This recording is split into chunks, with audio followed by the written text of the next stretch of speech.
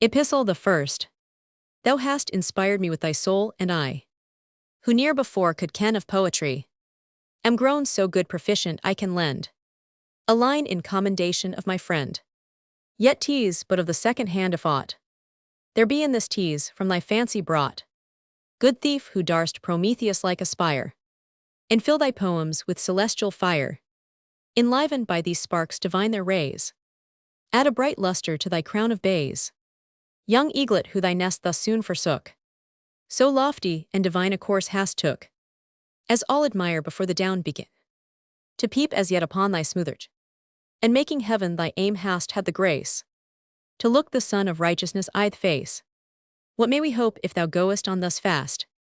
Scriptures at first, enthusiasms at last. Thou hast commenced betimes a saint go on, mingling diviner streams with helicon, that they who view what epigrams here be, may learn to make like and just praise of thee. Reader, I've done, nor longer will with thy greedy eyes looking on this pure gold. Thou'lt no adulterate copper which like this will only serve to be a foil to his. Epistle the second. To my honored friend, Sir Robert Howard, on his excellent poems.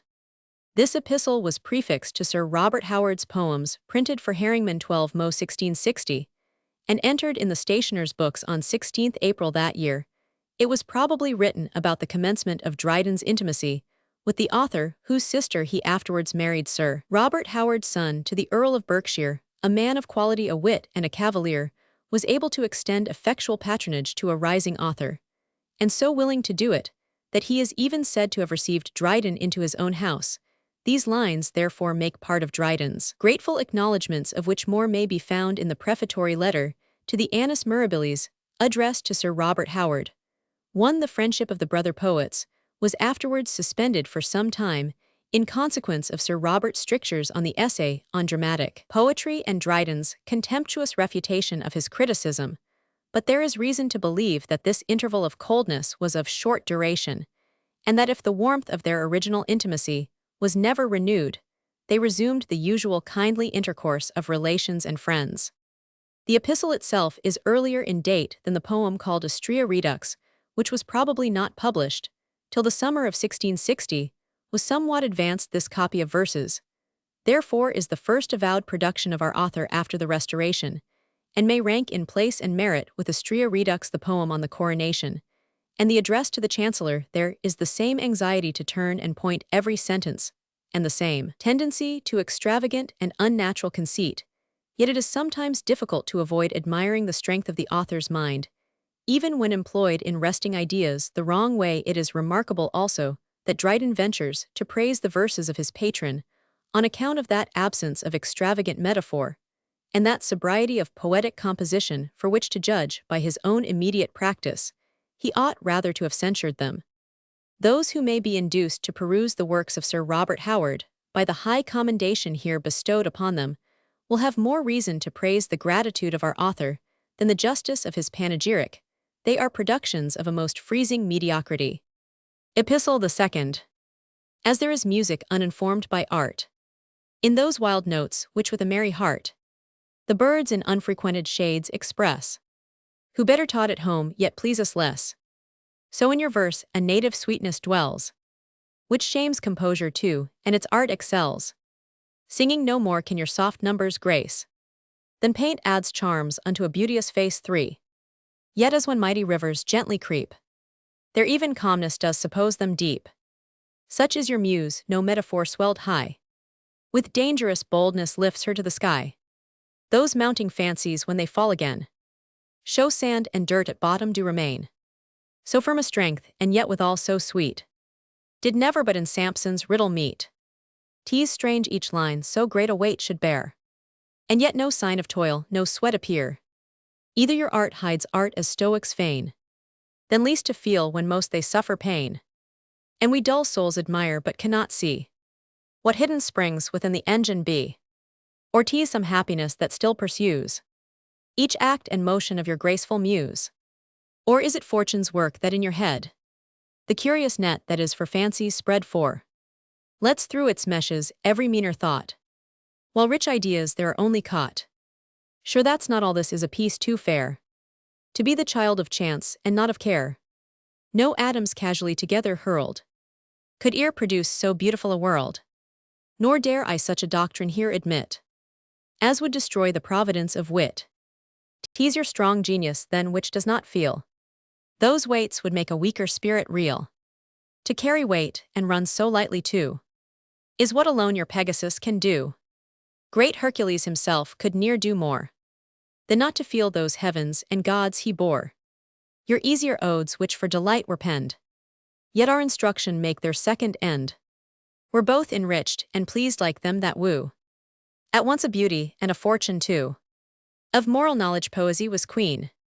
And still she might had wanton wits not been, who like ill guardians lived themselves at large, and not content with that debauch their charge. Like some brave captain your successful restores the exiled to her crown again, and gives us hope that having seen the days when nothing flourished but fanatic bays, all will at length in this opinion rest. A sober prince's government is best. This is not all your art the way has found, to make improvement of the richest ground, that soil which those immortal laurels bore, that once the sacred Marrow's temples wore 5. Eliza's griefs are so expressed by you. They are too eloquent to have been true. Had she so spoke knees had obeyed. What Dido rather than what Jove had said? If funeral rites can give a ghost repose, your muse so justly has discharged those.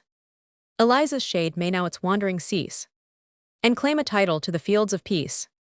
But if knees be obliged no less, your kindness great Achilles doth confess, who dressed by Statius in too bold a look, did ill become those virgin robes he took 6.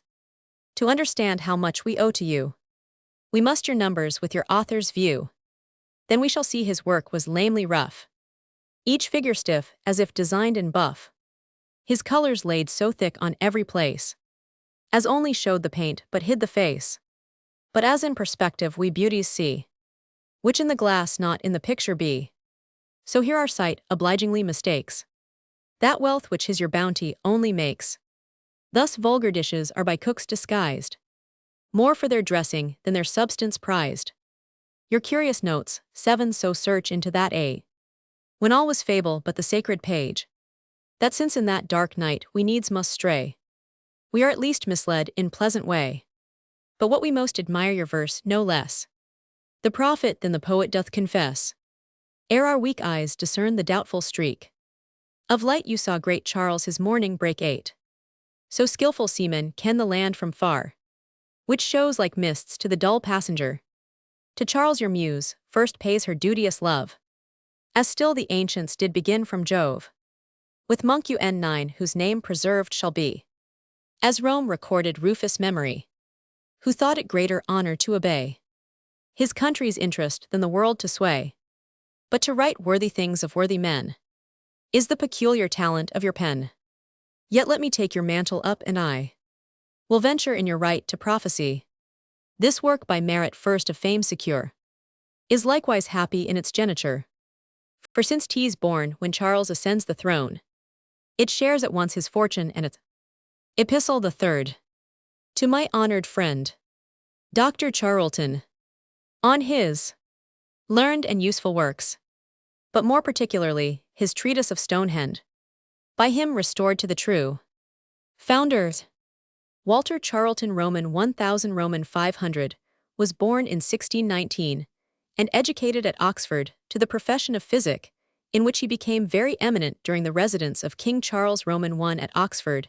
In the Civil Wars, Charlton became one of the physicians in ordinary to His Majesty. He afterwards settled in London, and having a strong bent towards philosophical and historical investigation, became intimate with the most learned and liberal of his profession, particularly with Ent and Harvey.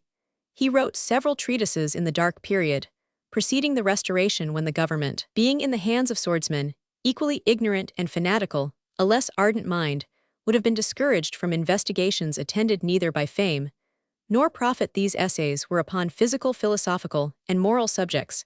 After the Restoration, Charlton published the work upon which he is here congratulated by our author. Its full title is Chorea Gigantum, or the most famous antiquity of Great Britain. Stonehenge, standing on Salisbury Plain, restored to the Danes by Walter Charlton Roman 1000 Roman 500, and Physician in Ordinary to His Majesty London 1663, 4 to the opinion, which Dr. Charlton had formed concerning the origin of this stupendous monument, is strengthened by the information which he received from the famous northern antiquary Olaus Wormius, but it is nevertheless hypothetical and inconsistent with evidence for Stonehenge, is expressly mentioned by Nennius, who wrote 200 years before the arrival of the Danes in Britain, if it be true, which is alleged by some writers, that it was anciently called Stan-Hengist, or indeed, whether that be true or no, the monument seems likely to have been a Saxon erection during their days of paganism, for it is neither mentioned by Caesar nor Tacitus, who were both likely to have noticed a structure of so remarkable an appearance.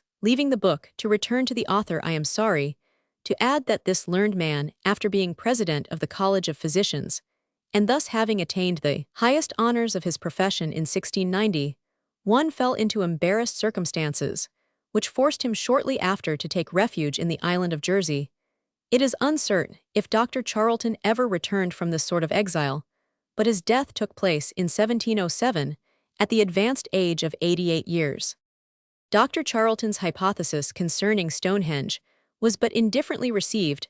It was considered as a personal attack on Inigo Jones, who had formed a much more fantastic opinion upon the subject, conceiving the stones to form a temple dedicated by the Romans to the god Clus, or Clum, to the disgrace of that great architect's accuracy. It seems probable that he never had seen the monument which he attempts to describe, for he has converted an irregular polygon into a regular hexagon. In order to suit his own system, Dryden sided with Charlton in his theory, and in the following elegant epistle compliments him as having discovered the long-forgotten cause of this strange monument. The verses are not only valuable for the poetry and numbers, but for the accurate and interesting account which they present of the learning and philosophers of the age. It was probably written soon before the publication of Charlton's book in 1663. Sir Robert Howard also favored Dr. Charlton with a copy of recommendatory verses. Both poems are prefixed to the second edition of the Chorea Gigantum, which is the only one I have seen. That of Dryden seems to have been afterwards revised and corrected. Epistle the Third. The longest tyranny that ever swayed was that wherein our ancestors betrayed their freeborn reason to the Stagirite, and made his torch their universal light. So truth, while only one supplied the state, grew scarce and dear, and yet sophisticate. Still it was bought like imprick wares or charms, hard words sealed up with Aristotle's arms. Columbus was the first that shook his throne, and found a temperate in a torrid zone, the feverish air fanned by a cooling breeze, the fruitful vales set round with shady trees, and guiltless men who danced away their time, fresh as their groves and happy as their clime. Had we still paid that homage to a name which only God and nature justly claim, the western seas had been our utmost bound, where poets still might dream the sun was drowned, and all the stars that shine in southern skies had been admired by none but savage eyes. Among the assertors of free reason's claim, our nation's not the least in worth or fame. The world to Bacon does not only owe its present knowledge but its future too. Gilbert shall live till lodestones cease to draw, or British fleets the boundless ocean awe, and noble Boyle not less in nature seen than his great brother, read in states and men. The circling streams once thought but pools of blood, whether life's fuel or the body's food, from dark oblivion Harvey's name shall save, while Ent keeps all the honor that he gave. Nor are you learned friend the least renowned, whose fame not circumscribed with English ground, flies like the nimble journeys of the light, and is like that unspent too in its flight. Whatever truths have been by art or chance, redeemed from error or from ignorance, thin in their authors like rich veins of ore, your works unite and still discover more. Such is the healing virtue of your pen, to perfect cures on books as well as men. Nor is this work the least you well may give to men new vigor who make stones to live. Through you the Danes their short dominion lost, a longer conquest than the Saxons boast. Stonehenge once thought a temple you have found, a throne where kings our earthly gods were crowned, where by their wondering subjects they were seen, joyed with their stature and their princely mien. Our sovereign here above the rest might stand, and here be chose again to rule the land. These ruins sheltered once his sacred head, when he from Worcester's fatal battle fled. Watched by the genius of this royal place, and mighty visions of the Danish race.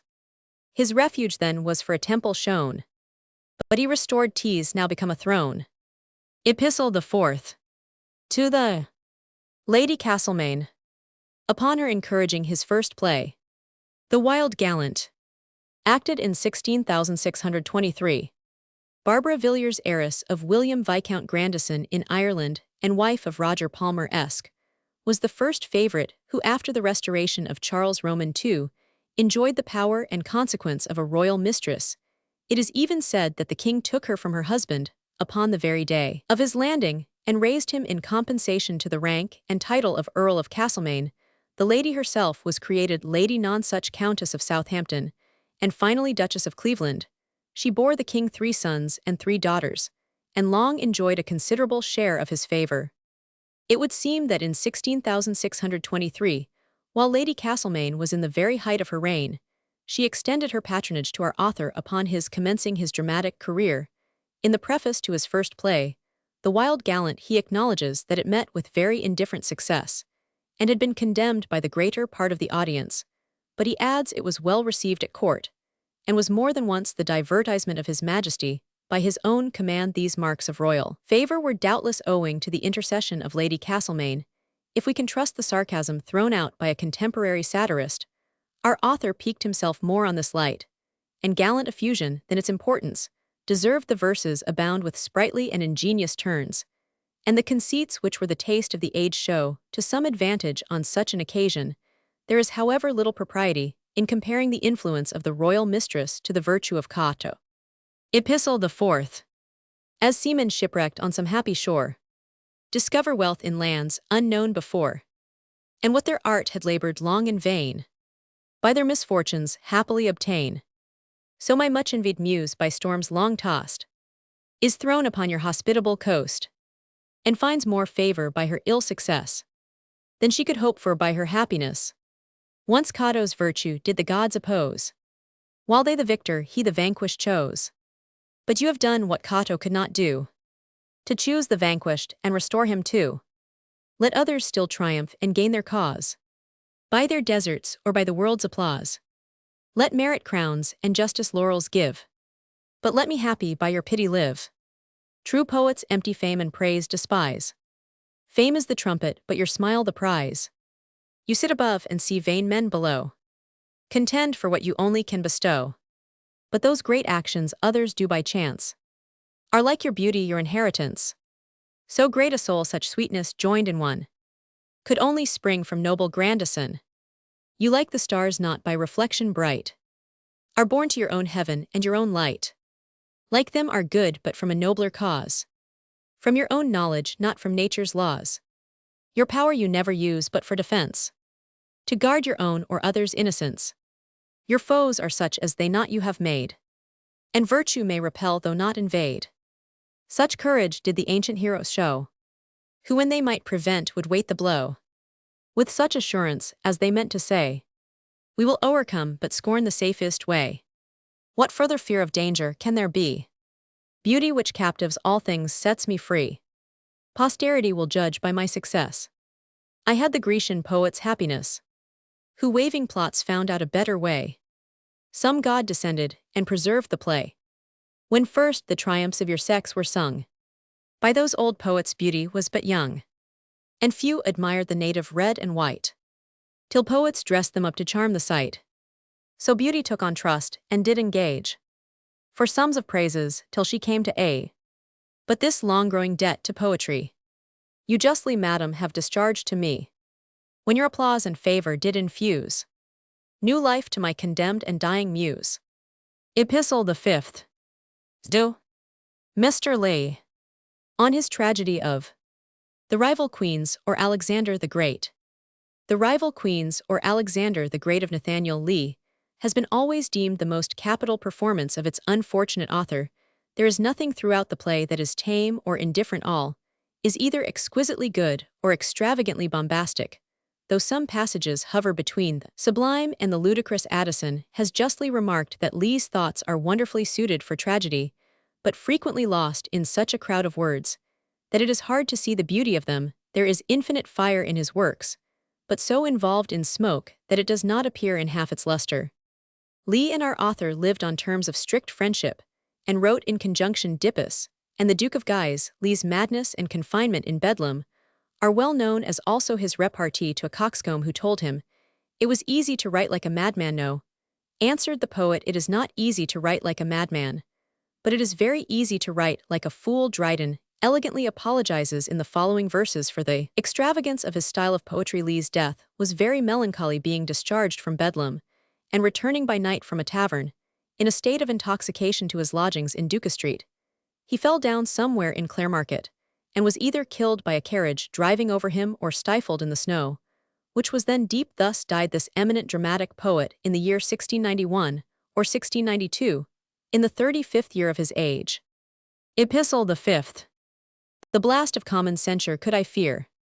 Before your play my name should not appear. For 'twill be thought, and with some colour too, I pay the bribe I first received from you, that mutual vouchers for our fame we stand, and play the game into each other's hand, and as cheap pennorths to ourselves afford, as Bessus and the brothers of the sword. Such libels private men may well endure, when states and kings themselves are not secure. For ill men, conscious of their inward guilt, think the best actions on bians are built. And yet my silence had not scaped their spite, then envy had not suffered me to write. For since I could not ignorance pretend, such merit I must envy or commend. So many candidates there stand for wit, a place at court is scarce so hard to get. In vain they crowd each other at the door, for e'en reversions are all begged before. Desert how known sower is long delayed, and then two fools and knaves are better paid. Yet as some actions bear so great a name, that courts themselves are just for fear of shame, so has the mighty merit of your play extorted praise and forced itself away. Tease here as tease at sea, who farthest goes, or dares the most, makes all the rest his foes. Yet when some virtue much outgrows the rest, it shoots too fast and high to be suppressed. As his heroic worth struck envy dumb, who took the Dutchman and who cut the boom. Such praise is yours while you the passions move, that tease no longer feign, tease real love. Where nature triumphs over wretched art, we only warm the head but you the heart. Always you warm, and if the rising year, as in hot regions, brings the sun too near, tease but to make your fragrant spices blow, which in our cooler climates will not grow. They only think you animate your theme with too much fire, who are themselves all phlegm. Prizes would be for lags of slowest pace, were cripples made the judges of the race. Despise those drones who praise while they accuse the too much vigor of your youthful muse. That humble style which they your virtue make is in your power, you need but stoop and take. Your beauteous images must be allowed by all but some vile poets of the crowd. But how should any signpost dauber know the worth of Titian or of Angelo? Hard features every bungler can command. To draw true beauty shows a master's hand. Epistle the 6th. To the Earl of Roscommon, on his excellent Essay on Translated Verse. The Earl of Roscommon's Essay on Translated Verse, a work which abounds with much excellent criticism, expressed in correct, succinct, and manly language, was first published in 4to in 1680. A second edition, corrected and enlarged, appeared in 1684. To both editions are prefixed the following copy of verses by our author, and to the second there is also one in Latin by his son Charles Dryden, afterwards translated by Mr. Needler. The high applause which our author has here and elsewhere bestowed on the Essay on Translated Verse is censured by Dr. Johnson as unmerited and exaggerated. But while something is allowed for the partiality of a friend and the zeal of a panegyrist, it must also be remembered that the rules of criticism, now so well known as to be even trite and hackneyed, were then almost new to the literary world, and that translation was but then beginning to be emancipated from the fetters of verbal and literal versions. But Johnson elsewhere does Roscommon more justice, where he acknowledges that he improved taste if he did not enlarge knowledge, and may be numbered among the benefactors of English literature. Dryden has testified in several places of his works that he loved and honored Roscommon particularly, by inscribing and applying to him his version of the third ode of the first book of Horace Roscommon, repaid these favors by a copy of verses addressed to Dryden on the Religio Laica. Epistle the 6th. W. Heather the fruitful Nile or Tyrian shore. The seeds of arts and infant science bore. Teasure the noble plant translated first. Advanced its head in Grecian gardens nursed. The Grecians added verse their tuneful tongue. Made nature first, and nature's God their song. Nor stopped translation here for conquering Rome. With Grecian spoils brought Grecian numbers home. Enriched by those Athenian muses more than all the vanquished world could yield before. Till barbarous nations and more barbarous times debased the majesty of verse to rhymes. Those rude at first a kind of hobbling prose that limped along and tinkled in the but Italy reviving from the trance of Vandal Goth and monkish ignorance, with pauses cadence and well-voeled words, and all the graces a good ear affords, made rhyme an art and Dante's polished page restored a silver, not a golden A. Then Petrarch followed, and in him we see what rhyme improved in all its height can be. At best a pleasing sound and fair barbarity. The French pursued their steps, and Britain last. In manly sweetness all the rest surpassed. The wit of Greece, the gravity of Rome, appear exalted in the British loom. The Muses' empire is restored again. In Charles his reign, and by Roscommon's pen. Yet modestly, he does his work survey, and calls a finished poem an S. For all the needful rules are scattered here. Truth smoothly told, and pleasantly severe. So well is art disguised for nature to appear. Nor need those rules to give translation light. His own example is a flame so bright that he who but arrives to copy well, unguided will advance, unknowing will excel. Scarce his own Horace could such rules ordain, or his own Virgil sing a nobler strain. How much in him may rising Ireland boast? How much in gaining him has Britain lost? Their island in revenge has ours reclaimed. The more instructed we, the more we still are shamed. 'Tis well for us his generous blood did flow, derived from British channels long ago, that here his conquering ancestors were nursed, and Ireland but translated England first. By this reprisal we regain our right. Else must the two contending nations fight. A nobler quarrel for his native earth than what divided Greece for Homer's birth. To what perfection will our tongue? How will invention and translation thrive? When authors nobly born will bear their part, and not disdain the inglorious praise of art. Great generals, thus descending from command, with their own toil provoke the soldier's hand.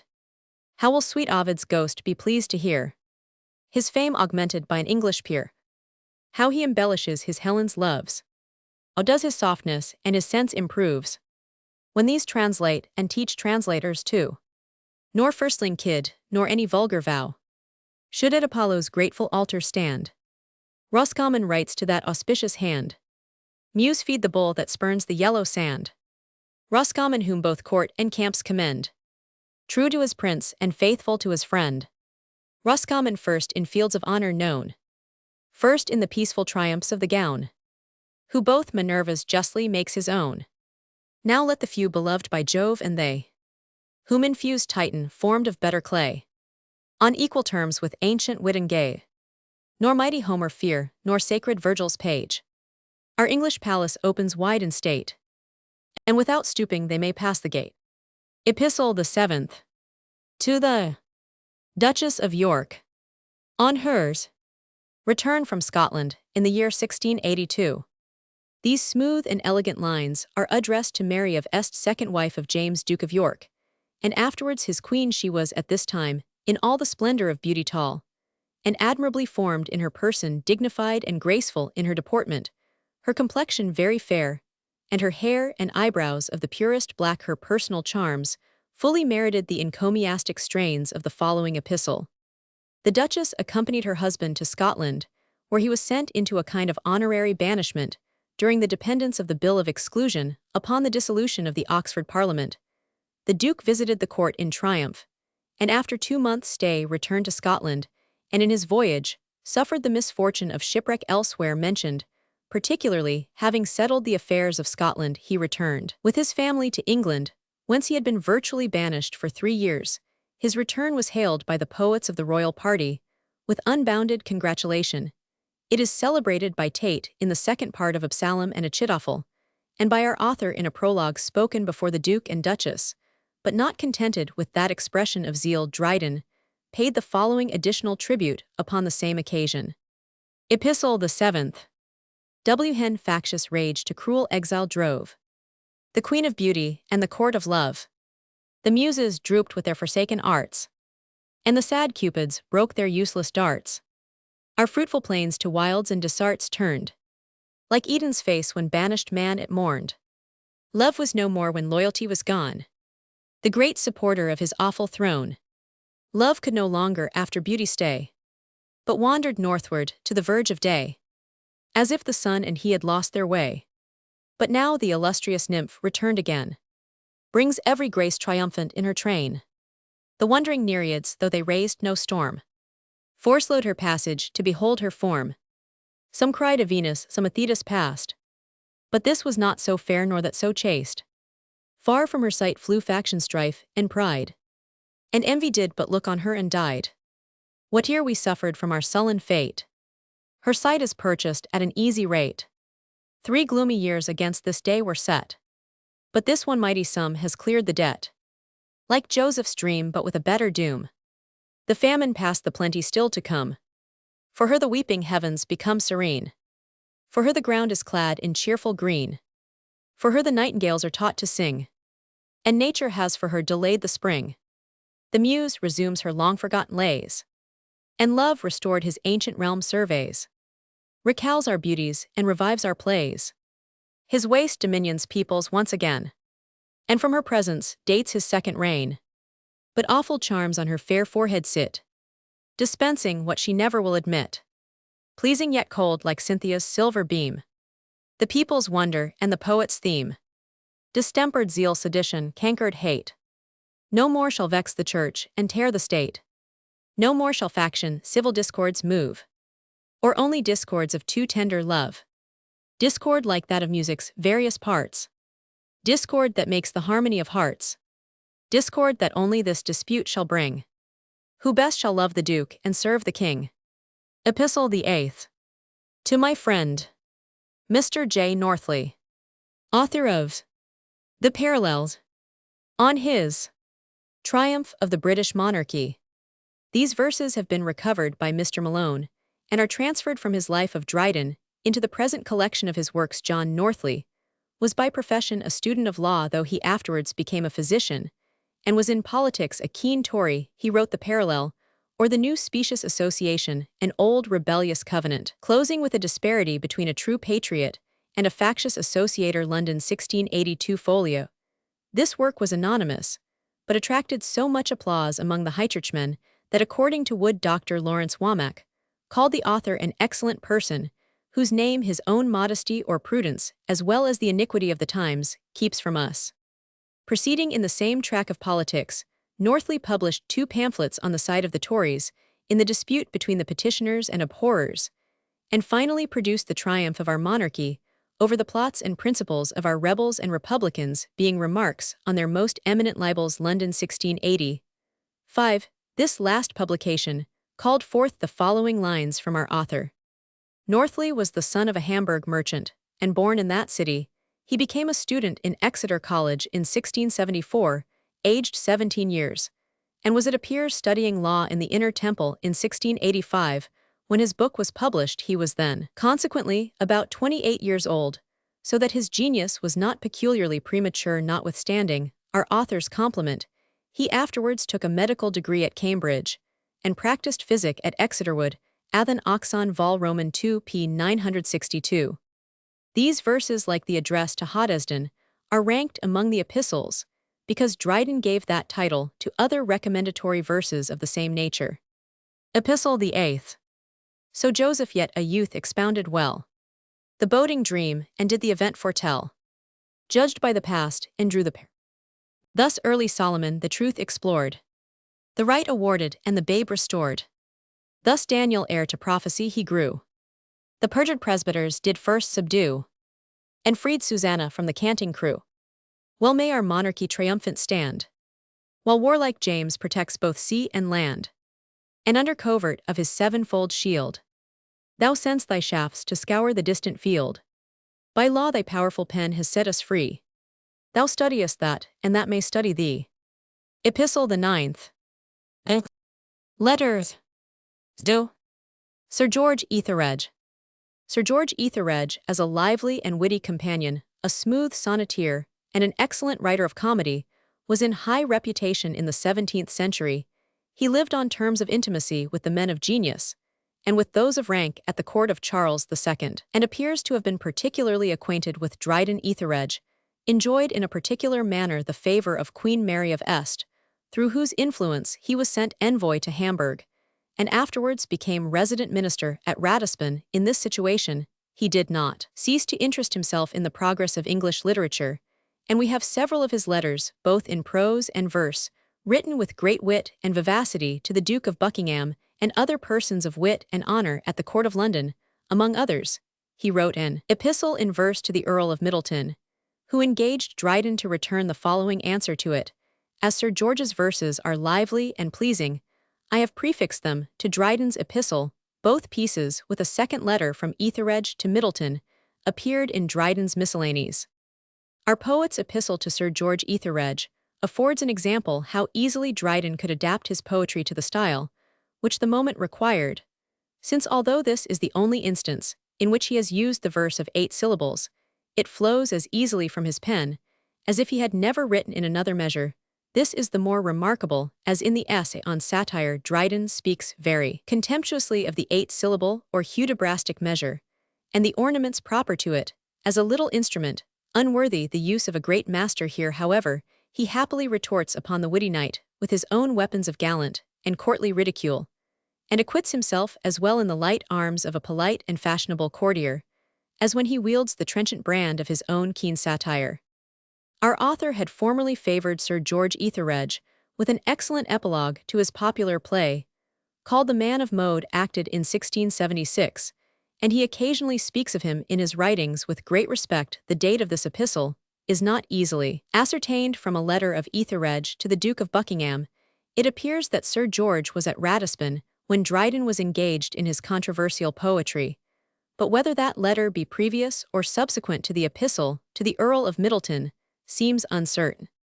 Considering the high reputation which Sir George Etheredge enjoyed, and the figure which he made as a courtier and a man of letters, it is humbling to add that we have no accurate information concerning the time or manner of his death. It seems certain that he never returned from the continent, but it is dubious whether, according to one report, he followed the fortunes of King James, and resided with him at the court of St. Germain's, till his death, or whether, as others have said, that event was occasioned by his falling down the stairs of his own house at Ratisbon, when after drinking freely with a large company, he was attempting to do the honours of their retreat. From the date of the letter to the Duke of Buckingham, 21st October 1689, it is plain he was then at Ratisbon, and it is somewhat singular that he appears to have retained his official situation of resident, though nearly 12 months had elapsed since the Revolution. This seems to give countenance to the latter report of his having died at Ratisbon. The date of that event was probably about 1694. Sir George Etheredge. To the Earl of Middleton. Since love and verse, as well as wine, are brisker where the sun does shine, 'tis something to lose 2 degrees. Now age itself begins to freeze. Yet this I patiently could bear, if the rough Danube's beauties were but only 2 degrees less fair than the bright nymphs of gentle Thames, who warm me hither with their beams. Such power they have they can dispense 500 miles their influence, but hunger forces men to eat, though no temptations in the meat.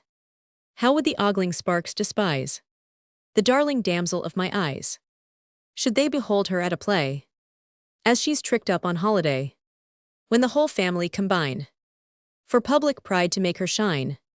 Her locks, which long before lay matted, are on this day combed out and plaited, a diamond bodkin in each tress, the badges of her nobleness, for every stone as well as she. can boast an ancient pedigree. These form the jewel erst did grace.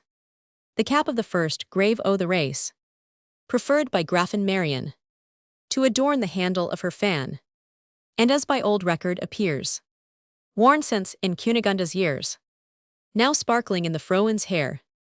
No rocket breaking in the air can with her starry head compare.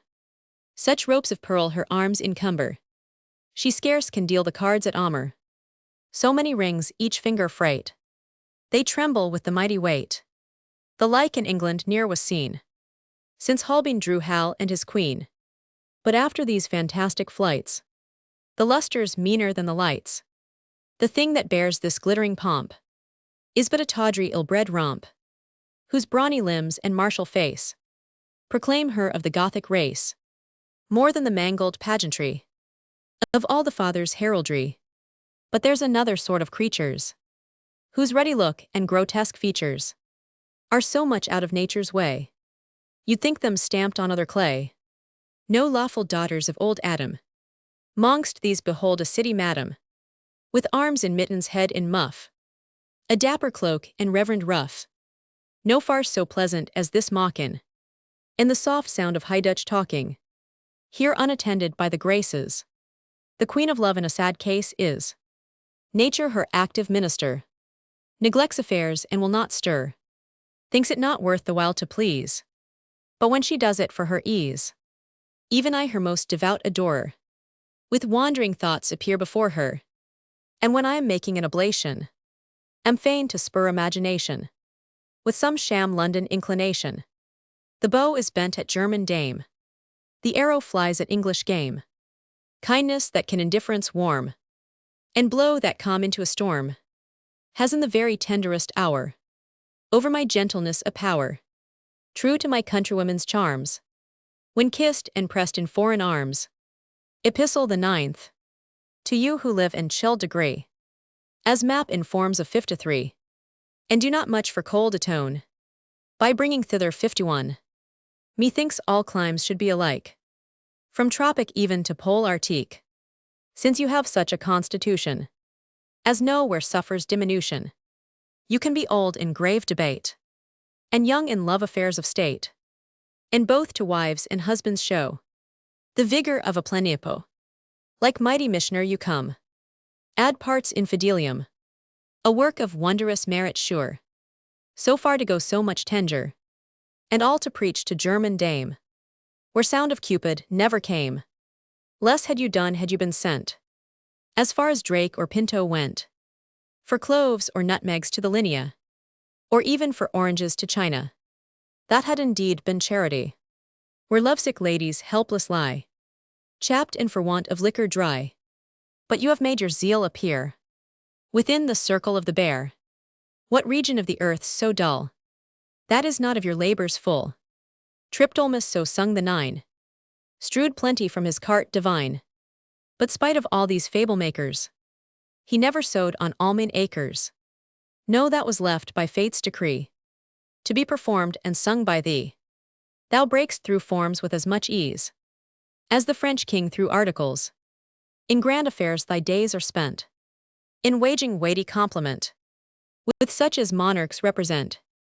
They whom such vast fatigues attend, want some soft minutes to unbend, to show the world that now and then great ministers are mortal. Then Rhenish rummers walk the round.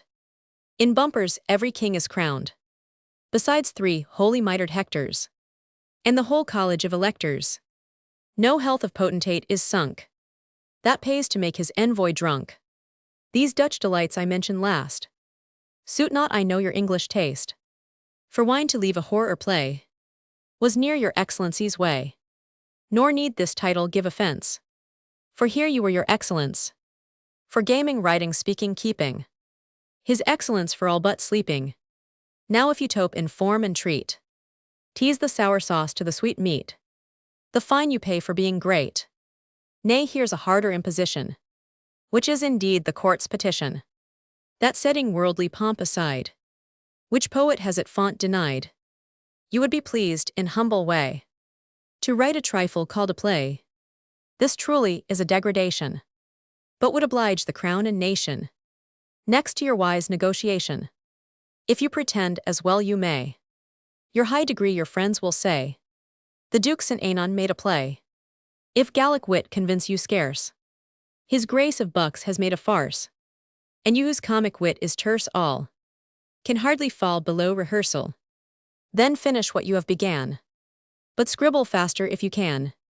For yet no George to our discerning has writ without a 10 years' warning. Epistle the 10th. Do. Mr. Southern. On his comedy.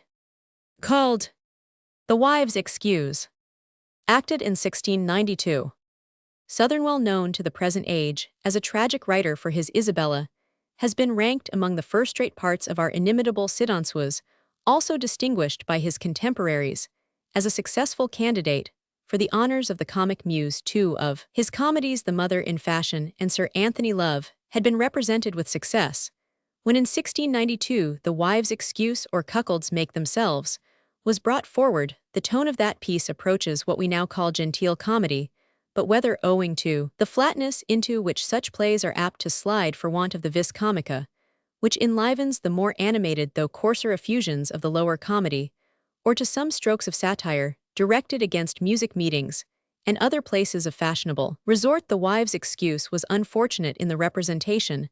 The author, in the dedication of the printed play, has hinted at the latter cause as that of his defeat, and vindicates himself from the idea of reflecting upon music meetings or any other resort of the people of fashion by urging that although a billet doux is represented as being there delivered, such a thing has been done before now in a church, without the place being thought the worse of. But Southern consoles himself for the disapprobation of the audience with the favor of Dryden, who says he, speaking of this play, has publicly said the town was kind to Sir Anthony Love. I needed them only to be just to this. And after mentioning that Dryden had entrusted to him upon the credit of this play the task of completing Cleomenes, he triumphantly adds, if modesty be sometimes a weakness, what I say can hardly be a crime in a fair English trial. Both parties are allowed to be heard, and without this vanity of mentioning Mr. Dryden, I had lost the best evidence of my cause. Dryden, not satisfied with a verbal exertion of his patronage, consoled his friend under his discomfiture by addressing to him the following epistle, in which his failure is ascribed to the taste for bustling intrigue and for low and farcical humor. It is not the editor's business to trace Southern's life or poetical career. He was born in the county of Dublin in 1659, and produced in his 23rd year the tragedy of the Loyal Brother, which Dryden honored with a prologue. On this occasion, Southern's acquaintance with our bard took place under the whimsical circumstances mentioned Vol. Roman 10 p. 372. The aged bard furnished also a prologue to Southern's disappointment, or Mother in Fashion, and as he had repeatedly ushered him to success, he presented him with the following lines to console him under disappointment. The poets appear to have continued on the most friendly terms until Dryden's death. Southern survived him many years, and lived to be praised by the rising generation of a 2nd century for mildness of manners, and that cheerful and amiable disposition which rarely is found in old age, unless from the happy union of a body at ease, and a conscience void of offense. When this dramatist was 65, his last play, called Money, The Mistress, was acted with a prologue by Welsted containing the following beautiful lines. To you he fair for patronage he sues. O last defend who first inspired his muse.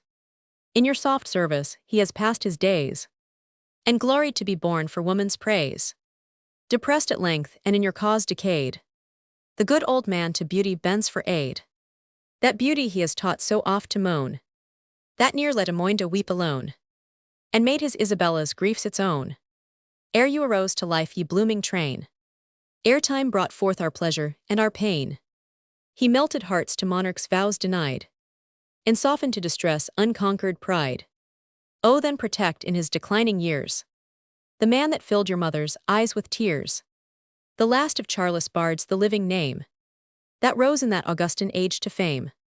And you, his brother authors, bravely dare to join tonight the squadrons of the fair.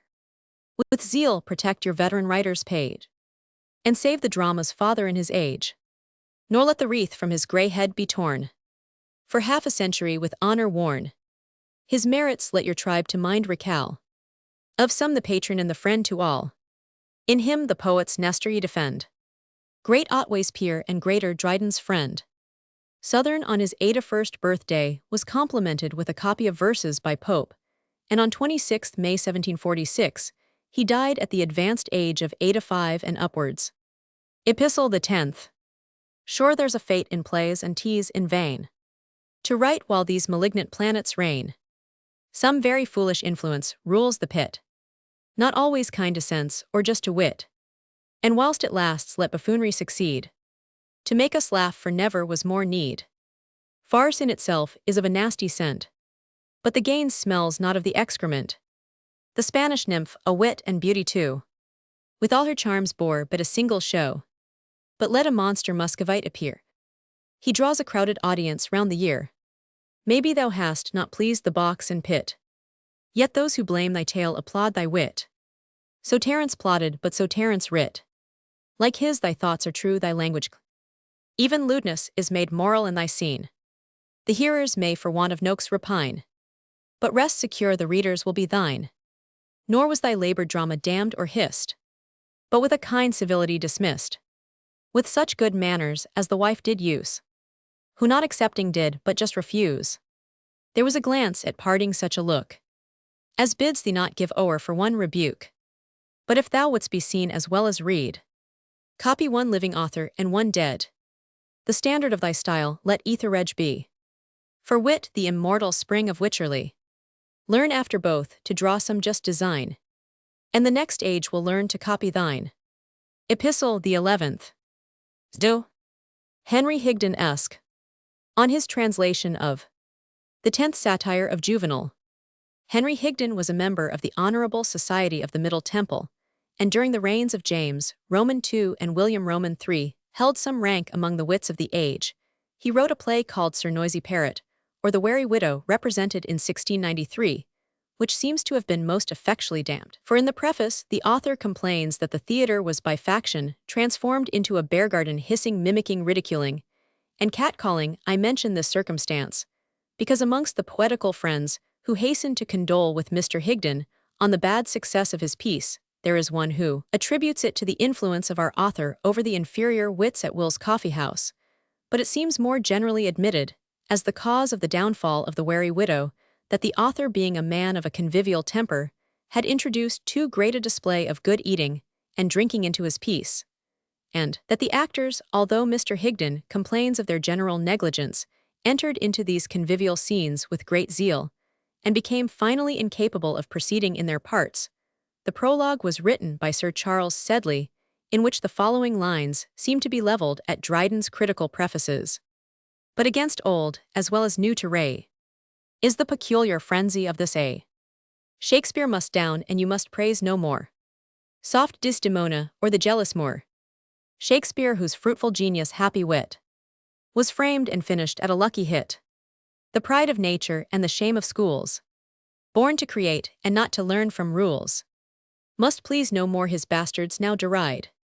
Their father's nakedness they ought to hide, but when on spurs their Pegasus they force, their jaded muse is distanced in the If the admirers of Dryden were active in the condemnation of Higden's play, the offense probably lay in these verses. It seems likely that Higden's translation of the 10th Satire of Juvenal, which I have never seen, was printed before Dryden published his own version in 1693.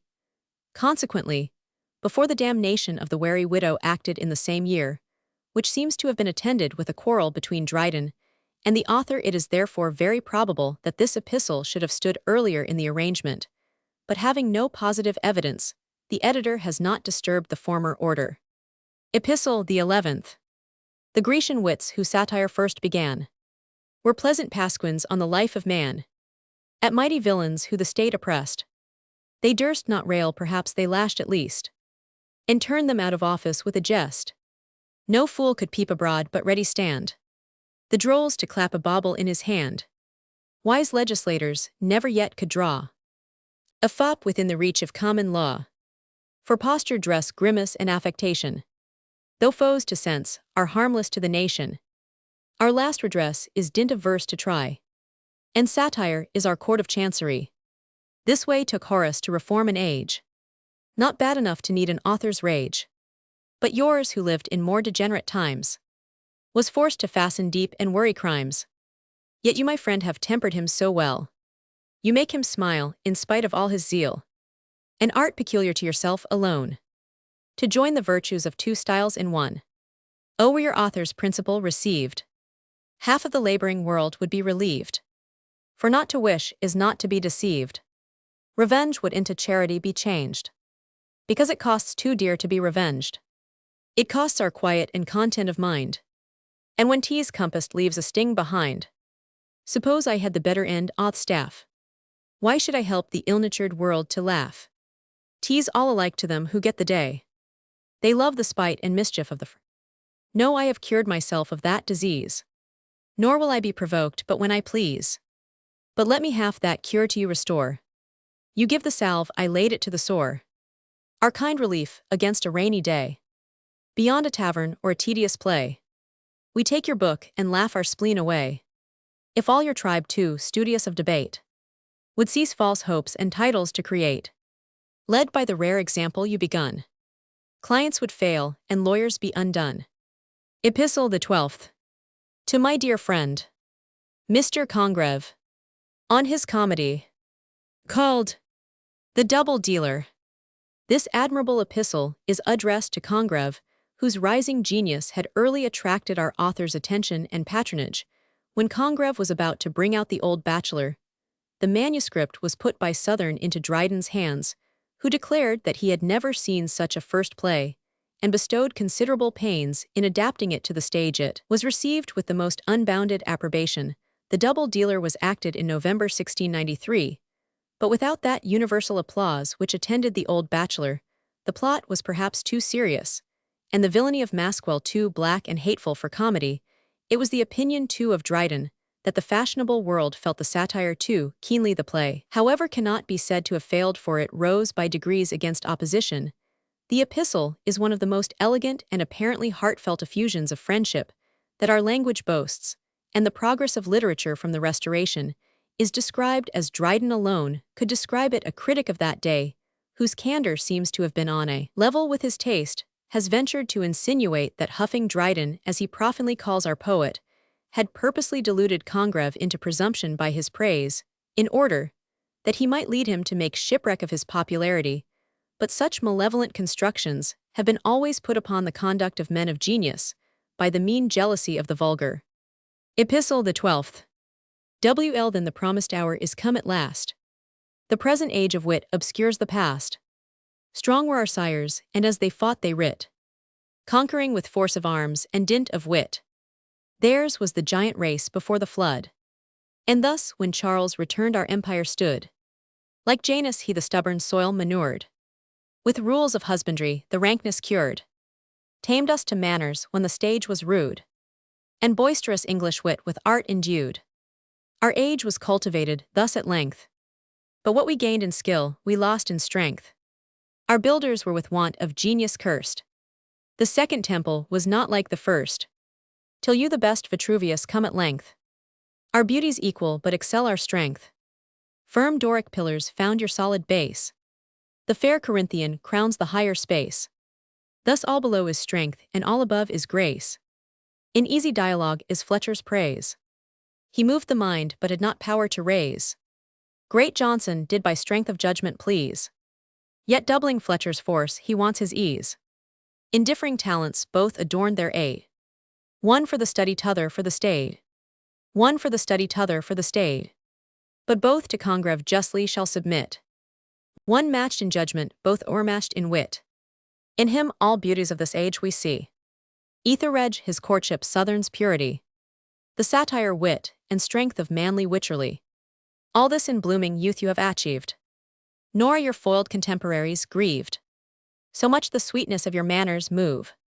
We cannot envy you because we love. Fabius might joy in Scipio when he saw a beardless consul made against the law, and join his suffrage to the votes of Rome, though he with Hannibal was overcome. Thus old Romano bowed to Raphael's fame, and scholar to the youth he taught became. Oh, that your brows my laurel had sustained! Well had I been deposed if you had reigned. The father had descended for the son, for only you are lineal to the throne. Thus when the state one Edward did depose, A greater Edward in his room arose. But now not I but poetry is cursed. For Tom II reigns like Tom I. But let them not mistake my patron's part, nor call his charity their own desert. Yet this I prophesy thou shalt be seen, though with some short parenthesis between.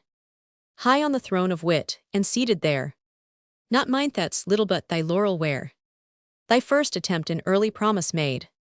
That early promise this has more than paid.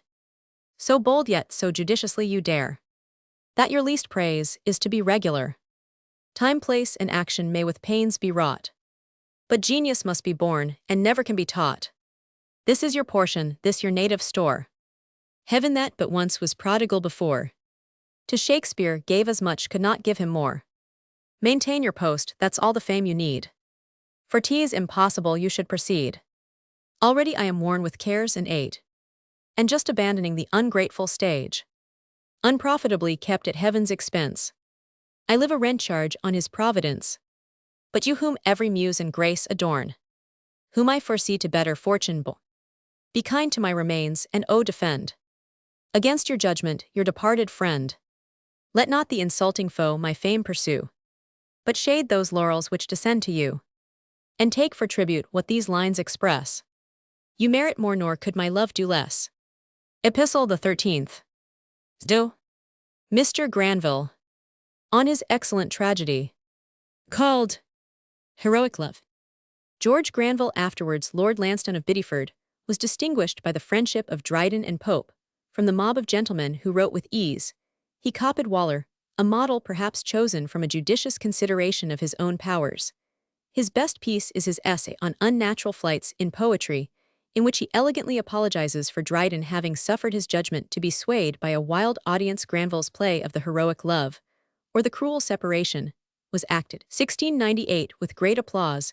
It is a mythological drama on the love of Agamemnon and Briseis, and this being said, it is hardly necessary to add that it now scarcely bears reading Granville's unshaken attachment to Tory principles as well as his excellent private character probably gained him favor in our poets' eyes. Lord Lansdowne, for such became Granville's title, when Queen Anne created 12 peers to secure a majority to ministry in the House of Lords, died on the 30th January, 1735.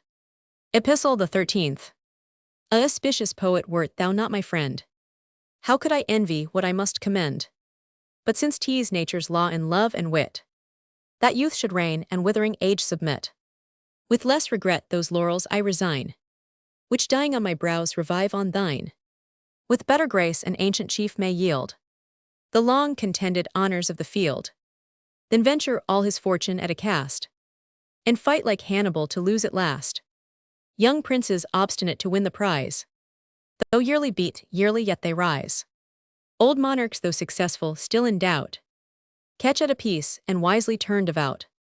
Thine be the laurel, then thy blooming age can best, if any can support the stage, which so declines that shortly we may see players and plays reduced to second infancy.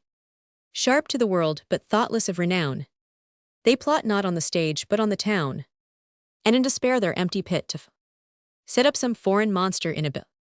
Thus they jog on, still tricking, never thriving, and murdering plays which they miscal reviving. Our sense is nonsense, through their pipes conveyed. Scarce can a poet know the play he made. 'Tis so disguised in death, nor thinks 'tis he that suffers in the mangled tragedy. Thus Ides first was killed, and after dressed for his own sire, the chief invited guest.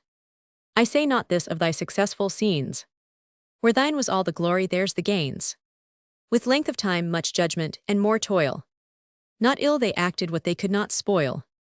Their setting sun still shoots a glimmering ray, like ancient Rome majestic in decay, and better gleanings their worn soil can boast than the crab vintage of the neighboring coast. This difference, yet the judging world will see. Thou copyest Homer, and they copy thee. Epistle the 14th. To my friend, Mr. Matthew, on his tragedy, called Beauty in Distress, published in 1698. Peter Anthony Mathieu was a French Huguenot born at Rouen in Normandy in L. He emigrated upon the revocation of the Edict of Nantes, and having friends in England of opulence and respectability, He became a merchant and bookseller of some eminence, besides enjoying a place in the post office, to which his skill as a linguist recommended him. This must have been considerable if we judge by his proficiency in the language of England. Certainly, not the most easy to be commanded by a foreigner. Nevertheless, Matthew understood it so completely as not only to write many occasional pieces of English poetry, but to execute a very good translation of Don Quixote, and compose no less than 15 plays, several of which were very well received. He also conducted the Gentleman's Journal on the 19th February, 171,718. This author was found dead, in a house of bad fame in the parish of St. Clement Danes, not without suspicion of murder. Matthew appears to have enjoyed the countenance of Dryden, who in the following verses consoles him under the censure of those who imputed to his play of beauty, in distress and irregularity of plot and complication of incident. But the preliminary and more important part of the verses regards Jeremy Collier's violent attack upon the dramatic authors of the age for immorality and indecency. To this charge, our author on this, as on other occasions, seems to plead guilty. While he deprecates the virulence and sometimes unfair severity of his adversary, the reader may compare the poetical defense here set up with that in the prose dedication to the fables, and he will find in both the same grumbling though subdued acquiescence under the chastisement of the moralist, the poet much resembling an overmatched general, who is unwilling to surrender though conscious of his inability to make an effectual resistance. See also Vol Roman, 8p. 462. Epistle the 14th.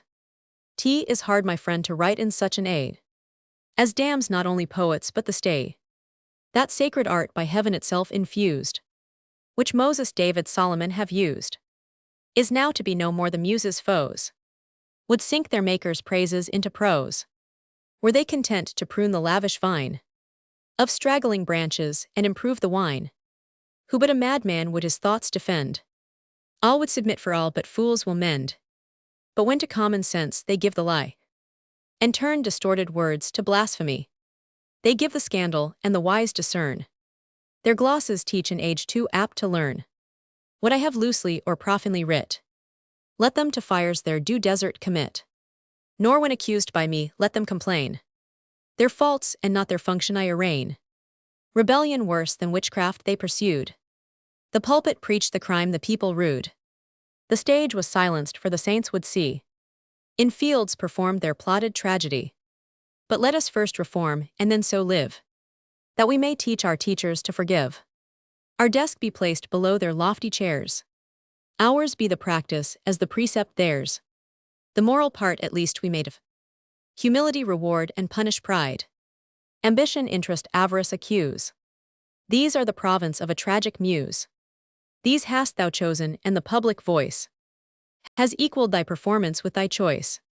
Time, action, place are so preserved by thee, that e'en Corneille might with envy see the alliance of his tripled unity.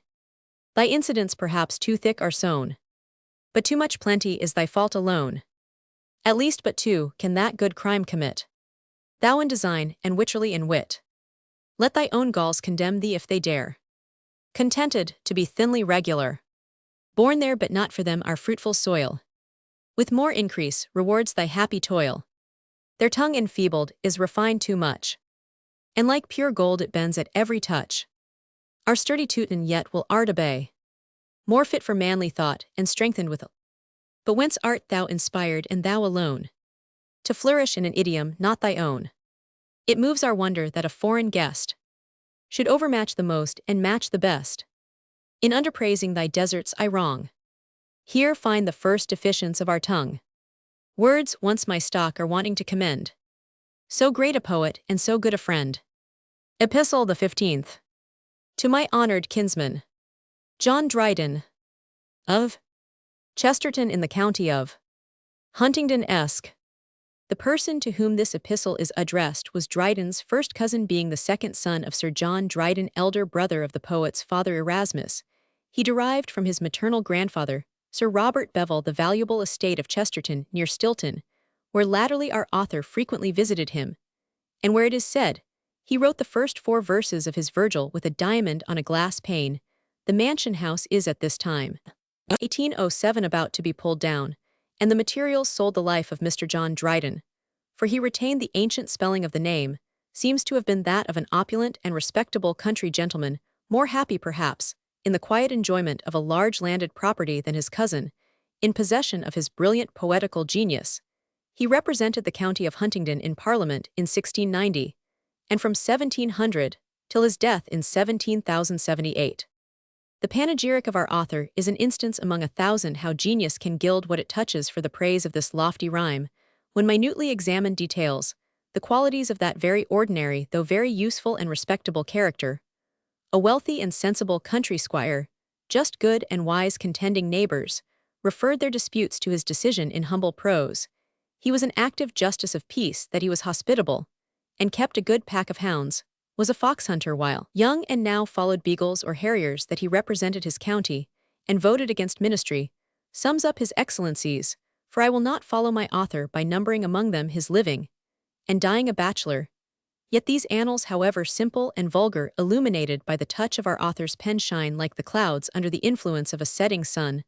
The greatest illustration of our author's genius is that the praise, though unusually applied, is appropriate, and hardly exaggerated. We lay down the book and recollect to how little this labored character amounts, and when we resume it are again hurried away by the magic of the poet.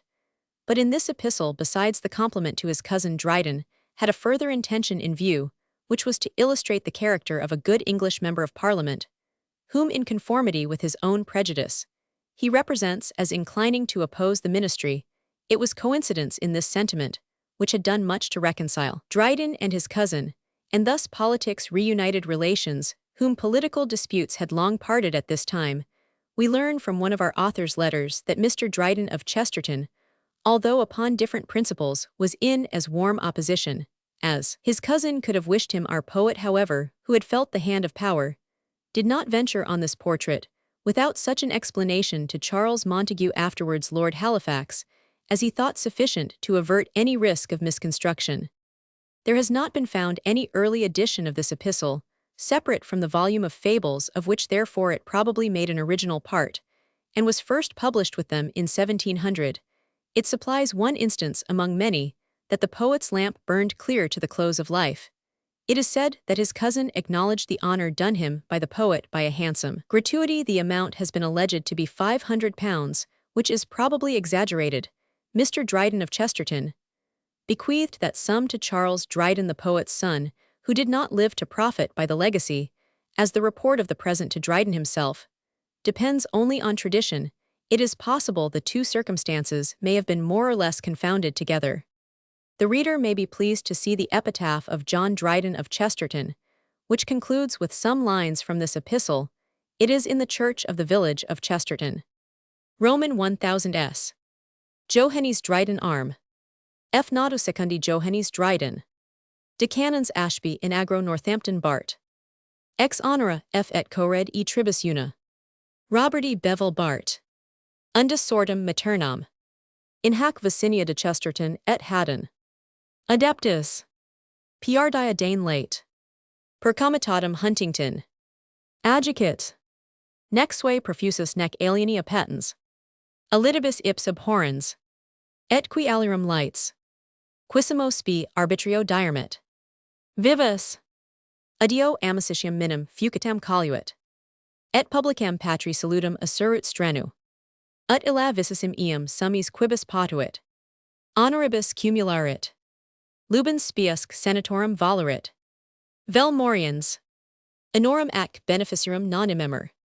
Maxim viro religios charitatis interritu. Largam sui census partum. Ad valorum 16 million plus minus librarum. Vel in loses ubi reset commercium. Vel inter familiars quibus necessitude. Cum eo vivo intercessorat. Irrogavit. Marmor hoc p. Nepos et atres viri multum desiderati. Robertus pigut arm. Obiit klebs 3 non jan anodom 1707 t 72.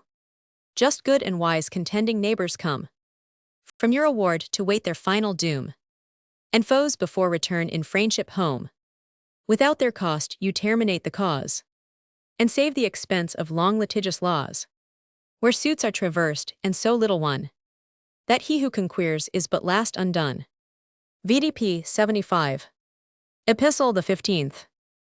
How blessed is he who leads a country life, unvexed with anxious cares and void of strife, who studying peace and shunning civil rage, enjoyed his youth and now enjoys his age. All who deserve his love he makes his own, and to be loved himself needs only to be known.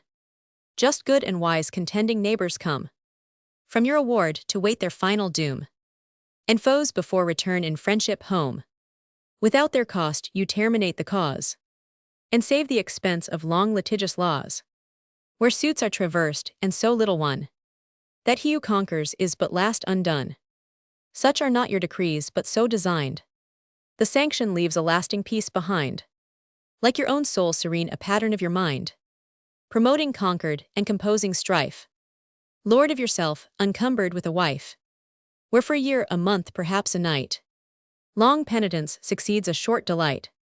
Minds are so hardly matched that even the first, though paired by heaven in paradise, were cursed. For man and woman, though in one they yet first or last return again to two. He to God's image, she to his was made. So farther from the fount, the stream at random strayed. How could he stand when put to double pain? He must a weaker than himself sustain. Each might have stood perhaps, but each alone. Two wrestlers help to pull each other down. Not that my verse would blemish all the fair, but yet if some be bad tease, wisdom to beware. And better shun the bait than struggle in the snare. Thus have you shunned and shunned the married state, trusting as little as you can to fate. No porter guards the passage of your door, to admit the wealthy and exclude the poor. For God who gave the riches gave the heart, to sanctify the whole by giving part. Heaven who foresaw the will, the means has wrought, and to the second son a blessing brought. The first begotten had his father's share, but you like Jacob are Rebekah's heir. So may your stores and fruitful fields increase, and ever be you blessed who live to bless. As Ceres sowed where her chariot flew, as heaven in deserts rained the bread of dew, so free to many, to relations most, you feed with manna your own Israel host. With crowds attended of your ancient race, you seek the champaign sports or sylvan chase. With well-breathed beagles you surround the wood, even then industrious of the common good. And often have you brought the wily fox to suffer for the firstlings of the flocks, chased even amid the folds, and made to bleed, like felons where they did the murderous deed. This fiery game your active youth maintained, not yet by years extinguished though restrained. You season still with sports your serious hours, for age but tastes of pleasures youth devours. The hare in pastures or in plains is found, emblem of human life who runs the round. And after all his wandering ways are done, his circle fills and ends where he begun, just as the setting meets the rising sun.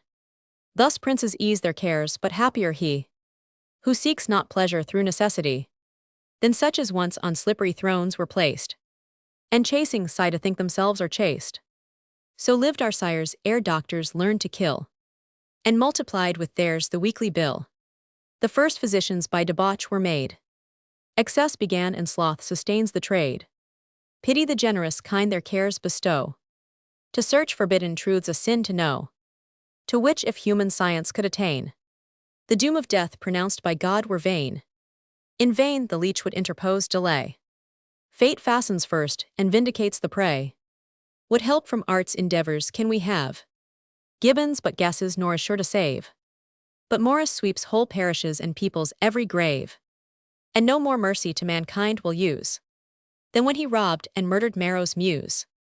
Wouldst thou be soon dispatched and perish whole? Trust Morris with thy life and Milburn with thy soul.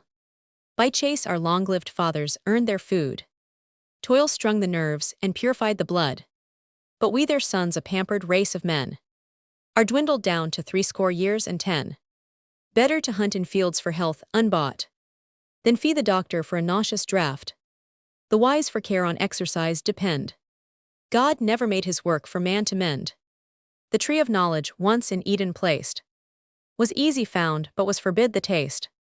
O had our grandsire walked without his wife, he first had sought the better plan of life. Now both are lost, yet wandering in the dark. Physicians for the tree have found the bark, they laboring for relief of humankind. With sharpened sight some remedies may find. The apothecary train is wholly blind. From files a random recipe they take, and many deaths of one prescription make. Garth generous as his muse prescribes and gives.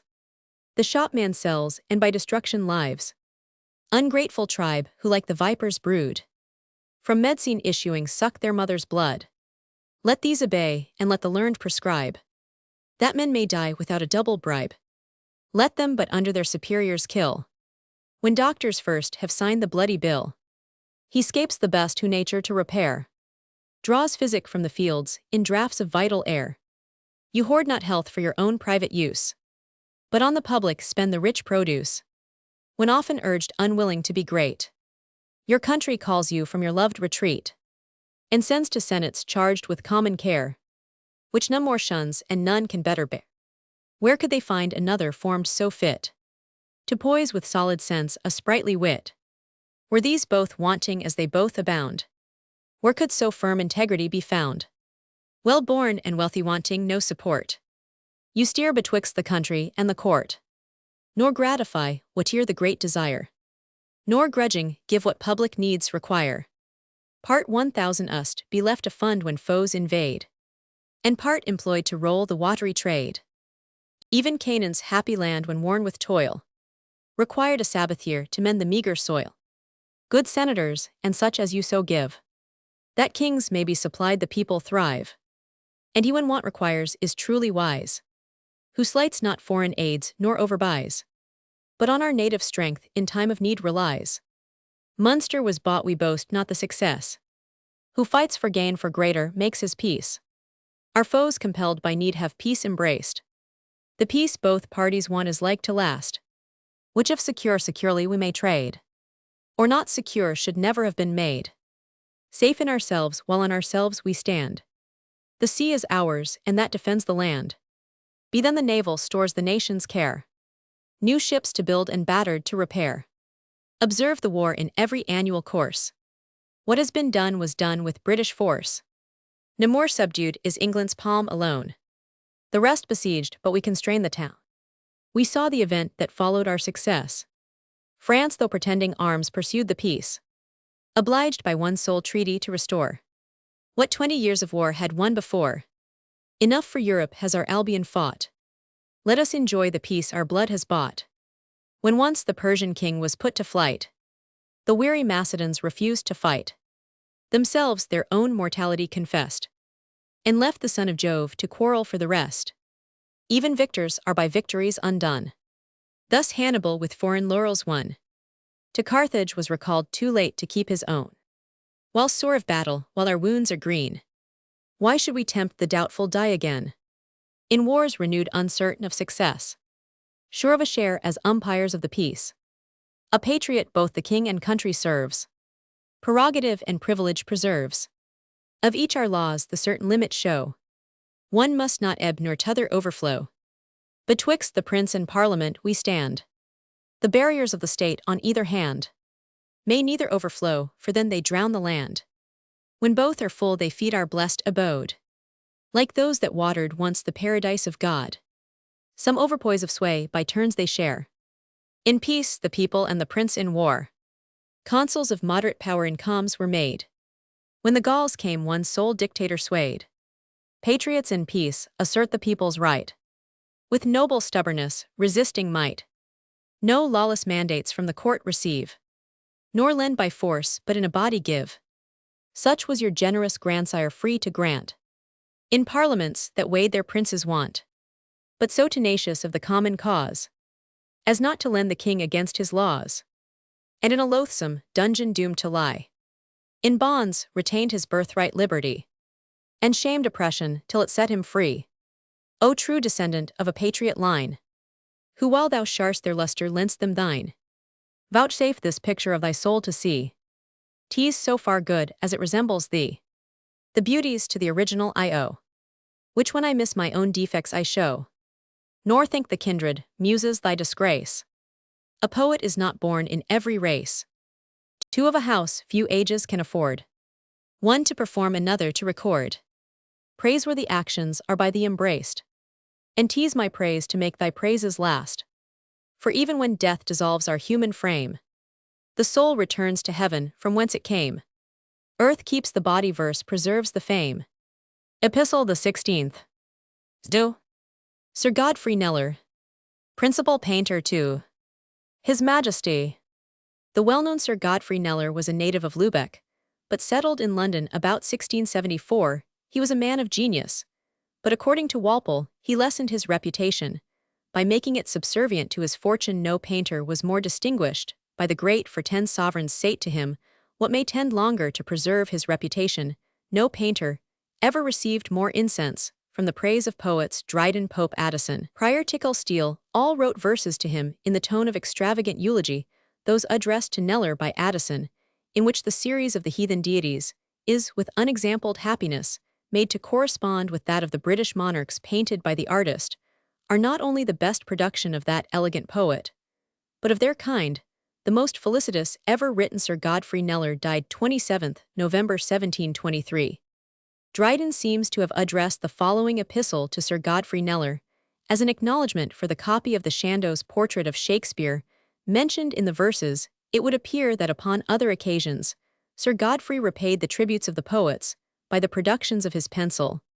There is great luxuriance and richness of idea and imagery in the epistle. Epistle the 16th. Once I beheld the fairest of her kind, and still the sweet idea charms my mind. True, she was dumb, for nature gazed so long, pleased with her work that she forgot her tongue. But smiling said she, still shall gain the prize. I only have transferred it to her eyes. Such are thy pictures, Kneller, such thy skill, that nature seems obedient to thy will. Comes out and meets thy pencil in the draught. Lives there and wants but words to speak her thought. At least thy pictures look a voice, and we imagine sounds deceived to that degree. We think 'tis somewhat more than just to see. Shadows are but privations of the light. Yet when we walk they shoot before the sight. With us approach, retire, rise, and fall. Nothing themselves, and yet expressing all. Such are thy pieces, imitating life. So near they almost conquer in the strife. And from their animated canvas came, demanding souls, and loosened from the frame. Prometheus, were he here, would cast away his atom, and refuse a soul to clay.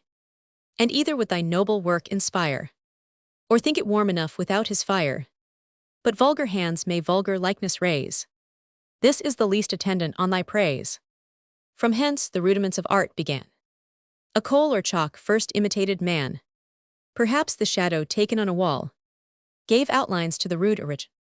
Ere canvas yet was strained before the grace of blended colors found their use and place.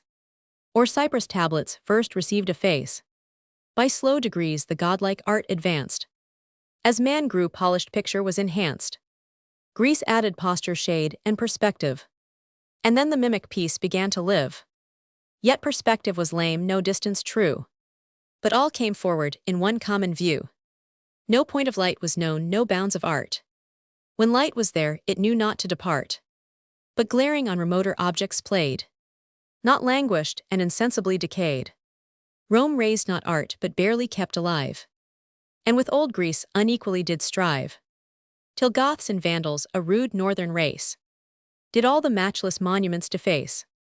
Then all the muses in one ruin lie. And rhyme began to enervate poetry. Thus in a stupid military state, the pen and pencil find an equal fate. Flat faces, such as would disgrace a screen, such as in Bantam's embassy were seen. Unraised, unrounded were the rude delight of brutal nations only born to fight. Long time the sister arts in iron sleep. A heavy Sabbath did supinely keep. At length in Raphael's age at once they rise. Stretch all their limbs and open all their eyes. Thence rose the Roman and the Lombard line. One colored best, and one did best design. Raphael's, like Homer's, was the nobler part. But Titian's painting looked like Virgil's art. Thy genius gives thee both where true design. Postures unforced and lively colors join. Likeness is ever there but still the best. Like proper thoughts in lofty language dressed. Where light to shades descending plays not strives. Dies by degrees and by degrees revives. Of various parts a perfect whole is wrought. Thy pictures think, and we divine their thought. Shakespeare, thy gift I place before my sight. With awe I ask his blessing ere I write. with reverence look on his majestic face, proud to be less but of his godlike race. His soul inspires me while thy praise I write, and I like Teucer under Ajax fight. Bids thee through me be bold with dauntless breast, contemn the bad and emulate the best. Like his thy critics in the attempt are lost. When most they rail no, then they envy most. In vain they snarl aloof, a noisy crowd, like women's anger impotent and loud. While they their barren industry deplore, pass on secure, and mind the goal before. Old as she is my muse shall march behind, bear off the blast and intercept the wind. Our arts are sisters though not twins in birth, for hymns were sung in Eden's happy earth. But oh, the painter muse though last in place, has seized the blessing first like Jacob's race. Pell's art in Alexander found, and Raphael did with Leos gold abound. But Homer was with barren laurel crowned. Thou hadst thy Charles awhile, and so had I. But pass we that unpleasing image by. Rich in thyself and of thyself divine, all pilgrims come and offer at thy shrine. A graceful truth thy pencil can command. The fair themselves go mended from thy hand. Likeness appears in every lineament, but likeness in thy work is eloquent. Though nature there her true resemblance bears, a nobler beauty in thy piece appears. So warm thy work, so glows the generous frame. Flesh looks less living in the lovely dame. Thou paint'st, as we describe, improving still, when on wild nature we engraft our skill, yet not creating beauties at our will. But poets are confined in narrower space, to speak the language of their native place. The painter widely stretches his command. Thy pencil speaks the tongue of every land. From hence, my friend, all climates are your own, nor can you forfeit, for you hold of none. All nations, all immunities will give, to make you theirs where you please to live. And not 7 cities, but the world would strive. Sure some propitious planet then did smile, when first you were conducted to this isle. Our genius brought you here to enlarge our fame, for your good stars are everywhere the same. Thy matchless hand of every region adopts our climate, not our climate thee. To thee the examples of their wondrous art, those masters then, but seen not understood, with generous emulation fired thy blood. For what in nature's dawn the child admired, the youth endeavored and the man acquired. If yet thou hast not reached their high degree, 'tis only wanting to this age, not thee. Thy genius, bounded by the times like mine, drudges on petty draughts nor dare design a more exalted work and more divine. For what a song or senseless opera is to the living labor of a play, or what a play to Virgil's work would be, such as a single piece to history. But we who life bestow ourselves must live. Kings cannot reign unless their subjects give, and they who pay the taxes bear them. Thus thou sometimes art forced to draw a fool, but so his follies in thy posture sink. The senseless idiot seems at last to think, good heaven, that sots and knaves should be so vain, to wish their vile resemblance may remain, and stand recorded at their own request, to future days a libel or a jest. Else should we see your noble pencil trace our unities of action, time, and place, a whole composed of parts, and those the best, with every various character expressed. Heroes at large and at a nearer view, less and at distance an ignoble crew, while all the figures in one action join, as tending to complete the main design. More cannot be by mortal art expressed, but venerable age shall add the rest. For time shall with his ready pencil stand, retouch your figures with his ripening hand, mellow your colors and embrown the taint, add every grace which time alone can grant. To future ages shall your fame convey, and give more beauties than he takes away. Elegies and epitaphs upon the death of Lord Hastings. The subject of this elegy was Henry Lord Hastings, eldest son of Ferdinando, Earl of Huntingdon. He was born 16th January 1630, and died 24th June 1649. He was buried at Ashby de la Zouch, near the superb family seat of Donnington Castle. This Lord Hastings, says Collins, was a nobleman of great learning, and of so sweet a disposition that no less than 98 elegies were made on him, and published in 1650 under this title Lacrim Musarum, the tears of the muses, expressed in elegies written by divers persons of nobility and worth, upon the death of the most hopeful Henry Lord Hastings, eldest son of the Right Honourable Ferdinando Earl of Huntingdon, then general of the highborn Prince George Duke of Clarence, brother to King Edward Roman IV. This accomplished young nobleman died unmarried, but from the concluding lines of the elegy, it is obvious that he had been betrothed to the virgin widow, whom the poet there addresses, but whose name I have been unable to learn. The poem was written by Dryden while at Westminster School, and displays little or no promise of future excellence, being a servile imitation of the conceits of Cleveland, and the metaphysical wit of Cowley exerted, in numbers hardly more harmonious than those of Donne. Upon the deaths of Lord Hastings, must noble Hastings immaturely die. The honour of his ancient family, beauty and learning thus together meet. To bring a winding for a wedding sheet, must virtue prove death's harbinger must she. With him expiring feel mortality. Is death sin's wages graces now shall art make us more learned only to depart? If merit be disease, if virtue death, to be good not to be who then bequeaths himself to discipline who not esteem, labor a crime study self-murder deem. Our noble youth now have pretense to be dunces securely ignorant healthfully, rare linguist whose worth speaks itself whose praise, though not his own all tongues besides do raise, than whom great Alexander may seem less, who conquered men but not their languages, in his mouth nations spake his tongue might be, interpreter to Greece France Italy. His native soil was the 4 parts o' the earth, all Europe was too narrow for his birth. A young apostle and with reverence may I speak inspired with gift of tongues, as they. Nature gave him a child what men in vain oft strive by art though further to obtain. His body was an orb, his sublimes did move on virtues and on learning's pole, whose regular motions, better to our view than Archimedes' sphere the heavens did show. Graces and virtues, languages and arts, beauty and learning filled up all the parts. Heaven's gifts which do like falling stars appear, scattered in others all as in their sphere, were fixed conglobate in his soul and thence shone through his body with sweet influence, letting their glories so on each limb fall.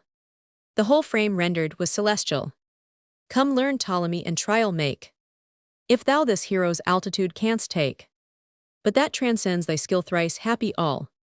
Could we but prove thus astronomical. Live Tycho now struck with this ray which shone more bright i'th morn than others beam at noon. He did take his astrolabe and seek out here what new star 'twas did gild our hemisphere. Replenished then with such rare gifts as these, where was room left for such a foul disease? The nation's sin hath drawn that veil which shrouds our dayspring in so sad benighting clouds. Heaven would no longer trust its pledge, but thus recalled it trapped its Ganymede from us.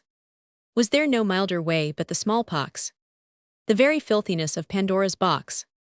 So many spots like enves on Venus' soil, one jewel set off with so many a foil, blisters with pride swelled which through's flesh did sprout, like rosebuds stuck i'th lilyskin about.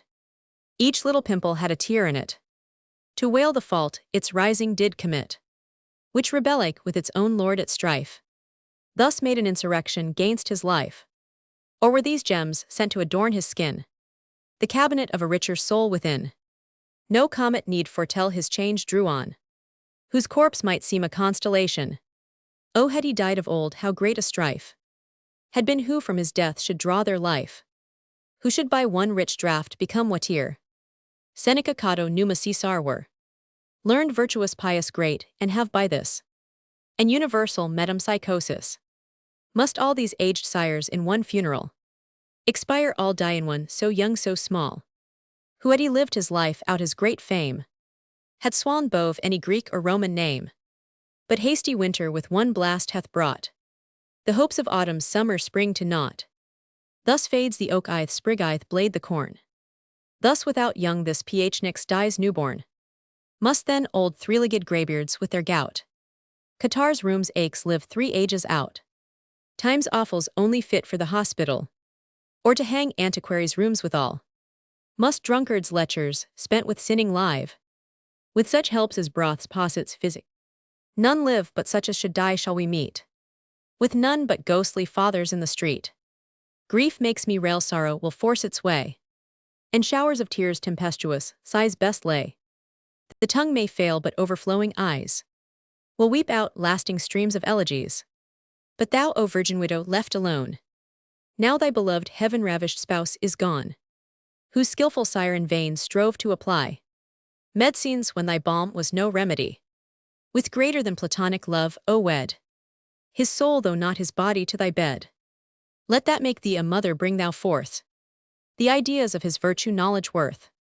Transcribe the original in new copies, give Hastings the better part, so shall he live in's nobler half and the great grandsire be of an heroic divine progeny, an issue which to eternity shall last. Yet but the irradiations which he cast erect no mausoleums for his best monument is his spouse's marble breast. To the memory of Mr. Oldham, John Oldham, who from the keenness of his satirical poetry justly acquired the title of the English juvenal, was born at Shipton in Gloucestershire, where his father was a clergyman, on 9th August 1653. About 1678, he was an usher in the Free School of Croydon, but having already distinguished himself by several pieces of poetry, and particularly by 4 severe satirical invectives against the order of Jesuits, then obnoxious on account of the popish plot, he quitted that mean situation to become tutor to the family of Sir Edward the Velland, and afterwards to a son of Sir William Hicks. Shortly after, he seems to have resigned all employment except the unthrifty trade of poetry. When Oldham entered upon this career, he settled, of course, in the metropolis, where his genius recommended him to the company of the first wits, and to the friendship of Dryden. He did not long enjoy the pleasures of such life, nor did he live to experience the uncertainties and disappointment and reverses with which above all others it abounds, being seized with the smallpox while visiting at the seat of his patron William Earl of Kingston. He died of that disease on the 9th December 1683, in the 30th year of his age. His remains in verse and prose were soon afterwards published with elegies and recommendatory verses, prefixed by Tate Flatman, Durfee Good Andrews, and others, but the applause of Dryden, expressed in the following lines, was worth all the tame panegyrics of other contemporary bards.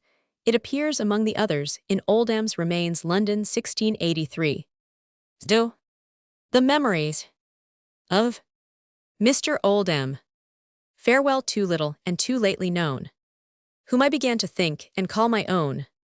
For sure our souls were near allied, and thine cast in the same poetic mould with mine. One common note on either lyre did strike, and knaves and fools we both abhorred alike. To the same goal did both our studies drive. The last set out the soonest did arrive. Thus Nissus fell upon the slippery place, whilst his young friend performed and won the race. O early ripe to thy abundant store, what could advancing age have added more? It might what nature never gives the young, have taught the numbers of thy native tongue. But satire needs not those, and wit will shine through the harsh cadence of a rugged line.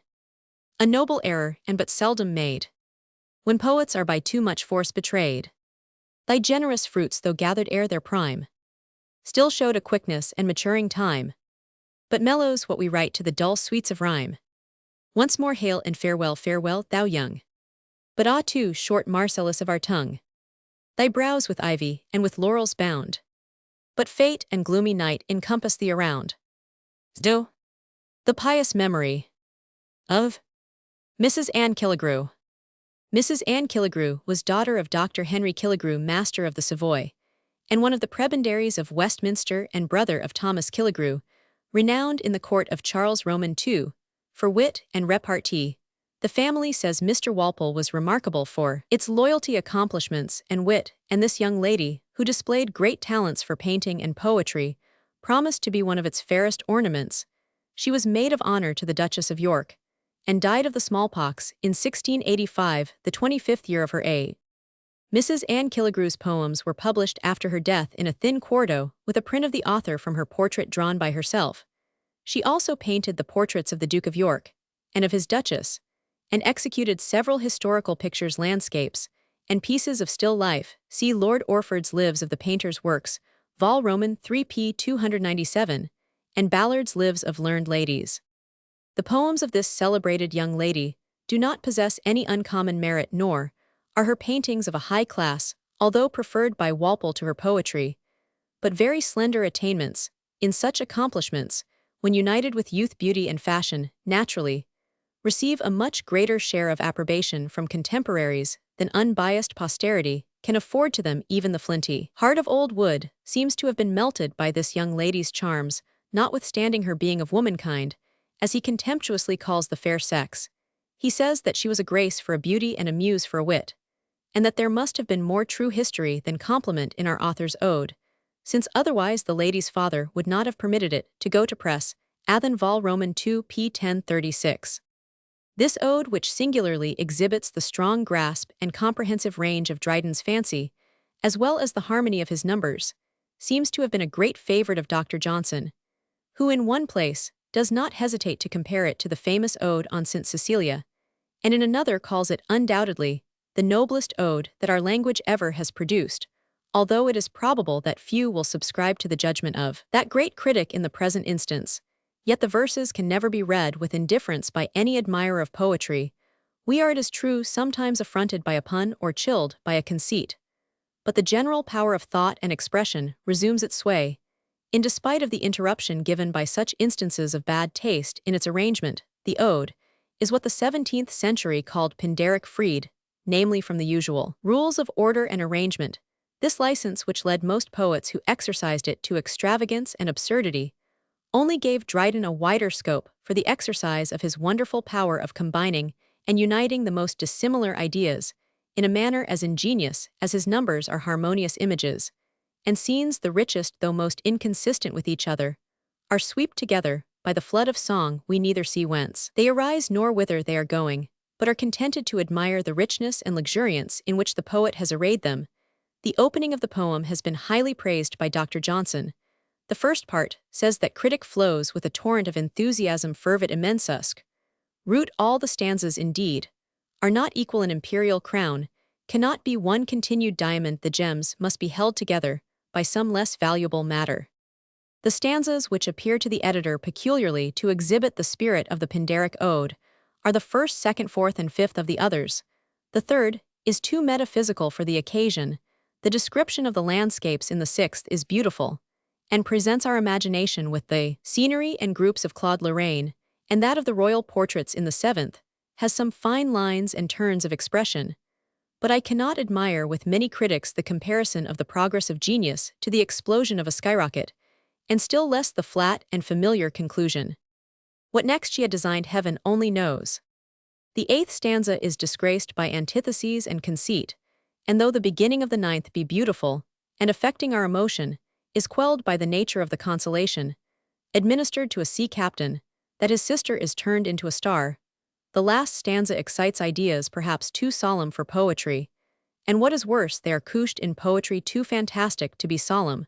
But the account of the resurrection of the sacred poets is in the highest degree elegant and beautiful. Anne Killigrew was the subject of several other poetical lamentations, one or two of which are in the Luttrell collection. The pious memory of the accomplished young lady, Mrs. Anne Killigrew, excellent in the two sister arts of poesy and painting.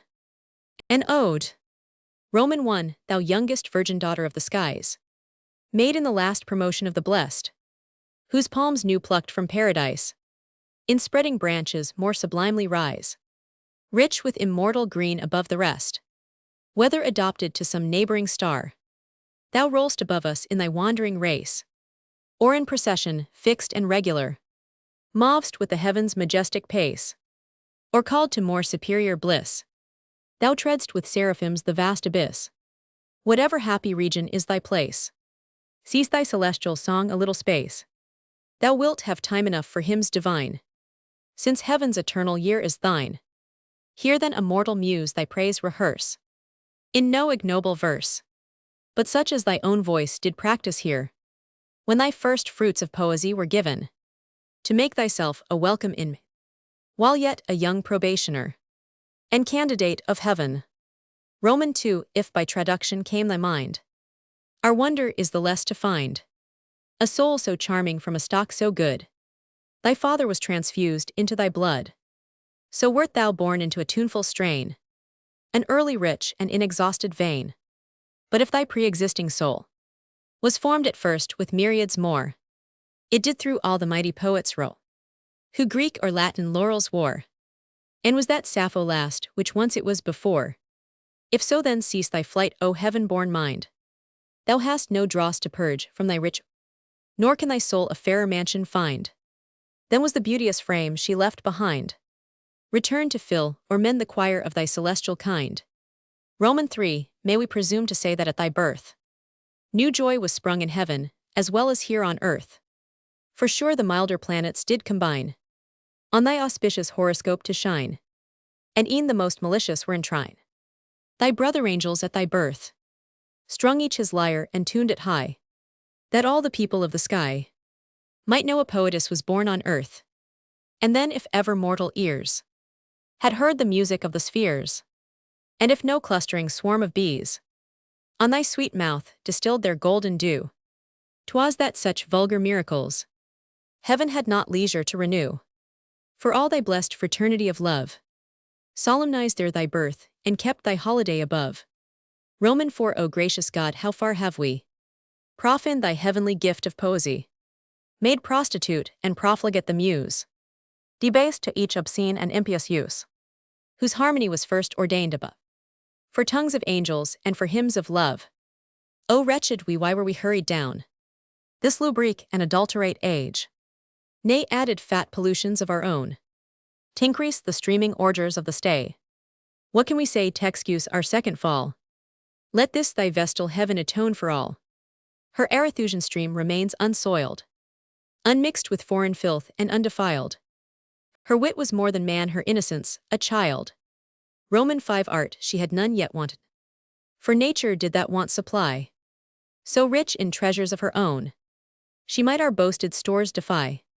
Such noble vigor did her verse adorn, that it seemed borrowed where 'twas only born. Her morals too were in her bosom bred, by great examples daily fed. What in the best of books her father's life she read, and to be read herself she need not fear. Each test and every light her muse will bear, though Epictetus with his lamp were there. E'en love for love, sometimes her muse expressed, was but a lambent flame which played about her breast, light as the vapors of a morning dream, so cold herself whilst she such warmth expressed. 'Twas Cupid bathing in Diana's stream. Roman 6, born to the spacious empire of the Nine, one would have thought she should have been content to manage well that mighty government. But what can young ambitious souls confine? To the next realm she stretched her sway, for Painture near adjoining lay a plenteous province in alluring prey. A chamber of dependencies was framed, as conquerors will never want pretense, when armed to justify the offense. And the whole fief and right of poetry she claimed. The country open lay without defense, for poets frequent inroads there had made, and perfectly could represent the shape, the face with every lineament, and all the large domains which the dumb sister swayed. All bowed beneath her government, received in triumph wheresoe'er she went. Her pencil drew whate'er her soul designed, and oft the happy draught surpassed the image in her mind. The sylvan scenes of herds and flocks, and fruitful plains and barren rocks, of shallow brooks that flowed so clear, the bottom did the top appear, of deeper too and ampler floods, which as in mirrors showed the woods, of lofty trees with sacred shades, and perspectives of pleasant glades, where nymphs of brightest form appear, and shaggy satyrs standing near, which them at once admire and fear. The ruins too of some majestic piece, boasting the power of ancient Rome or Greece, whose statues friezes columns broken lie, and though defaced the wonder of the eye. What nature art bold fiction e'er durst frame, her forming hand gave feature to the name. So strange a concourse near was seen before, but when the peopled ark the whole creation bore. Romans 7, the scene then changed with bold erected look.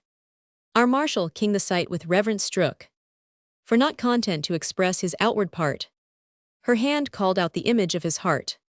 His warlike mind, his soul devoid of fear, his high designing thoughts were figured there, as when by magic ghosts are made appear. Our patronage queen was portrayed too so bright, beauty alone could beauty take so right. Her dress, her shape, her matchless grace, were all observed as well as heavenly face. With such a peerless majesty she stands. As in that day she took the crown from sacred hands. Before a train of heroines was seen. In beauty foremost as in rank the queen. Thus nothing to her genius was denied. But like a ball of fire the further thrown, still with a greater blaze she shone. And her bright soul broke out on every side. What next she had designed heaven only knows. To such immoderate growth her conquest rose, that fate alone its progress could oppose. Roman 8 Now all those charms that blooming grace, the well-proportioned shape and beauteous face, shall never more be seen by mortal eyes. In earth the much-lamented virgin lies. Not wit nor piety could fate prevent, nor was the cruel destiny content to finish all the murder at a blow, to sweep at once her life and beauty too, but like a hardened felon took a pride to work more mischievously slow, and plundered first and then destroyed. O double sacrilege on things divine, to rob the relic and deface the shrine. But thus Orinda died. Heaven by the same disease did both translate. As equal were their souls, so equal was their fate. Roman 9 Meantime her warlike brother on the seas, his waving streamers to the winds displays, and vows for his return with vain devotion pays. Ah, generous youth that wish forbear, the winds too soon will waft thee here. Slack all thy sails in fear to come. Alas, thou know'st not thou art wrecked at home. No more shalt thou behold thy sister's face. Thou hast already had her last embrace.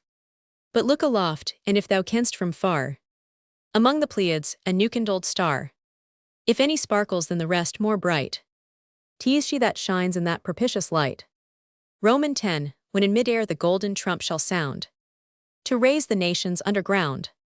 When in the valley of Jehoshaphat, the judging God shall close the book of fate, and there the last assizes keep, for those who wake and those who sleep.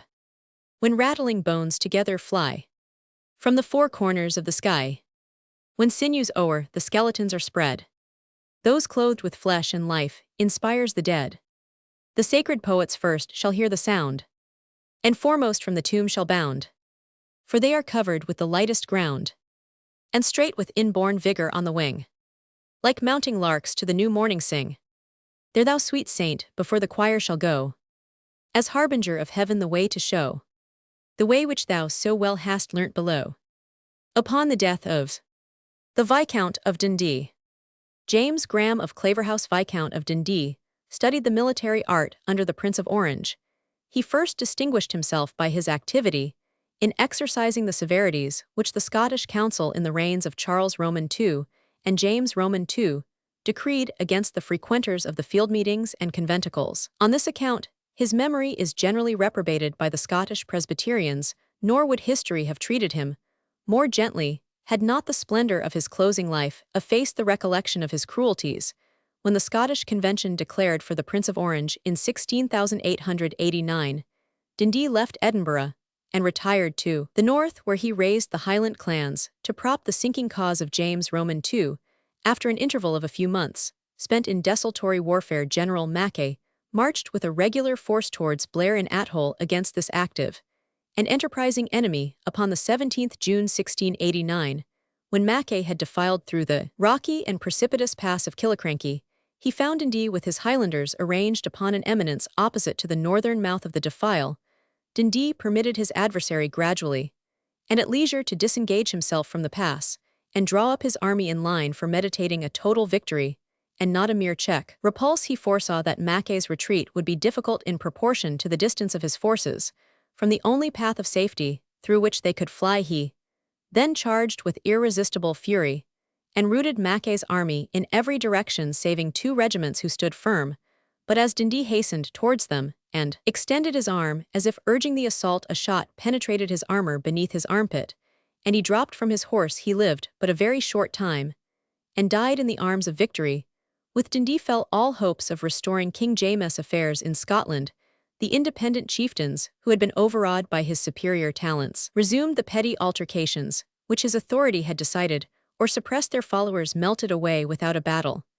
And after his death, those who had been rather the implements than the companions of his victory met nothing but repulse and defeat, until all the north of Scotland submitted to William Roman III, the epitaph, here translated by Dryden, was originally written in Latin by Dr. Pitcairn, remarkable for genius and learning, as well as for Jacobitism. It will hardly be disputed that the original is much superior to the translation, though the last be written by Dryden in the second couplet, alone the translator has improved upon his original. In mortem viscomitis taujunensis. Ultim scitorum poduit quos aspects. Libertas patri salva fuis tu. T morient novos excepit Scotia cives. Excepit novos T morient dios. Illatibi superus neget tu non potsili. Ergo Caledoni nomen inane vale. Tuc vale gentes prisc fortissime ductor. Some editions of this celebrated epitaph, which seem to have been followed by Dryden, read the last line thus: Ultim scitorum ac optime grame vale. But there is something national in calling Dundee the last of Scots, and the last of Grahams, a race distinguished for patriotism in the struggles against England, and on this principle the last reading should be preferred. Upon the deaths of the Viscount of Dundee, O.H. last and best of Scots, who didst maintain thy country's freedom from a foreign reign. New people fill the land now thou art gone. New gods the temples, and new kings the throne. Scotland and thou did each in other live. Nor wouldst thou her, nor could she thee survive. Farewell, who dying didst support the state, and couldst not fall but with thy country's fate. Eleonora's panegyrical poem, dedicated to the memory of the late Countess of Abingdon. Superes evadir per horas. Hoc opus hic labor est posse quos quus amavit. Jupiter aut ardens evixit ad thera virtus. Deus geniti patera Virgil need, lib Romans 61:19. Eleonora's. Mr. Malone has given a full account of the lady in whose honor this poem was written, Eleonora, eldest daughter, and at length sole heir of Sir Henry Lee of Ditchley, in the county of Oxford Baronet, by Anne, daughter of Sir John Danvers and sister, and heir to Henry Danvers Esq, who was nephew and heir to Henry Earl of Danby. She was the wife of James Bertie, 1st Earl of Abingdon, and died May 31, 1691. Her lord in 1698 married a second wife, Catharine, daughter of Sir Thomas Chamberlain Bart. Her death was unexpectedly sudden and took place in a ballroom in her own house, a circumstance which our author has hardly glanced at, although capable of striking illustration. And although one might have thought he would have grasped at whatever could assist him in executing the difficult task of an elegy, written by desire of a nobleman, whom he did not know, in memory of a lady whom he had never seen, it is to be presumed that the task imposed was handsomely recompensed, for we can hardly conceive one in itself more unpleasant or unprofitable, notwithstanding Dryden's professions that he swam with the tide while composing this piece, and that the variety and multitude of his similes were owing to the divine afflatus, and the influence of his subject. We may be fairly permitted to doubt whether they did not rather originate in an attempt to supply the lack of real sympathy by the indulgence of a luxuriant imagination. The commencement has been rather severely censured by Dr. Johnson. The comparison, he says, contains no illustration. As a king would be lamented, Eleonora was lamented. This observes, he is little better than to say of a shrub that it is as green as a tree, or of a brook that it waters a garden as a river waters a country. But I presume the point on which Dryden meant the comparison to depend was the extent of the lamentation occasioned by Eleonora's death, in which particular the simile conveyed an illustration as ample, as if Dryden had said of a myrtle, it was as tall as an oak, or of a brook, it was as deep as the Thames. The poem is certainly totally deficient in interest, for the character has no peculiarity of features, but considered as an abstract example of female perfection, we may admire the ideal Eleonora, as we do the fancy piece of a celebrated painter, though with an internal consciousness that the original never existed. Eleonora first appeared in quarto in 1692, probably about the end of autumn, as Dryden alludes to the intervention of some months between Lord Abingdon's commands and his own performance. The Right Honourable, the Earl of Abingdon, Roman 10,085. My lords, the commands with which you honoured me some months ago are now performed.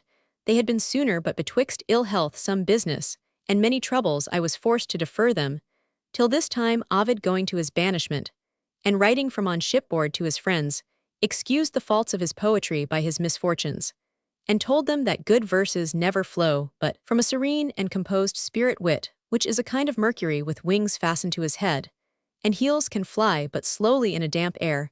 I therefore chose rather to obey you late than ill, if at least I am capable of writing anything at any time which is worthy your perusal, and your patronage. I cannot say that I have escaped from a shipwreck, but have only gained a rock by hard swimming, where I may pant a while and gather breath, for the doctors give me a sad assurance that my disease never took its leave of any man. But with a purpose to return, however, my lord, I have laid hold on the interval, and managed the small stock, which age has left me to the best advantage, in performing this inconsiderable service to my lady's memory. We, who are priests of Apollo, have not the inspiration when we please, but must wait till the god comes rushing on us, and invades us with a fury which we are not able to resist, which gives us double strength, while the fit continues and leaves us languishing, and spent at its departure. Let me not seem to boast, my lord, for I have really felt it on this occasion and prophesied. Beyond my natural power, let me add and hope to be believed, that the excellency of the subject contributed much to the happiness of the execution, and that the weight of 30 years was taken off me. While I was writing I swam with the tide, and the water under me was buoyant. The reader will easily observe that I was transported by the multitude and variety of my similitudes, which are generally the product of a luxuriant fancy, and the wantonness of wit. Had I called in my judgment to my assistance, I had certainly retrenched many of them, but I defend them not, let them pass for beautiful faults amongst the better sort of critics, for the whole poem, though written in that which they call heroic verse, is of the pindaric nature as well in the thought as the expression, and as such requires the same grains of allowance for it. It was intended, as your lordship sees in the title, not for an elegy, but a panegyric, a kind of apotheosis, indeed, if a heathen word may be applied to a Christian use. And on all occasions of praise, if we take the ancients for our patterns, we are bound by prescription to employ the magnificence of words and the force of figures to adorn the sublimity of thoughts. Isocrates amongst the Grecian orators, and Cicero, and the younger Pliny amongst the Romans, have left us their precedents for our security. For I think I need not mention the inimitable Pindar, who stretches on these pinions out of sight, and is carried upward, as it were into another world. This at least, my lord, I may justly plead, that if I have not performed so well as I think I have yet, I have used my best endeavors to excel myself. One disadvantage I have had, which is never to have known or seen my lady, and to draw the lineaments of her mind from the description which I have received from others, is for a painter to set himself at work, without the living original before him, which the more beautiful it is, will be so much the more difficult for him to conceive when he has only a relation given him of such and such features by an acquaintance or a friend, without the nice touches which give the best resemblance, and make the graces of the picture. Every artist is apt enough to flatter himself, and I amongst the rest, that their own ocular observations would have discovered more perfections, at least others, than have been delivered to them, though I have received mine from the best hands, that is, from persons who neither want a just understanding of my lady's worth, nor a due veneration for her memory. Dr. Donne, the greatest wit, though not the best poet of our nation, acknowledges that he had never seen Mrs. Drury, whom he has made immortal in his admirable Anniversaries. I have had the same fortune, though I have not succeeded to the same genius. However, I have followed his footsteps in the design of his panegyric, which was to raise an emulation in the living, to copy out the example of the dead, and therefore it was that I once intended to have called this poem the Pattern, and though on a second consideration I changed the title into the name of that illustrious person, yet the design continues, and Eleonora is still the pattern of charity, devotion, and humility, of the best wife, the best mother, and the best of friends. And now, my lord, though I have endeavored to answer your commands, yet I could not answer it to the world, nor to my conscience, if I gave not your lordship my testimony of being the best husband now living. I say my testimony only, for the praise of it is given you by yourself. They who despise the rules of virtue both in their practice and their morals will think this a very trivial commendation, but I think it the peculiar happiness of the Countess of Abingdon to have been so truly loved by you while she was living, and so gratefully honored after she was dead. Few there are who have either had or could have such a loss, and yet fewer who carried their love and constancy beyond the grave. The exteriors of mourning, a decent funeral, and black habits are the usual stints of common husbands, and perhaps their wives deserve no better than to be mourned with hypocrisy and forgot with ease, distinguished yourself from ordinary lovers by a real and lasting grief for the deceased, and by endeavoring to raise for her the most durable monument, which is that of verse. And so it would have proved if the workman had been equal to the work, and your choice of the artificer as happy as your design. Yet as Phidias, when he had made the statue of Minerva, could not forbear to engrave his own name as author of the piece, so give me leave to hope that by subscribing mine to this poem, I may live by the goddess, and transmit my name to posterity by the memory of hers. It is no flattery to assure your lordship that she is remembered in the present age by all who have had the honor of her conversation and acquaintance, and that I have never been in any company, since the news of her death was first brought me, where they have not extolled her virtues, and even spoken the same things of her in prose which I have done in verse. I therefore think myself obliged to your lordship, for the commission which you have given me. How I have acquitted myself of it must be left to the opinion of the world, in spite of any protestation which I can enter against the present age as incompetent or corrupt judges for my comfort. They are but Englishmen, and as such if they think ill of me today, they are inconstant enough to think well of me tomorrow, and after all I have not much to thank my fortune that I was born amongst them.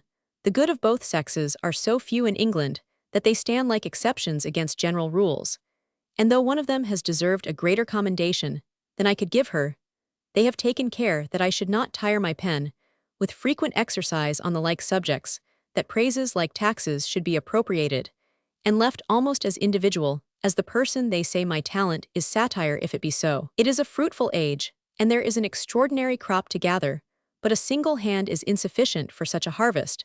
They have sown the dragon's teeth themselves, and it is but just they should reap each other in lampoons. You, my lord, who have the character of honor, though it is not my happiness to know you, may stand aside with the small remainders of the English nobility, truly such, and unhurt yourselves. Behold the mad combat, if I have pleased you and some few others I have obtained my end.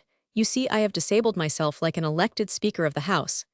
Yet like him, I have undertaken the charge, and find the burden sufficiently recompensed by the honor. Be pleased to accept of these my unworthy labors this paper monument, and let her pious memory, which I am sure is sacred to you, not only plead the pardon of my many faults, but gain me your protection, which is ambitiously sought by my lords, your lordships, most obedient servant, John Dryden. Eleonora's panegyrical poem, dedicated to the memory of the late Countess of Abingdon. Argument from the marginal notes of the first edition.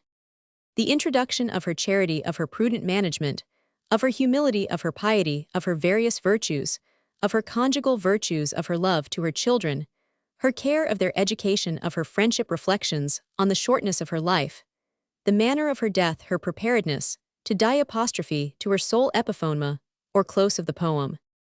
As when some great and gracious monarch dies, soft whispers first and mournful murmurs rise among the sad attendants, then the sound soon gathers voice and spreads the news around, through town and country, till the dreadful blast is blown to distant colonies at last, who then perhaps were offering vows in vain for his long life and for his happy reign. So slowly by degrees unwilling fame did matchless Eleonora's fate proclaim, till public as the loss the news became. The nation felt it in the extremest parts, with eyes o'erflowing and with bleeding hearts, but most the poor whom daily she supplied, beginning to be such but when she died. For while she lived they slept in peace by night, secure of bread as of returning light, and with such firm dependence on the day, that need grew pampered and forgot to pray. So sure the dole, so ready at their call, they stood prepared to see the manna fall. Such multitudes she fed, she clothed, she nursed, that she herself might fear her wanting first. Of her 5 talents other 5 she made. Heaven that had largely given was largely paid. And in few lives, in wondrous few, we find a fortune better fitted to the mind. Nor did her alms from ostentation fall, or proud desire of praiseth soul gave all. Unbribed it gave, or if a bribe appear, no less than heaven to heap huge treasures. Want passed for merit at her open door. Heaven saw he safely might increase his poor, and trust their sustenance with her so well, as not to be at charge of miracle. None could be needy whom she saw or knew. All in the compass of her sphere she drew. He who could touch her garment was as sure as the first Christians of the apostles cure the distant herd by fame her pious deeds, and laid her up for their extremest needs, a future cordial for a fainting mind. For what was near, refused all hope to find. Each in his turn the rich might freely come, as to a friend, but to the poor 'twas home. As to some holy house the afflicted came, the hunger starved the naked, and the lame. Want and diseases fled before her name. For zeal like hers, her servants were too slow. She was the first where need required to go, herself the foundress and attendant too. Sure she had guests, sometimes to entertain, guests in disguise of her great master's train. Her lord himself might come for aught we know, since in a servant's form he lived below. Beneath her roof he might be pleased to stay, or some benighted angel in his way might ease his wings and seeing heaven appear in its best work of mercy, think it there, where all the deeds of charity and love were in as constant method as above, all carried on all of a piece with theirs, as free her alms as diligent her cares, as loud her praises and as warm her prayers. Yet was she not profuse but feared to waste, and wisely managed that the stock might last, that all might be supplied and she not grieve. When crowds appeared she had naught to relieve, which to prevent she still increased her store, laid up and spared that she might give the more. So Pharaoh or some greater king than he provided for the seventh necessity, taught from above his magazines to frame, that famine was prevented ere it came. Thus heaven though all-sufficient shows a thrift in his economy and bounds his gift, creating for our day one single light, and his reflection too supplies the night. Perhaps 1,000 other worlds that lie remote from us and latent in the sky are lightened by his beams and kindly nursed, of which our earthly dunghill is the worst. Now as all virtues keep the middle line, yet somewhat more to one extreme incline. Such was her soul, abhorring avarice, bounteous but almost bounteous to a vice. Had she given more, it had profusion been, and turned the excess of goodness into sin. These virtues raised her fabric to the sky. For that which is next heaven is charity, but as high turrets for their airy steep require foundations in proportion deep, and lofty cedars as far upward shoot as to the nether heavens they drive the root. So low did her secure foundation lie. She was not humble but humility. Scarcely she knew that she was great or fair, or wise beyond what other women are, or which is better knew but never durst compare. For to be conscious of what all admire, and not be vain advances virtue higher. But still she found, or rather thought she found, her own worth wanting others to abound, ascribed above their due to every one, unjust and scanty to herself alone. Such her devotion was as might give rules of speculation to disputing schools, and teach us equally the scales to hold betwixt the two extremes of hot and cold, that pious heat may moderately prevail, and we be warmed but not be scorched with zeal. Business might short not disturb her prayer. Heaven had the best if not the greater share. An active life long orisons forbids. Yet still she prayed, for still she prayed by deeds. Her every day was Sabbath only free from hours of prayer for hours of charity, such as the Jews from servile toil released, where works of mercy were a part of rest, such as blessed angels exercise, varied with sacred hymns and acts of love. Such Sabbaths as that one she now enjoys, e'en that perpetual one which she employs. For such vicissitudes in heaven there are, in praise alternate and alternate prayer. All this she practiced here, that when she sprung amidst the choirs at the first sight she sung and was sung herself in angels' lays. For praising her they did her Maker praise. All offices of heaven so well she knew, before she came, that nothing there was new, and she was so familiarly received, as one returning not as one arrived. Muse down again, precipitate thy flight. For how can mortal eyes sustain immortal light? But as the sun in water we can bear, yet not the sun but his reflection there. So let us view her here in what she was, and take her image in this watery glass. Yet look not every lineament to see. Some will be cast in shades, and some will be so lamely drawn y'all scarcely know tease she. For where such various virtues we recite, T's like the Milky Way, all over bright, but sown so thick with stars T's undistinguished light. Her virtue not her virtues let us call, for one heroic comprehends them all. One as a constellation is but one, though T's a train of stars that rolling on, rise in their turn and in the zodiac run. Ever in motion, now T's faith ascends, now hope now charity that upward tends, and downwards with diffusive good descends. As in perfumes composed with art and cost, T's hard to say what scent is uppermost, nor this part musk or civet can we call, or amber but a rich result of all. So she was all a sweet whose every part, in due proportion mixed proclaimed the maker's art. No single virtue we could most commend, whether the wife, the mother, or the friend, for she was all in that supreme degree, that as no one prevailed so all was she. The several parts lay hidden in the piece, the occasion but exerted that or this. A wife as tender and as true withal, as the first woman was before her fall, made for the man of whom she was a part, made to attract his eyes and keep his heart. A second Eve but by no crime accursed, as beauteous not as brittle as the first. Had she been first, still paradise had been, and death had found no entrance by her sin. So she not only had preserved from ill her sex in hours but lived their pattern still. Love and obedience to her lord she bore. She much obeyed him, but she loved him more. Not awed to duty by superior sway, but taught by his indulgence to obey. Thus we love God as author of our good. So subjects love just kings, or so they should. Nor was it with ingratitude returned. In equal fires the blissful couple burned. One joy possessed them both, and in one grief they mourned. His passion still improved, he loved so fast, as if he feared each day would be her last. Too true a prophet to foresee the fate that should so soon divide their happy state, when he to heaven entirely must restore that love, that heart, where he went halves before.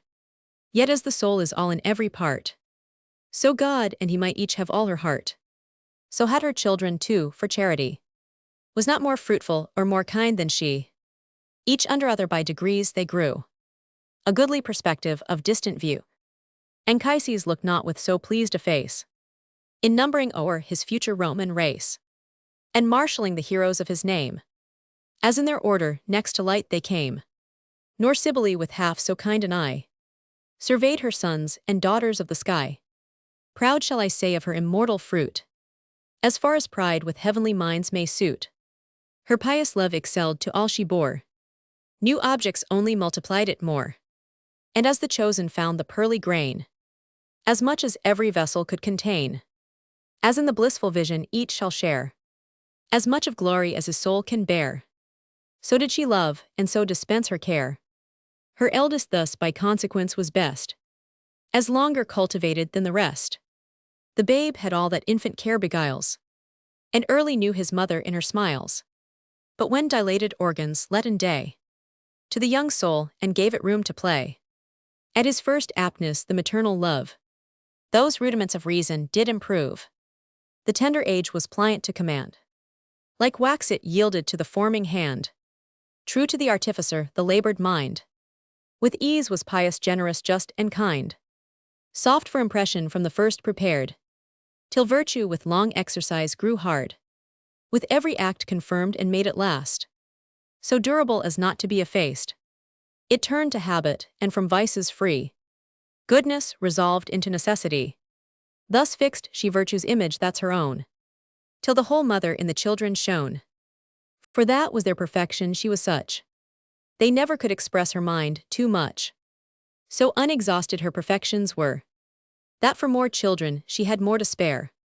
For souls unborn whom her untimely death deprived of bodies and of mortal breath.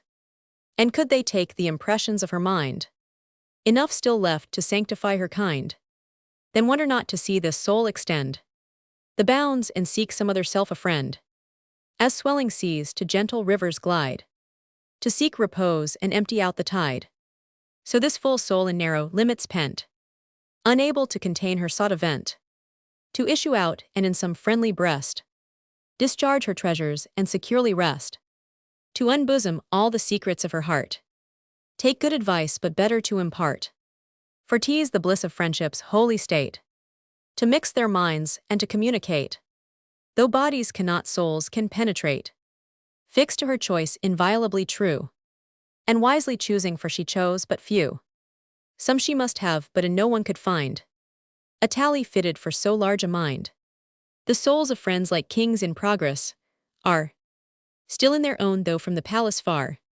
Thus her friend's heart, her country dwelling was a sweet retirement to a coarser place, where pomp and ceremonies entered, where greatness was shut out, and business well forgot.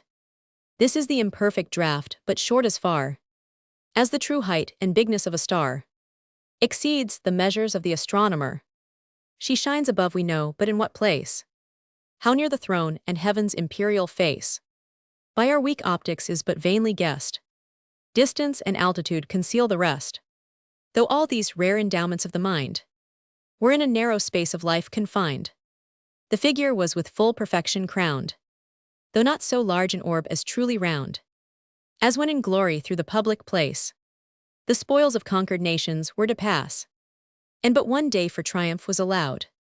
The consul was constrained his pomp to crowd, and so the swift procession hurried on, that although not distinctly might be shewn, so in the straitened bounds of life confined, she gave but glimpses of her glorious mind, and multitudes of virtues passed along, each pressing foremost in the mighty throng, ambitious to be seen and then make room for greater multitudes that were to come. Yet unemployed no minute slipped away. Moments were precious in so short a stay. The haste of heaven to have her was so great, that some were single acts, though each complete, but every act stood ready to repeat. Her fellow saints with busy care will look for her blessed name in fate's eternal book, and pleased to be outdone with joy will see numberless virtues, endless charity.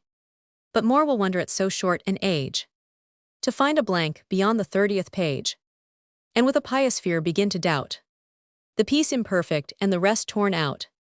But 'twas her Saviour's time, and could there be a copy near the original? 'Twas she. As precious gums are not for lasting fire, they but perfume the temple and expire. So was she soon exhaled and vanished hence, a short sweet odor of a vast expense. She vanished, we can scarcely say she died, for but a now did heaven and earth divide. She passed serenely with a single breath. This moment perfect health, the next was death. One sigh did her eternal bliss assure. So little penance needs, when souls are almost pure, as gentle dreams our waking thoughts pursue. Or one dream past we slide into a new, so close they follow, such wild order keep. We think ourselves awake and are asleep. So softly death succeeded life in her. She did but dream of heaven, and she was there.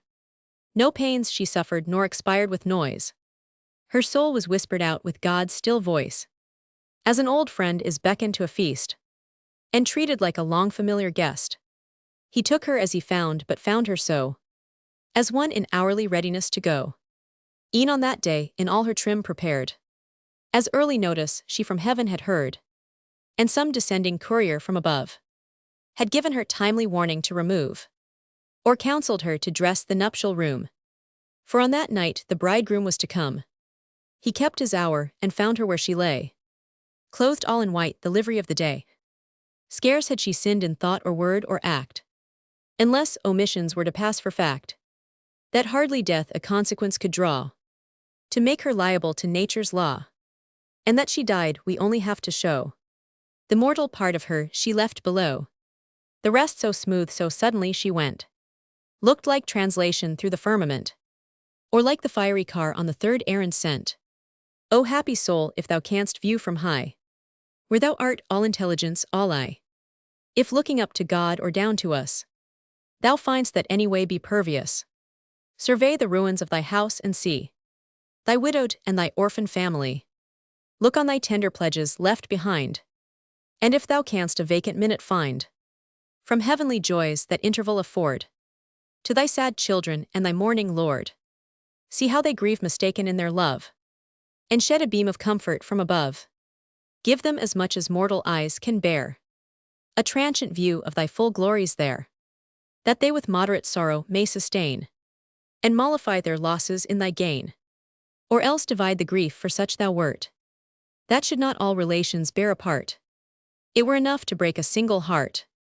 Let this suffice, nor thou great saint refuse this humble tribute of no vulgar muse, who not by cares or wants or age depressed, stems a wild deluge with a dauntless breast, and dares to sing thy praises in a clime, where vice triumphs and virtue is a crime, where e'en to draw the picture of thy mind is satire on the most of humankind. Take it while yet tease praise before my rage. Unsafely, just break loose on this bad A. So bad that thou thyself hadst no defense from vice but barely by departing hence. Be what and where thou art to wish thy place were in the best presumption more than grace. Thy relics such thy works of mercy are, have in this poem been my holy care. As earth thy body keeps thy soul the sky, so shall this verse preserve thy memory. For thou shalt make it live because it sings of thee. On the death of Amyntas, a pastoral elegy. Tea was on a joyless and a gloomy morn. Wet was the grass and hung with pearls the thorn. When Damon, who designed to pass the day with hounds and horns and chase the flying prey, rose early from his bed, but soon he found the welkin pitched with sullen clouds around, an eastern wind and dew upon the ground. Thus while he stood and sighing did survey the fields and cursed the ill omens of the day, he saw Menalcas come with heavy pace. Wet were his eyes and cheerless was his face. He wrung his hands distracted with his care, and sent his voice before him from afar. Return, he cried, return, unhappy swain. The spongy clouds are filled with gathering rain. The promise of the day not only crossed, but even the spring itself is lost. Amyntaso could not speak the rest, nor needed for presaging Damon guessed. Equal with heaven young Damon loved the boy, the boast of nature, both his parents' joy. His graceful form revolving in his mind, so great a genius and a soul so kind, gave sad assurance that his fears were true.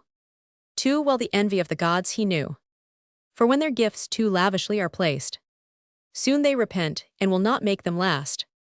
For sure it was too bountiful the mother's features and the father's soul. Then thus he cried, the morn bespoke the news. The morning did her cheerful light diffuse. But see how suddenly she changed her face, and brought on clouds and rain the day's disgrace. Just such Amyntas was thy promised race. What charms adorned thy youth where nature smiled, and more than man was given us in a child. His infancy was ripe, a soul sublime, in years so tender that prevented time. Heaven gave him all at once, then snatched away, ere mortals all his beauties could survey. Just like the flower that buds and withers in a day. Menalcas, the mother lovely though with grief oppressed, reclined his dying head upon her breast. The mournful family stood all around. One groan was heard, one universal sound. All were in floods of tears, and endless sorrow drowned. So dire a sadness sat on every look. Even death repented he had given the stroke. He grieved his fatal work had been ordained, but promised length of life to those who yet remained. The mother's and her eldest daughter's grace, it seems, had bribed him to prolong their space. The father bore it with undaunted soul, like one who durst his destiny control. Yet with becoming grief he bore his part, resigned his son, but not resigned his heart. Patient as Job, and may he live to see, like him, a new increasing family. Damon, such is my wish, and such my prophecy. For yet, my friend, the beauteous mold remains. Long may she exercise her fruitful pains, but all with better hap and bring a race more lasting and endued with equal grace. Equal she may, but farther none can go, for he was all that was exact below. Menalcas, Damon, behold yon breaking purple cloud. Hearst thou not hymns and songs divinely loud? There mounts Amyntas, the young cherubs play about their godlike mate, and sing him on his way. He cleaves the liquid air, behold he flies, and every moment gains upon the skies. The newcome guest admires the ethereal state, the sapphire portal and the golden gate. And now admitted in the shining throng, he shows the passport which he brought along. His passport is his innocence and grace, well known to all the natives of the place. Now sing, ye joyful angels, and admire your brother's voice that comes to mend your choir. Sing you while endless tears our eyes bestow, for like Amyntas none is left below. On The deaths of a very young gentleman, H.E., who could view the book of destiny and read whatever there was writ of thee. O charming youth in the first opening page, so many graces in so green an age, such wit, such modesty, such strength of mind, a soul at once so manly and so kind, would wonder when he turned the volume o'er, and after some few leaves should find no more, naught but a blank remain, a dead void space, a step of life that promised such a race.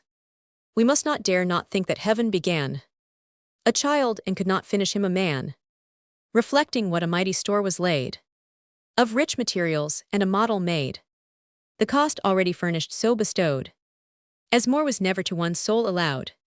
Yet after this profusion spent in vain, nothing but mouldering ashes to remain. I guess not, lest I split upon the shelf, yet durst I guess heaven kept it for himself, and giving us the use did soon recal, ere we could spare the mighty principle. Thus then he disappeared, was rarefied, for 'tis improper speech to say he died. He was exhaled, his great Creator drew his spirit as the sun the morning dew. 'Tis sin produces death, and he had none, but the taint Adam left on every son. He added not, he was so pure, so good, 'twas but the original forfeit of his blood, and that so little that the river ran more clear than the corrupted fount began.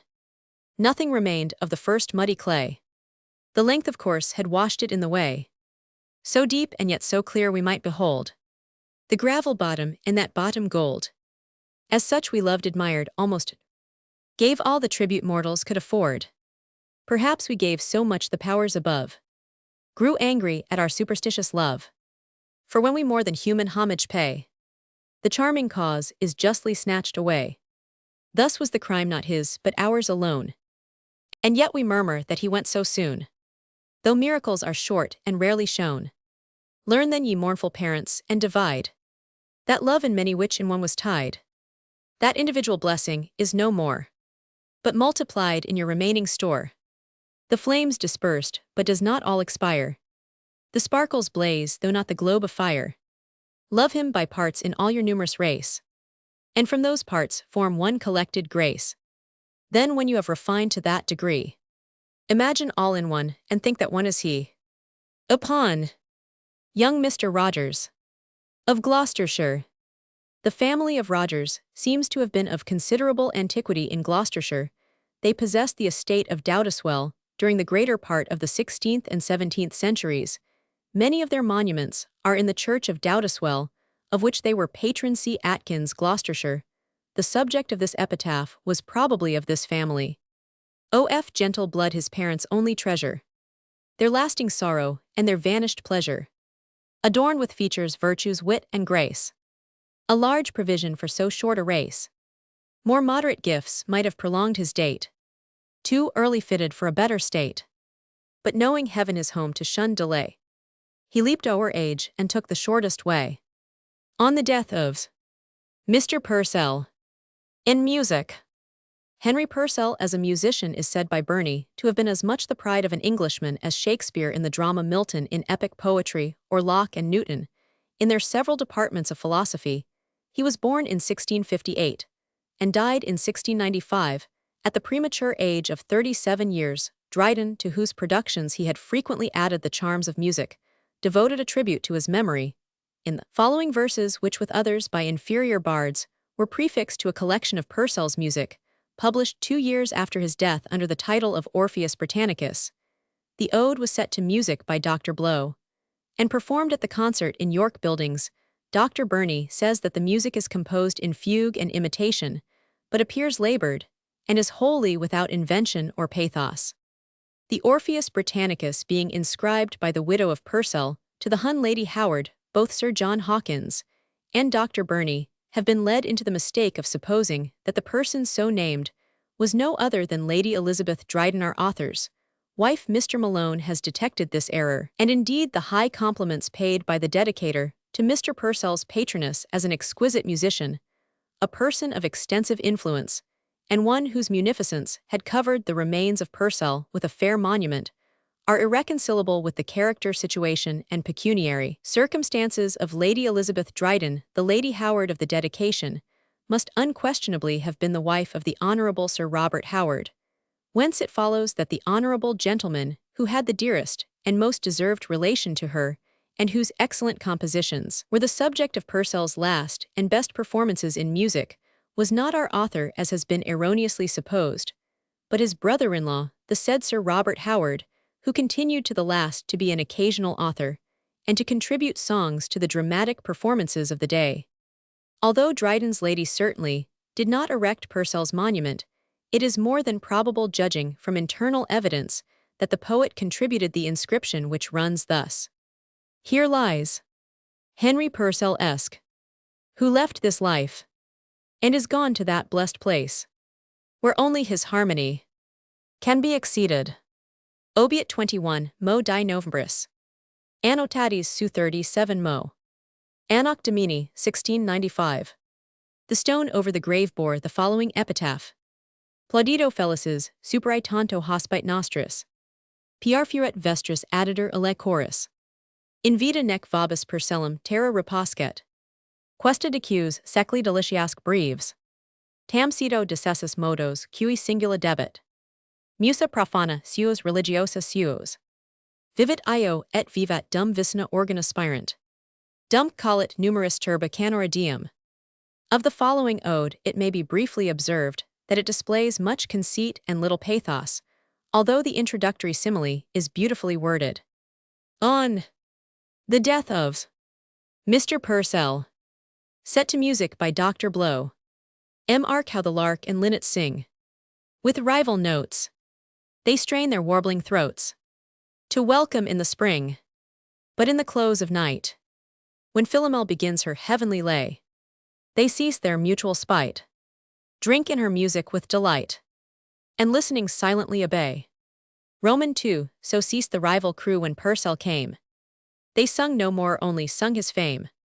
Struck dumb, they all admired the godlike man. The godlike man, alas, too soon retired, as he too late began. We beg not hell our Orpheus to restore. Had he been there, their sovereign's fear had sent him back before.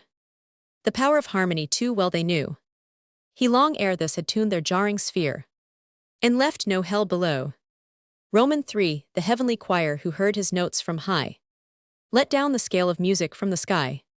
They handed him along, and all the way he taught, and all the way they sung. Ye brethren of the lyre and tuneful voice, lament his lot, but at your own rejoice. Now live secure and linger out your days. The gods are pleased alone with Purcell's lays, nor know to mend their choice. Epitaph on the Lady Whitmore. This was perhaps Frances, daughter of Sir William Brooke, Knight of the Bath, and wife to Sir Thomas Whitmore, Knight Baronet. Fair, kind, and true, a treasure each alone. A wife, a mistress, and a friend in one. Rest in this tomb, raised at thy husband's here sadly summing what he had and lost. Come, virgins, ere in equal bands ye join. Come first, and offer at her sacred shrine. Pray but for half the virtues of this wife. Compound for all the rest with longer life. And wish your vows like hers may be returned. So loved when living, and when dead so mourned. Epitaph on Mrs. Margaret Paston of Birmingham in Norfolk. This is an ancient and distinguished family in Norfolk. See Bloomfield's topographical account of that shire. So fair, so young, so innocent, so sweet. So ripe a judgment, and so rare a wit. Require at least an age in one to meet. In her they met, but long they could not stay. 'Twas gold too fine to mix without allay. Heaven's image was in her so well expressed. Her very sight upbraided all the rest. Too justly ravished from an age like this. Now she is gone, the world is of a piece. Epitaph on the monument of the Marquis of Winchester. John Powlett, 5th Marquis of Winchester, was remarkable for his steady loyalty to Charles Roman I. He garrisoned for the king his fine castle at Basing, and underwent a siege of 2 years, from August 1643 to October 16, 1645, on which day it was taken by Cromwell by storm, after having been defended with great gallantry to the very last extremity. The Marquis had written in every window of the house, with a diamond, the motto Imes Loyalt. The parliamentary leaders, incensed at this device, burned down this noble seat, a conflagration, which Cromwell imputes to accident and destroyed, and plundered property to the amount of Roman 50,000. The Marquis himself was made prisoner. The particulars of this memorable siege were printed at Oxford in 1645, and Oliver's account of the storm is published in Collins's Peerage. From a manuscript in the museum, the Marquis of Winchester survived the Restoration, and having died Premier Marquis of England in 1674, was buried at Inglefield. This monument, upon which our author's verses are engraved, is made of black and white marble, and a compartment underneath the lines bears this inscription: "The Lady Marchioness Dowager, in testimony of her love and sorrow, gave this monument to the memory of a most affectionate tender husband." On a flat marble stone beneath the monument is the following epitaph: "Here lieth interred the body of the most noble and mighty Prince John Powlett, Marquis of Winchester, Earl of Wiltshire, Baron of St. John of Basing, first Marquis of England, a man of exemplary piety towards God, and of inviolable fidelity towards his sovereign, in whose cause he fortified his house of Basing, and defended it against the rebels. To the last extremity he married 3 wives. The first was Jane, daughter of Thomas Viscount Savage, and of Elizabeth his wife, daughter, and co-heir of Thomas Darcy, Earl of Rivers, by whom he had issue Charles, now Marquis of Winchester. His second wife was Honora, daughter of Richard Burgh, Earl of St. Albans and Clanricarde, and of Frances his wife, daughter and heir of Sir Francis Walsingham, Knight, and Principal Secretary of State, to Queen Elizabeth, by whom he had issue 4 sons and 3 daughters. His last wife, who survived him, was Isabella, daughter of William Viscount Stafford, second son of Thomas Howard, Earl of Arundel, and Surrey, Earl Marshal of England, and of Mary, his wife, sister, and sole heir of Henry Lord Stafford, who was the heir-male of the most high, mighty, and most noble Prince Edward, last Duke of Buckingham, of that most illustrious name and family, by whom he had no issue. He died in the 77th year of his age, on the 5th of March, in the year of our Lord 1674, by Edward Walker Garter, King of Arms. Epitaph on this monument of the Marquis of Winchester. He who in impious times undaunted stood, and midst rebellion durst be just and good, whose arms asserted, and whose sufferings more confirmed the cause for which he fought before, rests here rewarded by an heavenly prince, for what is earthly could not recompense. Pray, reader, that such times no more appear, or if they happen, learn true honor here. Ask of this age's faith and loyalty, which to preserve them, heaven confined in thee. Few subjects could a king like thine deserve, and fewer such a king so well could serve. Blessed king, blessed subject, whose exalted state by sufferings rose, and gave the law to fate. Such souls are rare, but mighty patterns given to earth, and meant for ornaments to heaven. Epitaph on Sir Palmes Fairbone's tomb in Westminster Abbey. Sacred to the immortal memory of Sir Palmes Fairbone, Knight, Governor of Tangier, in execution of which command he was mortally wounded by a shot from the Moors, then besieging the town in the 46th year of his age, October 24, 1680. Ye sacred relics which your marble keep, here undisturbed by wars in quiet sleep, discharge the trust which when it was below, Fairbone's undaunted soul did undergo, and be the town's palladium from the foe. Alive and dead these walls he will defend. Great actions, great examples must attend. The Candians siege his early valor knew, where Turkish blood did his young hands imbrue. From thence, returning with deserved applause, against the Moors his well-fleshed sword he draws. The same the courage, and the same the cause. His youth and age, his life and death combine, as in some great and regular design, all of a piece throughout, and all divine. Still nearer heaven his virtues shone more bright, like rising flames expanding in their height. The martyr's glory crowned the soldier's fight. More bravely British general never fell, nor general's death was e'er revenged so well, which his pleased eyes beheld before their close, followed by 1,000 victims of his foes. To his lamented loss for time to come, his pious widow consecrates this tomb on the monument of a fair maiden lady, who died at Baths, and is there interred. This lady lies buried in the Abbey Church at Bath. The lines are accompanied by the following inscription upon a monument of white marble: here lies the body of Mary, third daughter of Richard Frampton of Morton in Dorsetshire-esque, and of Jane, his wife, sole daughter of Sir Francis Cothington of Foundhill in Wilts, who was born January 1, 1676, and died after 7 weeks' illness on the 6th of September 1698. This monument was erected by Catherine Frampton, her second sister, and executrix, in testimony of her grief, affection, and gratitude. Below this marble monument is laid all that heaven wants of this celestial maid. Preserve, O sacred tomb, thy trust consigned. The mold was made on purpose for the mind, and she would lose if at the latter day one atom could be mixed of other clay. Such were the features of her heavenly face. Her limbs were formed with such harmonious grace. So faultless was the frame, as if the whole had been an emanation of the soul, which her own inward symmetry revealed, and like a picture shown in glass annealed, or like the sun eclipsed with shaded light, too piercing else to be sustained by sight. Each thought was visible that rolled within, as through a crystal case the figured hours are seen, and heaven did this transparent veil provide, because she had no guilty thought to hide. All white a virgin saint, she sought the skies. For marriage, though it sullies not, it dyes. High though her wit, yet humble was her mind, as if she could not, or she would not find, how much her worth transcended all her kind. Yet she had learned so much of heaven below, that when arrived she scarce had more to know, but only to refresh the former hint, and read her Maker in a fairer print. So pious as she had no time to spare for human thoughts, but was confined to prayer. Yet in such charities she passed the day. 'Twas wondrous how she found an hour to pray. A soul so calm it knew not ebbs or flows, which passion could but curl, not discompose. A female softness with a manly mind, a daughter duteous and a sister kind, in sickness patient and in death resigned. Under Mr. Milton's picture, before his paradise lost, this inscription appeared under the engraving prefixed to Tonson's folio edition of the Paradise Lost, published by subscription under the patronage of Somers in 1688. Dryden was one of the subscribers. Atterbury, afterwards Bishop of Rochester, was active in procuring subscribers. See a letter of his to Tonson Malone's Life of Dryden, p. 203. Mr. Malone regards Dryden's hexastich as an amplification of Selvagy's distich, addressed to Milton while at Rome.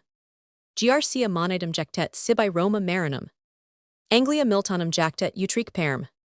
3 poets in 3 distant ages born. Greece, Italy, and England did adorn.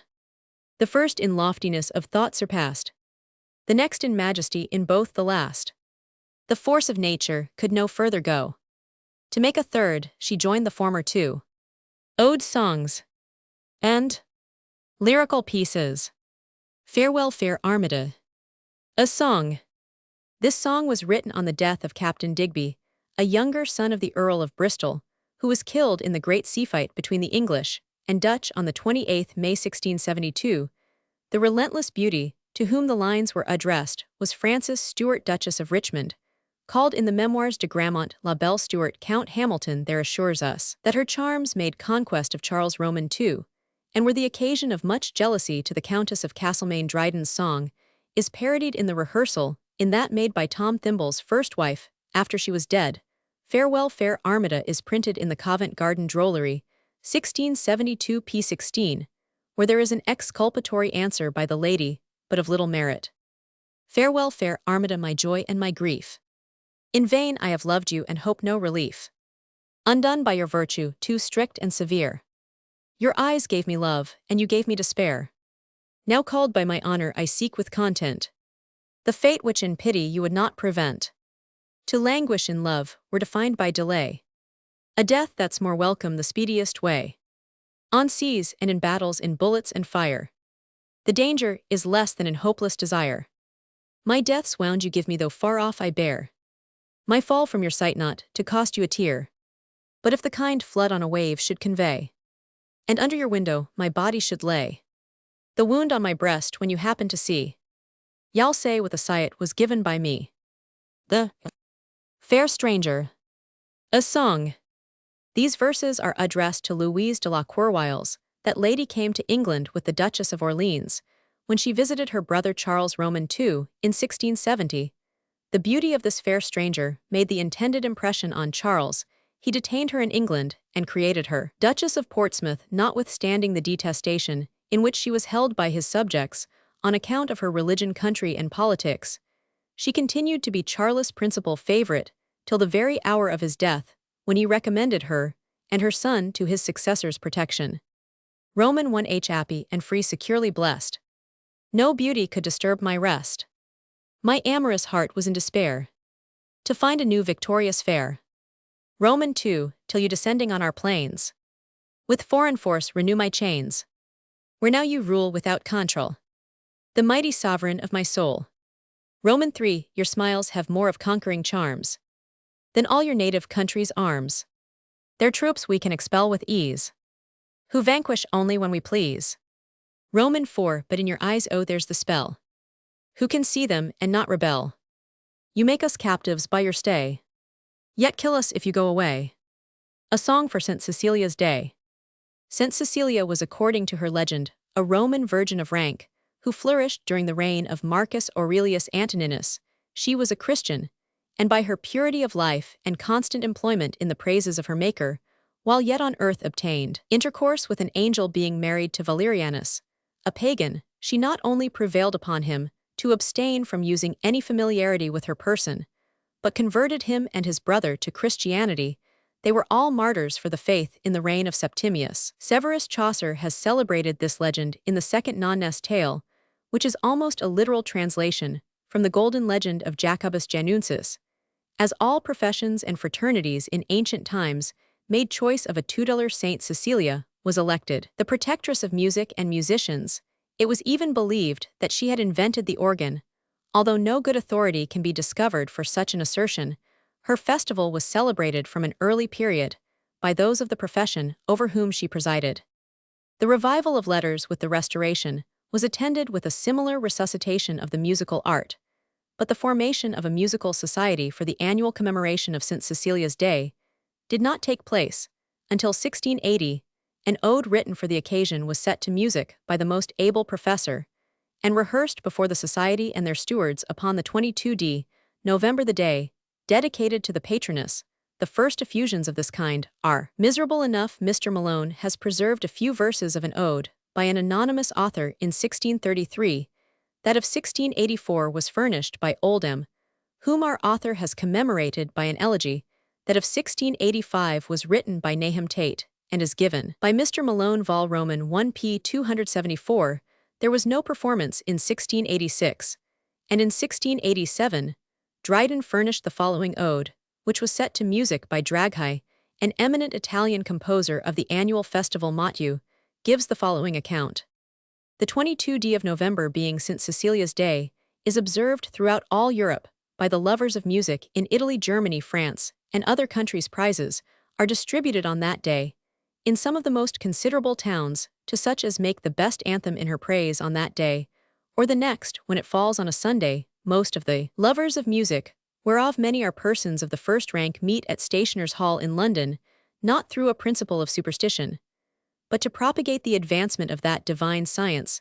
A splendid entertainment is provided, and before it is always a performance of music by the best voices and hands in town. The words, which are always in the patroness's praise, are set by some of the greatest masters. This year, 1691, Dr. John Blow, that famous musician, composed the music, and Mr. D. Urfey, whose skill in things of that nature is well known, made the words. 6 stewards are chosen for each ensuing year, 4 of which are either persons of quality or gentlemen of note, and the 2 last either gentlemen of their Majesties' music, or some of the chief masters in town. This feast is one of the gentilest in the world. There are no formalities nor gatherings as at others, and the appearance there is always very splendid. Whilst the company is at table, the hautboys and trumpets play successively. The merit of the following ode has been so completely lost in that of Alexander's feast that few readers give themselves even the trouble of attending to it, yet the first stanza has exquisite merit. And although the power of music is announced in those which follow in a manner more abstracted and general, and therefore less striking than when its influence upon Alexander and his chiefs is placed before our eyes, it is perhaps only our intimate acquaintance with the second ode that leads us to undervalue the first, although containing the original ideas, so exquisitely brought out and embodied in Alexander's feast. Song for St. Cecilia's Day. D. November 1687. Roman 1 From harmony, from heavenly harmony. This universal frame began when nature underneath a heap of jarring atoms lay, and could not heave her head. The tuneful voice was heard from high, "Arise, ye more than dead."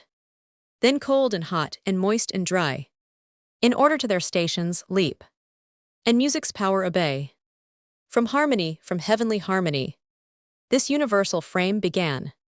From harmony to harmony, through all the compass of the notes it ran, the diapason closing full in man. Roman 2 What passion cannot music raise and quell? When Jubal struck the chorded shell, his listening brethren stood around, and wondering on their faces, to worship that celestial sound.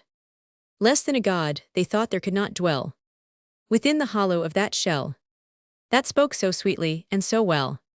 What passion cannot music raise and quell? Roman 3 The trumpet's loud clangor excites us to arms, with shrill notes of anger and mortal alarms. The double, double, double beat of the thundering drum cries, "Hark, the foes come!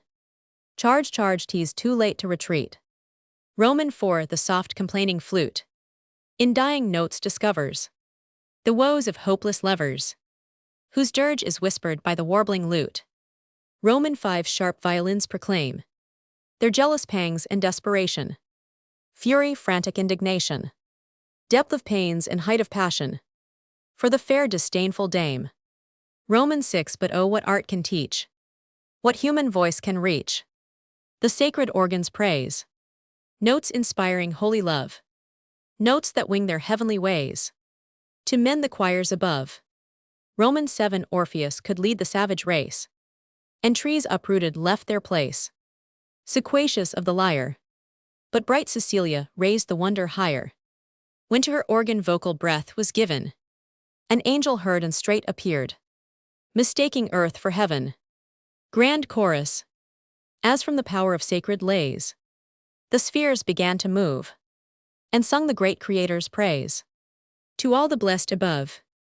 So in the last and dreadful hour, this crumbling pageant shall devour. The trumpet shall be heard on high, the dead shall live, the living die, and music shall untune the sky.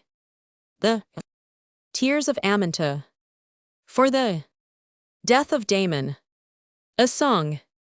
Roman 1 On a bank beside a willow, heaven her covering, earth her pillow, sad Aminta sighed alone, from the cheerless dawn of morning till the dews of night returning. Singing thus she made her moan. Hope is banished, joys are vanished, Damon my beloved is gone. Roman 2 Time I dare thee to discover such a youth and such a lover. Oh, so true, so kind was he. Damon was the pride of nature, charming in his every feature. Damon lived alone for me. Melting kisses, murmuring blisses, who so lived and loved as we. Roman 3 Never shall we curse the morning, never bless the night returning, sweet embraces to restore. Never shall we both lie dying, nature failing, love supplying all the joys he drained before. Death come end me, to befriend me. Love and Damon are no more. A song. Roman 1 Sylvia the fair in the bloom of 15 felt an innocent warmth as she lay on the green. She had heard of a pleasure and something she guessed by the tossing and tumbling and touching her breast. She saw the men eager but was at a loss what they meant by their sighing and kissing so close, by their praying and whining, and clasping and twining, and panting and wishing, and sighing and kissing so close. Roman 2 Ah, she cried, ah, for a languishing maid, in a country of Christians to die without aid. Not a Whig or a Tory or Trimmer at least, or a Protestant parson or Catholic priest, to instruct a young virgin that is at a loss what they meant by their sighing and kissing so close, by their praying and whining, and clasping and twining, and panting and wishing, and sighing and kissing so close. Roman 3, Cupid in shape of a swain did appear. He saw the sad wound, and in pity drew near. Then showed her his arrow, and bid her not fear.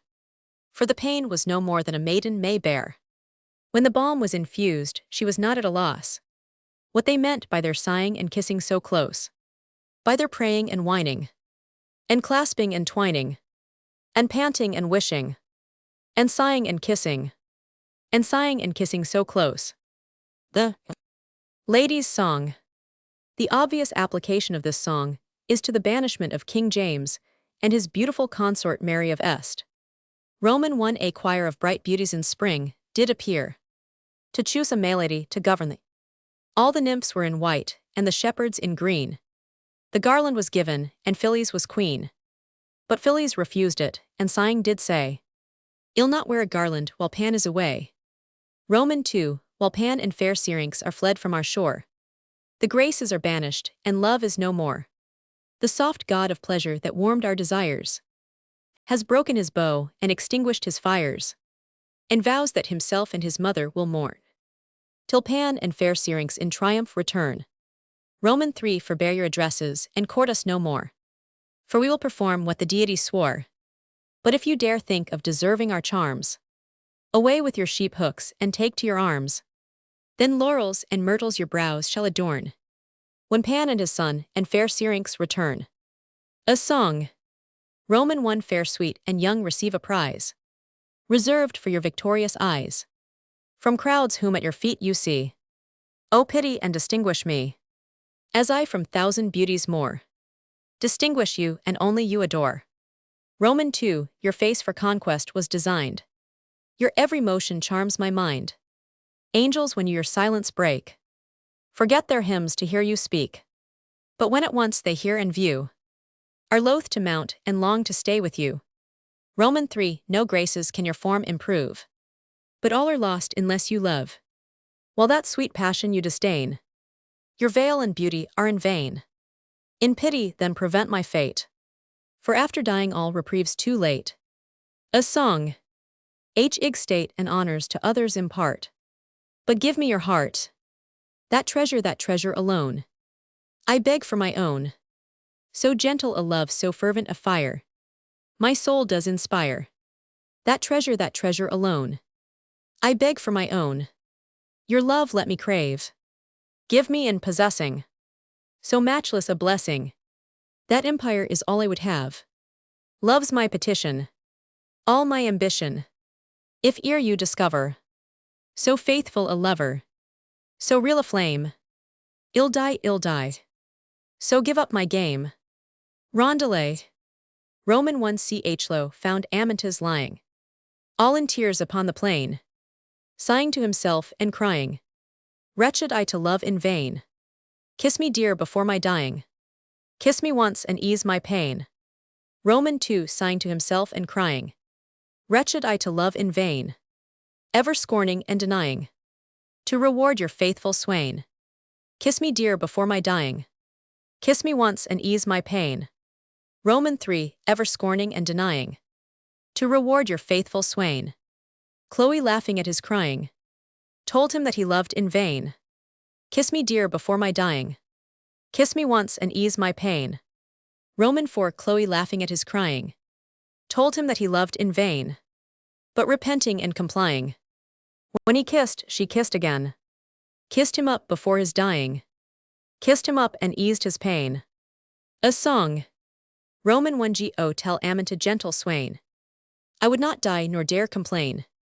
Thy tuneful voice with numbers join. Thy words will more prevail than mine. To souls oppressed and dumb with grief, the gods ordain this kind relief.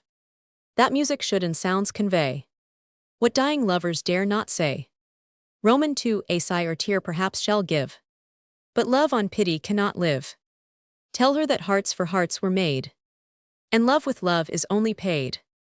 Tell her my pains so fast increase, that soon they will be past redress. But ah, the wretch that speechless lies, attends but death to close his eyes. A song. To a fair young lady, going out of the town in the spring. Roman 1 Ask not the cause why sullen spring so long delays her flowers to bear. Why warbling birds forget to sing, and winter storms invert the year. Chloris is gone and fate provides to make it spring where she resides. Roman 2 Chloris is gone the cruel fair. She cast not back a pitying eye, but left her lover in despair, to sigh, to languish, and to die. Ah, how can those fair eyes endure to give the wounds they will not cure? Roman 3 Great God of love, why hast thou made a face that can all hearts command, that all religions can invade, and change the laws of every land? Where thou hadst placed such power before, thou shouldst have made her mercy more. Roman 4 When Chloris to the temple comes, adoring crowds before her fall, she can restore the dead from tombs, and every life but mine recall. I only am by love designed to be the victim for mankind. Alexander's Feast, or The Power of Music, an ode in honor of St. Cecilia's Day. This celebrated ode was written for the Saints' Festival in 1697, when the following stewards officiated: Hugh Colville-esque, Cap Thomas Newman, Orlando Bridgman-esque, Theophilus Buller-esque, Leonard Wessel-esque, Paris Slaughter-esque, Jeremiah Clark Gent, and Francis Rich Gent. The merits of this unequal diffusion of lyrical poetry are fully discussed in the general criticism. Roman 1 was at the royal feast for Persia 1. By Philip's warlike son. Aloft in awful state, the godlike hero sate on his imperial throne. His valiant peers were placed around, their brows with roses and with myrtles bound. So should desert in arms be crowned. The lovely ties by his side sate like a blooming eastern bride, in flower of youth and beauty's pride. Happy, happy, happy pair. None but the brave deserves the fair. Chorus. Happy, happy, happy pair. None but the brave deserves the fair. Roman 2 Timotheus placed on high, amid the tuneful choir, with flying fingers touched the lyre. The trembling notes ascend the sky, and heavenly joys inspire. The song began from Jove, who left his blissful seats up. Such is the power of mighty love. A dragon's fiery form belied the god. Sublime on radiant spheres he rode, when he to fair Olympia pressed, and while he sought her snowy breast, then round her slender waist he curled, and stamped an image of himself, a sovereign of the world. The listening crowd admire the lofty sound. A present deity they shout around. A present deity the vaulted roofs rebound. With ravished ears, the monarch hears, assumes the god, affects to nod, and seems to shake the spheres. Chorus. With ravished ears, the monarch hears, assumes the god, affects to nod, and seems to shake the spheres. Roman 3 The praise of Bacchus, then the sweet musicians sung, of Bacchus ever fair and ever young. The jolly god in triumph comes. Sound the trumpets, beat the drums. Flushed with a purple grace, he shows his honest face. Now give the hautboy's breath, he comes, he comes. Bacchus ever fair and young, drinking joys did first ordain. Bacchus' blessings are a treasure. Drinking is the soldier's pleasure. Rich the treasure, sweet the pleasure. Sweet is pleasure after pain. Chorus. Bacchus' blessings are a treasure. Drinking is the soldier's pleasure. Rich the treasure, sweet the pleasure. Sweet is pleasure after pain. Roman 4 Soothed with the sound the king grew vain. Fought all his battles o'er again. And thrice he routed all his foes, and thrice he slew the slain. The master saw the madness rise, his glowing cheeks, his ardent eyes. And while he heaven and earth defied, changed his hand and checked his pride. He chose a mournful muse, soft pity to infuse. He sung Darius great and good, by too severe a fate. Fallen, fallen, fallen, fallen. Fallen from his high estate, and weltering in his blood. Deserted at his utmost need, by those his former bounty fed. On the bare earth exposed he lies, with not a friend to close his eyes. With downcast looks the joyless victor sate, revolving in his altered soul the various turns of chance below. And now and then a sigh he stole, and tears began to flow. Chorus. Revolving in his altered soul the various turns of chance below. And now and then a sigh he stole, and tears began to flow. Roman 5, the mighty master smiled to see that love was in the next degree. 'Twas but a kindred sound to move, for pity melts the mind to love. Softly sweet in Lydian measures, soon he soothed his soul to pleasures. War he sung is toil and trouble, honor but an empty bubble, never ending, still beginning, fighting still and still destroying. If the world be worth thy winning, think, oh, think it worth enjoying. Lovely ties sits beside thee. Take the good the gods provide thee. The many rend the skies with loud applause. So love was crowned, but music won the cause. The prince, unable to conceal his pain, gazed on the fair, who caused his care, and sighed and looked, sighed and looked, sighed and looked, and sighed again. At length, with love and wine at once oppressed, the vanquished victor sunk upon her breast. Chorus. The prince, unable to conceal his pain, gazed on the fair, who caused his care, and sighed and looked, sighed and looked, sighed and looked, and sighed again. At length, with love and wine at once oppressed, the vanquished victor sunk upon her breast. Romans 6. Now strike the golden lyre again, a louder yet, and yet a louder strain. Break his bands of sleep asunder, and rouse him like a rattling peal of thunder. Hark, hark, the horrid sound has raised up his head, as awaked from the dead, and amazed he stares around. Revenge, revenge, Timotheus cries. See the furies arise. See the snakes that they rear, how they hiss in their hair, and the sparkles that flash from their eyes. Behold a ghastly band, each a torch in his hand. Those are Grecian ghosts that in battle were slain, and unburied remain, inglorious on the plain. Give the vengeance due to the valiant crew. Behold how they toss their torches on high, how they point to the Persian abodes and glittering temples of their hostile gods. The princes applaud with a furious joy, and the king seized a flambeau with zeal to destroy. Ties led the way to light him to his prey, and like another Helen fired another Troy. Chorus. And the king seized a flambeau with zeal to destroy.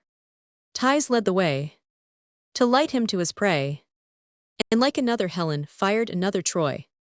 Romans 7. Thus long ago, ere heaving bellows learned to blow, while organs yet were mute, Timotheus to his breathing flute and sounding lyre could swell the soul to rage or kindle soft desire. At last divine Cecilia came, inventress of the vocal frame, the sweet enthusiast from her sacred store, enlarged the former narrow bounds, and added length to solemn sounds. With nature's motherwit and arts unknown before, let old Timotheus yield the prize, or both divide the crown. He raised a mortal to the skies, she drew an angel down. Grand chorus. At last divine Cecilia came, inventress of the vocal frame, the sweet enthusiast from her sacred store, enlarged the former narrow bounds, and added length to solemn sounds. With nature's motherwit and arts unknown before, let old Timotheus yield the prize, or both divide the crown. He raised a mortal to the skies, she drew an angel down. Veni Creator Spiritus. Paraphrased. See reader spirit by whose aid the world's foundations first were laid. Come visit every pious mind. Come pour thy joys on humankind. From sin and sorrow set us free, and make thy temples worthy thee. O source of uncreated light, the Father's promised paraclete, thrice holy fount, thrice holy fire, our hearts with heavenly love inspire. Come and thy sacred unction to sanctify us while we sing. Plenteous of grace descend from high, rich in thy sevenfold energy, thou strength of his almighty hand, whose power does heaven and earth command. Proceeding Spirit our defense, who dost the gifts of tongues dispense, and crownst thy gift with eloquence. Refine and purge our earthly parts, but oh, inflame and fire our hearts. Our frailties help our vice control. Submit the senses to the soul, and when rebellious they are grown, then lay thy hand and hold them down. Chase from our minds the infernal foe, and peace the fruit of love bestow. And lest our feet should step astray, Protect and guide us in the way. Make us eternal truths receive. And practice all that we believe. Give us thyself that we may see the Father and the Son by thee. Immortal honor, endless fame. Attend the Almighty Father's name. The Savior Son be glorified, who for lost man's redemption died. And equal adoration be eternal Paraclete to thee. Fables. Tales from Chaucer. Do. His Grace, the Duke of Ormond. Anno 1699. My lords, some estates are held in England. By paying a fine at the change of every lord, I have enjoyed the patronage of your family from the time of your excellent grandfather to this present day. I have dedicated the translations of the lives of Plutarch to the first Duke, and have celebrated the memory of your heroic father. Though I am very short of the age of Nestor, yet I have lived to a third generation of your house, and by your graces, favor am admitted still to hold from you by the same tenure. I am not vain enough to boast that I have deserved the value of so illustrious a line, but my fortune is the greater that for 3 descents they have been pleased to distinguish my poems from those of other men, and have accordingly made me their peculiar care. May it be permitted me to say that as your grandfather and father were cherished and adorned with honors by 2 successive monarchs, so I have been esteemed and patronized by the grandfather, the father, and the son descended from one of the most ancient, most conspicuous, and most deserving families in Europe. It is true that by delaying the payment of my last fine, when it was due by your grace's accession to the titles and patrimonies of your house, I may seem in rigor of law to have made a forfeiture of my claim, yet my heart has always been devoted to your service, and since you have been graciously pleased by your permission of this address, to accept the tender of my duty, it is not yet too late to lay these poems at your feet.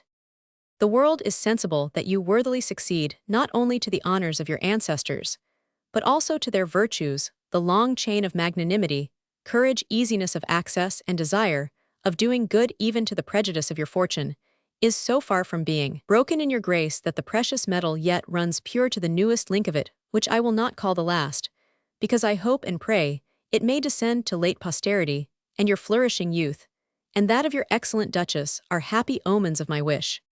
It is observed by Livy, and by others, that some of the noblest Roman families retained a resemblance of their ancestry, not only in their shapes and features, but also in their manners, their qualities, and the distinguishing characters of their minds.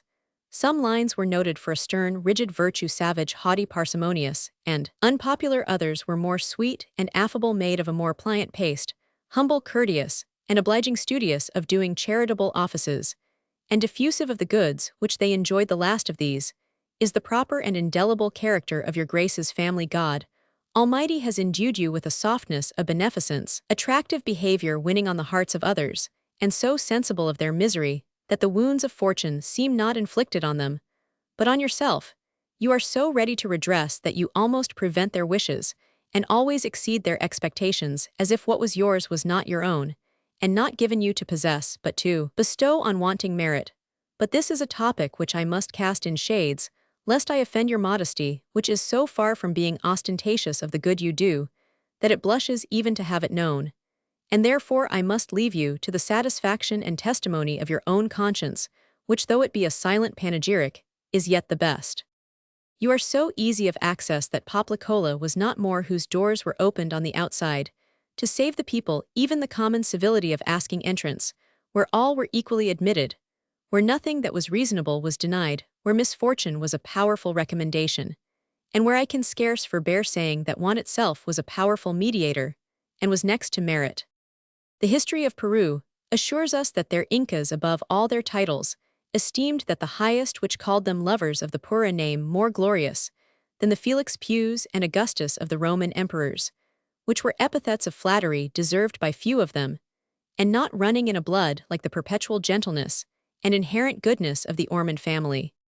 Gold as it is the purest, so it is the softest and most ductile of all metals. Iron, which is the hardest, gathers rust, corrodes itself, and is therefore subject to corruption. It was never intended for coins and medals, or to bear the faces and inscriptions of the great. Indeed, it is fit for armor, to bear off insults and preserve the wearer in the day of battle.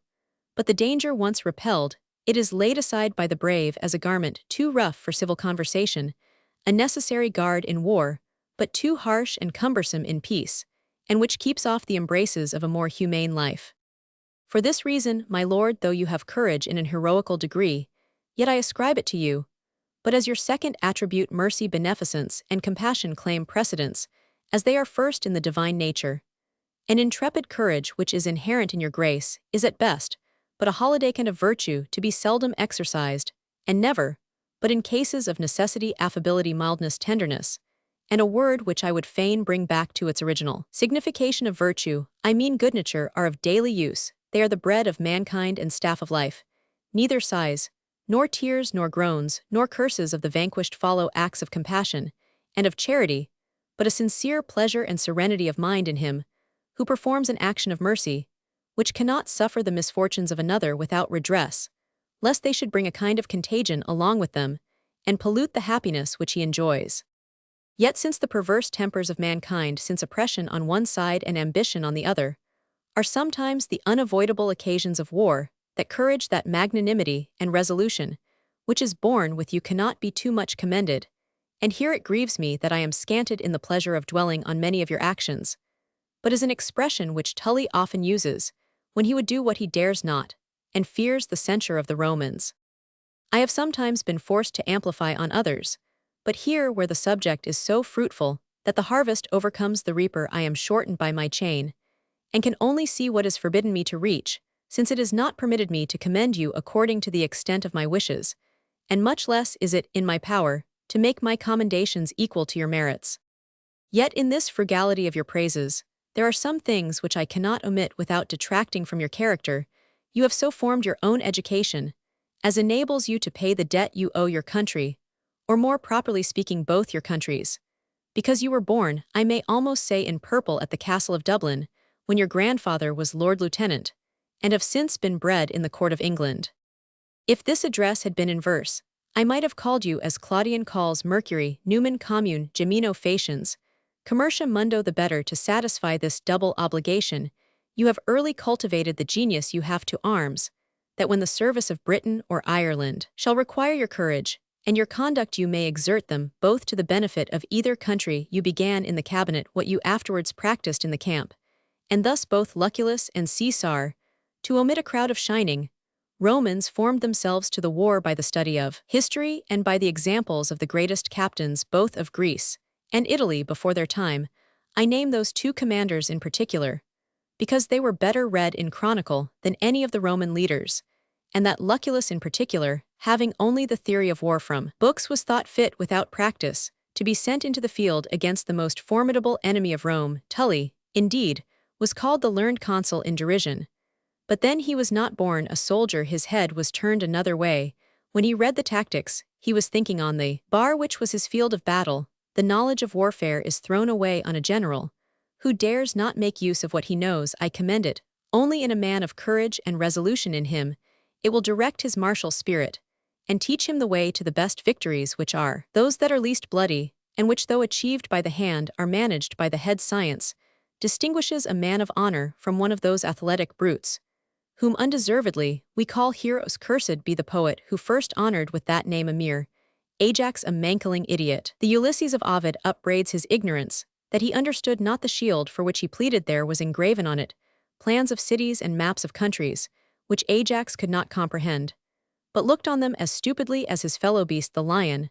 But on the other side, your grace has given yourself the education of his rival. You have studied every spot of ground in Flanders, which for these 10 years past has been the scene of battles and of sieges. No wonder, if you performed your part with such applause on a theater which you understood so well. If I designed this for a poetical encomium, it were easy to enlarge on so copious a subject, but confining myself to the severity of truth, and to what is becoming me to say, I must not only pass over many instances of your military skill, but also those of your assiduous diligence in the war, and of your personal bravery, attended with an ardent thirst of honor, a long train of generosity, profuseness, of doing good, a soul unsatisfied with all it has done, and an unextinguished desire of doing more. But all this is matter for your own historians. I am, as Virgil says, spatiis exclusus iniques. Yet not to be wholly silent of all your charities, I must stay a little on one action, which preferred the relief of others to the consideration of yourself, When in the Battle of Landen your heat of courage, a fault only pardonable to your youth, had transported you so far before your friends, that they were unable to follow much less to succor you, when you were not only dangerously, but in all appearance mortally wounded, when in that desperate condition you were made prisoner, and carried to Namur at that time, in possession of the French, then it was, my lord, that you took a considerable part of what was remitted to you of your own revenues, and as a memorable instance of your heroic charity, put it into the hands of Count Guiscard, who was governor of the place, to be distributed among your fellow prisoners. The French commander, charmed with the greatness of your soul, accordingly consigned it to the use for which it was intended by the donor, by which means the lives of so many miserable men were saved, and a comfortable provision made for their subsistence, who had otherwise perished, had you not been the companion of their misfortune, or rather sent, by Providence like another Joseph, to keep out famine from invading those whom in humility you called your brethren. How happy was it for those poor creatures, that your grace was made their fellow-sufferer, and how glorious for you, that you chose to want rather than not relieve the wants of others. The heathen poet, in commending the charity of Dido to the Trojans, spoke like a Christian. Unignara mali miseris succurrere disc. All men, even those of a different interest and contrary principles, must praise this action as the most eminent for piety, not only in this degenerate age, but almost in any of the former, when men were made de melior ludo, when examples of charity were frequent, and when there were in being tucri pulcherima proles, magnanimi heroes nati meliribus annis.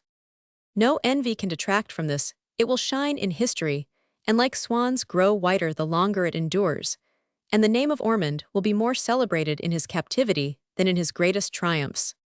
But all actions of your grace are of a piece, as waters keep the tenor of their fountains. Your compassion is general, and has the same effect as well on enemies as friends. It is so much in your nature to do good, that your life is but one continued act of placing benefits on many, as the sun is always carrying his light to some part or other of the world. And were it not that your reason guides you where to give, I might almost say that you could not help bestowing more than is consisting with the fortune of a private man, or with the will of any but an Alexander. What wonder is it then that, being born for a blessing to mankind, your supposed death in that engagement was so generally lamented through the nation? The concernment for it was as universal as the loss, and though the gratitude might be counterfeit in some, yet the tears of all were real, where every man deplored his private part in that calamity, and even those who had not tasted of your favors, yet built so much on the fame of your beneficence, that they bemoaned the loss of their expectations. This brought the untimely death of your great father into fresh remembrances, if the same decree had passed on 2 short successive generations of the virtuous, and I repeated to myself the same verses which I had formerly applied to him.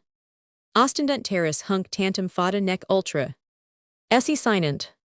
But to the joy not only of all good men, but mankind in general, the unhappy omen took not place. You are still living to enjoy the blessings and applause of all the good you have performed, the prayers of multitudes, whom you have obliged for your long prosperity, and that your power of doing generous and charitable actions may be as extended as your will, which is by none more zealously desired than by your grace's most humble, most obliged, and most obedient servant, John Dryden. Preface. Prefixed to the Fables. It is with a poet as with a man who designs to build and is very exact as he supposes in casting up the cost beforehand, but generally speaking, he is mistaken in his account, and reckons short in the expense he first intended. He alters his mind as the work proceeds, and will have this or that convenience more of which he had not thought when he began. So has it happened to me. I have built a house where I intended, but a lodge yet with better success than a certain nobleman, who beginning with a dog kennel, never lived to finish the palace he had contrived. From translating the first of Homer's Iliads, which I intended as an essay to the whole work, I proceeded to the translation of the 12th book of Ovid's Metamorphoses, because it contains, among other things, the causes, the beginning and ending of the Trojan War. Here I ought in reason to have stopped, but the speeches of Ajax and Ulysses lying next in my way, I could not balk them when I had compassed them. I was so taken with the former part of the 15th book, which is the masterpiece of the whole Metamorphoses, that I enjoined myself the pleasing task of rendering it into English, and now I found by the number of my verses that they began to swell into a little volume, which gave me an occasion of looking backward on some beauties of my author in his former books, there occurred to me the hunting of the boar Cinyras, and Mirha the good-natured story of Baucis and Philemon, with the rest which I hope I have translated closely enough, and given them the same turn of verse which they had in the original, and this, I may say without vanity, is not the talent of every poet. He, who has arrived the nearest to it, is the ingenious and learned Sandys, the best versifier of the former age, if I may properly call it by that name, which was the former part of this concluding century, for Spenser and Fairfax both flourished in the reign of Queen Elizabeth, great masters in our language, and who saw much farther into the beauties of our numbers than those who immediately followed them. Milton was the poetical son of Spenser, and Mr. Waller of Fairfax, for we have our lineal descents and clans, as well as other families. Spenser more than once insinuates that the soul of Chaucer was transfused into his body, and that he was begotten by him 200 years after his decease. Milton has acknowledged to me that Spenser was his original, and many besides myself have heard our famous Waller own that he derived the harmony of his numbers from Godfrey of Boulogne, which was turned into English by Mr. Fairfax. But to return, having done with Ovid for this time, it came into my mind that our old English poet Chaucer in many things resembled him, and that with no disadvantage on the side of the modern author, as I shall endeavor to prove when I compare them, and as I am and always have been studious to promote the honor of my native country, so I soon resolved to put their merits to the trial, by turning some of the Canterbury Tales into our language, as it is now refined, for by this means both the poets being set in the same light, and dressed in the same English habit, story to be compared with story, a certain judgment may be made betwixt them by the reader, without obtruding my opinion on him, or if I seem partial to my countryman and predecessor in the laurel. The friends of antiquity are not few, and besides many of the learned, Ovid has almost all the beaux, and the whole fair sex his declared patrons. Perhaps I have assumed somewhat more to myself than they allow me, because I have adventured to sum up the evidence, but the readers are the jury, and their privilege remains entire to decide according to the merits of the cause, or if they please, to bring it to another hearing before some other court. In the meantime, to follow the thread of my discourse, as thoughts, according to Mr. Hobbes, have always some connection, so from Chaucer I was led to think on Baucis, who was not only his contemporary, but also pursued the same studies, wrote novels in prose, and many works in verse. Particularly, is said to have invented the octave rhyme or stanza of 8 lines, which ever since has been maintained by the practice of all Italian writers, who are or at least assume the title of heroic poets. He and Chaucer, among other things, had this in common, that they refined their mother tongues, but with this difference, that Dante had begun to file their language, at least in verse, before the time of Baucis, who likewise received no little help from his master Petrarch. But the reformation of their prose was wholly owing to Baucis himself, who is yet the standard of purity in the Italian tongue, though many of his phrases are become obsolete, as in process of time it must needs happen. Chaucer, as you have formerly been told by our learned Mr. Rhymer, first adorned and amplified our barren tongue from the Provencal, which was then the most polished of all the modern languages. But this subject has been copiously treated by that great critic, who deserves no little commendation from us, his countrymen. For these reasons of time and resemblance of genius in Chaucer and Baucis, I resolved to join them in my present work, to which I have added some original papers of my own, which, whether they are equal or inferior to my other poems, an author is the most improper judge, and therefore I leave them wholly to the mercy of the reader. I will hope the best that they will not be condemned, but if they should, I have the excuse of an old gentleman, who, mounting on horseback before some ladies, when I was present, got up somewhat heavily, but desired of the fair spectators that they would count 68 before they judged him. By the mercy of God, I am already come within 20 years of his number, a cripple in my limbs, but what decays are in my mind, the reader must determine.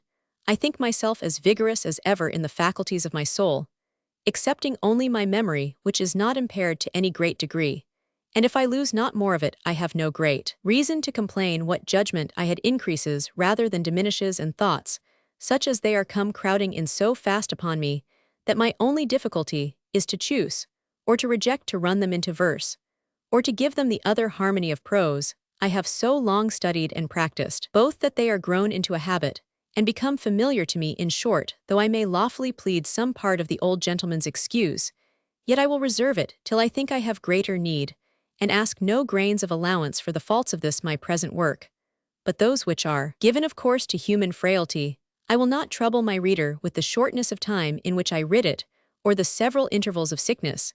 They who think too well of their own performances are apt to boast in their prefaces how little time their works have cost them, and what other business of more importance interfered. But the reader will be as apt to ask the question, why they allowed not a longer time to make their works more perfect, and why they had so despicable an opinion of their judges, as to thrust their indigested stuff upon them, as if they deserved no better. With this account of my present undertaking, I conclude the first part of this discourse in the second part. As at a second sitting, though I alter not the draught, I must touch the same features over again, and change the dead coloring of the whole in general. I will only say that I have written nothing which savors of immorality or profaneness. At least, I am not conscious to myself of any such intention. If there happen to be found an irreverent expression, or a thought too wanton, they are crept into my verses through my inadvertency. If the searchers find any in the cargo, let them be staved or forfeited like counterbanded goods. At least let their authors be answerable for them, as being but imported merchandise, and not of my own manufacture. On the other side, I have endeavored to choose such fables, both ancient and modern, as contain in each of them some instructive moral which I could prove by induction, but the way is tedious, and they leap foremost into sight without the reader's trouble of looking after them.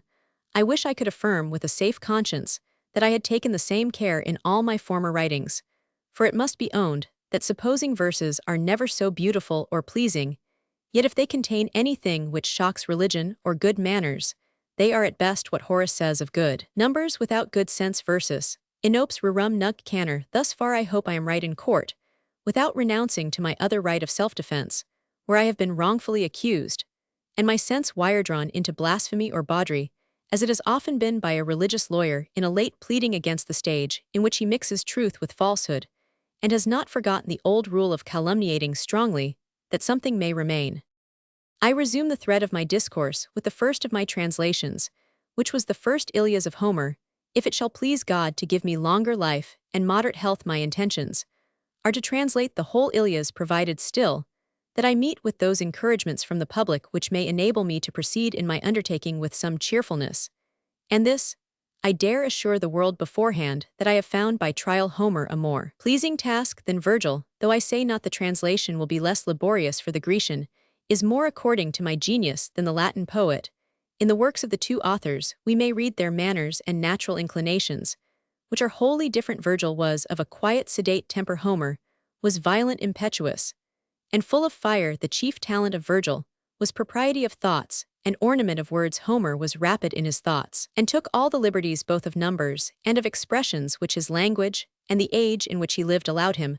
Homer's invention was more copious, Virgil's more confined, so that if Homer had not led the way, it was not in Virgil to have begun heroic poetry, for nothing can be more evident than that the Roman poem is but the second part of the Ilias, a continuation of the same story, and the persons already formed. The manners of Nes are those of Hector superadded to those which Homer gave him. The adventures of Ulysses in the Odysseys are imitated in the first 6 books of Virgil's Nes, and though the accidents are not the same which would have argued him of a servile copying and total barrenness of invention, yet the seas were the same in which both the heroes wandered, and Dido cannot be denied to be the poetical daughter of Calypso. The 6 latter books of Virgil's poem are the 24 Iliads contracted, a quarrel occasioned by a lady, a single combat, battles fought, and a town besieged. I say not this in derogation to Virgil, neither do I contradict anything which I have formerly said in his just praise, for his episodes are almost wholly of his own invention, and the form which he has given to the telling makes the tale his own, even though the original story had been the same. But this proves, however, that Homer taught Virgil to design, and if invention be the first virtue of an epic poet, then the Latin poem can only be allowed the second place. Mr. Hobbes, in the preface to his own bald translation of the Ilias, studying poetry as he did mathematics, when it was too late, Mr. Hobbes, I say, begins the praise of Homer where he should have ended it. He tells us that the first beauty of an epic poem consists in diction, that is, in the choice of words, and harmony of numbers. Now the words are the coloring of the work, which in the order of nature is last to be considered. The design, the disposition, the manners, and the thoughts are all before it. Where any of those are wanting or imperfect, so much wants, or is imperfect in the imitation of human life, which is in the very definition of a poem. Words, indeed, like glaring colors, are the first beauties that arise and strike the sight. But if the draught be false or lame, the figures ill-disposed, the manners obscure or inconsistent, or the thoughts unnatural, then the finest colors are but daubing, and the piece is a beautiful monster at the best. Neither Virgil nor Homer were deficient in any of the former beauties. But in this last, which is expression, the Roman poet is at least equal to the Grecian, as I have said elsewhere, supplying the poverty of his language by his musical ear and by his diligence.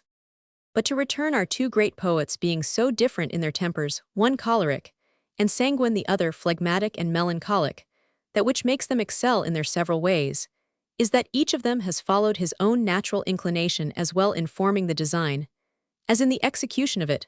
The very heroes show their authors. Achilles is hot, impatient, revengeful.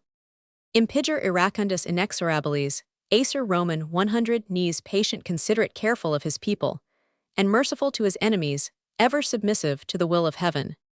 Quo fata trahunt retrahunt sequemer.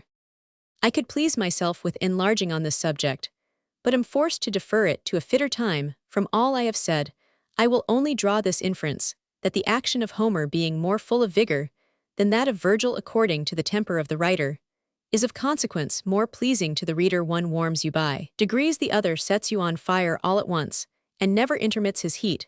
It is the same difference which Longinus makes betwixt the effects of eloquence in Demosthenes and Tully. One persuades, the other commands. You never cool, while you read Homer, even not in the second book, a graceful flattery to his countrymen, but he hastens from the ships and concludes not that book till he has made you amends by the violent playing of a new machine. From thence, he hurries on his action with variety of events, and ends it in less compass than 2 months. This vehemence of his, I confess, is more suitable to my temper, and therefore I have translated his first book with greater pleasure than any part of Virgil. But it was not a pleasure without pains. The continual agitations of the spirits must needs be a weakening of any constitution, especially in age, and many pauses are required for refreshment. Betwixt the heats, the Ilias of itself being a third part longer than all Virgil's works together. This is what I thought needful in this place to say of Homer. I proceed to Ovid and Chaucer, considering the former only in relation to the latter. With Ovid ended the golden age of the Roman tongue. From Chaucer, the purity of the English tongue began. The manners of the poets were not unlike, both of them were well-bred, well-natured, amorous, and libertine, at least in their writings. It may be also in their lives. Their studies were the same, philosophy and philology. Both of them were knowing in astronomy, of which Ovid's books of the Roman feasts and Chaucer's treatise of the astrolabe are sufficient witnesses. But Chaucer was likewise an astrologer, as were Virgil, Horace, Persius, and Manilius, both writ with wonderful facility and clearness. Neither were great inventors, for Ovid only copied the Grecian fables, and most of Chaucer's stories were taken from his Italian contemporaries or their predecessors. Bacchus, his Decameron, was first published, and from thence our Englishman has borrowed many of his Canterbury Tales, yet that of Palamon and Arcite was written in all probability by some Italian wit in a former age, as I shall prove hereafter. The tale of Griselda was the invention of Petrarch, by him sent to Bacchus, from whom it came to Chaucer. Troilus and Cressida was also written by a Lombard author, but much amplified by our English translator, as well as beautified the genius of our countrymen in general, being rather to improve an invention than to invent themselves, as is evident not only our poetry but in many of our manufactures. I find I have anticipated already and taken up from Bacchus before I come to him, but there is so much less behind, and I am of the temper of most kings who love to be in debt, are all for present money, no matter how they pay it afterwards. Besides, the nature of a preface is rambling, never wholly out of the way, nor in it. This I have learned from the practice of honest Montaigne, and return at my pleasure to Ovid and Chaucer, of whom I have little more to say. Both of them built on the inventions of other men, yet since Chaucer had something of his own, as the Wife of Baths, Till the Cock, and the Fox, which I have translated, and some others, I may justly give our countrymen the precedence in that part, since I can remember nothing of Ovid, which was wholly his. Both of them understood the manners, under which name I comprehend the passions, and in a larger sense, the descriptions of persons, and their very habits. For an example, I see Baucis and Philemon as perfectly before me, as if some ancient painter had drawn them, and all the pilgrims in the Canterbury Tales, their humours, their features, and the very dress as distinctly as if I had supped with them at the Tabard in Southwark. Yet even there too, the figures of Chaucer are much more lively, and set in a better light, which though I have not time to prove, yet I appeal to the reader, and am sure he will clear me from partiality. The thoughts and words remain to be considered in the comparison of the two poets, and I have saved myself one half of that labor by owning that Ovid lived when the Roman tongue was in its meridian. Chaucer, in the dawning of our language, therefore, that part of the comparison stands not on an equal foot, any more than the diction of Aeneas and Ovid, or of Chaucer and our present English. The words are given up as a post not to be defended in our poet, because he wanted the modern art of fortifying the thoughts remain to be considered, and they are to be measured only by their propriety, that is, as they flow more or less naturally from the persons described on such and such occasions. The vulgar judges, which are 9 parts in 10 of all nations, who call conceits and jingles wit, who see Ovid full of them, and Chaucer altogether without them, will think me little less than mad for preferring the Englishman to the Roman. Yet with their leave, I must presume to say that the things they admire are only glittering trifles, and so far from being witty that in a serious poem they are nauseous, because they are unnatural. Would any man who is ready to die for love describe his passion like Narcissus, would he think of inopum me copia fecit, and a dozen more of such expressions poured on the neck of one another, and signifying all the same thing? If this were wit, was this a time to be witty, when the poor wretch was in the agony of death? This is just John Littlewit in Bartholomew Fair, who had a conceit, as he tells you, left him in his misery, a miserable conceit. On these occasions, the poet should endeavor to raise pity, but instead of this, Ovid is tickling you to laugh. Virgil never made use of such machines. When he was moving you to commiserate the death of Dido, he would not destroy what he was building. Chaucer makes Arcite violent in his love, and unjust in the pursuit of it, yet when he came to die, he made him think more reasonably. He repents not of his love, for that had altered his character, but acknowledges the injustice of his proceedings, and resigns Emilia to Palamon. What would Ovid have done on this occasion? He would certainly have made Arcite witty on his deathbed, had complained he was farther off from possession by being so near, and 1,000 such boyisms, which Chaucer rejected, as below the dignity of the subject. They who think otherwise would by the same reason prefer Lucan and Ovid to Homer and Virgil and Martial to all 4 of them. As for the turn of words, in which Ovid particularly excels all poets, they are sometimes a fault, and sometimes a beauty, as they are used properly or improperly, but in strong passions always to be shunned, because passions are serious and will admit no playing. The French have a high value for them, and I confess they are often what they call delicate when they are introduced with judgment. But Chaucer writ with more simplicity, and followed nature more closely than to use them. I have thus far, to the best of my knowledge, been an upright judge betwixt the parties in competition, not meddling with the design, nor the disposition of it, because the design was not their own, and in the disposing of it, they were equal. It remains that I say somewhat of Chaucer in particular. In the first place, as he is the father of English poetry, so I hold him in the same degree of veneration as the Grecians held Homer, or the Romans Virgil.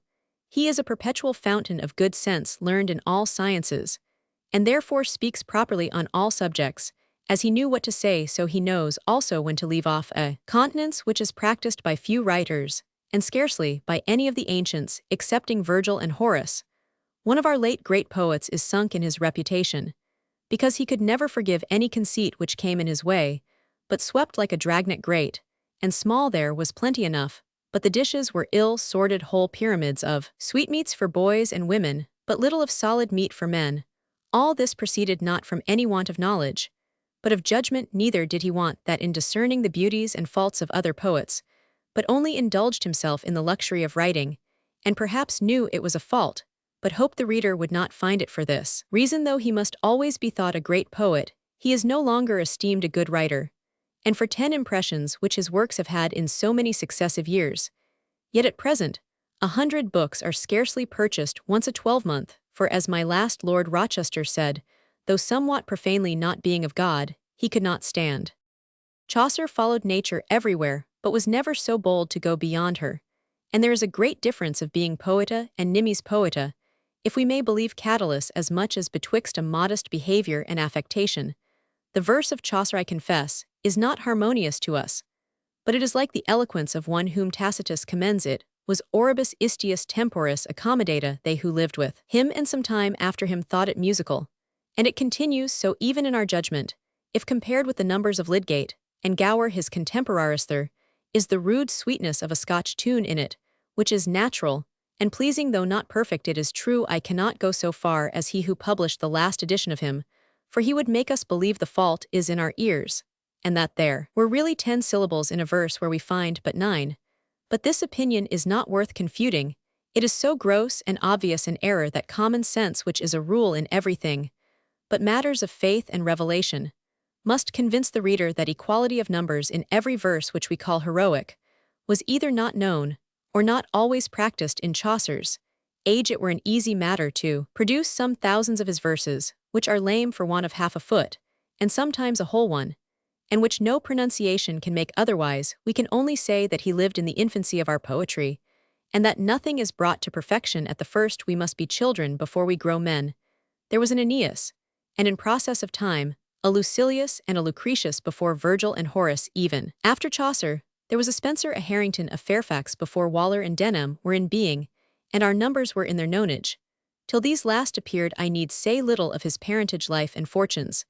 They are to be found at large in all the editions of his works. He was employed abroad, and favored by Edward Roman III, Richard Roman II, and Henry Roman IV, and was poet, as I suppose, to all 3 of them. In Richard's time, I doubt, he was a little dipped in the rebellion of the Commons, and being brother-in-law to John of Gaunt, it was no wonder if he followed the fortunes of that family, and was well with Henry Roman IV, when he had deposed his predecessor. Neither is it to be admired that Henry, who was a wise as well as a valiant prince, who claimed by succession, and was sensible that his title was not sound, but was rightfully in Mortimer, who had married the heir of York. It was not to be admired, I say, if that great politician should be pleased to have the greatest wit of those times in his interests, and to be the trumpet of his praises. Augustus had given him the example by the advice of Maecenas, who recommended Virgil and Horace to him, whose praises helped to make him popular while he was alive, and after his death have made him precious to posterity. As for the religion of our poet, he seems to have some little bias towards the opinions of Wycliffe, after John of Gaunt, his patron, somewhat of which appears in the tale of Piers Plowman.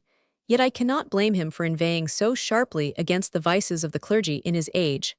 Their pride, their ambition, their pomp, their avarice, their worldly interest deserved the lashes which he gave them both in that, and in most of his Canterbury tales. Neither has his contemporary Bacchus spared them, yet both those poets lived in much esteem with good and holy men. In orders for the scandal which is given by particular priests, reflects not on the sacred function. Chaucer's monk his canon, and his friar took not from the character of his good parson. A satirical poet is the check of the layman on bad priests. We are only to take care that we involve not the innocent with the guilty in the same condemnation. The good cannot be too much honored, nor the bad too coarsely used, for the corruption of the best becomes the worst when a clergyman is whipped. His gown is first taken off, by which the dignity of his order is secured. If he be wrongfully accused, he has his action of slander, and it is at the poet's peril if he transgress the law. But they will tell us that all kind of satire, though never so well deserved by particular priests, yet brings the whole order into contempt. Is then the peerage of England anything dishonored when a peer suffers for his treason? If he be libelled, or any way defamed, he has his scandalum magnatum to punish the offender. They who use this kind of argument seem to be conscious to themselves of somewhat which has deserved the poet's lash, and are less concerned for their public capacity than for their private. At least, there is pride at the bottom of their reasoning. If the faults of men in orders are only to be judged among themselves, they are all in some sort parties, for since they say the honor of their order is concerned in every member of it, how can we be sure that they will be impartial judges? How far I may be allowed to speak my opinion in this case, I know not. But I am sure a dispute of this nature caused mischief in abundance, betwixt a king of England and an archbishop of Canterbury, one standing up for the laws of his land, and the other for the honor, as he called it, of God's church, which ended in the murder of the prelate, and in the whipping of his majesty from post to pillar for his penance. The learned and ingenious Dr. Drake has saved me the labor of inquiring into the esteem and reverence which the priests have had of old, and I would rather extend than diminish any part of it. Yet I must needs say that, when a priest provokes me without any occasion given him, I have no reason, unless it be the charity of a Christian, to forgive him prior, else it is justification sufficient in the civil law. If I answer him in his own language, self-defense, I am sure must be allowed me, and if I carry it farther, even to a sharp recrimination, somewhat may be indulged to human frailty. Yet my resentment has not wrought so far, but that I have followed Chaucer in his character of a holy man, and have enlarged on that subject with some pleasure, reserving to myself the right, if I shall think fit hereafter, to describe another sort of priests, such as are more easily to be found than the good parson, such as have given the last blow to Christianity in this age, by a practice so contrary to their doctrine. But this will keep cold, till another time. In the mean, while I take up Chaucer where I left him. He must have been a man of a most wonderful comprehensive nature, because, as it has been truly observed of him, he has taken into the compass of his Canterbury Tales the various manners and humours, as we now call them, of the whole English nation in his age. Not a single character has escaped him. All his pilgrims are severally distinguished from each other, and not only in their inclinations, but in their very physiognomies and persons. Baptist de Porta could not have described their natures better than by the marks which the poet gives them. The matter and manner of their tales, and of their telling, are so suited to their different educations, humours, and callings, that each of them would be improper in any other mouth. Even the grave and serious characters are distinguished by their several sorts of gravity. Their discourses are such as belong to their age, their calling, and their breeding such as are becoming of them, and of them. Only some of his persons are vicious, and some virtuous, some are unlearned, or as Chaucer calls them, lewd, and some are learned. Even the ribaldry of the low characters is different. The reeve, the miller, and the cook are several men, and distinguished from each other as much as the mincing lady prioress and the broad-speaking gap-toothed wife of Bath. But enough of this. There is such a variety of game springing up before me, that I am distracted in my choice, and know not which to follow. It is sufficient to say, according to the proverb, that here is God's plenty, we have our forefathers and great-granddames all before us as they were in Chaucer's days. Their general characters are still remaining in mankind, and even in England, though they are called by other names than those of monks and friars and canons and lady abbesses and nuns. For mankind is ever the same, and nothing lost out of nature, though everything is altered. May I have leave to do myself the justice, since my enemies will do me none, and are so far from granting me to be a good poet that they will not allow me so much as to be a Christian or a moral man. May I have leave, I say, to inform my reader that I have confined my choice to such tales of Chaucer as savour nothing of immodesty. If I had desired more to please than to instruct the reeve, the miller, the shipman, the merchant, the Sumner, and above all the wife of Bath in the prologue to her tale, would have procured me as many friends and readers as there are beaux and ladies of pleasure in the town. But I will no more offend against good manners. I am sensible, as I ought to be, of the scandal I have given by my loose writings, and make what reparation I am able by this public acknowledgment. If anything of this nature or of profaneness be crept into these poems, I am so far from defending it, that I disown it. Totum hoc indictum volo. Chaucer makes another manner of apology for his broad speaking, and Bacchus makes the like. But I will follow neither of them. Our countryman, in the end of his characters, before the Canterbury Tales, thus excuses the ribaldry, which is very gross in many of his novels. But first I pray you of your courtesy, that ye ne'er rettet not my villainy, though that I plainly speak in this matter, to tellen you here words and here cheer.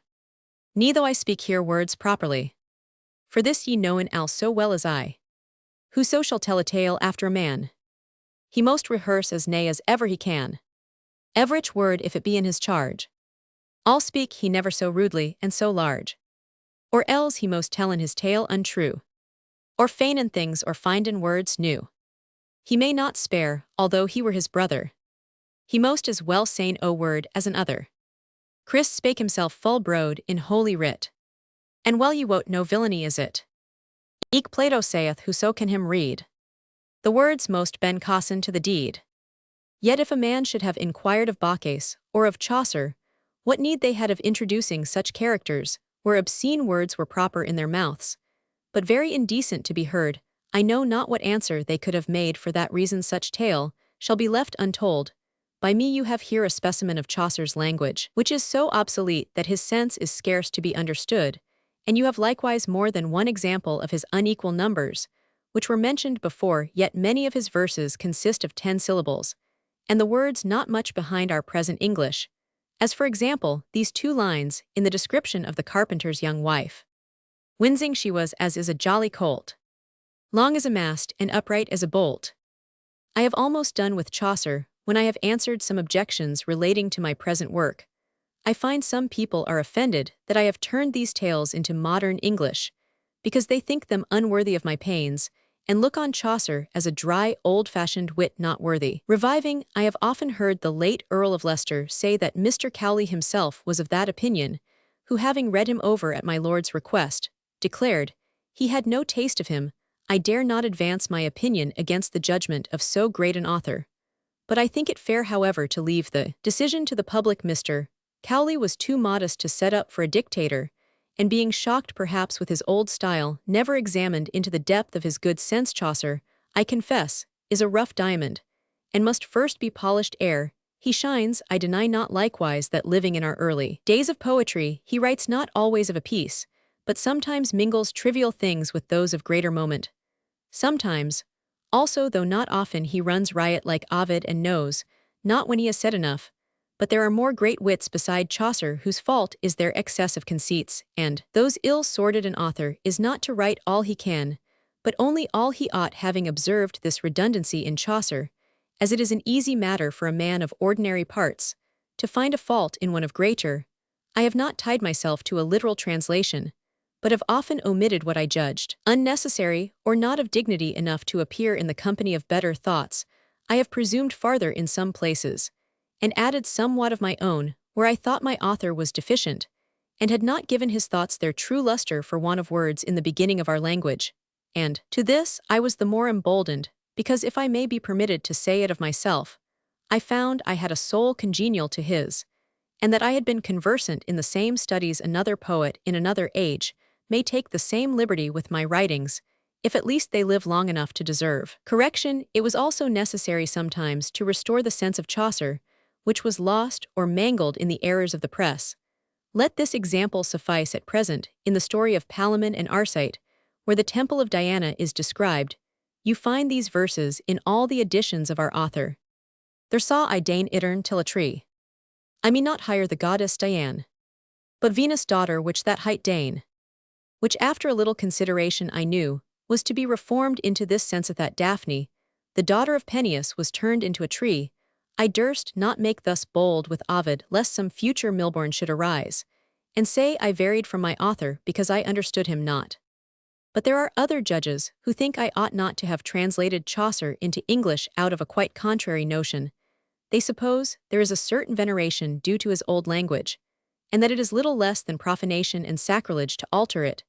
They are farther of opinion that somewhat of his good sense will suffer in this transfusion, and much of the beauty of his thoughts will infallibly be lost, which appear with more grace in their old habit. Of this opinion was that excellent person, whom I mentioned, the late Earl of Leicester, who valued Chaucer as much as Mr. Cowley despised him. My lord dissuaded me from this attempt, for I was thinking of it some years before his death, and his authority prevailed so far with me as to defer my undertaking, while he lived, in deference to him.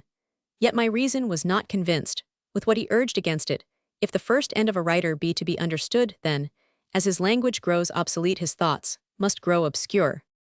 Multa renascenter, jam cessidir cadent. Nunc sunt in honor vocabula si volet usus. Quem pens arbitrium est et jus et norma liquendi. When an ancient word for its sound and significancy deserves to be revived, I have that reasonable veneration for antiquity to restore it. All beyond this is superstition. Words are not like landmarks so sacred as never to be removed. Customs are changed, and even statutes are silently repealed when the reason ceases for which they were enacted. As for the other part of the argument, that his thoughts will lose of their original beauty by the innovation of wordson, the first place, not only their beauty, but their being is lost where they are no longer understood, which is the present case. I grant that something must be lost in all transfusion, that is, in all translations, but the sense will remain which would otherwise be lost, or at least be maimed, when it is scarce intelligible, and that but to a few. How few are there who can read Chaucer so as to understand him perfectly, and if imperfectly, then with less profit and no pleasure. It is not for the use of some old Saxon friends that I have taken these pains with him. Let them neglect my version, because they have no need of it. I made it for their sakes who understand sense and poetry as well as they. When that poetry and sense is put into words which they understand, I will go farther, and dare to add that what beauties I lose in some places, I give to others, which had them not originally. But in this I may be partial to myself, Let the reader judge, and I submit to his decision. Yet I think I have just occasion to complain of them, who, because they understand Chaucer, would deprive the greater part of their countrymen of the same advantage, and hoard him up as misers do their grandam gold, only to look on it themselves, and hinder others from making use of it.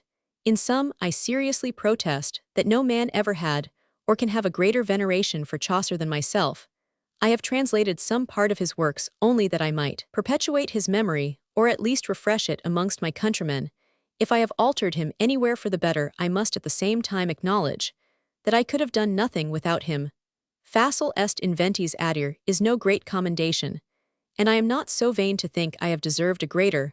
I will conclude what I have to say of him singly, with this one remark. A lady of my acquaintance, who keeps a kind of correspondence with some authors of the fair sex in France, has been informed by them that Mademoiselle de Scudéry, who is as old as Sibyl and inspired like her by the same god of poetry, is at this time translating Chaucer into modern French, from which I gather that he has been formerly translated into the old Provençal. For how she should come to understand Old English I know not, but the matter of fact being true, it makes me think that there is something in it like fatality, that after certain periods of time, the fame and memory of great wits should be renewed, as Chaucer is both in France and England. If this be wholly chance, it is extraordinary, and I dare not call it more for fear of being taxed with superstition. Bacchus comes last to be considered, who living in the same age with Chaucer had the same genius, and followed the same studies, both writ novels, and each of them cultivated his mother tongue, but the greatest resemblance of our two modern authors being in their familiar style and pleasing way of relating comical adventures. I may pass it over, because I have translated nothing from Bacchus of that nature. In the serious part of poetry, the advantage is wholly on Chaucer's side, for though the Englishman has borrowed many tales from the Italian, yet it appears that those of Bacchus were not generally of his own making, but taken from authors of former ages, and by him only modeled, so that what there was of invention in either of them may be judged equal. But Chaucer has refined on Bacchus, and has mended the stories which he has borrowed in his way of telling, though prose allows more liberty of thought, and the expression is more easy when unconfined by numbers. Our countryman carries weight, and yet wins the race at disadvantage. I desire not the reader should take my word, and therefore I will set two of their discourses on the same subject in the same light, for every man to judge betwixt them. I translated Chaucer first, and amongst the rest pitched on the wife of Bath's tale, not daring, as I have said, to adventure on her prologue, because it is too licentious. There Chaucer introduces an old woman of mean parentage, whom a youthful knight of noble blood was forced to marry, and consequently loathed her, the crone being in bed with him on the wedding night, and finding his aversion endeavors to win his affection by reason, and speaks a good word for herself, as who could blame her, in hope to mollify the sullen bridegroom. She takes her topics from the benefits of poverty, the advantages of old age and ugliness, the vanity of youth, and the silly pride of ancestry and titles, without inherent virtue, which is the true nobility. When I had closed Chaucer, I returned to Ovid, and translated some more of his fables, and by this time had so far forgotten the wife of Bath's tale, that when I took up Bacchus unawares, I fell on the same argument of preferring virtue to nobility of blood and titles, in the story of Sigismunda, which I had certainly avoided for the resemblance of the two discourses. If my memory had not failed me, let the reader weigh them both, and if he thinks me partial to Chaucer, it is in him to write Bacchus.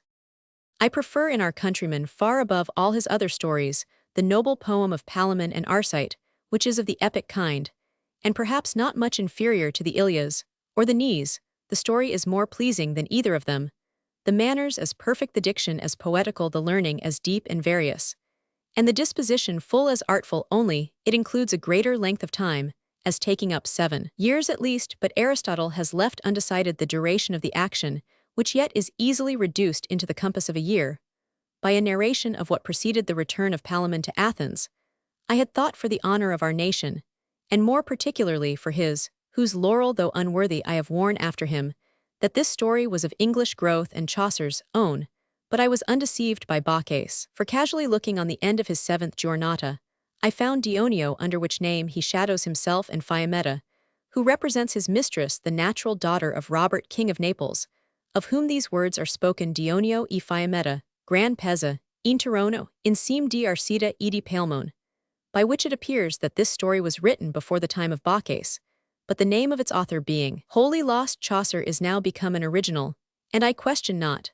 But the poem has received many beauties, by passing through his noble hands. Besides this tale, there is another of his own invention, after the manner of the Provencals, called The Flower, and the Leaf, with which I was so particularly pleased, both for the invention and the moral, that I cannot hinder myself from recommending it to the reader. As a corollary to this preface, in which I have done justice to others, I owe somewhat to myself, not that I think it worth my time to enter the lists with one Milbourne and one Blackmore, but barely to take notice that such men there are who have written scurrilously against me, without any provocation. Milbourne, who is in orders, pretends amongst the rest this quarrel to me, that I have fallen foul on priesthood. If I have, I am only to ask pardon of good priests, and am afraid his part of the reparation will come to little. Let him be satisfied that he shall not be able to force himself upon me. For an adversary, I contemn him too much to enter into competition with him. His own translations of Virgil have answered his criticisms on mine. If, as they say, he has declared in print, he prefers the version of Ogilby to mine, the world has made him the same compliment for it, is agreed on all hands that he writes even below Ogilby, that you will say is not easily to be done. But what cannot Milbourne bring about? I am satisfied, however, that while he and I live together, I shall not be thought the worst poet of the age. It looks as if I had desired him underhand to write so ill against me. But upon my honest word, I have not bribed him to do me this service, and am wholly guiltless of his pamphlet. It is true, I should be glad if I could persuade him to continue his good offices, and write such another critique on anything of mine, for I find by experience, he has a great stroke with the reader when he condemns any of my poems to make the world have a better opinion of them. He has taken some pains with my poetry, but nobody will be persuaded to take the same with his. If I had taken to the church as he affirms, but which was never in my thoughts, I should have had more sense, if not more grace, than to have turned myself out of my benefice by writing libels on my parishioners. But his account of my manners and my principles is of a piece with his cavils and his poetry, and so I have done with him forever.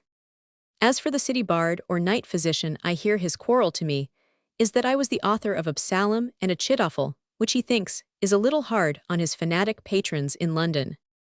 But I will deal the more civilly with his two poems, because nothing ill is to be spoken of the dead, and therefore peace be to the manes of his Arthurs. I will only say that it was not for this noble knight that I drew the plan of an epic poem on King Arthur. In my preface to the translation of Juvenal, the guardian angels of kingdoms were machines too ponderous for him to manage, and therefore he rejected them, as Dares did the whirlbutts of Eryx when they were thrown before him. By Entellus, yet from that preface, he plainly took his hint, for he began immediately upon the story, though he had the baseness not to acknowledge his benefactor, but instead of it to traduce me in a libel. I shall say the less of Mr. Collier, because in many things he has taxed me justly, and I have pleaded guilty to all thoughts and expressions of mine, which can be truly argued of obscenity, profaneness, or immorality, and retract them. If he be my enemy, let him triumph; if he be my friend, as I have given him no personal occasion to be otherwise, he will be glad of my repentance. It becomes me not to draw my pen in the defense of a bad cause, when I have so often drawn it for a good one, yet it were not difficult to prove that in many places he has perverted my meaning by his glosses, and interpreted my words into blasphemy and bawdry, of which they were not guilty. Besides that he is too much given to horseplay in his raillery, and comes to battle like a dictator from the plough. I will not say the zeal of God's house has eaten him up, but I am sure it has devoured some part of his good manners and civility. It might also be doubted whether it were altogether zeal which prompted him to this rough manner of proceeding. Perhaps it became not one of his function to rake into the rubbish of ancient and modern plays. A divine might have employed his pains to better purpose than in the nastiness of Plautus and Aristophanes, whose examples, as they excuse not me so, it might be possibly supposed that he read them not without some pleasure. They who have written commentaries on those poets, or on Horace, Juvenal, and Martial, have explained some vices, which without their interpretation had been unknown to modern times. Neither has he judged impartially betwixt the former age and us. There is more bawdry in one play of Fletcher's called The Custom of the Country than in all ours together, yet this has been often acted on the stage. In my remembrance, are the times so much more reformed now than they were 25 years ago? If they are, I congratulate the amendment of our morals.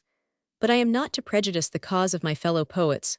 Abandon my own defense, they have some of them answered for themselves, and neither they nor I can think Mr. Collier so formidable an enemy that we should shun him. He has lost ground at the latter end of the day, by pursuing his point too far, like the Prince of Condé at the Battle of Senef, from immoral plays to no plays ob abusu ad usum non valet consequentia, but being a party I am not to erect myself into a judge. As for the rest of those who have written against me, they are such scoundrels that they deserve not the least notice to be taken of them.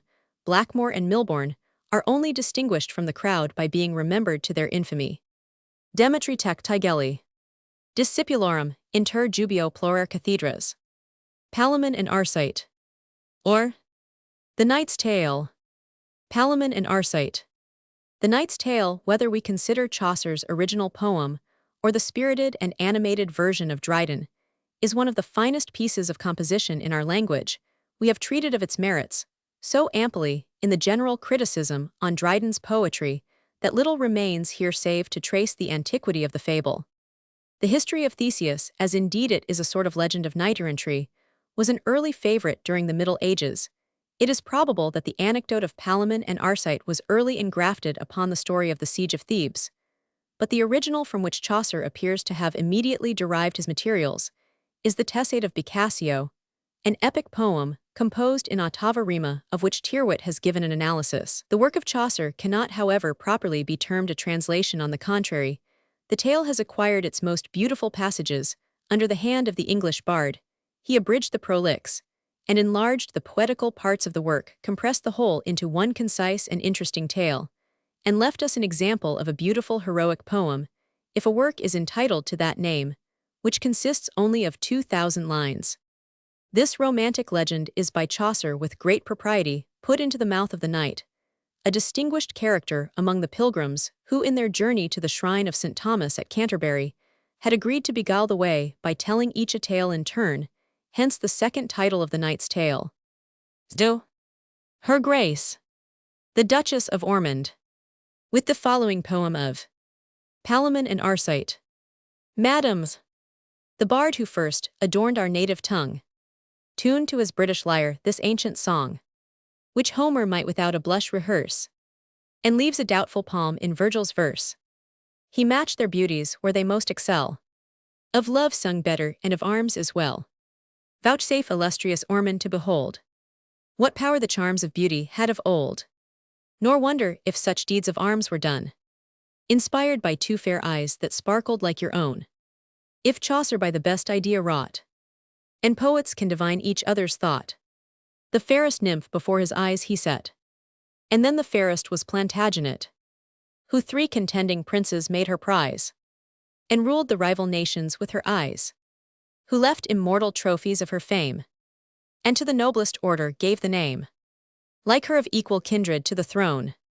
You keep her conquests and extend your own, as when the stars in their ethereal race at length have rolled around the liquid space. At certain periods they resume their place, from the same point of heaven their course advance, and move in measures of their former dance. Thus after length of ages she returns, restored in you, and the same place adorns. Or you perform her office in the sphere, born of her blood, and make a new Platonic year. O true Plantagenet, O race divine! For beauty still is fatal to the line. Had Chaucer lived that angel face to view, sure he had drawn his Emily from you. Or had you lived to judge the doubtful right, your noble Palamon had been the knight, and conquering Theseus from his side had sent your generous lord to guide the Theban government. Time shall accomplish that, and I shall see a Palamonitum in you and Emily. Already have the fates your path prepared, and sure presage your future sway declared, when westward like the sun you took your way, and from benighted Britain bore the day. Blue Triton gave the signal from the shore, the ready Nereids heard and swam before, to smooth the seas a soft Etesian gale, but just inspired and gently swelled the sail. Portunus took his turn, whose ample hand heaved up the lightened keel and sunk the sand, and steered the sacred vessel safe to land. The land, if not restrained, had met your way, projected out a neck, and jutted to the sea. Hibernia prostrate at your feet adored, in you the pledge of her expected lord, due to her isle a venerable name. his father and his grandsire known to fame. Awed by that house accustomed to command, the sturdy kerns in due subjection stand, nor bear the reins in any foreign hand. At your approach they crowded to the port, and scarcely landed you create a court. As Ormond's harbinger to you they run, for Venus is the promise of the sun. The waste of civil wars their towns destroyed, Pale's unhonored Ceres unemployed, were all forgot, and one triumphant day wiped all the tears of 3 campaigns away. Blood rapines massacres were cheaply bought, so mighty recompense your beauty brought, as when the dove returning bore the mark of earth restored to the long-laboring ark. The relics of mankind secure of rest, oped every window to receive the guest, and the fair bearer of the message blessed. So when you came with loud repeated cries, the nation took an omen from your eyes, and God advanced his rainbow in the skies, to sign inviolable peace restored. The saints with solemn shouts proclaim the new accord, when at your second coming you appear. For I foretell that millenary year, the sharpened share shall vex the soil no more, but earth unbidden shall produce her store. The land shall laugh, the circling oceans smile, and heaven's indulgence bless the holy isle. Heaven from all ages has reserved for you that happy clime which venom never knew, or if it had been there your eyes alone have power to chase all poison but there. Now in this interval which fate has cast betwixt your future glories and your past, this pause of power tease Ireland's hour to mourn, while England celebrates your safe return, by which you seem the seasons to command, and bring our summers back to their forsaken land. The vanquished isle our leisure must attend, till the fair blessing we vouchsafe to send. Nor can we spare you long, though often we may lend. The dove was twice employed abroad before, the world was dried, and she returned no more. Nor dare we trust so soft a messenger, new from her sickness to that northern air. Rest here a while your lustre to restore, that they may see you as you shone before. For yet the eclipse not wholly past you wade, through some remains and dimness of a shade. A subject in his prince may claim a right, nor suffer him with strength impaired to fight. Till force returns his ardor we restrain, and curb his warlike wish to cross the main. Now past the danger, let the learned begin the inquiry where disease could enter, how those malignant atoms forced their way, what in the faultless frame they found to make their prey, where every element was weighed so well, that heaven alone who mixed the mass could tell, which of the 4 ingredients could rebel, and where imprisoned in so sweet a cage, a soul might well be pleased to pass an age, and yet the fine materials made it weak. Porcelain by being pure is apt to break, even to your breast the sickness durst aspire, and forced from that fair temple to retire, profanely set the holy place on fire. In vain your lord like young Vespasian mourned, when the fierce flames the sanctuary burned, and I prepared to pay in verses rude a most detested act of gratitude. Even this had been your elegy, which now is offered for your health, the table of my vow. Your angels sure are Morley's mind inspired to find the remedy your ill require. As once the Macedon by Jove's decree was taught to dream an herb for Ptolemy, or heaven which had such overcost bestowed, as scarce it could afford to flesh and blood. So like the frame he would not work anew, to save the charges of another you. Or by his middle science did he steer, and saw some great contingent good appear, well worth a miracle to keep you here, and for that end preserved the precious mold, which all the future Ormonds was to hold, and meditated in his better mind an heir from you which may redeem the failing kind. Blessed be the power which has at once restored the hopes of lost succession to your lord, joy to the first and last of each degree, virtue to courts and what I long to see, to you the graces and the muse to me. O daughter of the rose whose cheeks unite the differing titles of the red and white, who heaven's alternate beauty well display, the blush of morning and the Milky Way, whose face is paradise but fenced from sin, for God in either eye has placed a cherubin. All is your lord's alone, even absent he employs the care of chaste Penelope. For him you waste in tears your widowed hours, for him your curious needle paints the flowers. Such works of old imperial dames were taught, such for Ascanius fair Alyssa wrought. The soft recesses of your hours improve. The 3 fair pledges of your happy love. All other parts of pious duty done. You owe your Ormond nothing but a son, to fill in future times his father's place, and wear the garter of his mother's race. Palamon and Arcite. Or, The Knight's Tale. Book Roman 1. In days of old there lived of mighty fame a valiant prince, and Theseus was his name, a chief who more in feats of arms excelled the rising nor the setting sun beheld. Of Athens he was lord, much land he won, and added foreign countries to his crown. In Scythia with the warrior queen he strove, whom first by force he conquered, then by love he brought in triumph back the beauteous dame, with whom her sister fair Emilia came.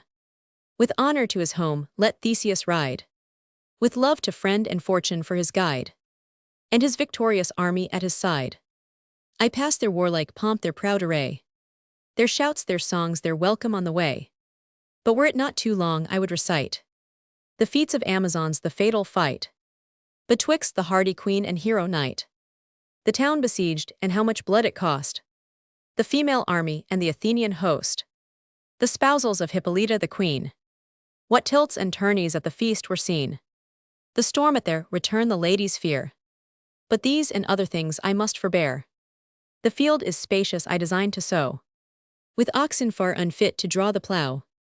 The remnant of my tale is of a length to tire your patience and to waste my strength, and trivial accidents shall be forborne, that others may have time to take their turn. As was at first enjoined us by mine host, that he whose tale is best and pleases most should win his supper at our common cost. And therefore where I left I will pursue this ancient story, whether false or true, in hope it may be mended with a new. The prince I mentioned, full of high renown, in this array drew near the Athenian town, when in his pomp and utmost of his pride, marching he chanced to cast his eye aside, and saw a choir of mourning dames who lay by 2 and 2 across the common way. At his approach they raised a rueful cry, and beat their breasts and held their hands on high, creeping and crying till they seized at last his courser's bridle and his feet embraced. Tell me, said Theseus, what and whence you are, and why this funeral pageant you prepare. Is this the welcome of my worthy deeds, to meet my triumph in illumined weeds? Or envy you my praise and would destroy with grief my pleasures and pollute my joy?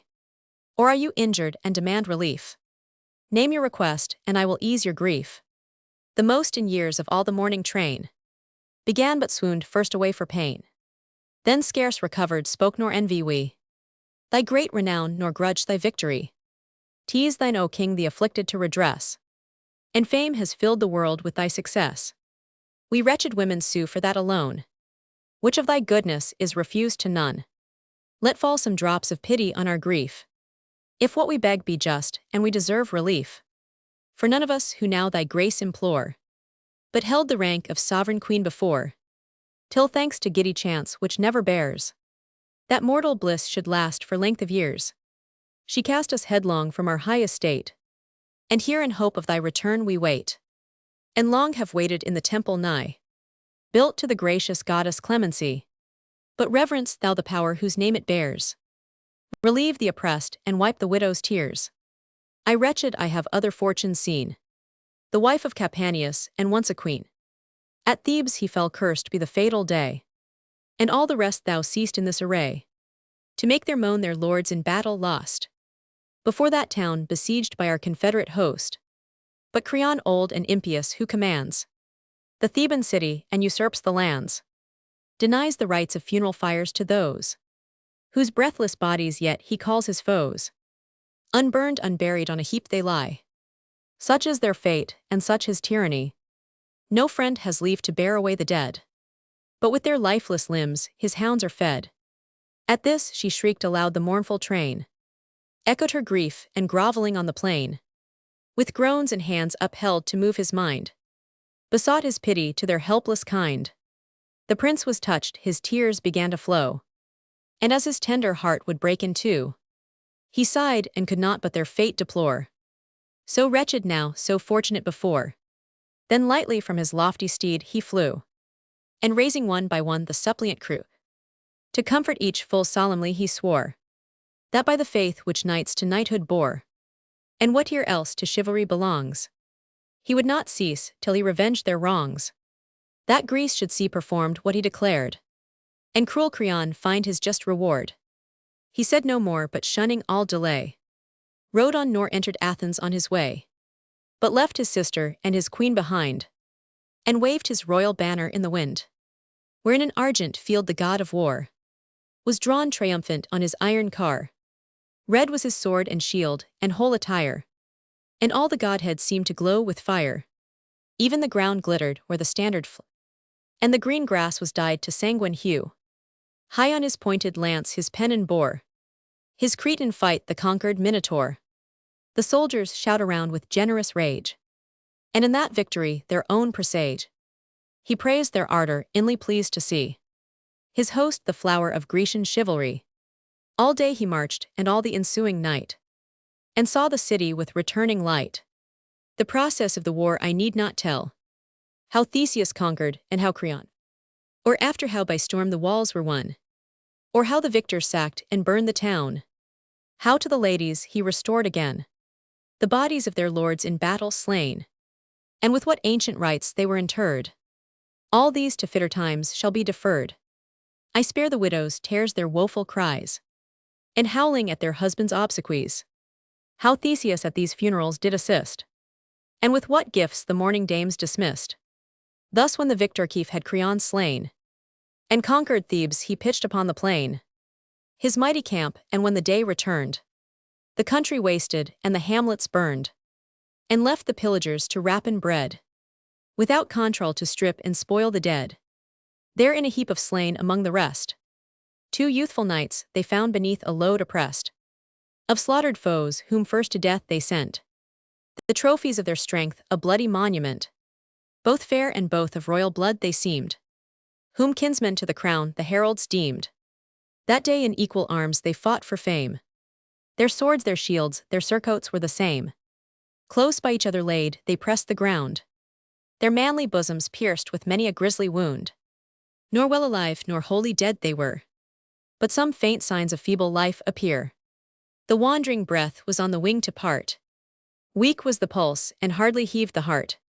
These 2 were sisters' sons, and Arcite one, much famed in fields with valiant Palamon.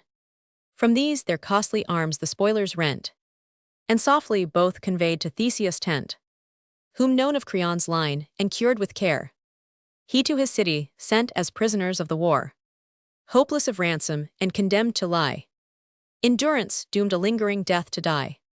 This done he marched away with warlike sound, and to his Athens turned with laurels crowned, where happy long he lived much loved, and more renowned, but in a tower and never to be loosed. The woeful captive kinsmen are enclosed. Thus year by year they pass, and day by day, till onset was on the morn of cheerful May, the young Amelia fairer to be seen than the fair lily on the flowery green, more fresh than May herself in blossoms new, for with the rosy color strove her hue, waked as her custom was before the day, to do the observance due to sprightly May. For sprightly May commands our youth to keep the vigils of her night, and breaks their sluggard sleep. Each gentle breast with kindly warmth she moves, inspires new flames, revives extinguished loves. In this remembrance, Emily ere day arose and dressed herself in rich array, fresh as the month and as the morning fair. Adown her shoulders fell her length of hair, a riband did the braided tresses bind. The rest was loose and wanton in them. Aurora had but newly chased the night, and purpled o'er the sky with blushing light. When to the garden walk she took her way, to sport and trip along in cool of day, and offer maiden vows in honor of the May. At every turn she made a little stand, and thrust among the thorns her lily hand, to draw the rose, and every rose she drew, she shook the stalk and brushed away the dew. Then party-colored flowers of white and red she wove to make a garland for her head. This done she sung and caroled out so clear, that men and angels might rejoice to hear. Even wondering Philomel forgot to sing, and learned from her to welcome in the spring the tower of which before was mention made, within whose keep the captive knights were laid, built of a large extent and strong withal, was one partition of the palace wall. The garden was enclosed within the square, where young Emilia took the morning. It happened Palamon, the prisoner knight, restless for woe, arose before the light, and with his jailers leave desired to breathe an air more wholesome than the damps beneath. This granted to the tower he took his way, cheered with the promise of a glorious day, then cast a languishing regard around, and saw with hateful eyes the temples crowned with golden spires and all the hostile ground. He sighed and turned his eyes because he knew 'twas but a larger jail he had in view. Then looked below, and from the castle's height beheld a nearer and more pleasing sight, the garden which before he had not seen. In springs, new livery clad with white and green, fresh flowers in wide parterres, and shady walks between. This viewed but not enjoyed with arms across, he stood reflecting on his country's loss, himself an object of the public scorn, and often wished he never had been born. At last, for so his destiny required, with walking giddy and with thinking tired, he through a little window cast his sight, though thick of bars that gave a scanty light. But even that glimmering served him to descry the inevitable charms of Emily. Scarce had he seen, but seized with sudden smart, stung to the quick he felt it to his heart. Struck blind with overpowering light he stood, then started back amazed, and cried aloud. Young Arcite heard, and up he ran with haste, to help his friend, and in his arms embraced, and asked him why he looked so deadly wan, and whence and how his change of cheer began, or who had done the offense. But if, said he, your grief alone is hard captivity, for love of heaven with patience undergo a cureless ill, since fate will have it so. So stood our horoscope in chains till, and Saturn in the dungeon of the sky, or other baleful aspect ruled our birth, when all the friendly stars were under earth. Whate'er betides by destiny 'tis done, and better bear like men than vainly seek to shun. Nor of my bonds, said Palamon again, nor of unhappy planets I complain, but when my mortal anguish caused my cry, that moment I was hurt through either eye, pierced with a random shaft I fain away, and perish with insensible decay. A glance of some new goddess gave the wound, whom like Actaeon unaware I found. Look how she walks along yon shady space. Not Juno moves with more majestic grace, and all the Cyprian queen is in her face. If thou art Venus, for thy charms confess, that face was formed in heaven, nor art thou less disguised in habit, undisguised in shape. O help us captives from our chains to scape. But if our doom be passed in bonds to for life, and in a loathsome dungeon die, then be thy wrath appeased with our disgrace, and show compassion to the Theban race, oppressed by tyrant power. While yet he spoke, Arcite on Emily had fixed his look, the fatal dart a ready passage found, and deep within his heart infixed the wound, so that if Palamon were wounded sore, Arcite was hurt as much as he or more. Then from his inmost soul he sighed and said, the beauty I behold has struck me dead. Unknowingly she strikes and kills by chance. Poison is in her eyes and death in every glance. Oh, I must nor ask alone but move her mind to mercy, or must die for love. Thus Arcite, and thus Palamon replies, eager his tone and ardent were his eyes. Speak'st thou in earnest or in jesting vein? Jesting, said Arcite, suits but ill with pain. It suits far worse, said Palamon again, and bent his brows with men who honor weigh their faith to break, their friendship to betray. But worst with thee of noble lineage born, my kinsman and in arms my brothers sworn. Have we not plighted each our holy oaths, that one should be the common good of both? One soul should both inspire and neither prove his fellow's hindrance in pursuit of love. To this before the gods we gave our hands, and nothing but our death can break the bands. This binds thee then to further my design, as I am bound by vow to further thine. Nor canst nor darst thou, traitor on the plain, impeach my honor or thy own maintain, since thou art of my counsel and the friend, whose faith I trust and on whose care depend. And wouldst thou court my lady's love, which I much rather than release would choose to die? But thou, false Arcite, never shalt obtain thy bad pretense. I told thee first my pain, for first my love began ere thine was born. Thou as my counsel and my brothers sworn, art bound to assist my eldership of right, or justly to be deemed a perjured knight. Thus Palamon but Arcite with disdain, in haughty language, thus replied again. Forsworn thyself, the traitor's odious name. I first return and then disprove thy claim. If love be passion and that passion nursed with strong desires, I loved the lady first.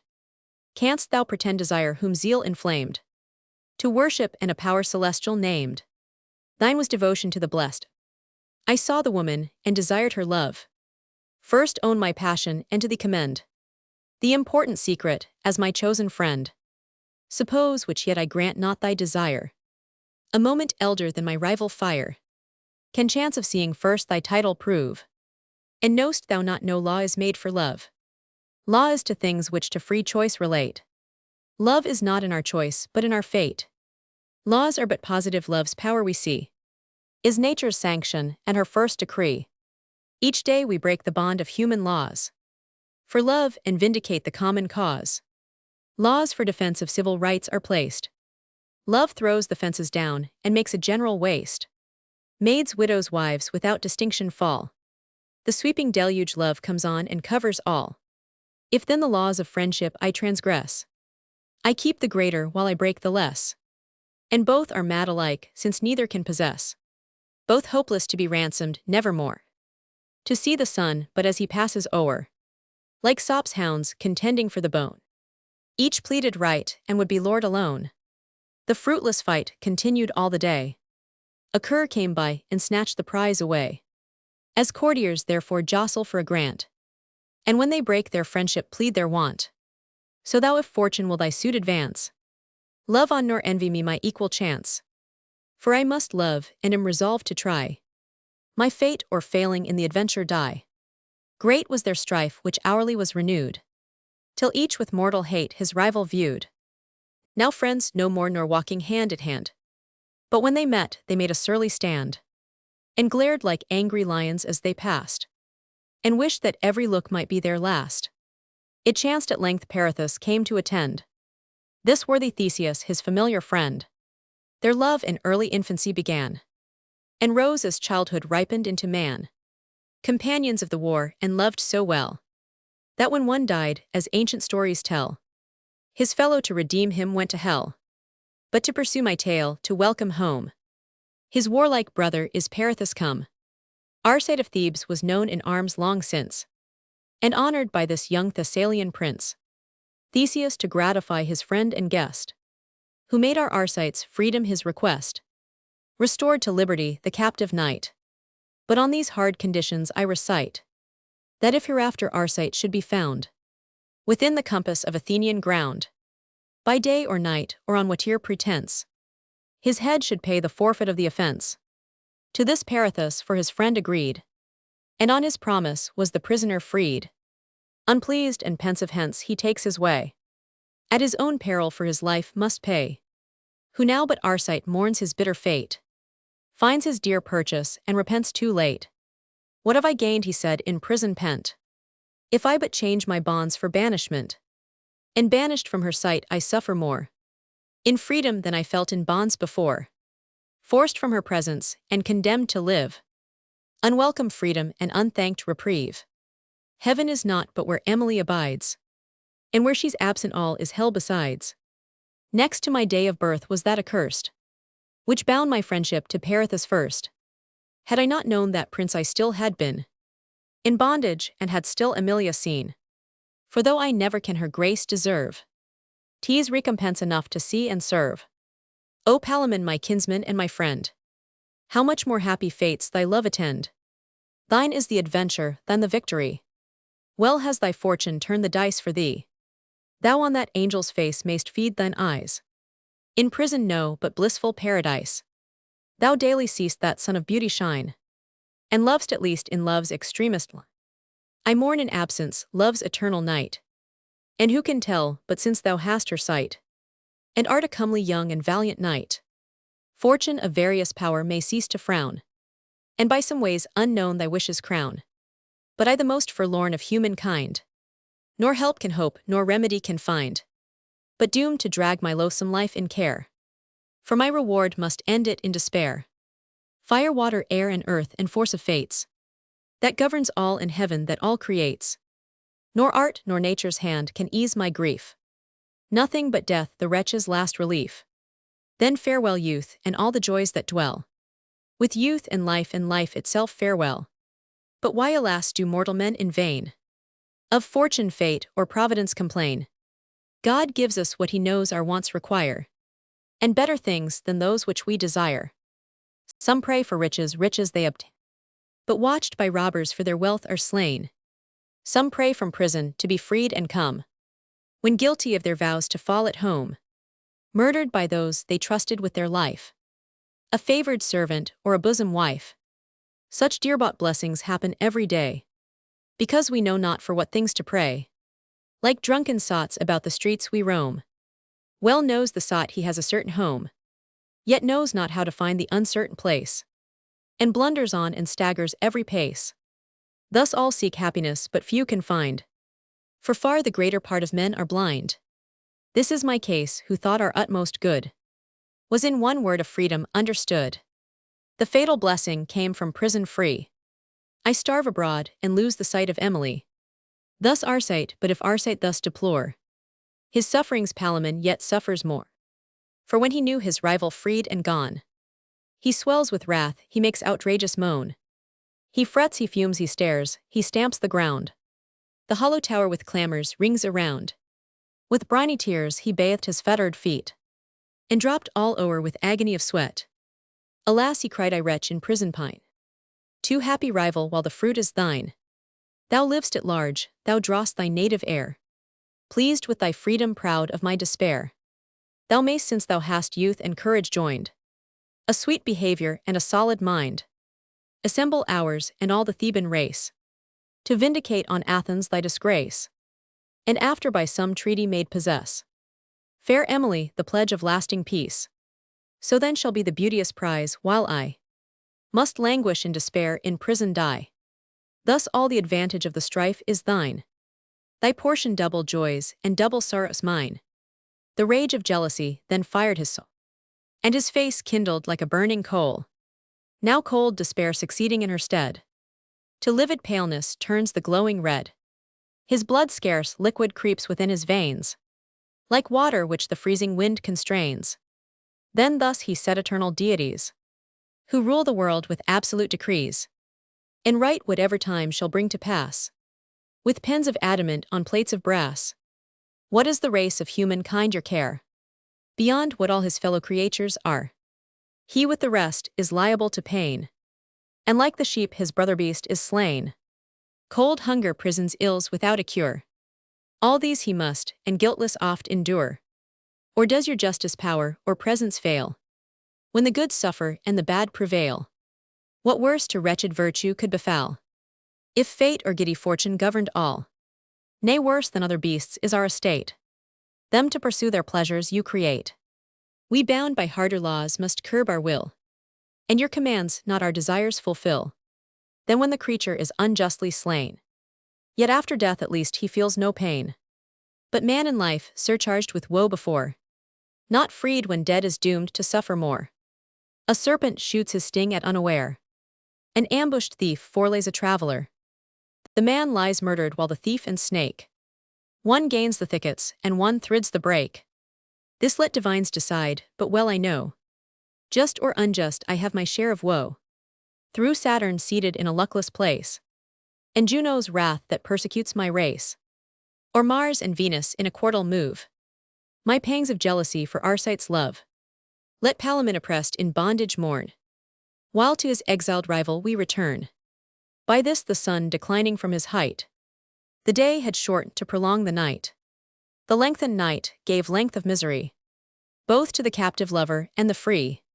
For Palamon in endless prison mourns, and Arcite forfeits life if he returns.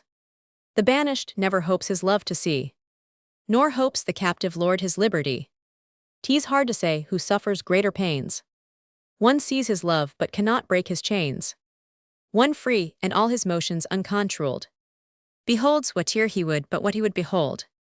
Judge as you please, for I will haste to tell what fortune to the banished knight befell, when Arcite was to Thebes returned again. The loss of her he loved renewed his pain. What could be worse than never more to see? His life, his soul, his charming Emily. He raved with all the madness of despair. He roared, he beat his breast, he tore his hair. Dry sorrow in his stupid eyes appears. For wanting nourishment, he wanted tears. His eyeballs in their hollow sockets sink. Bereft of sleep, he loathes his meat and drink. He withers at his heart and looks as wan as the pale spectre of a murdered man. That pale turns yellow and his face receives the faded hue of sapless boxen leaves. In solitary groves he makes his walks early out and ever is alone. Nor mixed in mirth in youthful pleasures shares, but sighs when songs and instruments he hears. His spirits are so low his voice is drowned. He hears as from afar or in a swoon, like the deaf murmurs of a distant sound. Uncombed his locks and squalid his attire, unlike the trim of love and gay desire, but full of museful mopings which pursay the loss of reason and conclude in rage. This when he had endured a year and more. Now wholly changed from what he was before. It happened once that slumbering as he lay, he dreamed his dream began at break of day. That Hermes o'er his head in air appeared, and with soft words his drooping spirits cheered.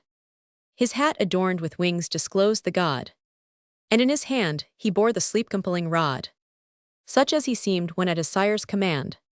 On Argus' head he laid the snaky wand. Arise, he said, to conquering Athens go. Their fate appoints an end of all thy woe. The fright awakened Arcite with a start. Against his bosom bounced his heaving heart. But soon he said with scarce a recovered breath, and thither will I go to meet my death. Sure to be slain, but death is my desire, since in Emilia's sight I shall expire. By chance he spied a mirror while he spoke, and gazing there beheld his altered look. Wondering he saw his features and his hue, so much were changed that scarce himself he knew. A sudden thought then starting in his mind, since I in Arcite cannot Arcite find, the world may search in vain with all their eyes, but never penetrate through this disguise. Thanks to the change which grief and sickness in low estate I may securely live, and see unknown my mistress day by day. He said, and clothed himself in coarse array, a laboring hind in show, then forth he went, and to the Athenian towers his journey bent. One squire attended in the same disguise, made conscious of his master's enterprise. Arrived at Athens soon he came to court, unknown unquestioned in that thick resort, proffering for hire his service at the gate, to drudge, draw water, and to run or wait. So fair befell him that for little gain he served at first Emilia's chamberlain, and watchful all advantages to spy, was still at hand and in his master's eye. And as his bones were big and sinews strong, refused no toil that could to slaves belong, but from deep wells with engines water drew, and used his noble hands the wood to hew. He passed a year at least attending thus on Emily and called Philostratus, but never was there man of his degree, so much esteemed, so well beloved as he. So gentle of condition was he known, that through the court his courtesy was blown. All think him worthy of a greater place, and recommend him to the royal grace, that exercised within a higher sphere, his virtues more conspicuous might appear. Thus by the general voice was Arcite praised, and by great Theseus to high favor raised. Among his menial servants first enrolled, and largely entertained with sums of gold, besides what secretly from Thebes was sent, of his own income and his annual rent. This well employed he purchased friends and fame, but cautiously concealed from whence it came. Thus for 3 years he lived with large increase, in arms of honor and esteem in peace. To Theseus' person he was ever near, and Theseus for his virtues held him dear. Palamon and Arcite, or The Knight's Tale. Book Roman 2 W. While Arcite lives in bliss the story turns, where hopeless Palamon in prison mourns. For 6 long years immured the captive knight, had dragged his chains and scarcely seen the light. Lost liberty and love at once he bore. His prison pained him much, his passion more. Nor dares he hope his fetters to remove, nor ever wishes to be free from love. But when the 6th revolving year was run, and May within the twins received the sun, were it by chance or forceful destiny, which forms and causes first what here shall be, assisted by a friend, one moonless night. This Palamon from prison took his flight. A pleasant beverage he prepared before, of wine and honey mixed with added store. Of opium to his keeper this he brought, who swallowed unaware the sleepy draught, and snored secure till morn his senses bound, in slumber and in long oblivion drowned. Short was the night, and careful Palamon sought the next covert ere the rising sun. A thick-spread forest near the city lay. To this with lengthened strides he took his way, for far he could not fly, and feared the day. Safe from pursuit, he meant to shun the light, till the brown shadows of the friendly night to Thebes might favor his intended flight. When to his country come his next design was all the Theban race in arms to join, and war on Theseus till he lost his life, or won the beauteous Emily to wife. Thus while his thoughts the lingering day beguile, to gentle Arcite let us turn our style, who little dreamt how nigh he was to care, till treacherous fortune caught him in the snare. The morning lark, the messenger of day, saluted in her song the morning grey, and soon the sun arose with beams so bright that all the horizon laughed to see the joyous sight. He with his tepid rays the rose renews, and licks the drooping leaves and dries the dews. When Arcite left his bed, resolved to pay observance to the month of merry May, forth on his fiery steed betimes he rode, that scarcely prints the turf on which he trode. At ease he seemed, and prancing o'er the plains, turned only to the grove his horse's reins. The grove I named before, and lighting there a woodbine garland sought to crown his hair, then turned his face against the rising day, and raised his voice to welcome in the May. For the sweet month the grove's green liveries wear, if not the first, the fairest of the year. For thee the graces lead the dancing hours, and nature's ready pencil paints the flowers. When thy short reign is past the feverish sun, the sultry tropic fears, and moves more slowly on. So may thy tender blossoms fear no blight, nor goats with venom teeth thy tendrils bite, as thou shalt guide my wandering feet to find the fragrant greens I seek my brows to bind. His vows addressed within the grove he strayed, till fate or fortune near the place conveyed his steps where secret Palamon was laid. Full little thought of him the gentle knight, who flying death had there concealed his flight, in brakes and brambles hid, and shunning mortal sight. Unless he knew him for his hated foe, but feared him as a man he did not know. But as it has been said of ancient years, that fields are full of eyes and woods have ears. For this the wise are ever on their guard, for unforeseen they say is unprepared. Uncautious Arcite thought himself alone, and less than all suspected Palamon, who listening heard him while he searched and loudly sung his roundelay of love, but on the sudden stopped and silent stood, as lovers often muse and change their mood. Now high as heaven, and then as low as hell, now up now down as buckets in a well. For Venus like her day will change her cheer, and seldom shall we see a Friday clear. Thus Arcite having sung with altered hue, sunk on the ground, and from his bosom drew a desperate sigh accusing heaven and fate, and angry Juno's unrelenting hate. Cursed be the day when first I did appear. Let it be blotted from the calendar, lest it pollute the month and poison all. Still will the jealous queen pursue our race. Cadmus is dead, the Theban city was, yet ceases not her hate for all who come from Cadmus, are involved in Cadmus' doom. I suffer for my blood unjust decree, that punishes another's crime on me. In mean estate I serve my mortal foe, the man who caused my country's overthrow. This is not all, for Juno to my shame has forced me to forsake my former name. Arcite I was, Philostratus I am. That side of heaven is all my enemy. Mars ruined, Thebes his mother ruined me.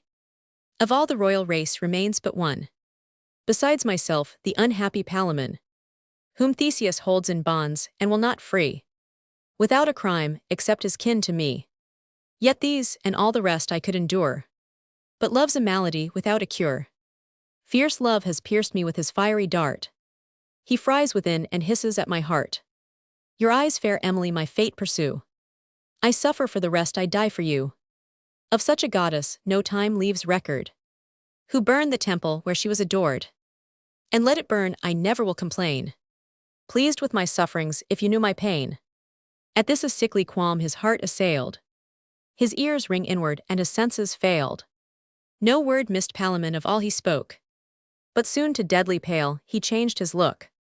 He trembled every limb and felt a smart, as if cold steel had glided through his heart. Nor longer stayed, but starting from his place, discovered stood and showed his hostile face. False traitor, Arcite, traitor to thy blood, bound by thy sacred oath to seek my good. Now art thou found forsworn for Emily, and darest attempt her love for whom I die. So hast thou cheated Theseus with a wile, against thy vow returning to beguile, under a borrowed name as false to me. So false thou art to him who set thee free. But rest assured that either thou shalt die, or else renounce thy claim in Emily. For though unarmed I am and freed by chance, am here without my sword or pointed lance. Hope not, base man, unquestioned hence to go, for I am Palamon thy mortal foe. Arcite, who heard his tale and knew the man, his sword unsheathed, and fiercely thus began. Now by the gods who govern heaven, wert thou not weak with hunger, mad with love, that word had been thy last, or in this grove, this hand should force thee to renounce thy love. The surety which I gave thee I defy. Fool not to know that love endures no tie, and Jove but laughs at lovers' perjury. No, I will serve the fair in thy despite. But since thou art my kinsman and a knight, here have my faith tomorrow in this grove. Our arms shall plead the titles of our love, and heavens so help my right as I alone will come and keep the cause and quarrel both unknown. With arms of proof both for myself and thee, choose thou the best and leave the worst to me, and that at better ease thou mayst abide. Bedding and clothes I will this night provide, and needful sustenance that thou mayst be a conquest better won and worthy me. His promise Palamon accepts but prayed to keep it better than the first he made. Thus fair they parted till the morrow's dawn, for each had laid his plighted faith to pawn. O love, thou sternly dost thy power maintain, and wilt not bear a rival in thy reign. Tyrants and thou all fellowship disdain. This was in Arcite proved and Palamon, both in despair, yet each would love alone. Arcite returned, and as in honor tied, his foe with bedding and with food supplied. Then ere the day 2 suits of armor sought, which borne before him on his steed he brought. Both were of shining steel, and wrought so pure, as might the strokes of 2 such arms endure. Now at the time and in the appointed place, the challenger and challenged face to face approach each other from afar they knew, and from afar their hatred changed their hue. So stand the Thracian herdsman with his spear, full in the gap, and hopes the hunted bear, and hears him rustling in the wood and sees his course at distance by the bending trees, and thinks here comes my mortal enemy, and either he must fall in fight or I. This while he thinks he lifts aloft his dart, a generous chillness seizes every part. The veins pour back the blood and fortify the heart. Thus pale they meet, their eyes with fury burn. None greets, for none the greeting will return. But in dumb surliness each armed with care, his foe professed as brother of the war. Then both no moment lost at once advance against each other, armed with sword and lance. They lash, they foin, they pass, they strive to bore their corselets and the thinnest parts explore. Thus 2 long hours in equal arms they stood, and wounded wound, till both were bathed in blood, and not a foot of ground had either got.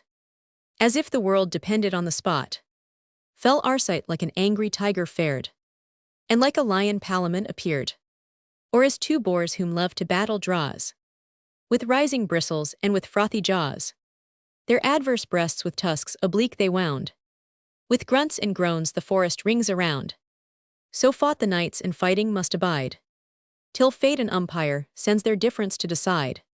The power that ministers to God's decrees, and executes on earth what heaven foresees, called providence or chance or fatal sway, comes with resistless force and finds or makes her way. Nor kings nor nations nor united power one moment can retard the appointed hour, and some one day some wondrous chance appears, which happen not in centuries of years. For sure whate'er we mortals hate or love, or hope or fear, depends on powers above. They move our appetites to good or ill, and by foresight necessitate the will. In Theseus this appears whose youthful joy was beasts of chase in forests to destroy. This gentle knight, inspired by jolly, forsook his easy couch at early day, and to the wood and wilds pursued his way. Beside him rode Hippolyta the queen, and Emily attired in lively green, with horns and hounds and all the tuneful cry, to hunt a royal hart within the covert nigh. And as he followed Mars before, so now he serves the goddess of the silver bow. The way that Theseus took was to the wood, where the two knights in cruel battle stood, the lawn in which they fought the appointed place, in which the uncoupled hounds began the chase. Thither forthright he rode to ruse the prey, that shaded by the fern and harbor lay, and thence dislodged was wont to leave the wood, for open fields and cross the crystal flood. Approached, and looking underneath the sun, he saw proud Arcite and fierce Palamon, in mortal battle doubling blow on blow. Like lightning flamed their falchions to and fro, and shot a dreadful gleam, so strong they struck, there seemed less force required to fell an oak. He gazed with wonder on their equal might, looked eager on, but knew not either knight.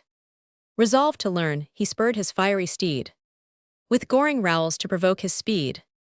The minute ended that began the race, so soon he was betwixt them on the place, and with his sword unsheathed on pain of life, commands both combatants to cease their strife. Then with imperious tone pursues his threat. What are you why in arms together met? How dares your pride presume against my laws, as in a listed field to fight your cause? Unasked the royal grant no marshal buy, as knightly rights require nor judge to try. Then Palamon with scarce recovered breath thus hasty spoke, we both deserve the death, and both would die for look the world around. A pair so wretched is not to be found. Our life's a load encumbered with the charge. We long to set the imprisoned soul at large. Now as thou art a sovereign judge, decree the rightful doom of death to him and me. Let neither find thy grace, for grace is cruelty. Me first, oh kill me first, and cure my, then sheath the sword of justice on my or kill him first, for when his name is heard, he foremost will receive his due reward. Arcite of Thebes, is he thy mortal foe, on whom thy grace did liberty bestow, but first contracted that if ever found, by day or night upon the Athenian ground, his head should pay the forfeit see returned. The perjured knight his oath and honor scorned, for this is he who with a borrowed name and proffered service to thy palace came, now called Philostratus, retained by thee, a traitor trusted and in high degree, aspiring to the bed of beauteous Emily. My part remains from Thebes, my birth I own, and call myself the unhappy Palamon. Think me not like that man, since no disgrace can force me to renounce the honor of my race. Know me for what I am, I broke thy chain, nor promised I thy prisoner to remain. The love of liberty with life is given, and life itself the inferior gift of heaven. Thus without crime I fled, but farther no, I with this Arcite am thy mortal foe. Then give me death, since I thy life pursue, for safeguard of thyself death is my due. More wouldst thou know, I love bright Emily, and for her sake and in her sight will die. But kill my rival too, for he no less deserves, and I thy righteous doom will bless, assured that what I lose he never shall possess. To this replied the stern Athenian prince, and sourly smiled in owning your offense. You judge yourself and I but keep record, in place of law while you pronounce the word. Take your desert, the death you have decreed. I seal your doom and ratify the deed. By Mars, the patron of my arms, you die. He said, dumb sorrow seized the standers by. The queen above the rest, by nature good, the pattern formed of perfect womanhood. For tender pity wept when she began. Through the bright choir the infectious virtue ran. All dropped their tears, even the contended maid. And thus among themselves they softly said, what eyes can suffer this unworthy sight? Two youths of royal blood, renowned in fight, the mastership of heaven in face and mind, and lovers far beyond their faithless kind. See their wide-streaming wounds, they neither came for pride of empire nor desire of fame. Kings fight for kingdoms, madmen for applause, but love for love alone that crowns the lover's cause. This thought which ever bribes the beauteous kind, such pity wrought in every lady's mind. They left their steeds and prostrate on the place, From the fierce king, implored the offender's grace. He paused a while, stood silent in his mood. For yet his rage was boiling in his blood. But soon his tender mind the impression felt, as softest metals are not slow to melt, and pity soonest runs in gentle minds. Then reasons with himself, and first he finds his passion cast a mist before his sense, and either made or magnified the offense. Offense of what to whom who judged the cause.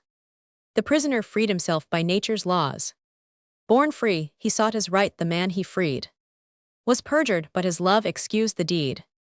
Thus pondering, he looked under with his eyes, and saw the women's tears, and heard their cries, which moved compassion more. He shook his head, and softly sighing to himself, he said, "Curse on the unpardoning prince, whom tears can draw to no remorse, who rules by lion's law, and deaf to prayers by no submission bowed, rends all alike the penitent and proud."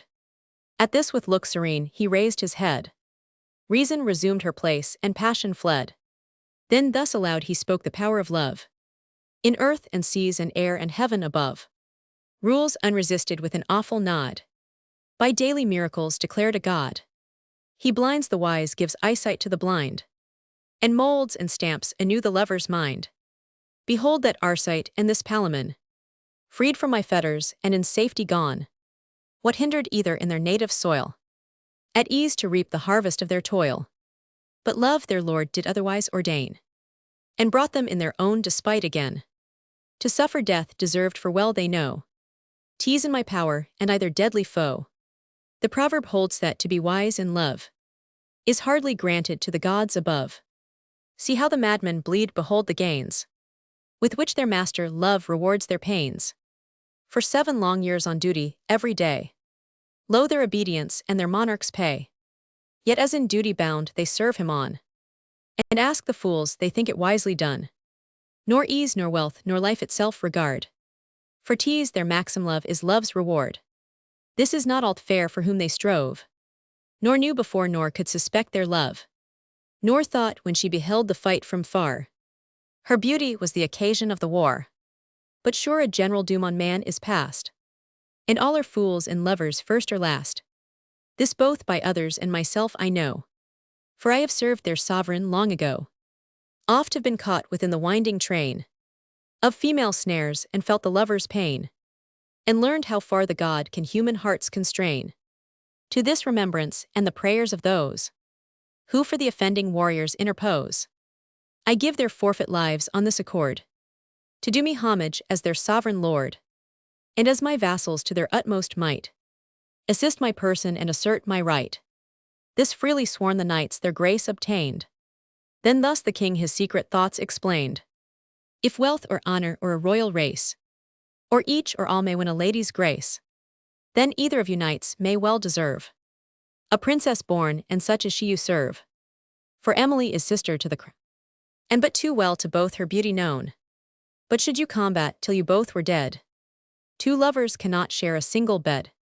As therefore both are equal in degree, the lot of both be left to destiny. Now hear the award, and happy may it prove to her and him who best deserves her love. Depart from hence in peace, and free as air. Search the wide world, and where you please repair. But on the day when this returning sun to the same point through every sign has run, then each of you his 100 knights shall bring in royal lists to fight before the king. And then the knight whom fate or happy chance shall with his friends to victory advance, and grace his arms so far in equal fight, from out the bars to force his opposite, or kill or make him recreant on the plain, the prize of valor and of love shall gain. The vanquished party shall their claim release, and the long jars conclude in lasting peace. The charge be mine to adorn the chosen ground, the theatre of war for champions so renowned, and take the patron's place of either knight, with eyes impartial to behold the fight, and heaven of me so judge as I shall judge aright. If both are satisfied with this accord, swear by the laws of knighthood on my sword, who now but Palamon exults with joy, and ravished Arcite seems to touch the sky. The whole assembled troop was pleased as well, extol the award, and on their knees they fell, to bless the gracious king. The knights with leave, departing from the place, his last commands receive. On Emily with equal ardor look, and from her eyes their inspiration took. From thence to Thebes' old walls pursue their way, each to provide his champions for the day.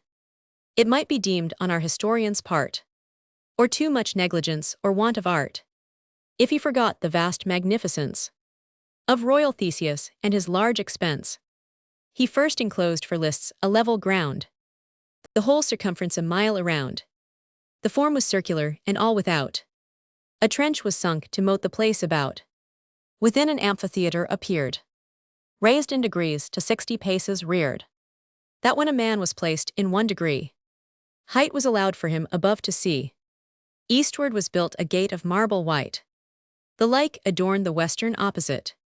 A nobler object than this fabric was Rome never saw, nor of so vast a space. For rich with spoils of many a conquered land, all arts and artists Theseus could command, who sold for hire or wrought for better fame. The master painters and the carvers came. So rose within the compass of the year an age's work, a glorious theatre. Then o'er its eastern gate was raised above a temple sacred to the Queen of Love. An altar stood below on either hand, a priest with roses crowned who held a myrtle wand. The dome of Mars was on the gate opposed, and on the north a turret was enclosed, within the wall of alabaster white and crimson coral for the Queen of Night, who takes in sylvan sports her chaste delight. Within these oratories might you see rich carvings, portraitures, and imagery, where every figure to the life expressed the Godhead's power to whom it was addressed. In Venus' temple on the sides were seen the broken slumbers of enamored men, prayers that even spoke and pity seemed to call, and issuing sighs that smoked along the wall, complaints and hot desires the lover's hell, and scalding tears that wore a channel where they fell. And all around were nuptial bonds, the ties of love's assurance, and a train of lies that made in lust conclude in perjuries, beauty and youth and wealth and luxury, and sprightly hope and short-enduring joy, and sorceries to raise the infernal powers, and sigils framed in planetary hours, expense and afterthought and idle care, and doubts of motley hue and dark despair, suspicions and fantastical surmise, and jealousy suffused with jaundice in her eyes, discoloring all she viewed in tawny dressed, downlooked and with a cuckow on her fist, opposed to her on t'other side advance, the costly feast, the carol and the dance, minstrels and music, poetry and play, and balls by night and tournaments by. All these were painted on the wall and more, with acts and monuments of times before, and others added by prophetic doom, and lovers yet unborn and loves to come. For there the Idalian mount and Cytheron, the court of Venus was in colors drawn, before the palace gate in careless dress, in loose array sat portress Idleness. There by the fount Narcissus pined alone. There Samson was with wiser Solomon, and all the mighty names by love undone.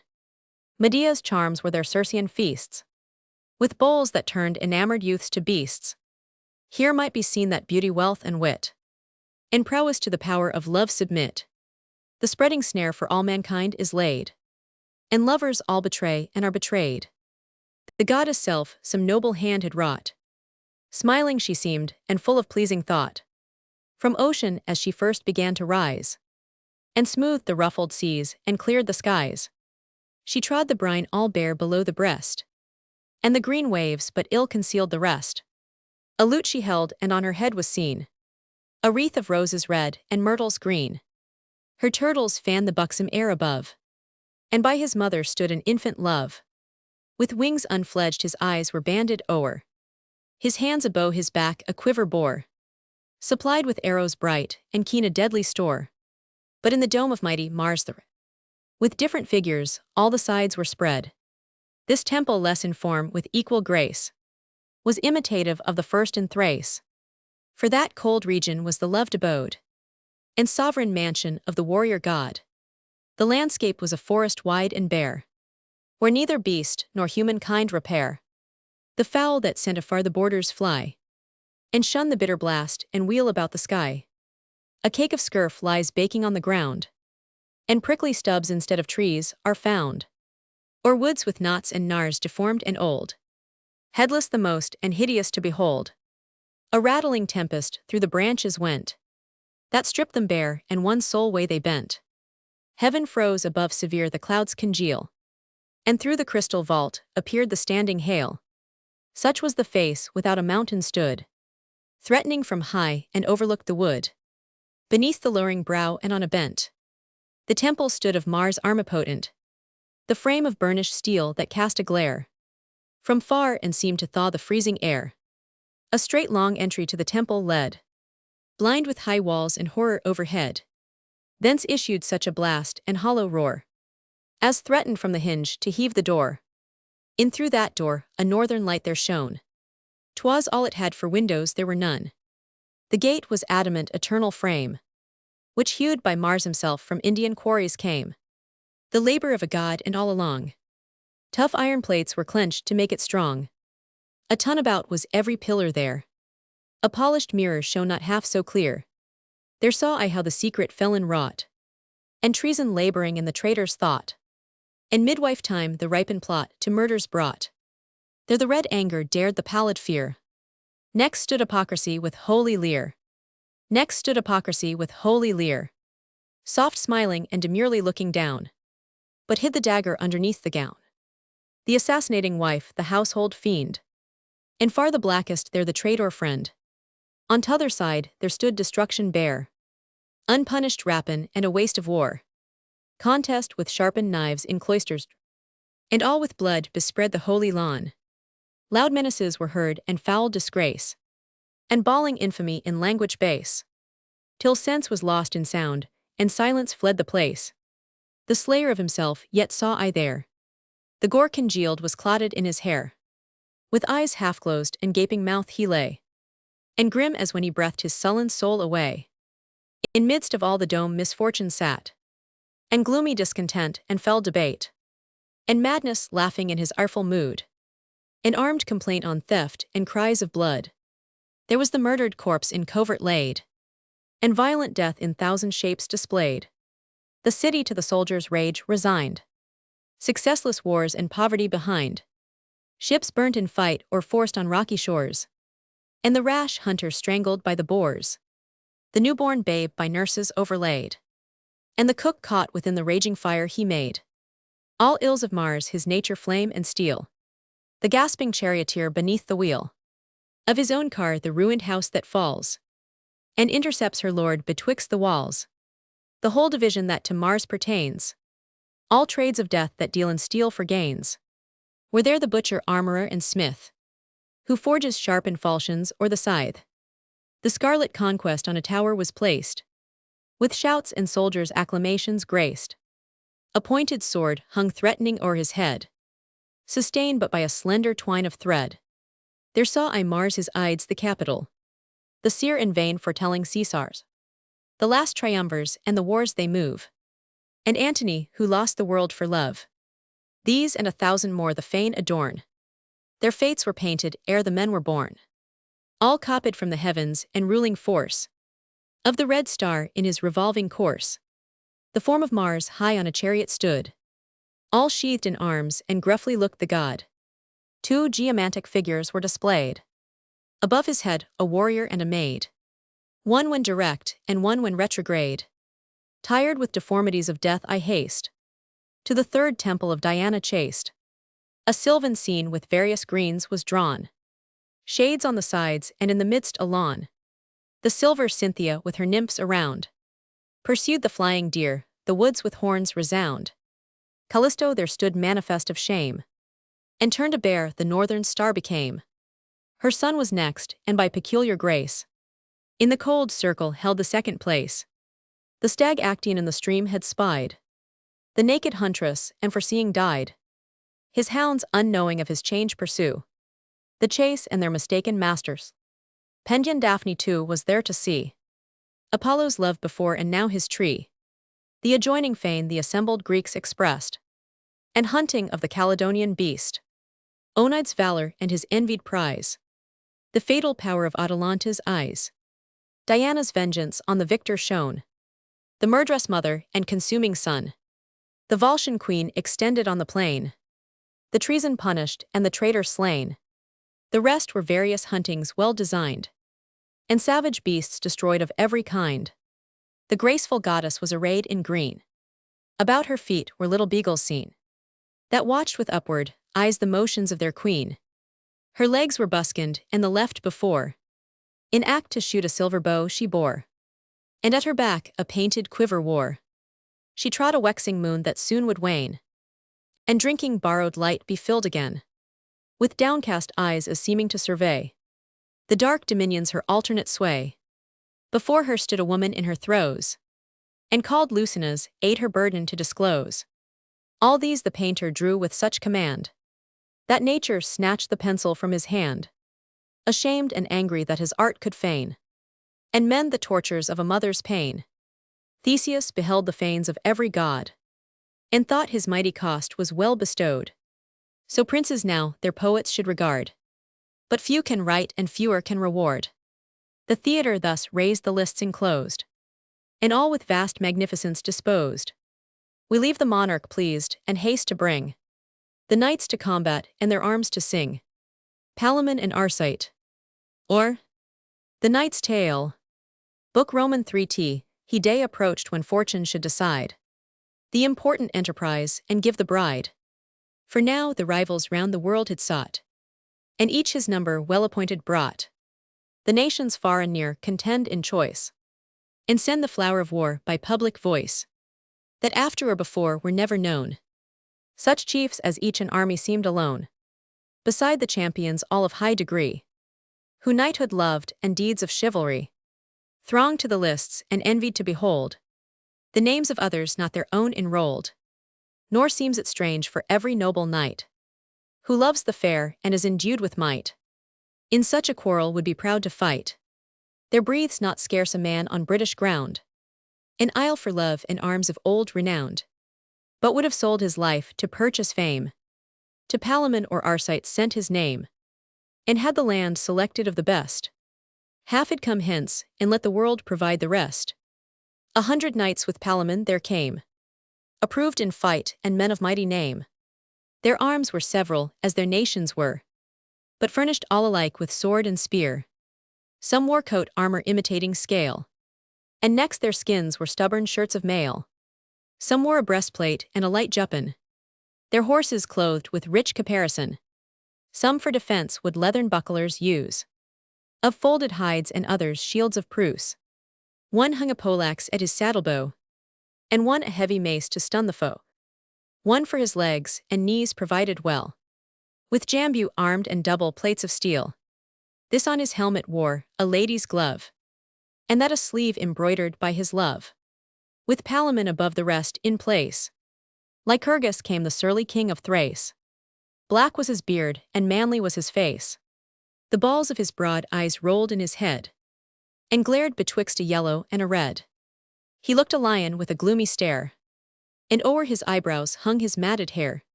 Big-boned and large of limbs with sinews strong, broad-shouldered, and his arms were round and long. 4 milk-white bulls the Thracian use of old were yoked to draw his car of burnished gold. Upright he stood and bore aloft his shield, conspicuous from afar and overlooked the field. His surcoat was a bear skin on his back. His hair hung long behind, and glossy raven black. His ample forehead bore a coronet, with sparkling diamonds, and with rubies set. 10 brace and more of greyhounds snowy fair, and tall as stags ran loose, and coursed around his chair. A match for pards in flight in grappling for the bear. With golden muzzles all their mouths were bound, and collars of the same their necks surround. Thus through the field Lycurgus took his way. His 100 knights attend in pomp and proud array. To match this monarch with strong Arcite came Emetrius king of and a mighty name. On a bay courser goodly to behold, the trappings of his horse embossed with barbarous gold. Not Mars bestrode a steed with greater grace. His surcoat o'er his arms was cloth of Thrace, adorned with pearls all orient round and great. His saddle was of gold with emeralds set. His shoulders large a mantle did attire, with rubies thick and sparkling as the fire. His amber-colored locks in ringlets run, with graceful negligence, and shone against the sun. His nose was aquiline, his eyes were blue, ruddy his lips, and fresh and fair his hue. Some sprinkled freckles on his face were seen, whose dusk set off the whiteness of the skin. His awful presence did the crowd surprise, nor durst the rash spectator meet his eyes. Eyes that confessed him born for kingly sway. So fierce they flashed intolerable day. His age in nature's youthful prime appeared, and just began to bloom his yellow beard. Whene'er he spoke his voice was heard around, loud as a trumpet with a silver sound. A laurel wreathed his temples fresh and green, and myrtle sprigs, the marks of love were mixed between. Upon his fist he bore for his delight an eagle well reclaimed and lily white. His 100 knights attend him to the war, all armed for battle, save their heads were bare. Words and devices blazed on every shield, and pleasing was the terror of the field. For kings and dukes and barons you might see, like sparkling stars though different in degree, all for the increase of arms and love of chivalry. Before the king tame leopards led the way, and troops of lions innocently play. So Bacchus through the conquered Indies rode, and beasts in gambols frisked before the honest god. In this array the war of either side through Athens passed with military pride. At prime they entered on the Sunday morn. Rich tapestry spread the streets, and flowers the posts adorn. The town was all a jubilee of feasts. So Theseus willed in honor of his guests. Himself with open arms the kings embraced. Then all the rest in their degrees were graced. No harbinger was needful for the night, for every house was proud to lodge a knight. I passed the royal treat, nor must relate the gifts bestowed, nor how the champions sate, who first, who last, or how the knights addressed their vows, or who was fairest at the feast, whose voice, whose graceful dance did most surprise, soft amorous sighs, and silent love of eyes. The rivals call my muse another way, to sing their vigils for the ensuing day.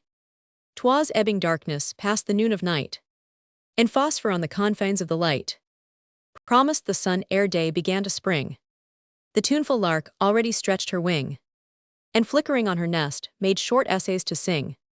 When wakeful Palamon, preventing day, took to the royal lists his early way, to Venus at her fane in her own house to pray. There falling on his knees before her shrine, he thus implored with prayers her power divine. Creator, Venus, genial power of love, the bliss of men below and gods above. Beneath the sliding sun thou runn'st thy race, dost fairest shine and best become thy place. For thee the winds their eastern blasts forbear. Thy month reveals the spring and opens all the year. Thee goddess, thee the storms of winter fly. Earth smiles with flowers, renewing laughs the sky, and birds to lays of love their tuneful notes apply. For thee the lion loathes the taste of blood, and roaring hunts his female through the wood. For thee the bulls rebellow through the groves, and tempt the stream and snuff their absent loves. Tease thine whate'er is pleasant, good, or fair. All nature is thy province, life thy care. Thou madst the world, and dost the world. Thou gladder of the mount of Cithaeron, increase of Jove, companion of the sun. If e'er Adonis touched thy tender heart, have pity, goddess, for thou know'st the smart. Alas, I have not words to tell my grief. To vent my sorrow would be some relief. Light sufferings give us leisure to complain. We groan but cannot speak in greater pain. O goddess, tell thyself what I would say. Thou know'st it, and I feel too much to pray. So grant my suit, as I enforce my might, in love to be thy champion and thy knight. A servant to thy sex, a slave to thee, a foe professed to barren chastity. Nor ask I fame or honor of the field, nor choose I more to vanquish than to yield. In my divine Amelia make me blessed. Let fate or partial chance dispose the rest. Find thou the manner and the means prepare. Possession more than conquest is my care. Mars is the warrior's god, in him it lies, on whom he favors to confer the prize. With smiling aspect you serenely move in your fifth orb and rule the realm of love. The fates but only spin the coarser clue. The finest of the wool is left for you. Spare me but one small portion of the twine, and let the sisters cut below your line. The rest among the rubbish may they sweep, or add it to the yarn of some old miser's heap. But if you this ambitious prayer deny, a wish I grant beyond mortality, then let me sink beneath proud Arcite's arms, and I once dead let him possess her charms. Thus ended he then with observance due. The sacred incense on her altar threw. The curling smoke mounts heavy from the fires. At length it catches flame, and in a blaze expires. At once the gracious goddess gave the sign. Her statue shook, and trembled all the shrine. Pleased Palamon the tardy omen took. For since the flames pursued the trailing smoke, he knew his boon was granted but the day. To distance, driven and joy adjourned with long delay. Now morn with rosy light had streaked the sky. Up rose the sun, and up rose Emily. Addressed her early steps to Cynthia's fane. In state attended by her maiden train, who bore the vests that holy rites require. Incense and odorous gums and covered fire. The plenteous horns with pleasant mead they crown. Nor wanted aught besides in honor of the moon. Now while the temple smoked with hallowed steam, they washed the Virgin in a living stream. The secret ceremonies I conceal, uncouth perhaps unlawful to reveal. But such they were, as pagan use required, performed by women when the men retired, whose eyes profane their chaste mysterious rites, might turn to scandal or obscene delights. Well-meaners think no harm, but for the rest, things sacred they pervert, and silence is the best. Her shining hair uncombed was loosely spread. A crown of mastless oak adorned her head. When to the shrine approached the spotless maid, had kindling fires on either altar laid. The rites were such as were observed of old, by Statius in his Theban story told. Then kneeling with her hands across her breast, thus lowly she preferred her chaste request. O goddess haunter of the woodland green, to whom both heaven and earth and seas are seen, queen of the nether skies where half the year thy silver beams descend, and light the gloomy sphere, goddess of maids and conscious of our hearts, so keep me from the vengeance of thy darts, which Niobe's devoted issue felt, when hissing through the skies the feathered deaths were dealt. As I desire to live a virgin life, nor know the name of mother or of wife, thy votress from my tender years I am, and love like thee the woods and sylvan game. Like death thou know'st I loathe the nuptial state, and man the tyrant of our sex I hate. A lowly servant but a lofty mate, where love is duty on the female side, on theirs mere sensual gust, and sought with surly pride. Now by thy triple shape as thou art seen, in heaven, earth, hell, and everywhere a queen, grant this my first desire, let discord cease, and make betwixt the rivals lasting peace. Quench their hot fire or far from me remove the flame and turn it on some other love. Or if my frowning stars have so decreed, that one must be rejected, one succeed. Make him my lord within whose faithful breast is fixed my image, and who loves me best. But oh, even that avert, I choose it not, but take it as the least unhappy lot. A maid I am, and of thy virgin train. Oh, let me still that spotless name retain. Frequent the forest thy chaste will obey, and only make the beasts of chase my prey. The flames ascend on either altar clear, while thus the blameless maid addressed her prayer, when lo, the burning fire that shone so bright flew off all sudden with extinguished light, and left one altar dark a little space, which turned self-kindled and renewed the blaze. That other victor flame a moment stood, then fell and lifeless left the extinguished wood. Forever lost the irrevocable light, forsook the blackening coals and sunk to night. At either end it whistled as it flew, and as the brands were green so dropped the dew, infected as it fell with sweat of sanguine hue. The maid from that ill omen turned her eyes, and with loud shrieks and clamors rent the skies, nor knew what signified the boding sign, but found the powers displeased, and feared the wrath divine. Then shook the sacred shrine, and sudden light sprung through the vaulted roof, and made the temple bright. The power, behold the power in glory shone, by her bent bow and her keen arrows known. The rest a huntress issuing from the wood, reclining on her cornel spear she stood. Then gracious thus began dismiss thy fear, and heaven's unchanged decrees attentive hear. More powerful gods have torn thee from my side, unwilling to resign and doomed a bride.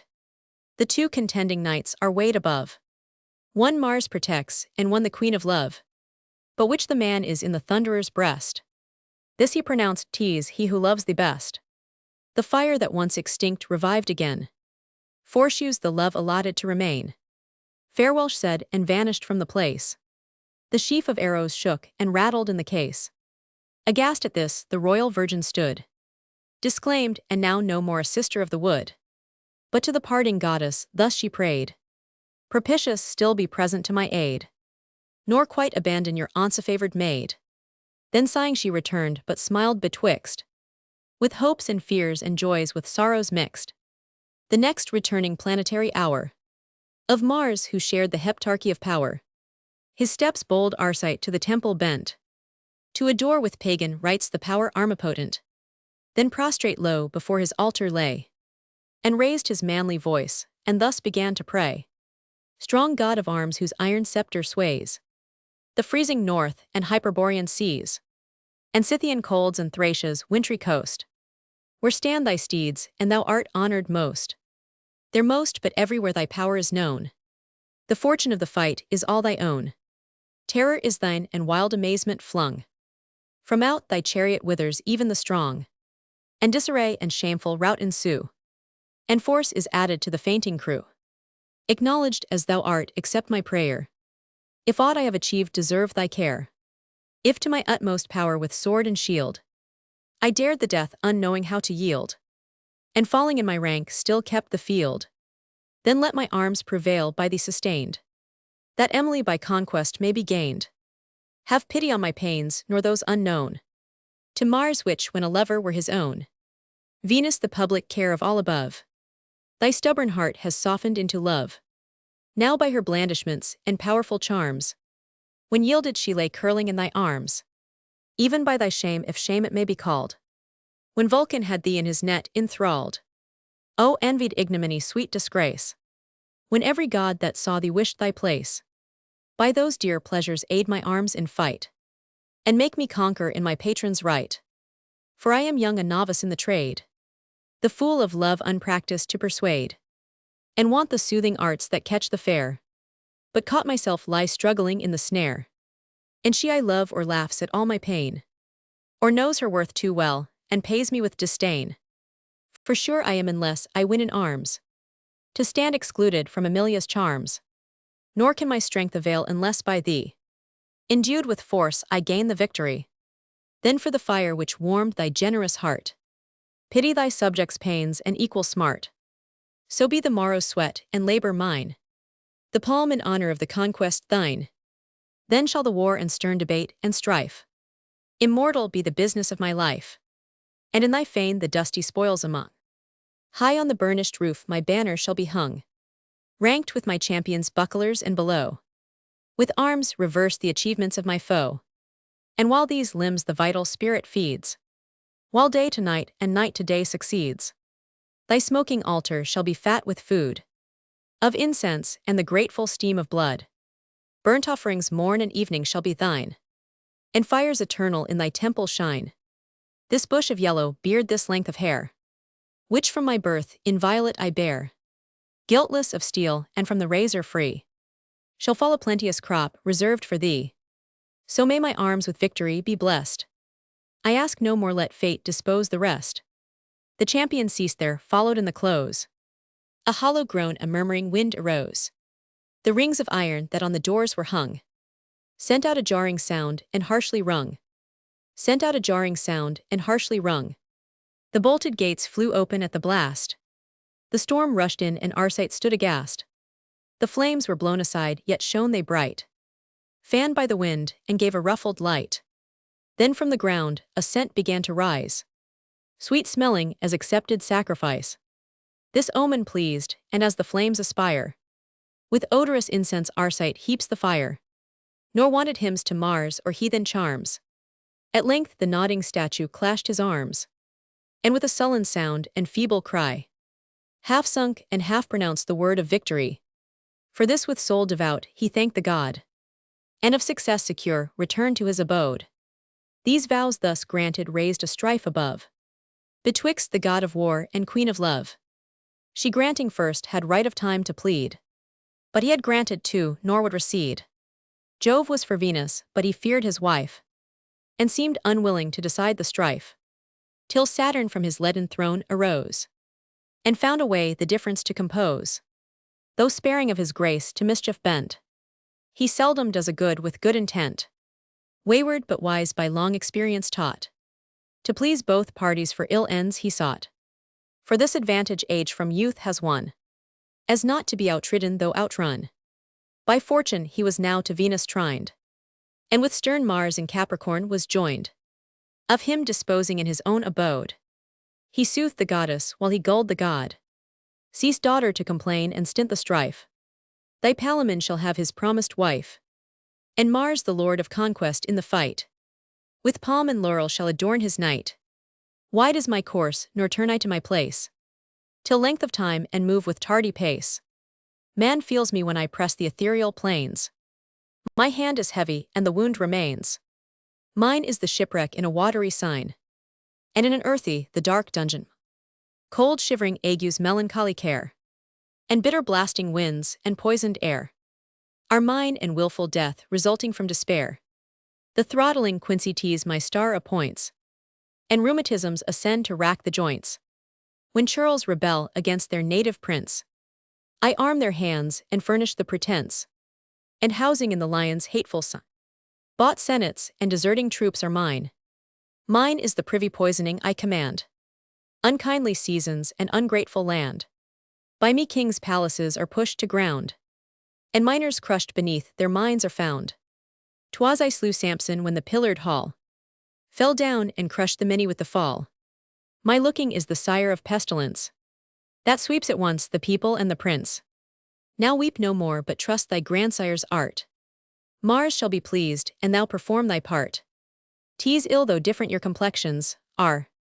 The family of heaven for men should war. The expedient pleased where neither lost his right. Mars had the day and Venus had the night. The management they left to Cronos' care. Now turn we to the effect and sing the war. In Athens all was pleasure, mirth, and play, all proper to the spring and sprightly May, which every soul inspired with such delight. 'Twas jesting all the day and love at night. Heaven smiled, and gladded was the heart of man, and Venus had the world as when it first began. At length in sleep their bodies they compose, and dreamt the future fight and early rose. Now scarce the dawning day began to spring, as at a signal given the streets with clamors ring. At once the crowd arose confused and high. Even from the heaven was heard a shouting cry, for Mars was early up and roused the sky. The gods came downward to behold the wars, sharpening their sights and leaning from their stars. The neighing of the generous horse was heard, for battle by the busy groom prepared. Rustling of harness, rattling of the shield, clattering of armor furbished for the field. Crowds to the castle mounted up the street, battering the pavement with their coursers' feet. The greedy sight might there devour the gold of glittering arms too dazzling to behold, and polished steel that cast the view aside, and crested morions with their plumy pride. Knights with a long retinue of their squires, in gaudy liveries, march and quaint attires. One laced the helm, another held the lance, a third the shining buckler did advance. The courser pawed the ground with restless feet, and snorting foamed and champed the golden bit. The smiths and armorers on palfreys ride, files in their hands and hammers at their side, and nails for loosened spears and thongs for shields provide. The yeomen guard the streets in seemly bands, and clowns come crowding on with cudgels in their hands. The trumpets next the gate in order placed attend the sign to sound the martial blast. The palace yard is filled with floating tides, and the last comers bear the former to the sides. The throng is in the midst the common crew, shut out the hall admits the better few. In knots they stand or in a rank they walk, serious in aspect, earnest in their talk, factious and favoring this or t'other side, as their strong fancies and weak reason guide. Their wagers back their wishes numbers hold, with the fair freckled king and beard of gold. So vigorous are his eyes, such rays they cast, so prominent his eagle's beak is placed. But most their looks on the black monarch bend, his rising muscles and his brawn commend, his double-bitting axe and beamy spear, each asking a gigantic force to rear. All spoke as partial favor moved the mind, and safe themselves at others' cost divined. Waked by the cries the Athenian chief arose, the nightly forms of combat to dispose, and passing through the obsequious guards he sate, conspicuous on a throne sublime in state. There for the two contending knights he sent. Armed capapi with reverence low they bent. He smiled on both and with superior look alike their offered adoration took. The people press on every side to see their awful prince and hear his high decree. Then signing to the heralds with his hand, they gave his orders from their lofty stand. Silence is thrice enjoined, then thus aloud the king at arms bespeaks the knights and listening crowd. Our sovereign lord has pondered in his mind the means to spare the blood of gentle kind, and of his grace and inborn clemency he modifies his first severe decree, the keener edge of battle to rebate the troops for honor fighting not for hate. He wills not death should terminate their strife, and wounds if wounds ensue be short of life, but issues ere the fight his dread command, that slings afar and poniards hand to hand, be banished from the field that none shall dare, with shortened sword to stab in closer war, but in fair combat fight with manly strength, nor push with biting point but strike at length. The tourney is allowed but one career, of the tough ash with the sharp-grinded spear, but knights unhorsed may rise from off the plain, and fight on foot their honor to regain, nor if at mischief taken on the ground, be slain but prisoners to the pillar bound, at either barrier placed nor captives made, be freed or armed anew the fight invade. The chief of either side bereft of life, or yielded to his foe, concludes the strife. Thus dooms the Lord now valiant knights and young, fight each his fill with swords and maces long. The herald ends the vaulted firmament, with loud acclaims and vast applause is rent. Heaven guard a prince so gracious and so good, so just and yet so provident of blood. This was the general cry, the trumpets sound, and warlike symphony is heard around. The marching troops through Athens take their way. The great Earl Marshal orders their array. The fair from high the passing pomp behold. A rain of flowers is from the windows rolled. The casements are with golden tissue spread, and horses' hoofs for earth on silken tapestry tread. The king goes midmost and the rivals ride in equal rank and close his either side. Next after these there rode the royal wife, with Emily the cause and the reward of strife. The following cavalcade by 3 and 3 proceed by titles marshalled in degree. Thus through the southern gate they take their way, and at the lists arrived ere prime of day. Their parting from the king the chiefs divide, and wheeling east and west before their many ride. The Athenian monarch mounts his throne on high, and after him the queen and Emily. Next these the kindred of the crown are graced, with nearer seats and lords by ladies placed. Scarce were they seated when with clamors loud in rushed at once a rude promiscuous crowd.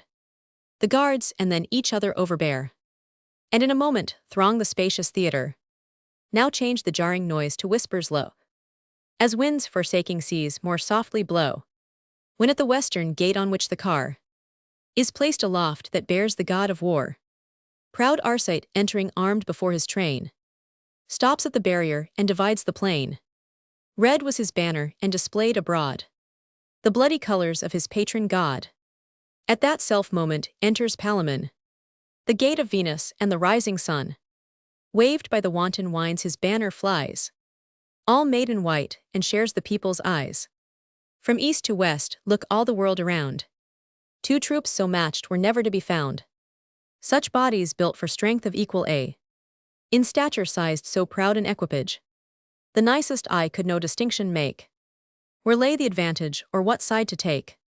Thus ranged the herald for the last proclaims a silence while they answered to their names. For so the king decreed to shun with care the fraud of musters, false the common bane of war. The tale was just, and then the gates were closed, and chief to chief and troop to troop opposed. The heralds last retired, and loudly cried, the fortune of the field be fairly tried. At this the challenger with fierce defy, his trumpet sounds the challenged makes reply. With clangor rings the field, resounds the vaulted sky. Their visors closed their lances in the rest, or at the helmet pointed or the crest. They vanish from the barrier speed the race, and spurring sea decrease the middle space. A cloud of smoke envelopes either host, and all at once the combatants are lost. Darkling they join adverse and shock unseen, coursers with coursers jostling men with men. As laboring in eclipse a while they stay, till the next blast of wind restores it. They look anew, the beauteous form of fight is changed, and war appears a grisly sight. Two troops in fair array one moment showed, the next a field with fallen bodies strewed. Not half the number in their seats are found, but men and steeds lie groveling on the ground. The points of spears are stuck within the shield. The steeds without their riders scour the field. The knights unhorsed on foot renew the fight. The glittering falchions cast a gleaming light. Hauberks and helms are hued with many a wound. Out spins the streaming blood and dyes the ground. The mighty maces with such haste descend. They break the bones and make the solid armor bend. This thrusts amid the throng with furious force. Down goes at once the horseman and the horse. That courser stumbles on the fallen steed, and floundering throws the rider o'er his head. One rolls along a football to his foes. One with a broken truncheon deals his blows. This halting, this disabled with his wound, in triumph led is to the pillar bound, where by the king's award he must abide. There goes a captive led on t'other side. By fits they cease, and leaning on the lance, take breath awhile and to new fight advance. Full oft the rivals met, and neither spared his utmost force, and each forgot to ward.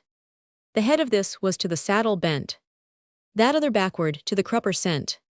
Both were by turns unhorsed, the jealous blows fall thick and heavy when on foot they close.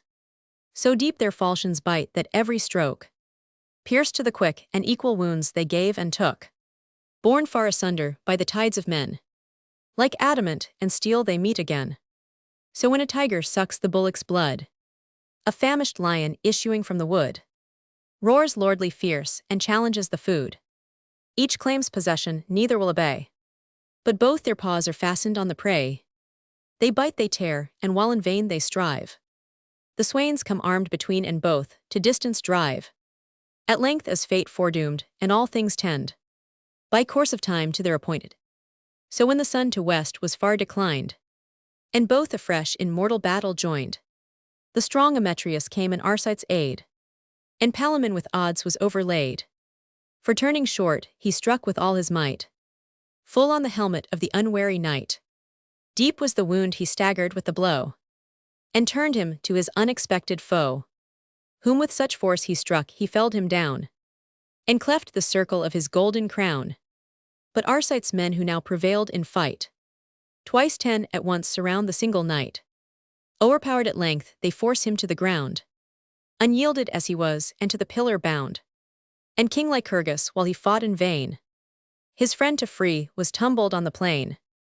Who now laments, but Palamon compelled no more to try the fortune of the field, and worse than death to view with hateful eyes his rival's conquest, and renounce the prize.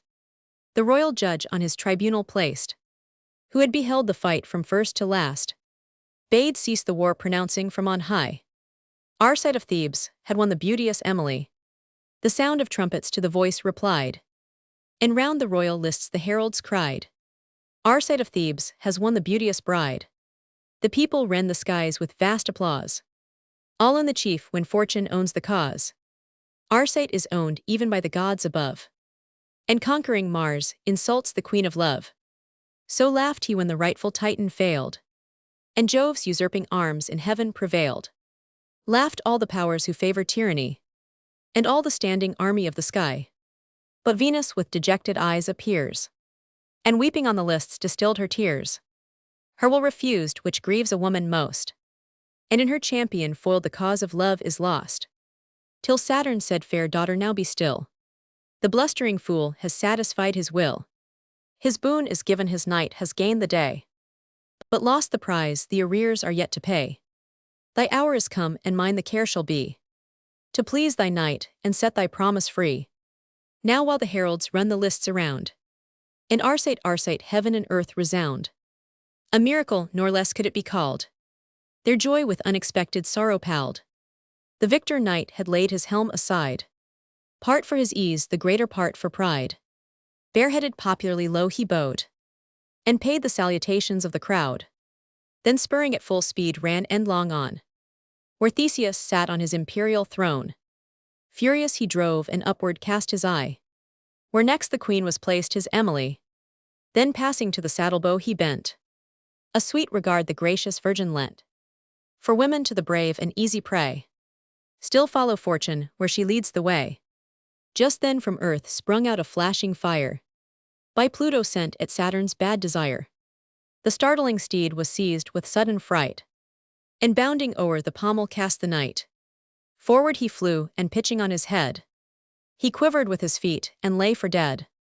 Black was his countenance in a little space, for all the blood was gathered in his face. Help was at hand, they reared him from the ground, and from his cumbrous arms his limbs unbound. Then lanced a vein, and watched returning breath. It came but clogged with symptoms of his death. The saddle-bow the noble parts had pressed, all bruised and mortified his manly breast. Him still entranced, and in a litter laid, they bore from field, and to his bed conveyed. At length he waked, and with a feeble cry, the word he first pronounced was Emily.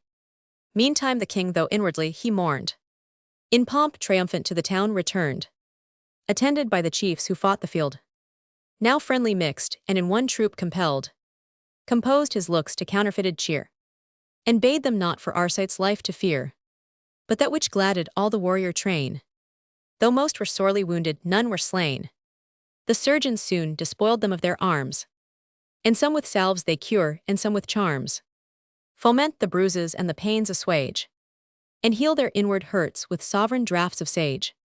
The king in person visits all around, comforts the sick, congratulates the sound, honors the princely chiefs, rewards the rest, and holds for thrice 3 days a royal feast. None were disgraced, for falling is no shame, and cowardice alone is loss of fame. The venturous knight is from the saddle thrown, but 'tis the fault of fortune, not his own, if crowns and palms the conquering side adorn. The victor under better stars was born. The brave man seeks not popular applause, nor overpowered with arms deserts his cause. Unshamed though foiled, he does the best he can. Force is of brutes, but honor is of man. Thus Theseus smiled on all with equal grace, and each was set according to his place. With ease were reconciled the differing parts, for envy never dwells in noble hearts. At length they took their leave, the time expired, well pleased, and to their several homes retired. Well pleased, and to their several homes retired.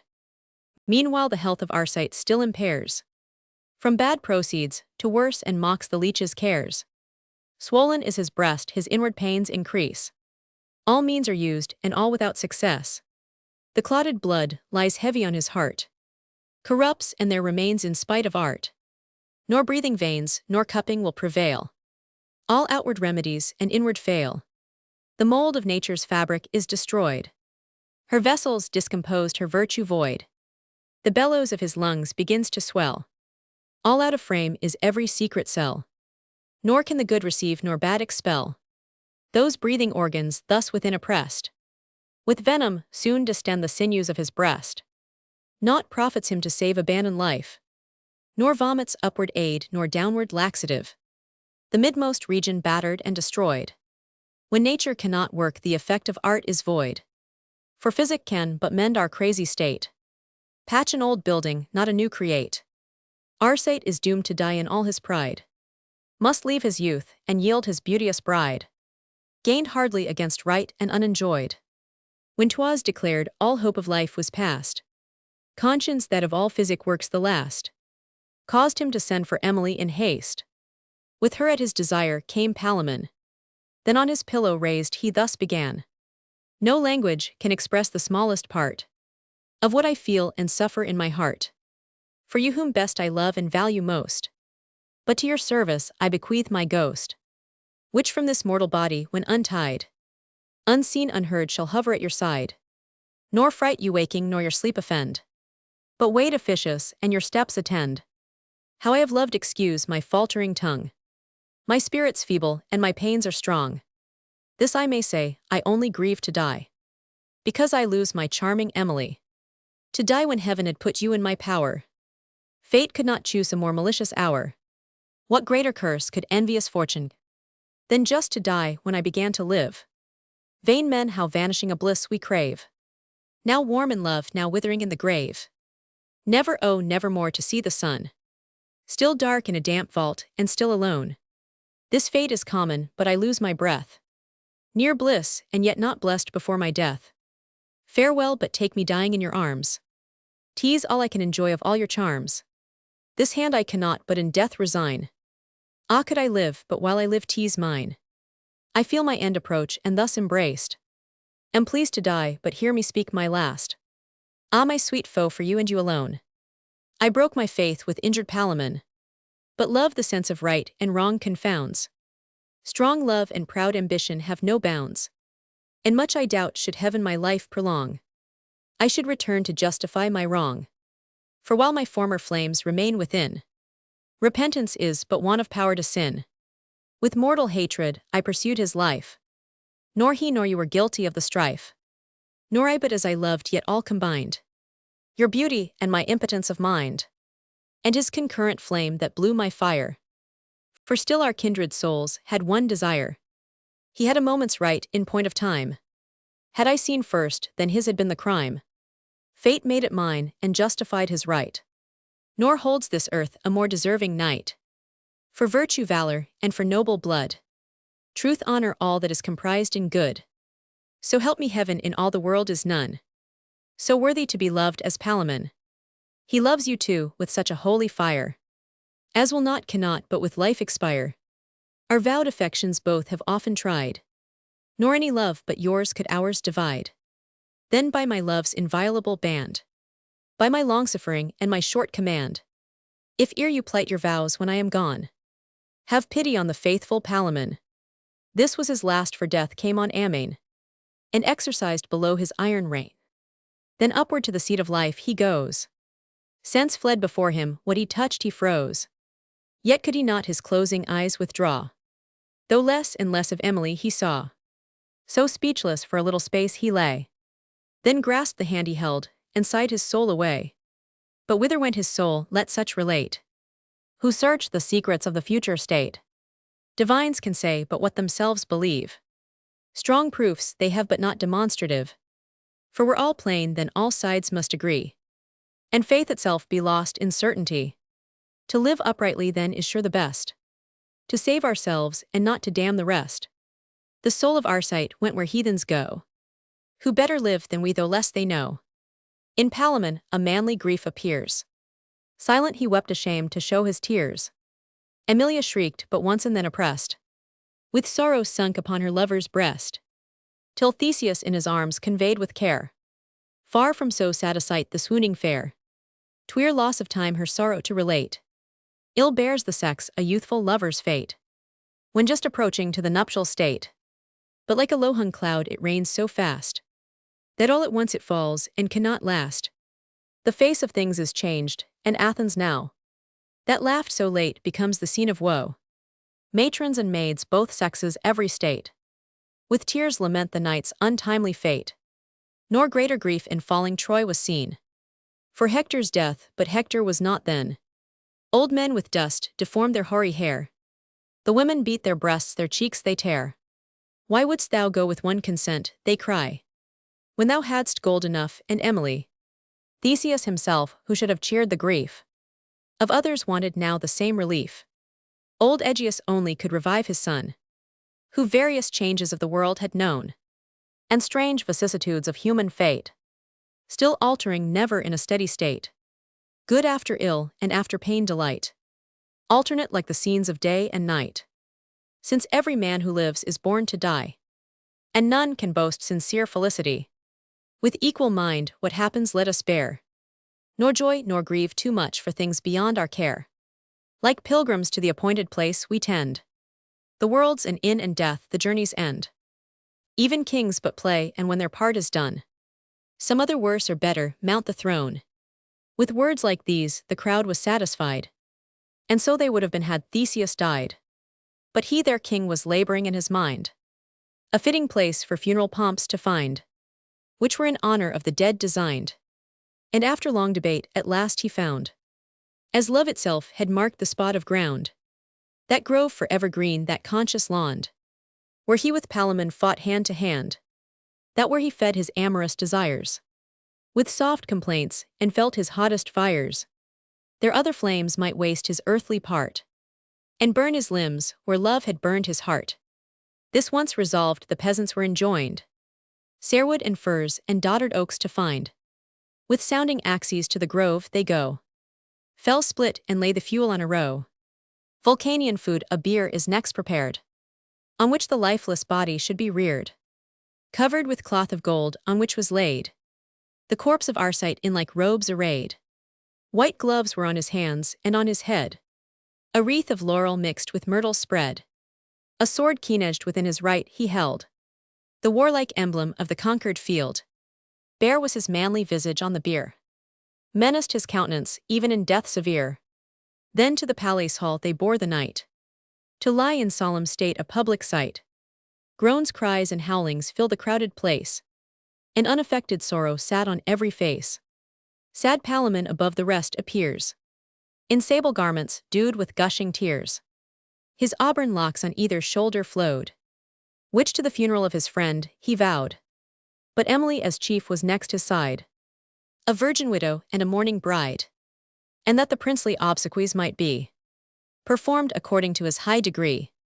The steed that bore him living to the fight was trapped with polished steel all shining bright, and covered with the achievements of the knight. The riders rode abreast, and one his shield, his lance of cornelwood another held, the third his bow, and glorious to behold, the costly quiver all of burnished gold. The noblest of the Grecians next, and weeping on their shoulders bore the with sober pace they marched, and often stayed, and through the master street the corpse conveyed. The houses to their tops with black were spread, and even the pavements were with mourning hid. The right side of the pall old Aegeus kept, and on the left the royal Theseus wept. Each bore a golden bowl of work divine, with honey filled in milk, and mixed with ruddy wine. Then Palamon, the kinsman of the slain, and after him appeared the illustrious train. To grace the pomp came Emily the bright, with covered fire the funeral pile to light. With high devotion was the service made, and all the rites of pagan honor paid. So lofty was the pile a Parthian bow, with vigor drawn must send the shaft below. The bottom was full 20 fathom broad, with crackling straw beneath in due proportion strode. The fabric seemed a wood of rising green, with sulphur and bitumen cast between. To feed the flames, the trees were unctuous fir, and mountain ash the mother of the spear. The mourner yew and bilger oak were there, the beech, the swimming alder, and the plane, hard box and linden of a softer grain, and laurels which the gods for conquering chiefs ordain. How they were ranked shall rest untold by me, with nameless nymphs that lived in every tree, nor how the dryads in the woodland train disherited ran howling o'er the plain, nor how the birds to foreign seats repaired, or beasts that bolted out and saw the forest bared, nor how the ground now cleared with ghastly fright beheld the sudden sun, a stranger to the light. The straw as first I said was laid below, of chips and cerewood was the second row, the third of greens and timber newly felled, the fourth high stage the fragrant odors held, and pearls and precious stones and rich array, in midst of which embalmed the body lay. The service sung the maid with mourning eyes, the stubble fired the smoldering flames arise. This office done, she sunk upon the ground, but what she spoke recovered from her swoon. I want the wit in moving words to dress, but by themselves the tender sex may guess. While the devouring fire was burning fast, rich jewels in the flame the wealthy cast, and some their shields, and some their lances threw, and gave the warrior's ghost a warrior's due. Full bowls of wine of honey, milk, and blood were poured upon the pile of burning wood, and hissing flames receive and hungry lick the food. Then thrice the mounted squadrons ride around, the fire and Arcite's name they thrice resound. Hail and farewell, they shouted thrice amen, thrice facing to the left, and thrice they turned again. Still as they turned they beat their clattering shields. The women mix their cries, and clamor fills the fields. The warlike wakes continued all the night, and funeral games were played at new returning light. Who naked wrestled best besmeared with oil, or who with gauntlets gave or took the foil, I will not tell you, nor would you attend, but briefly haste to my long story's end. I passed the rest the year was fully mourned, and Palamon long since to Thebes returned. when by the Grecians' general consent, at Athens Theseus held his parliament. Among the laws that passed it was decreed that conquered Thebes from bondage should be freed, reserving homage to the Athenian throne, to which the sovereign summoned Palamon. Unknowing of the cause, he took his way, mournful in mind, and still in black array. The monarch mounts the throne and placed on high, commands into the court the beauteous Emily. So called she came, the Senate rose and paid, becoming reverence to the royal maid. And first soft whispers through the assembly went, with silent wonder, then they watched the event. All hushed, the king arose with awful grace. Deep thought was in his breast, and counsel in his face. At length he sighed, and having first prepared the attentive audience, thus his will declared. The cause and spring of motion from above hung down on earth the golden chain of love. Great was the effect, and high was his intent, when peace among the jarring seeds he sent. Fire, flood, and earth and air by this were bound, and love, the common link, the new creation crowned. The chain still holds, for though the forms decay, eternal matter never wears away. The same first mover certain bounds has placed. How long those perishable forms shall last? Nor can they last beyond the time assigned by that all-seeing and all-making mind. Shorten their hours they may, for will is free, but never pass the appointed destiny. So men oppressed when weary of their breath throw off the burden and suborn their death. Then since those forms begin and have their end, on some unaltered cause they sure depend. Parts of the whole are we, but God the whole, who gives us life and animating soul. For nature cannot from a part derive that being which the whole can only give. He perfects stable but imperfect we, subject to change and different in degree. Plants, beasts, and man, and as our organs are, we more or less of his perfection share.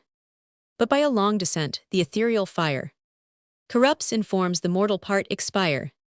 As he withdraws his virtue, so they pass, and the same matter makes another mass. This law the omniscient power was pleased, that every kind should by succession live, that individuals die his will ordains. The propagated species still remains. The monarch oak, the patriarch of the trees, shoots rising up and spreads by slow degrees. 3 centuries he grows, and 3 he stays, supreme in state, and in 3 more decays. So wears the paving pebble in the street, and towns and towers their fatal periods meet. So rivers rapid, once now naked lie, forsaken of their springs, and leave their channels dry. So man at first a drop dilates with heat, then formed the little heart begins to beat. Secret he feeds unknowing in the cell. At length for hatching ripe he breaks the shell, and struggles into breath and cries for aid. Then helpless in his mother's lap is laid. He creeps, he walks, and issuing into man, grudges their life from whence his own began. Wretchless of laws, affects to rule alone, anxious to reign and restless on the throne. First vegetative, then feels and reasons, rich of 3 souls, and lives all 3 to waste. Some thus, but thousands more in flower of A. For few arrive to run the latter stage. Sunk in the first in battle, some are slain, and others whelmed beneath the stormy main. What makes all this but Jupiter at whose command we perish and we spring? Then 'tis our best, since thus ordained to make a virtue of necessity. Take what he gives, since to rebel is vain. The bad grows better, which we well sustain. And could we choose the time and choose aright, 'tis best to die our honor at the height, when we have done our ancestors no shame, but served our friends, and well secured our fame. Then should we wish our happy life to close, and leave no more for fortune to dispose. So should we make our death a glad relief from future shame, from sickness, and from grief, enjoying while we live the present hour, and dying in our excellence and flower. Then round our deathbed every friend should run, and joyous of our conquest early won, while the malicious world with envious tears should grudge our happy end and wish it theirs. Since then our Arcite is with honor dead, why should we mourn that he so soon is freed, or call untimely what the gods decreed? With grief, as just a friend may be deplored, from a foul prison to free air restored, ought he to thank his kinsman or his wife? Could tears recall him into wretched life? Their sorrow hurts themselves on him is lost, and worse than both offends his happy ghost. What then remains but after past annoy? To take the good vicissitude of joy. To thank the gracious gods for what they give. Possess our souls, and while we live to live, ordain we then two sorrows to combine. And in one point, the extremes of grief to join, that thence resulting joy may be renewed. As jarring notes in harmony conclude, then I propose that Palamon shall be in marriage joined with beauteous Emily, for which already I have gained the assent of my free people in full parliament. Long love to her has borne the faithful knight, and well deserved had fortune done him right. 'Tis time to mend her fault, since Emily, by Arcite's death from former vows is free. If you, fair sister, ratify the accord, and take him for your husband and your lord, 'tis no dishonor to confer your grace on one descended from a royal race. And were he less yet years of service past, from grateful souls exact reward at last. Pity is heaven's, and yours, nor can she find a throne so soft as in a woman's mind. He said she blushed, and as o'erawed by might, seemed to give Theseus what she gave the knight. Then turning to the Theban, thus he said, small arguments are needful to persuade your temper to comply with my command. And speaking thus he gave Amelia's hand. Smiled Venus to behold her own true knight obtain the conquest though he lost the fight, and blessed with nuptial bliss the sweet laborious night. Eros and Anteros on either side, one fired the bridegroom, and one warmed the bride, and long attending Hymen from above, showered on the bed the whole Idalian grove. All of a tenor was their afterlife, no day discolored with domestic strife, no jealousy but mutual truth believed, secure repose and kindness undeceived. Thus heaven beyond the compass of his thought sent him the blessing he so dearly bought. So may the Queen of Love long duty bless, and all true lovers find the same success. The Cock and the Fox. The accurate Tyrwhitt detected the original of this fable in the translation of Sop made by Marie of France into Norman French, for the amusement of the court of England, by which that language was used down to the reign of Edward.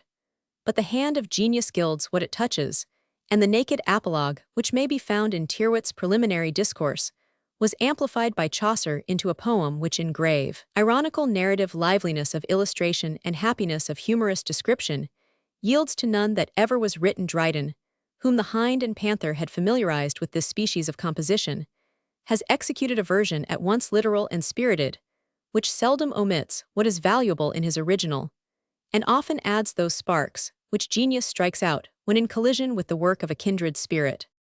The Cock and the Fox, or the Tale of the Nun's Priest.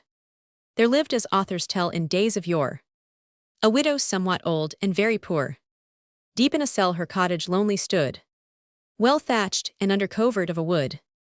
This dowager on whom my tale I found, since last she laid her husband in the ground, a simple sober life in patience led, and had but just enough to buy her bread.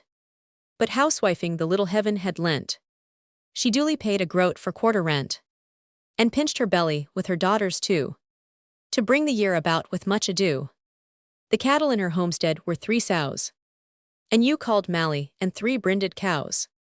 Her parlor window stuck with herbs around, of savory smell, and rushes strewed the ground. A maple dresser in her hall she had, on which full many a slender meal she made, for no delicious morsel passed her throat. According to her cloth she cut her coat, no poignant sauce, she knew no costly treat. Her hunger gave a relish to her meat, a sparing diet did her health assure, or sick a pepper posset was her cure. Before the day was done her work she sped, and never went by candlelight to bed. With exercise she sweat ill humors out, her dancing was not hindered by the gout. Her poverty was glad, her heart content, nor knew she what the spleen or vapors meant. Of wine she never tasted through the year, but white and black was all her homely cheer. Brown bread and milk, but first she skimmed her bowls, and rashers of singed bacon on the coals. On holidays an egg or 2 at most, but her ambition never reached to roast. A yard she had with pails enclosed about, some high some low, and a dry ditch without. Within this homestead lived without a peer, for crowing loud the noble chanticleer. So hight her cock who singing did surpass the merry notes of organs at the mass. More certain was the crowing of the cock, to number hours than is an abbey clock, and sooner than the matin bell was rung, he clapped his wings upon his roost and sung. For when degrees 15 ascended right, by sure instinct he knew 'twas one at night. High was his comb, and corelried withal, in dents embattled like a castle wall. His bill was raven black, and shone like jet. Blue were his legs, and orient were his feet. White were his nails like silver to behold, his body glittering like the burnished gold. This gentle cock for solace of his life 6 misses had beside his lawful wife. Scandal that spares no king though near so good, says they were all of his own flesh and blood, his sisters both by sire and mother's side, and sure their likeness showed them near allied. But make the worst, the monarch did no more than all the Ptolemies had done before. When incest is for interest of a nation, 'tis made no sin by holy dispensation. Some lines have been maintained by this, which by their common ugliness are known. But passing this, as from our tale apart, Dame Partlet was the sovereign of his heart, ardent in love, outrageous in his play. He feathered her 100 times a day, and she that was not only passing but was withal discreet and debonair, resolved the passive doctrine to fulfill, though loth, and let him work his wicked will. At board and bed was affable and kind, according as their marriage vow did bind, and as the church's precept had enjoined. Even since she was a sennight old, they say, was chaste and humble to her dying day, nor chick nor hen was known to dis. By this her husband's heart she did obtain, what cannot beauty joined with virtue gain. She was his only joy, and he her pride. She when he walked went pecking by his side. If spurning up the ground he sprung a corn, the tribute in his bill to her was borne. But oh, what joy it was to hear him sing in summer when the day began to spring, stretching his neck and warbling in his throat. Solus cum sola then was all his note. For in the days of yore the birds of parts were bred to speak and sing, and learn the liberal arts. It happed that perching on the parlor beam, amidst his wives, he had a deadly dream, just at the dawn inside, and groaned so fast, as every breath he drew would be his last. Dame Partlet, ever nearest to his side, heard all his piteous moan, and how he cried for help from gods and men, and sore aghast. She pecked and pulled, and wakened him at last. Dear heart, said she, for love of heaven declare your pain, and make me partner of your care. You groan, sir, ever since the morning light, as something had disturbed your noble sprite. And madam, well, I might said chanticleer, never was shrovetide cock in such a fear. Even still, I run all over in a sweat, my princely senses not recovered yet. For such a dream I had of dire portent, that much I fear my body will be shent. It bodes I shall have wars and woeful strife, or in a loathsome dungeon end my life. No dame I dreamt within my troubled breast, that in our yard I saw a murderous beast, that on my body would have made arrest. With waking eyes I near beheld his fellow. His color was betwixt a red and yell. Tipped was his tail, and both his pricking ears, with black and much unlike his other hairs. The rest in shape a beagle's whelp throughout, with broader forehead and a sharper snout. Deep in his front were sunk his glowing eyes, that yet methinks I see him with surprise. Reach out your hand, I drop with clammy sweat, and lay it to my heart, and feel it beat. Now fie for shame, quoth she, by heaven above, thou hast for ever lost thy lady's love. No woman can endure a recreant night, he must be bold by day and free by night. Our sex desires a husband or a friend, who can our honor and his own defend. Wise, hardy, secret, liberal of his purse. A fool is nauseous, but a coward worse. No bragging coxcomb, yet no baffled knight. How darst thou talk of love, and darst not fight? How darst thou tell thy dame thou art afeard? Hast thou no manly heart, and hast a beard? If aught from fearful dreams may be divined, they signify a cock of dunghill kind. All dreams, as in old Galen I have read, are from repletion and complexion bred, from rising fumes of indigested food, and noxious humors that infect the blood.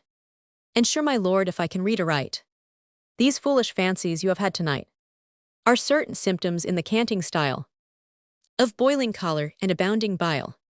This yellow gall that in your stomach floats engenders all these visionary thoughts.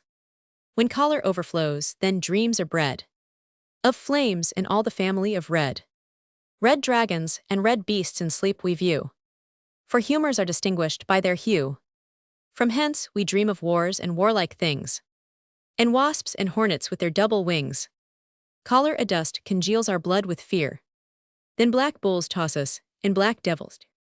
In sanguine airy dreams aloft we bound. With rheums oppressed we sink in rivers drowned. More I could say, but thus conclude my theme. The dominating humor makes the dream. Cato was in his time accounted wise, and he condemns them all for empty lies. Take my advice, and when we fly to ground, with laxatives preserve your body sound, and purge the peccant humors that abound. I should be loth to lay you on a bier, and though there lives no apothecary near, I dare for once prescribe for your disease, and save long bills and a damned doctor's fees.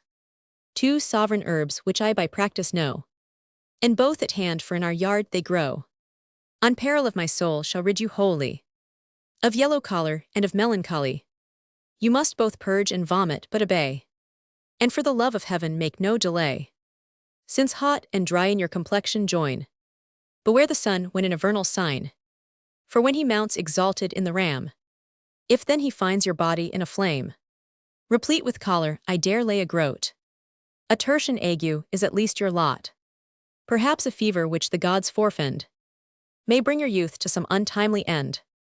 And therefore, sir, as you desire to live a day or two before your laxative, take just 3 worms nor under nor above, because the gods unequal numbers love. These digestives prepare you for your purge of fumitory centaury and spur, and of groundivy add a leaf or 2, all which within our yard or garden grow. Eat these, and be my lord of better cheer. Your father's son was never born to fear. Madam, quoth he, gramercy for your care. But Cato, whom you quoted, you may spare. 'Tis true a wise and worthy man he seems, and as you say gave no belief to dreams. But other men of more authority, and by the immortal powers as wise as he, maintain with sounder sense that dreams forebode. For Homer plainly says they come from God. Nor Cato said it, but some modern fool imposed in Cato's name on boys at school. Believe me, madam, morning dreams foreshow the events of things and future weal or woe.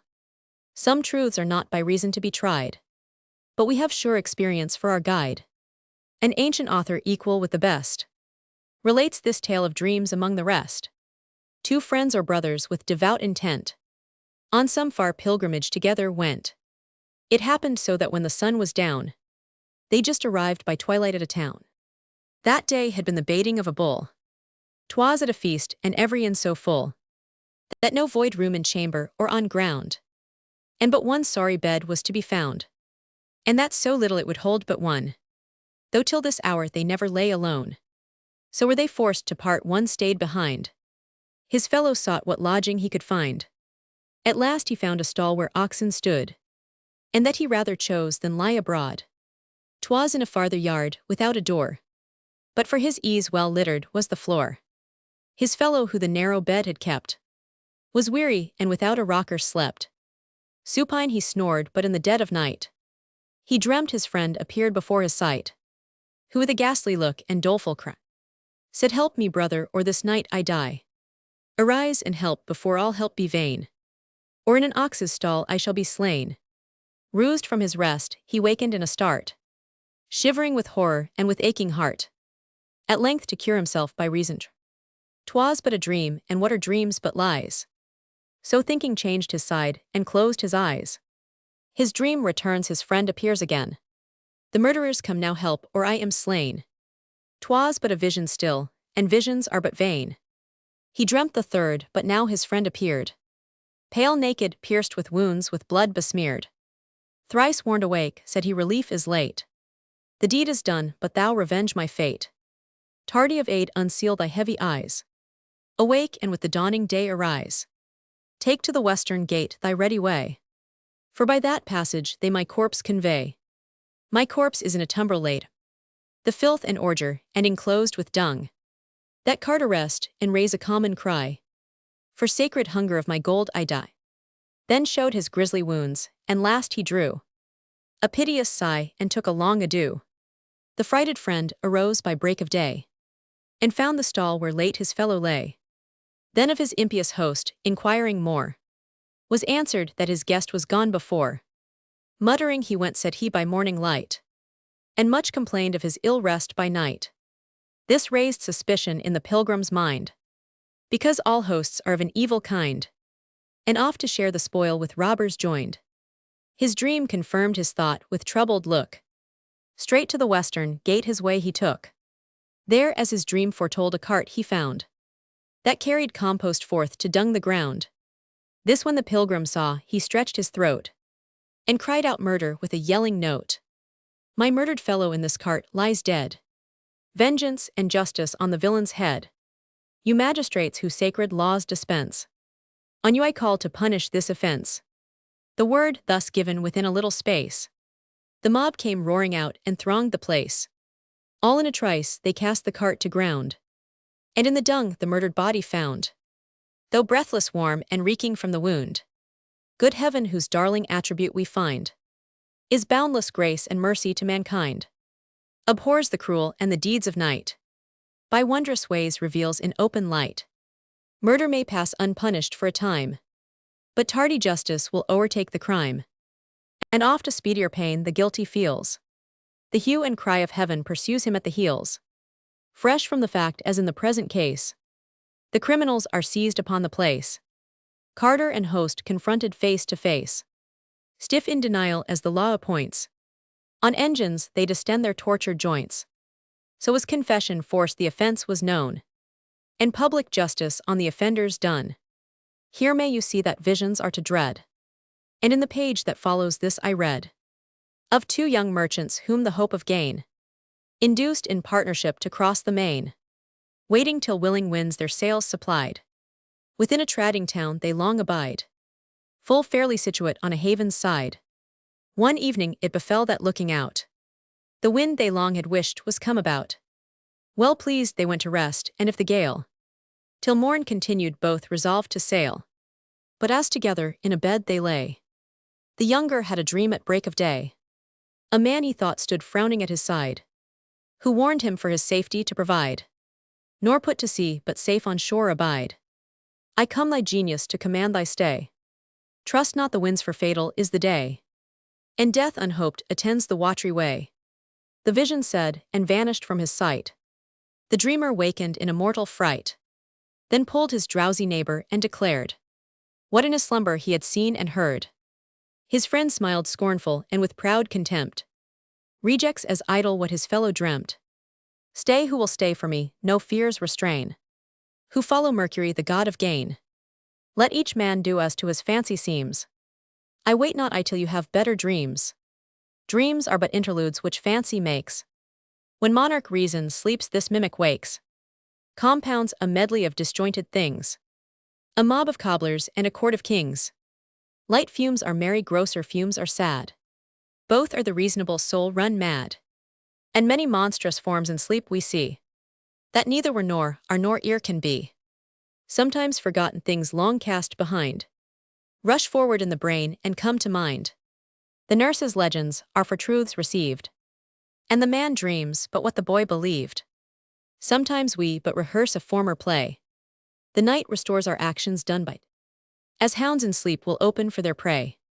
In short, the farce of dreams is of a piece. Chimeras all in more absurd or less. You who believe in tales abide alone. Whate'er I get this voyage is my own. Thus while he spoke, he heard the shouting crew that called aboard and took his last adieu.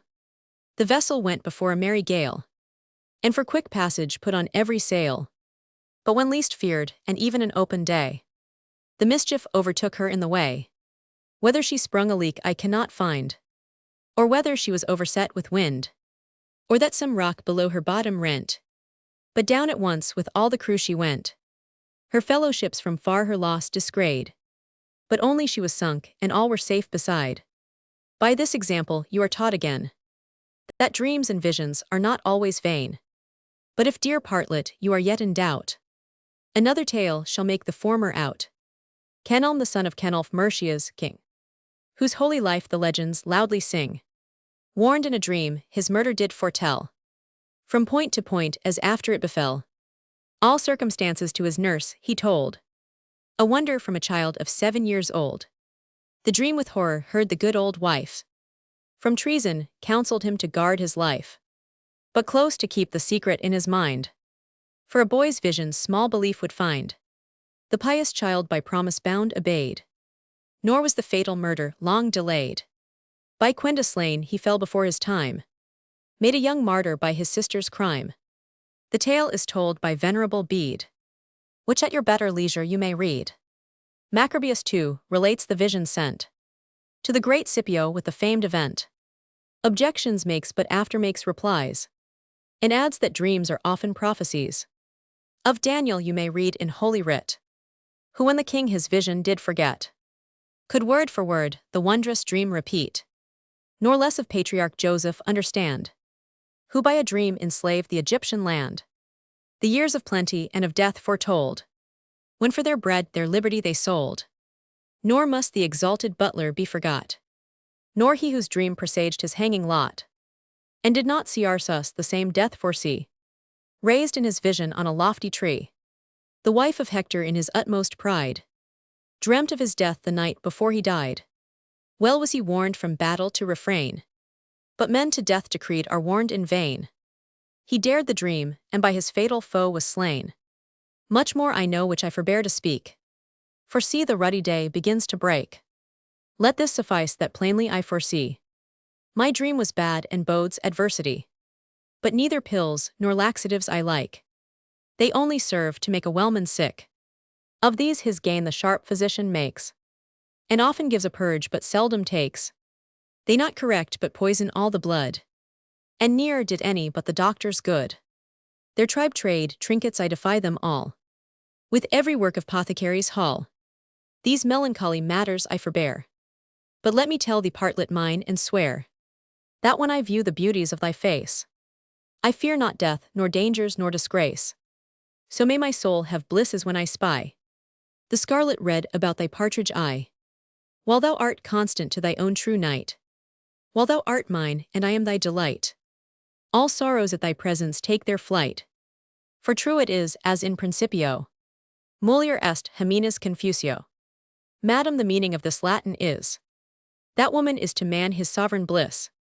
For when by night I feel your tender side, though for the narrow perch I cannot ride, yet I have such a solace in my mind, that all my boding cares are cast behind, and even already I forget my dream. He said, and downward flew from off the beam. For daylight now began apace to spring, the thrush to whistle and the lark to sing. Then crowing clapped his wings the appointed, to chuck his wives together in the hall. By this the widow had unbarred the door, and Chanticleer went strutting out before, with royal courage and with heart so light, as showed he scorned the visions of the night. Now roaming in the yard he spurned the ground, and gave to Partlet the first grain he found. Then often feathered her with wanton play, and trod her 20 times ere prime of day, and took by turns and gave so much delight. Her sisters pined with envy at the sight. He chucked again when other corns he found, and scarcely deigned to set a foot to ground, but swaggered like a lord about his hall, and his 7 wives came running at his call. 'Twas now the month in which the world began, if March beheld the first created man, and since the vernal equinox the sun in Aries 12 degrees or more had run, when casting up his eyes against the light, both month and day and hour he measured right, and told more truly than the ephemeris. For art may err but nature cannot miss, thus numbering times and seasons in his breast. His second crowing the 3rd hour confessed, then turning said to Partlet, see my dear, how lavish nature has adorned thee, how the pale primrose and blue violet spring, and birds essay their throats disused to sing. All these are ours, and I with pleasure see man strutting on 2 legs and aping me, an unfledged creature of a lumpish frame, endued with fewer particles of flame. Our dame sits cowering o'er a kitchen fire. I draw fresh air and nature's works admire, and even this day in more delight abound than since I was an egg I ever found. The time shall come when Chanticleer shall wish his words unsaid, and hate his boasted bliss. The crested bird shall by experience know Jove made not him his masterpiece below, and learn the latter end of joy is woe. The vessel of his bliss to dregs is run, and heaven will have him taste his other ton. Ye wise, draw near and hearken to my tale, which proves that oft the proud by flattery fall. The legend is as true I undertake, as Tristram is and Launcelot of the Lake, which all our ladies in such reverence hold, as if in book of martyrs it were told. A fox full fraught with seeming sanctity, that feared an oath but like the devil would lie, who looked like Lent and had the holy leer, and durst not sin before he said his prayer. This pious cheat that never sucked the blood, nor chewed the flesh of lambs but when he could, had passed 3 summers in the neighboring wood, and musing long whom next to circumvent, on Chanticleer his wicked fancy bent, and in his high imagination cast, by stratagem to gratify his taste, the plot contrived before the break of day. Saint Renard through the hedge had made his way. The pale was next, but proudly with a bound he leapt the fence of the forbidden ground, yet fearing to be seen within a bed of coleworts he concealed his wily head.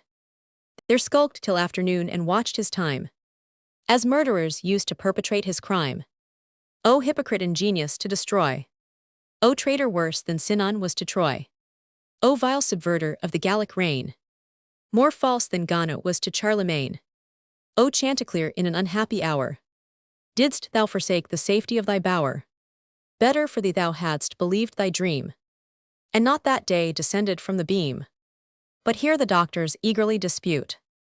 Some hold predestination absolute, some clerks maintain that heaven at first foresees, and in the virtue of foresight decrees. If this be so, then prescience binds the will, and mortals are not free to good or ill. For what he first foresaw he must ordain, or its eternal prescience may be vain. As bad for us as prescience had not been, for first or last he's author of the sin. And who says that? Let the blaspheming man say worse even of the devil if he can. For how can that eternal power be just to punish man who sins because he must? Or how can he reward a virtuous deed, which is not done by us but first decreed? I cannot bolt this matter to the as Bradwardine and holy Austin can. If prescience can determine actions so that we must do because he did foreknow, or that foreknowing yet our choice is free, not forced to sin by strict necessity. This strict necessity they simple call. Another sort there is conditional. The first so binds the will that things foreknown by spontaneity not choice are done. Thus galley slaves tug willing at their consent to work in prospect of the shore, but would not work at all if not constrained before. That other does not liberty constrain, but man may either act or may refrain. Heaven made us agents free to good or ill, and forced it not though he foresaw the will. Freedom was first bestowed on human race, and prescience only held the second place. If he could make such agents wholly free, I not dispute the points too high for me. For heaven's unfathomed power what man can sound, or put to his omnipotence a bound? He made us to his image, all agree.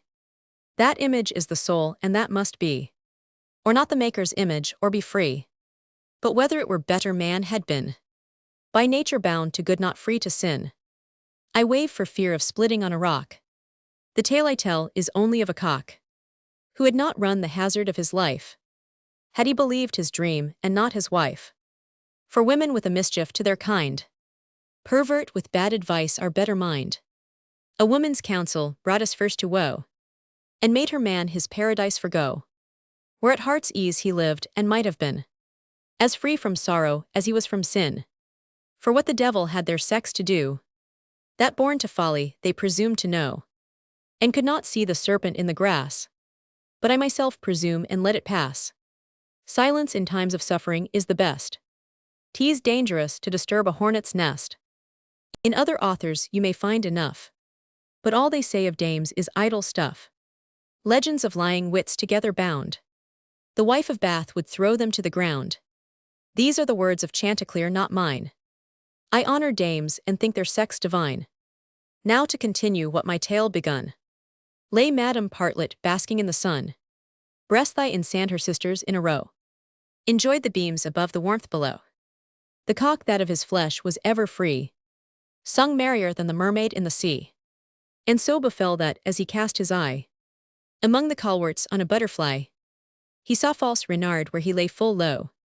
I need not swear he had no list to crow, but cried cock cock and gave a sudden start, as sore dismayed and frighted at his heart.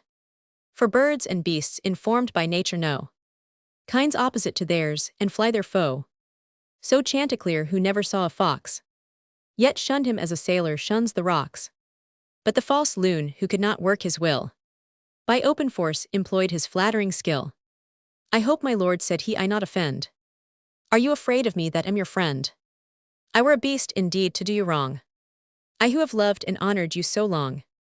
Stay gentle, sir, nor take a false alarm, for on my soul I never meant you harm. I come no spy nor as a traitor press, to learn the secrets of your soft recess.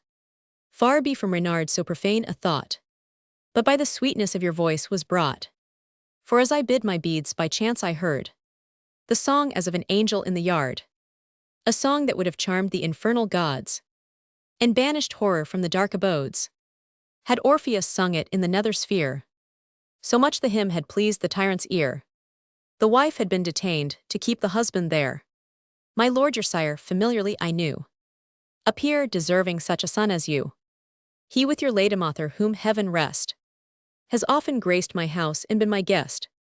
To view his living features does me good, for I am your poor neighbor in the wood, and in my cottage should be proud to see the worthy heir of my friend's family. But since I speak of singing, let me say, as with an upright heart I safely may, that save yourself there breathes not on the ground one like your father for a silver sound. So sweetly would he wake the winter day, that matrons to the church mistook their way, and thought they heard the merry organ and he to raise his voice with artful care. What will not Beau attempt to please the fair? On tiptoe stood to sing with greater strength, and stretched his comely neck at all the length. And while he strained his voice to pierce the skies, as saints in rapture's use would shut his eyes, that the sound striving through the narrow throat, his winking might avail to mend the note. By this in song he never had his. From sweet Cecilia down to Chanticleer, not Marrow's muse who sung the mighty man, nor Pindar's heavenly lyre, nor Horace when a swan. Your ancestors proceed from race divine. From Brennus and Belinus is your line, who gave to sovereign Rome such loud alarms, that even the priests were not excused from arms. Besides, a famous monk of modern times has left of cocks recorded in his rhymes, that of a parish priest the son and heir, when sons of priests were from the proverb clear, affronted once a cock of noble kind, and either lamed his legs or struck him blind, for which the clerk his father was disgraced, and in his benefice another placed. Now sing, my lord, if not for love of me, yet for the sake of sweet Saint Charity. Make hills and dales and earth and heaven rejoice, and emulate your father's angel voice. The cock was pleased to hear him speak so fair, and proud beside as solar people are. Nor could the treason from the truth descry.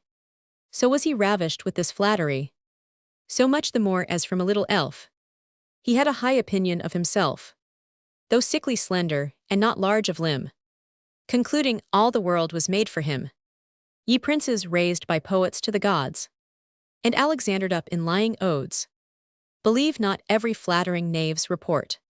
There's many a Reynard lurking in the court, and he shall be received with more regard, and listened to than modest truth is heard. This Chanticleer of whom the story sings, stood high upon his toes and clapped his wings, then stretched his neck and winked with both his eyes, ambitious as he sought the Olympic prize. But while he pained himself to raise his note, false Reynard rushed and caught him by the throat. Then on his back he laid the precious load, and sought his wonted shelter of the wood. Swiftly he made his way, the mischief done, of all unheeded and pursued by none. Alas, what stay is there in human state, or who can shun inevitable fate? The doom was written, the decree was passed, ere the foundations of the world were cast.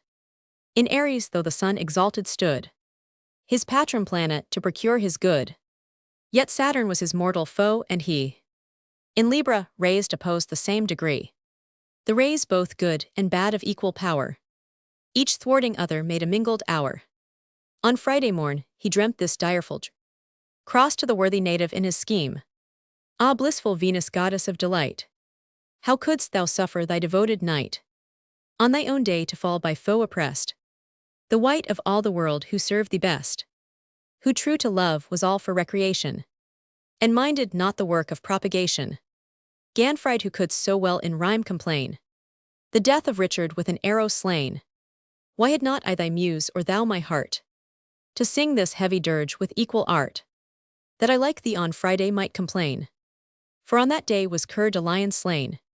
Not louder cries when Ilium was in flames were sent to heaven by woeful Trojan dames, when Pyrrhus tossed on high his burnished blade, and offered Priam to his father's shade. Then for the cock the widowed poultry made fair partlet first, when he was born from sight, with sovereign shrieks bewailed her captive knight, far louder than the Carthaginian wife, when Asdrubal her husband lost his life, when she beheld the smouldering flames ascend, and all the Punic glories at an end. Willing into the fires she plunged her head, with greater ease than others seek their bed. Not more aghast the matrons of renown, when tyrant Nero burned the imperial town, shrieked for the downfall in a doleful cry, for which their guiltless lords were doomed. Now to my story I return again. The trembling widow and her daughters twain, this woeful cackling cry with horror heard, of those distracted damsels in the yard, and starting up beheld the heavy sight, how Reynard to the forest took his flight, and cross his back as in triumphant scorn, the hope and pillar of the house was born. The fox, the wicked fox, was all the cry. Out from his house ran every neighbor nigh, the vicar first, and after him the crew, with forks and staves the felon to pursue. Ran Collar dog and Talbot with the band, and Malkin with her distaff in her hand. Ran cow and calf and family of hogs, in panic horror of pursuing dogs, with many a deadly grunt and doleful squeak. Poor swine, as if their pretty hearts would break.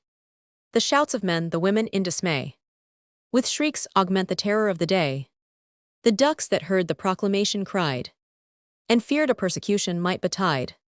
Full 20 mile from town their voyage take, obscure in rushes of the liquid lake. The geese fly o'er the barn, the bees in arms drive headlong from their waxen cells in swarms. Jack Straw at Londonstone with all his rout struck not the city with so loud a shout, not when with English hate they did pursue a Frenchman or an unbelieving Jew, not when the welkin rung with one and all, and echoes bounded back from Fox's hall. Earth seemed to sink beneath and heaven above to fall. With might and main they chased the murderous fox, with brazen trumpets and inflated box, to kindle Mars with military sounds, nor wanted horns to inspire sagacious hounds. But see how fortune can confound the wise, and when they least expect it turn the dice. The captive ecock who scarce could draw his breath, and lay within the very jaws of death. Yet in this agony his fancy wrought, and fear supplied him with this happy thought. Yours is the prize, victorious prince, said he. The vicar my defeat, and all the village see.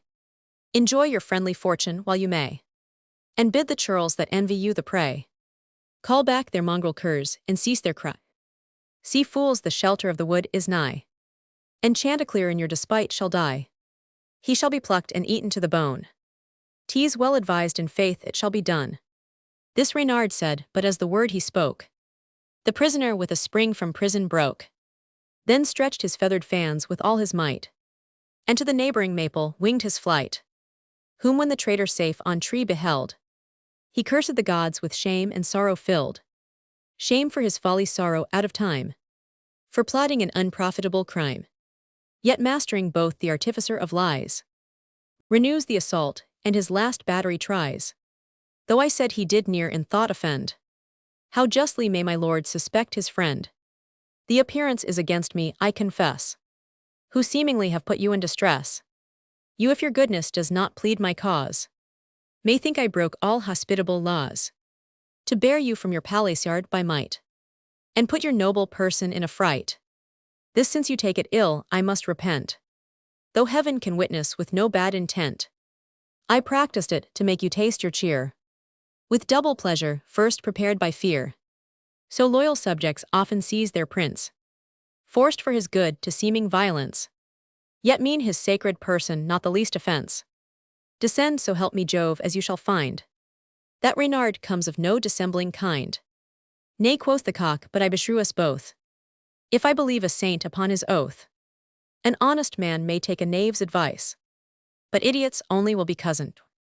Once warned is well, beware no flattering lies shall sooth me more to sing with winking eyes, an open mouth for fear of catching flies, who blindfold walks upon a river's brim, when he should see, has he deserved to swim. Better, Sir Cock, let all contention cease. Come down, said Reynard, let us treat of peace. A peace with all my soul, said Chanticleer. But with your favor I will treat it here, and lest the truce with treason should be mixed. 'Tis my concern to have the tree betwixt. The morals. In this plain fable you the effect may see, of negligence and fond credulity, and learn besides of flatterers to beware, then most pernicious when they speak too fair. The cock and fox the fool and knave imply, the truth is moral though the tale a lie. Who spoke in parables I dare not say, but sure he knew it was a pleasing way. Sound sense by plain example to and in a heathen author we may find, that pleasure with instruction should be joined. So take the corn and leave the chaff behind. The flower and the leaf. The argument of this piece, as given by the editors of Chaucer, runs thus. A gentlewoman out of an arbor in a grove seeth a great company of knights and ladies in a dance upon the green grass, the which being ended they all kneel down, and do honor to the daisy, some to the flower, and some to the leaf afterwards. This gentlewoman learneth by one of these ladies the meaning hereof, which is this: they which honor the flower, a thing fading with every blast, are such as look after beauty and worldly pleasure. But they that honor the leaf which abideth with the root, notwithstanding the frosts and winter storms, are they which follow virtue, enduring qualities, without regard of worldly respects. Some farther allegory was perhaps implied in this poem. Froissart and other French poets had established a sort of romantic devotion to the Marguerite or Daisy, probably because the homage was capable of being allegorically transferred to any distinguished lady bearing that name. Chaucer might obliquely insinuate the superior valor of the warriors and virtue of the ladies of Albion, by proposing to them the worship of the laurel as a more worthy object of devotion than the flower. Nor is this interpretation absolutely disproved by the homage which Chaucer himself pays to the daisy in the legend of Alcestis. A poet is no more obliged to be consistent in his mythological creed than constant in his devotion to one beauty, and may shift from the Grecian to the Gothic creed, or from the worship of Venus to that of Bellona. If every separate poem is consistent with itself, it would be hard to require any further uniformity. Mr. Godwin has elegantly and justly characterized the present version. The poem of the flower and the leaf is a production of Chaucer with which Dryden was so particularly pleased, both for the invention and the moral as to induce him to transfuse it into modern English. He has somewhat obscured the purpose of the tale, which in the original is defective in perspicuity, but he has greatly heightened the enchantment of its character. He has made its personages fairies, who annually hold a jubilee such as is here described on the 1st of May. Chaucer had left the species of the beings he employs vague and unexplained. In a word, the poem of Dryden, regarded merely as the exhibition of a soothing and delicious luxuriance of fancy, may be classed with the most successful productions of human genius. Life of Chaucer, Vol. Roman, 1 p. 344. The flower and the leaf, or the lady in the arbors. A vision. And out turning from the wintry signs the sun, his course exalted through the ram had run, and whirling up the skies his chariot drove, through Taurus and the lightsome realms of love, where Venus from her orb descends in showers, to glad the ground and paint the fields with flowers, when first the tender blades of grass appear, and buds that yet the blast of Eurus fear, stand at the door of life, and doubt to clothe the year, till gentle heat and soft repeated rains make the green blood to dance within their veins. Then at their call emboldened out they come, and swell the gems and burst the narrow room. Broader and broader, yet their blooms display, salute the welcome sun, and entertain the day. Then from their breathing souls the sweets repair, to scent the skies and purge the unwholesome air. Joy spreads the heart, and with a general song, spring issues out and leads the jolly months along. In that sweet season, as in bed I lay, and sought in sleep to pass the night away, I turned my weary side, but still in vain. Though full of useful health and void of pain, cares I had none to keep me from my rest, for love had never entered in my breast. I wanted nothing fortune could supply, nor did she slumber till that hour deny.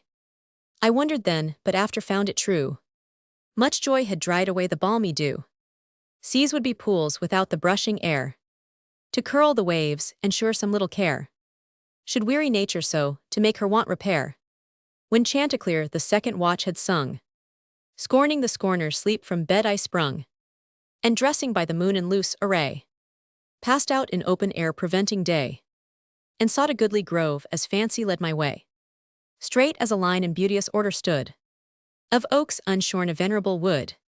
Fresh was the grass beneath, and every tree, at distance planted in a due degree, their branching arms in air with equal space, stretched to their neighbors with a long embrace, and the new leaves on every bough were seen, some ruddy-colored, some of lighter green.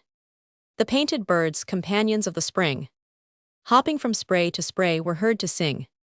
Both eyes and ears received alike delight, enchanting music and a charming sight. On Philomel I fixed my whole desire, and listened for the queen of all the choir. Fain would I hear her heavenly voice to sing, and wanted yet an omen to the spring. Attending long in vain, I took the way, which through a path but scarcely printed lay. In narrow mazes oft it seemed to meet, and looked as lightly pressed by fairy feet. Wandering I walked alone, for still methought, to some strange end, so strange a path was wrought. At last it led me where an arbor stood, the sacred receptacle of the wood. This place unmarked, though oft I walked the green, in all my progress I had never seen, and seized at once with wonder and delight, gazed all around me new to the transporting sight. 'Twas benched with turf and goodly to be seen. The thick young grass arose in fresher green. The mound was newly made, no sight could pass betwixt the nice partitions of the grass. The well-united sods so closely lay, and all around the shades defended it from day. For sycamores with eglantine were spread, a hedge about the sides, a covering overhead, and so the fragrant briar was wove between. The sycamore and flowers were mixed with green, that nature seemed to vary the delight, and satisfied at once the smell and sight. The master workman of the bower was known through fairylands, and built for Oberon, who twining leaves with such proportion drew. They rose by measure, and by rule they grew.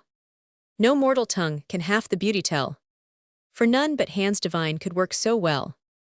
Both roof and sides were like a parlor made, a soft recess and a cool summer shade. The hedge was set so thick, no foreign eye, the persons placed within it could espy. But all that passed without with ease was seen, as if nor fence nor tree was placed between. 'Twas bordered with a field, and some was plain with grass, and some was sowed with rising grain, that now the dew with spangles decked the ground. A sweeter spot of earth was never found. I looked, and still with new delight, such joy my soul, such pleasures filled my sight. And the fresh eglantine exhaled a breath, whose odors were of power to raise from death. Nor sullen discontent, nor anxious care, even though brought thither, could inhabit there. But thence they fled, as from their mortal foe, for this sweet place could only pleasure know. Thus as I mused I cast aside my eye, and saw a medlar tree was planted nigh. The spreading branches made a goodly show, and full of opening blooms was every bough. A goldfinch there I saw with gaudy pride, of painted plumes that hopped from side to side, still pecking as she passed, and still she drew the sweets from every flower, and sucked the dew. Sufficed at length, she warbled in her throat, and tuned her voice to many a merry note, but indistinct, and neither sweet nor clear, yet such as soothed my soul, and pleased my ear. Her short performance was no sooner tried, when she I sought, the nightingale replied. So sweet, so shrill, so variously she sung, that the grove echoed and the valleys rung. And I so ravished with her heavenly note, I stood entranced, and had no room for thought, but all o'erpowered with ecstasy of bliss, was in a pleasing dream of paradise. At length I waked, and looking round the bower, searched every tree, and pried on every flower, if anywhere by chance I might espy the rural poet of the melody. For still methought she sung not far away. At last I found her on a laurel spray. Close by my side she sate, and fair in sight, full in a line against her opposite, where stood with eglantine the laurel twined, and both their native sweets were well conjoined. On the green bank I sat, and listened long. Sitting was more convenient for the song. Nor till her lay was ended could I move, but wished to dwell for ever in the grove. Only methought the time too swiftly passed, and every note I feared would be the last. My sight and smell and hearing were employed, and all three senses in full gust enjoyed. And what alone did all the rest surpass?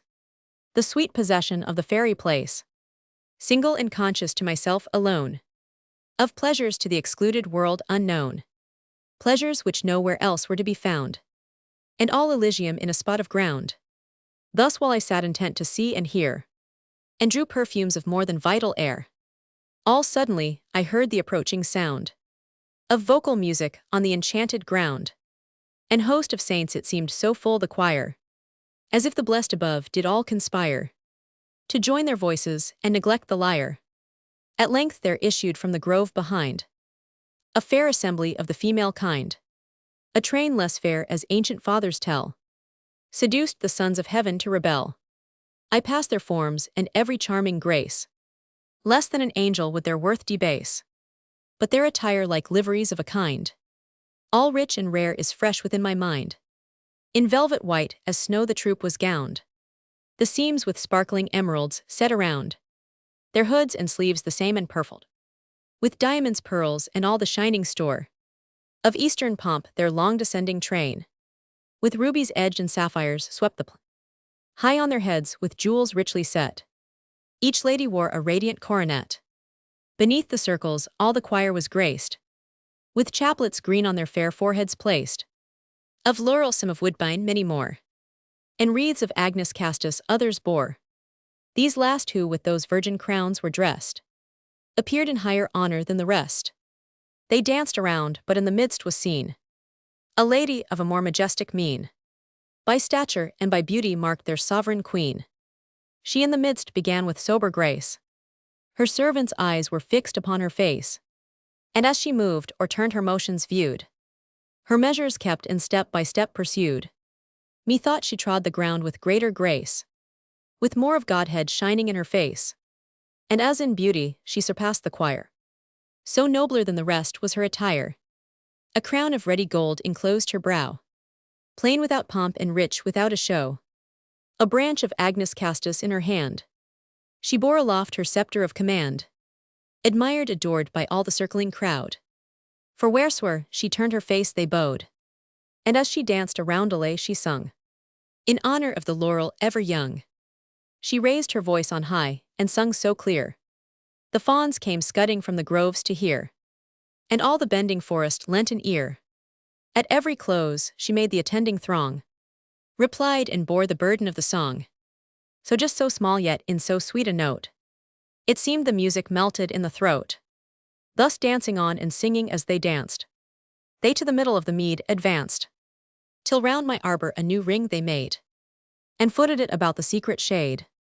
O'erjoyed to see the jolly troop so near, but somewhat awed I shook with holy fear, yet not so much but that I noted well who did the most in song or dance excel.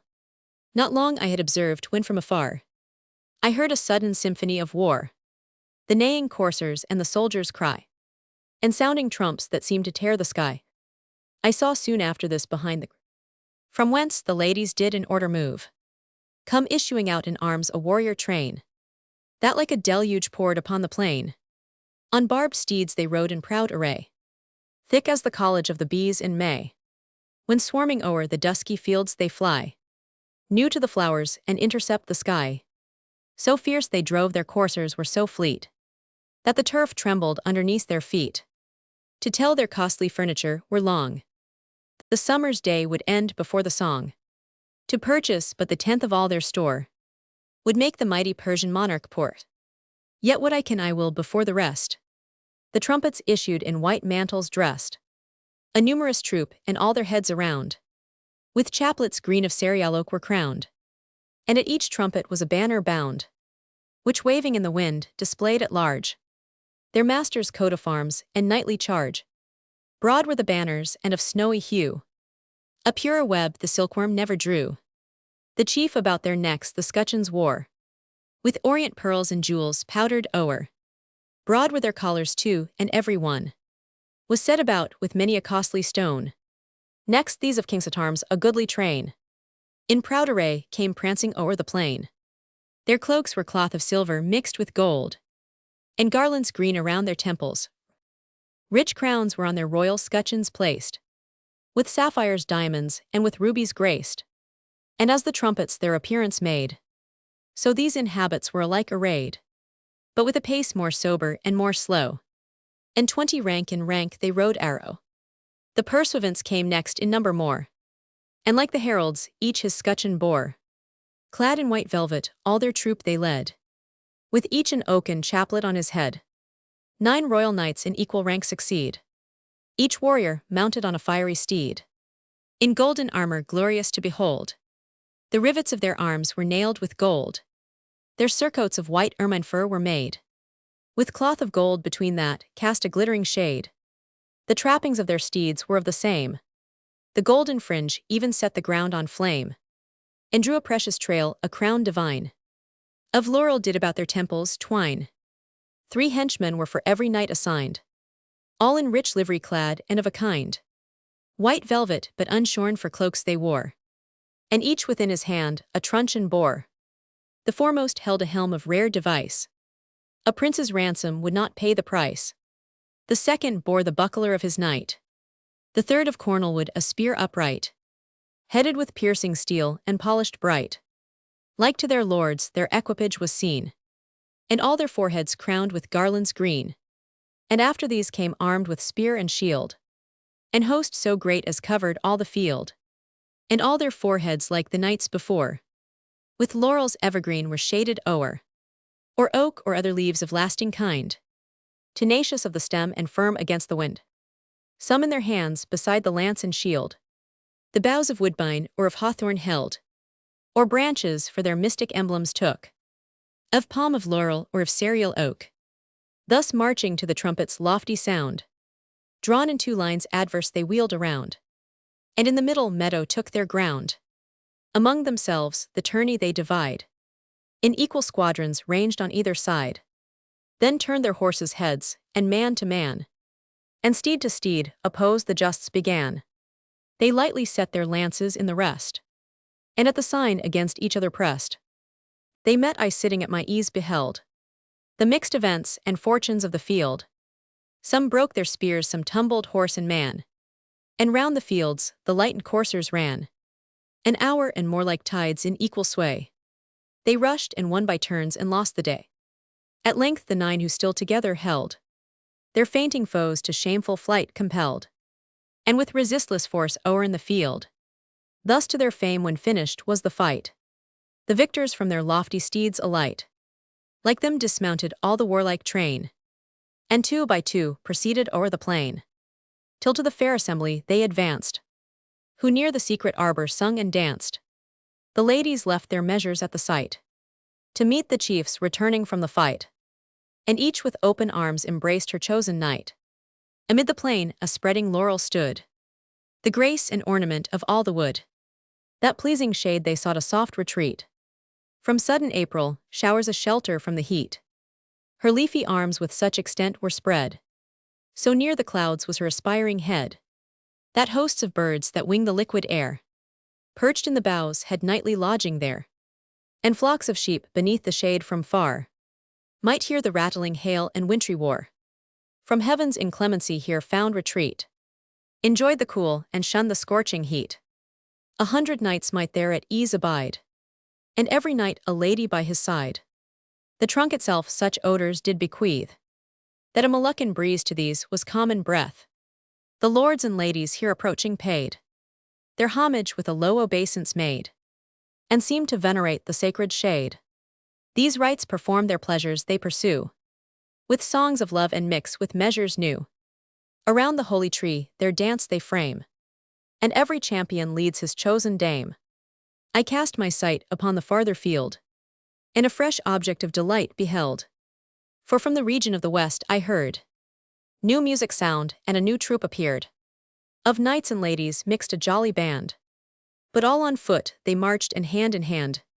The ladies dressed in rich simmers were seen, of Florence satin flowered with white and green, and for a shade betwixt the bloomy gridlin, the borders of their petticoats below were guarded thick with rubies on a row, and every damsel wore upon her head of flowers a garland blended white and red. Attired in mantles, all the knights were seen, that gratified the view with cheerful green. Their chaplets of their ladies' colors were composed of white and red to shade their shining hair. Before the merry troop the minstrels played, all in their masters' liveries were arrayed, and clad in green, and on their temples wore the chaplets white and red their ladies bore. Their instruments were various in their kind, some for the bow and some for breathing wind, the psaltery pipe and hautbow's noisy band, and the soft lute trembling beneath the touching hand. A tuft of daisies on a flowery lea they saw, and thitherward they bent their way. To this both knights and dames their homage made, and due obeisance to the daisy paid. And then the band of flutes began to play, to which a lady sung a virelay, and still at every close she would repeat, the burden of the song, the daisy is so sweet. The daisy is so sweet. When she begun, the troop of knights and dames continued on the concert, and the voice so charmed my ear, and soothed my soul, that it was heaven to hear. But soon their pleasure passed at noon of day. The sun with sultry beams began to play, not Sirius shoots a fiercer flame from high, when with his poisonous breath he blasts the sky. Then drooped the fading flowers, their beauty fled, and closed their sickly eyes, and hung the head, and riveled up with heat lay dying in their bed. The ladies gasped, and scarcely could respire. The breath they drew no longer air but fire. The fainty knights were scorched, and knew not where to run for shelter, for no shade was near. And after this the gathering clouds amain poured down a storm of rattling hail and rain, and lightning flashed betwixt the field and flowers, burnt up before were buried in the showers. The ladies and the knights no shelter nigh, bare to the weather and the wintry sky, were dropping wet disconsolate and wan, and through their thin array received the while those in white, protected by the tree, saw past the vain assault, and stood from danger free. But as compassion moved their gentle minds, when ceased the storm and silent were the winds, displeased at what not suffering they had seen, they went to cheer the faction of the green. The queen in white array before her band, saluting took her rival by the hand. So did the knights and dames with courtly grace, and with behavior sweet their foes embrace.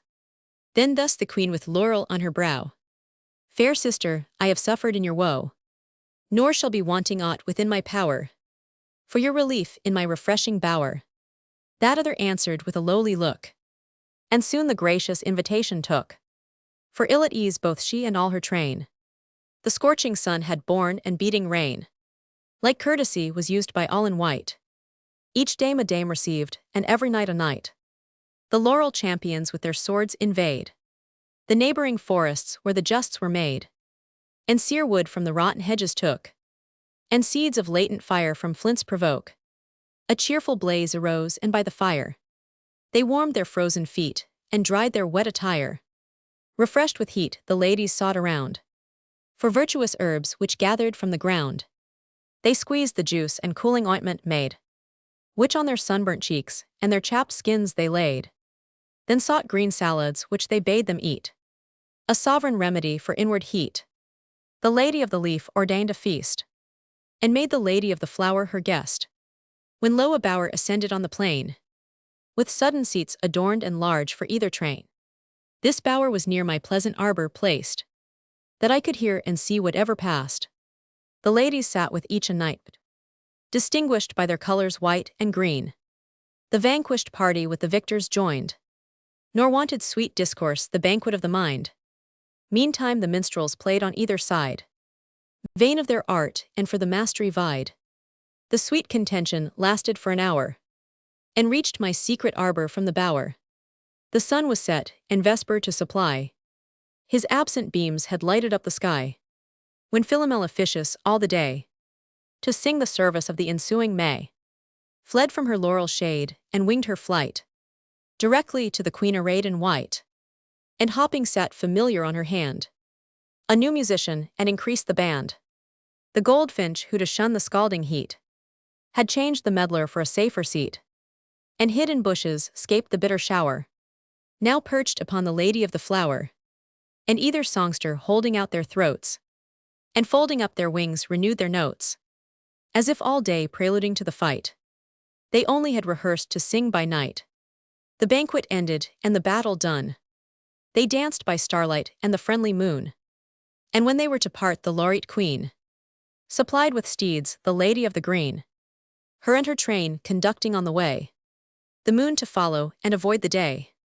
This when I saw inquisitive to know the secret moral of the mystic show, I started from my shade in hopes to find some nymph to satisfy my longing mind, and as my fair adventure fell I found a lady all in white with laurel crowned, who closed the rear and softly paced along, repeating to herself the former song.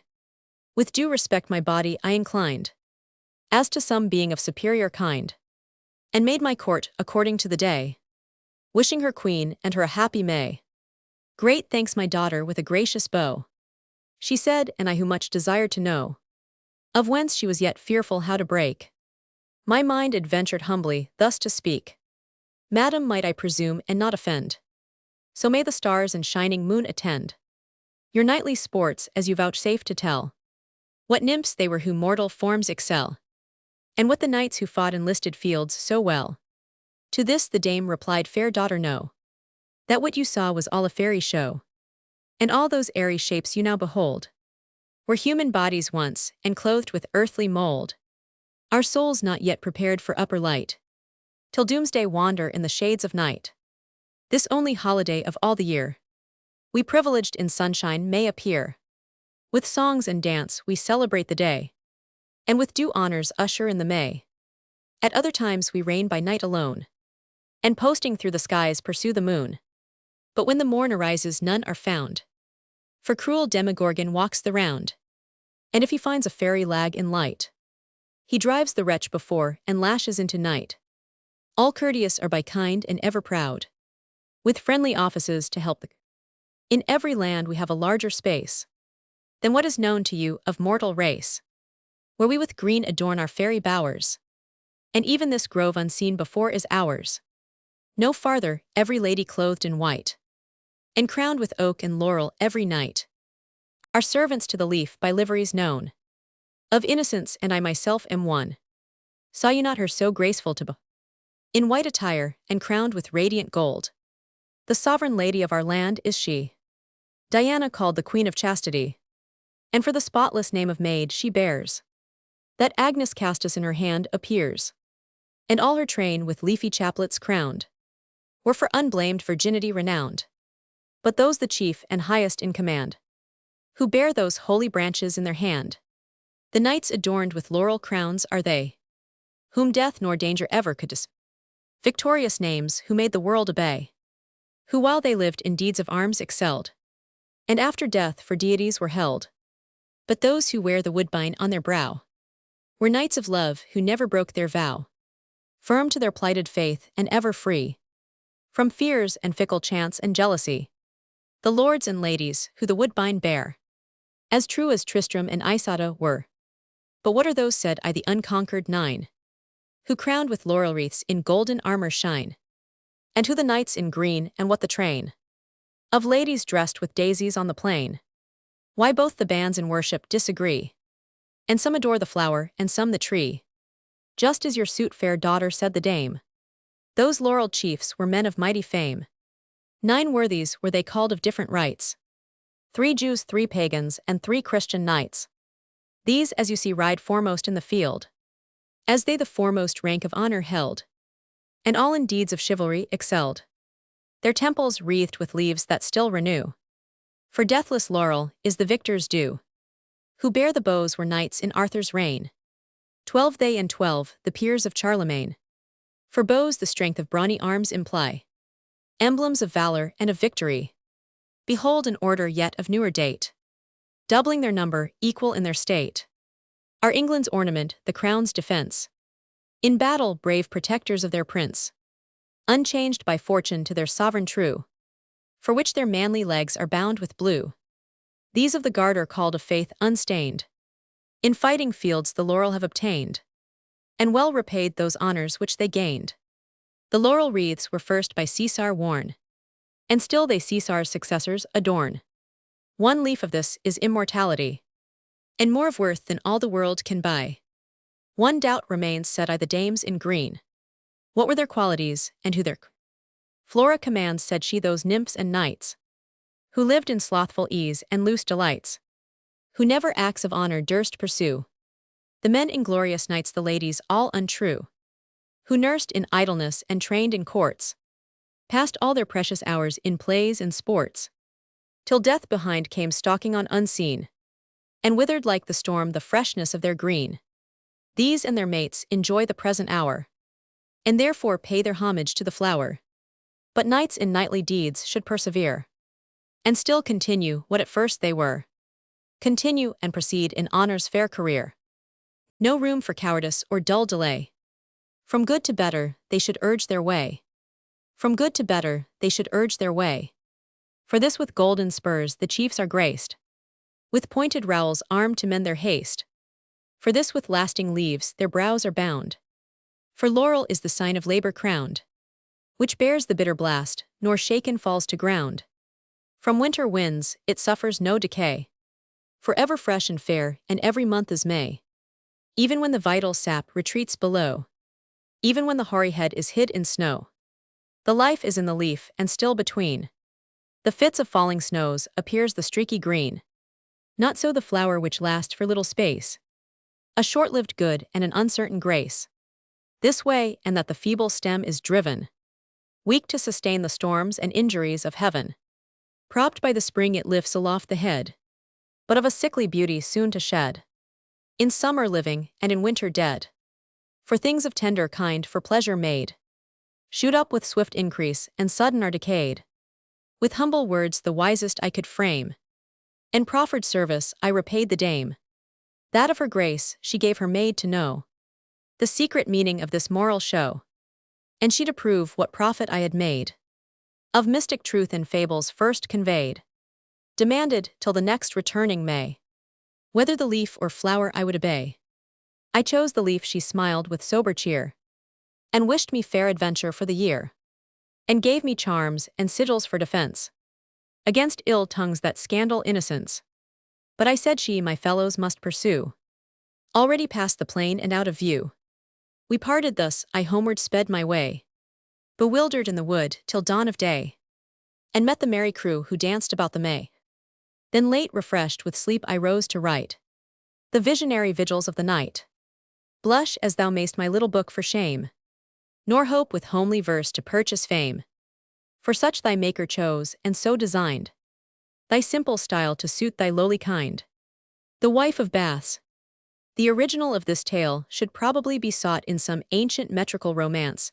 At least we know that there exists a ballad connected with the Round Table romances, entitled The Marriage of Sir Gawain, which seems to have been taken not from Chaucer, but some more ancient and romantic legend. Gower also had seized upon this subject, and wrought it into the tale entitled Florent, which is the most pleasing in his dull Confessio Amantis, but what was a mere legendary tale of wonder in the rhyme of the minstrel, and a vehicle for trite morality in that of Gower in the verse of Chaucer, reminds us of the resurrection of a skeleton, reinvested by miracle with flesh complexion, and powers of life and motion. Of all Chaucer's multifarious powers, none is more wonderful than the humor with which he touched upon natural frailty, and the truth with which he describes the inward feelings of the human heart at a time when all around were employed in composing romantic legends, in which the real character of their heroes was as effectually disguised by the stiffness of their manners, as their shapes by the sharp angles and unnatural projections of their plate armor.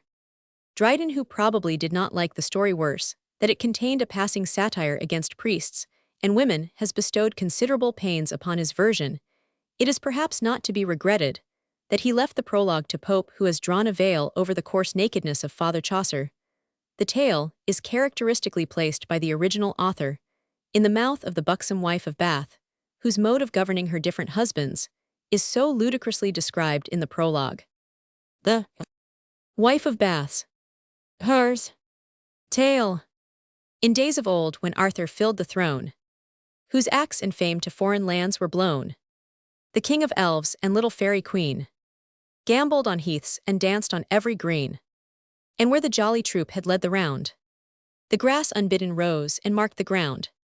Nor darkling did they dance the silver light of PHBE served to guide their steps aright, and with their tripping pleased prolonged the night. Her beams they followed where at full she played, nor longer than she shed her horns they stayed. From thence with airy flight to foreign lands conveyed. Above the rest our Britain held they dear, more solemnly they kept their Sabbaths here, and made more spacious rings, and revelled half the year. I speak of ancient times, for now the swain, returning late, may pass the woods in vain, and never hope to see the nightly train. In vain the dairy now with mints is dressed. The dairymaid expects no fairy guest to skim the bowls and after pay the feast. She sighs and shakes her empty shoes in vain. No silver penny to reward her pain. For priests with prayers and other godly gear have made the merry goblins disappear, and where they played their merry pranks before, have sprinkled holy water on the floor, and friars that through the wealthy regions run, thick as the motes that twinkle in the sun, resort to farmers rich and bless their halls, and exorcise the beds and cross the walls. This makes the fairy choirs forsake the place, when once 'tis hallowed with the rites of grace. But in the walks where wicked elves have been, the learning of the parish now is seen. The midnight parson posting o'er the green, with gown tucked up to wakes for Sunday next, with humming ale encouraging his text. Nor wants the holy leer to country girl betwixt. From fiends and imps he sets the village free. There haunts not any incubus but he. The maids and women need no danger fear to walk by night and sanctity so near. For by some haycock or some shady thorn, he bids his beads both evensong and morn. It so befell in this King Arthur's reign. A lusty knight was pricking o'er the plain. A bachelor he was, and of the courtly train. It happened, as he rode, a damsel gay, in russet robes to market took her way. Soon on the girl he cast an amorous eye. So straight she walked, and on her pasterns high. If seeing her behind he liked her pace, now turning short, he better liked her face. He lights in haste, and full of youthful fire, by force accomplished his obscene desire. This done away, he rode not unespied, for swarming at his back the country cried. And once in view, they never lost the sight, but seized and pinioned brought to court the night. Then courts of kings were held in high renown, ere made the common brothels of the town. Their virgins honorable vows received, but chaste as maids in monasteries lived. The king himself to nuptial ties a slave, no bad example to his poets gave. And they not bad but in a vicious age, had not to please the prince debauched the stay. Now what should Arthur do? He loved the knight, but sovereign monarchs are the source of right.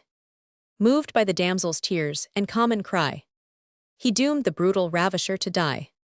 But fair Genera rose in his defense, and prayed so hard for mercy from the prince, that to his queen the king the offender gave, and left it in her power to kill or save.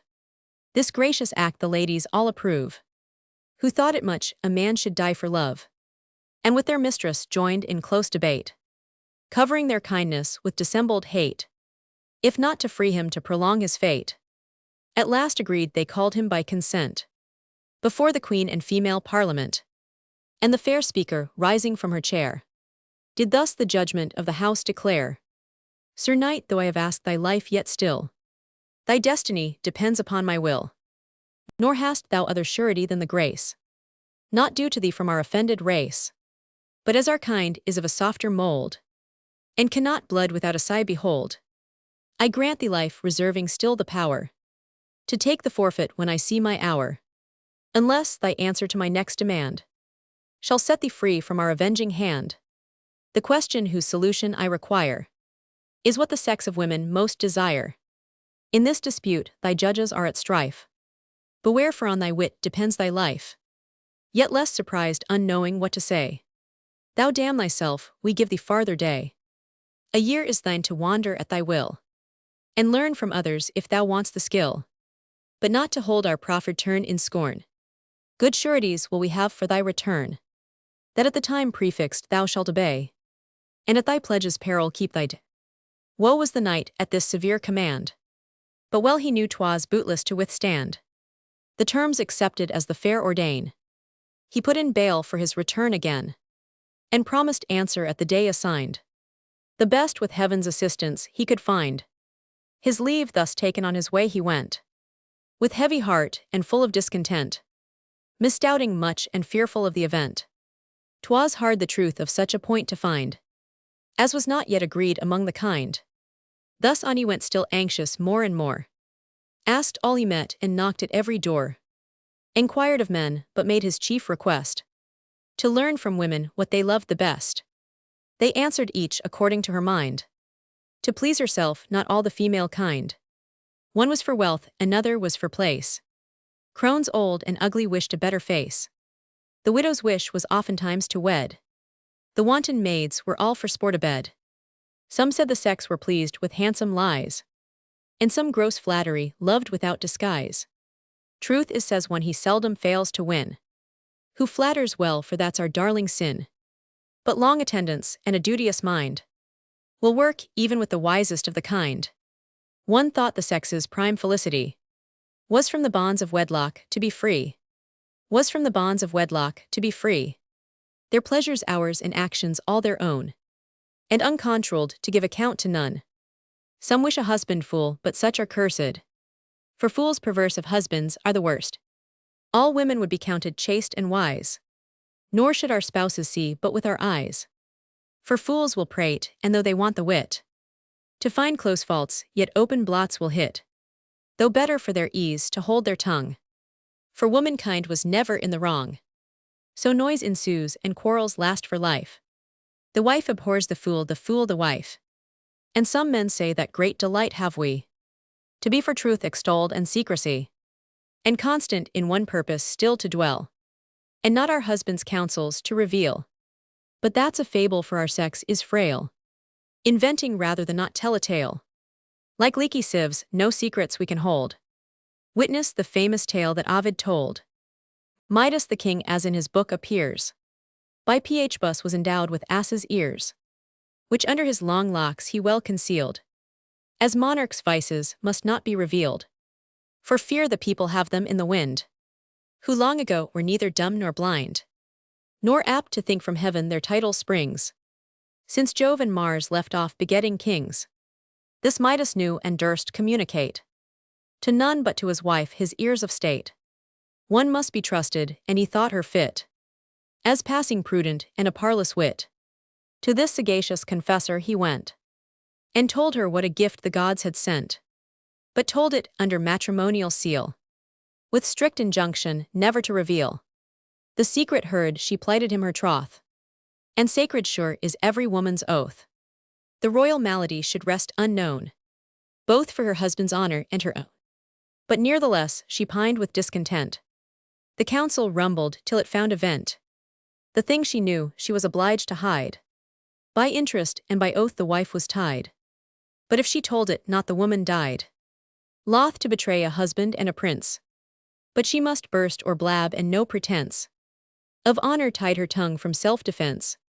A marshy ground commodiously was near. Thither she ran, and held her breath for fear, lest if a word she spoke of anything, that word might be the secret of the king.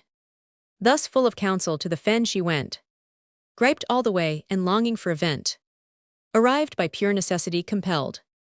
On her majestic marrow bones she kneeled, then to the water's brink she laid her head, and as a bitter bumps within a reed, to thee alone, O lake, she said, I tell, and as thy queen command thee to conceal, beneath his locks the king my husband wears a goodly royal pair of ass's ears.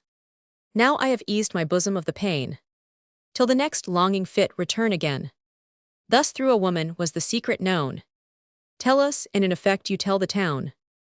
But to my tale the night with heavy cheer, wandering in vain, had now consumed the year. One day was only left to solve the doubt, yet knew no more than when he first set out.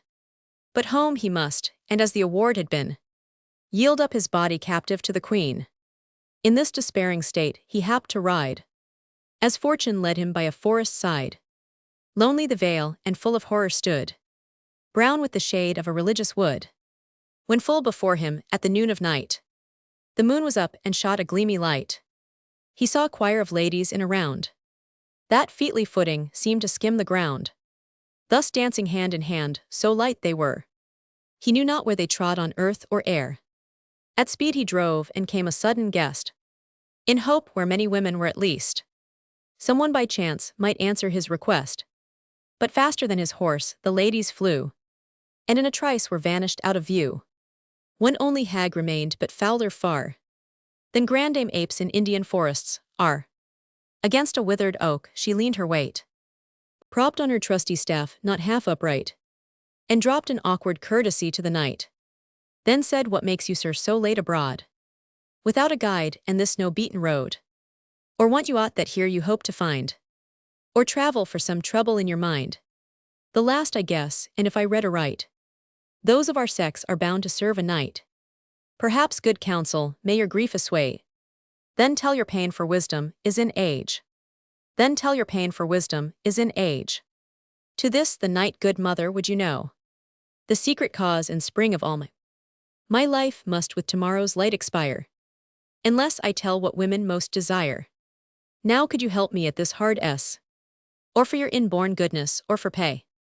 Yours is my life, redeemed by your advice. Ask what you please, and I will pay the price. The proudest kerchief of the court shall rest, well satisfied of what they love the best. Plight me thy faith," quoth she, "that what I ask, thy danger over, and perform the task. That shalt thou give for hire of thy demand. Here take thy oath, and seal it on my hand. I warrant thee on peril of my life, thy words shall please both widow, maid, and wife." More words there needed not to move the knight to take her offer, and his truth to plight.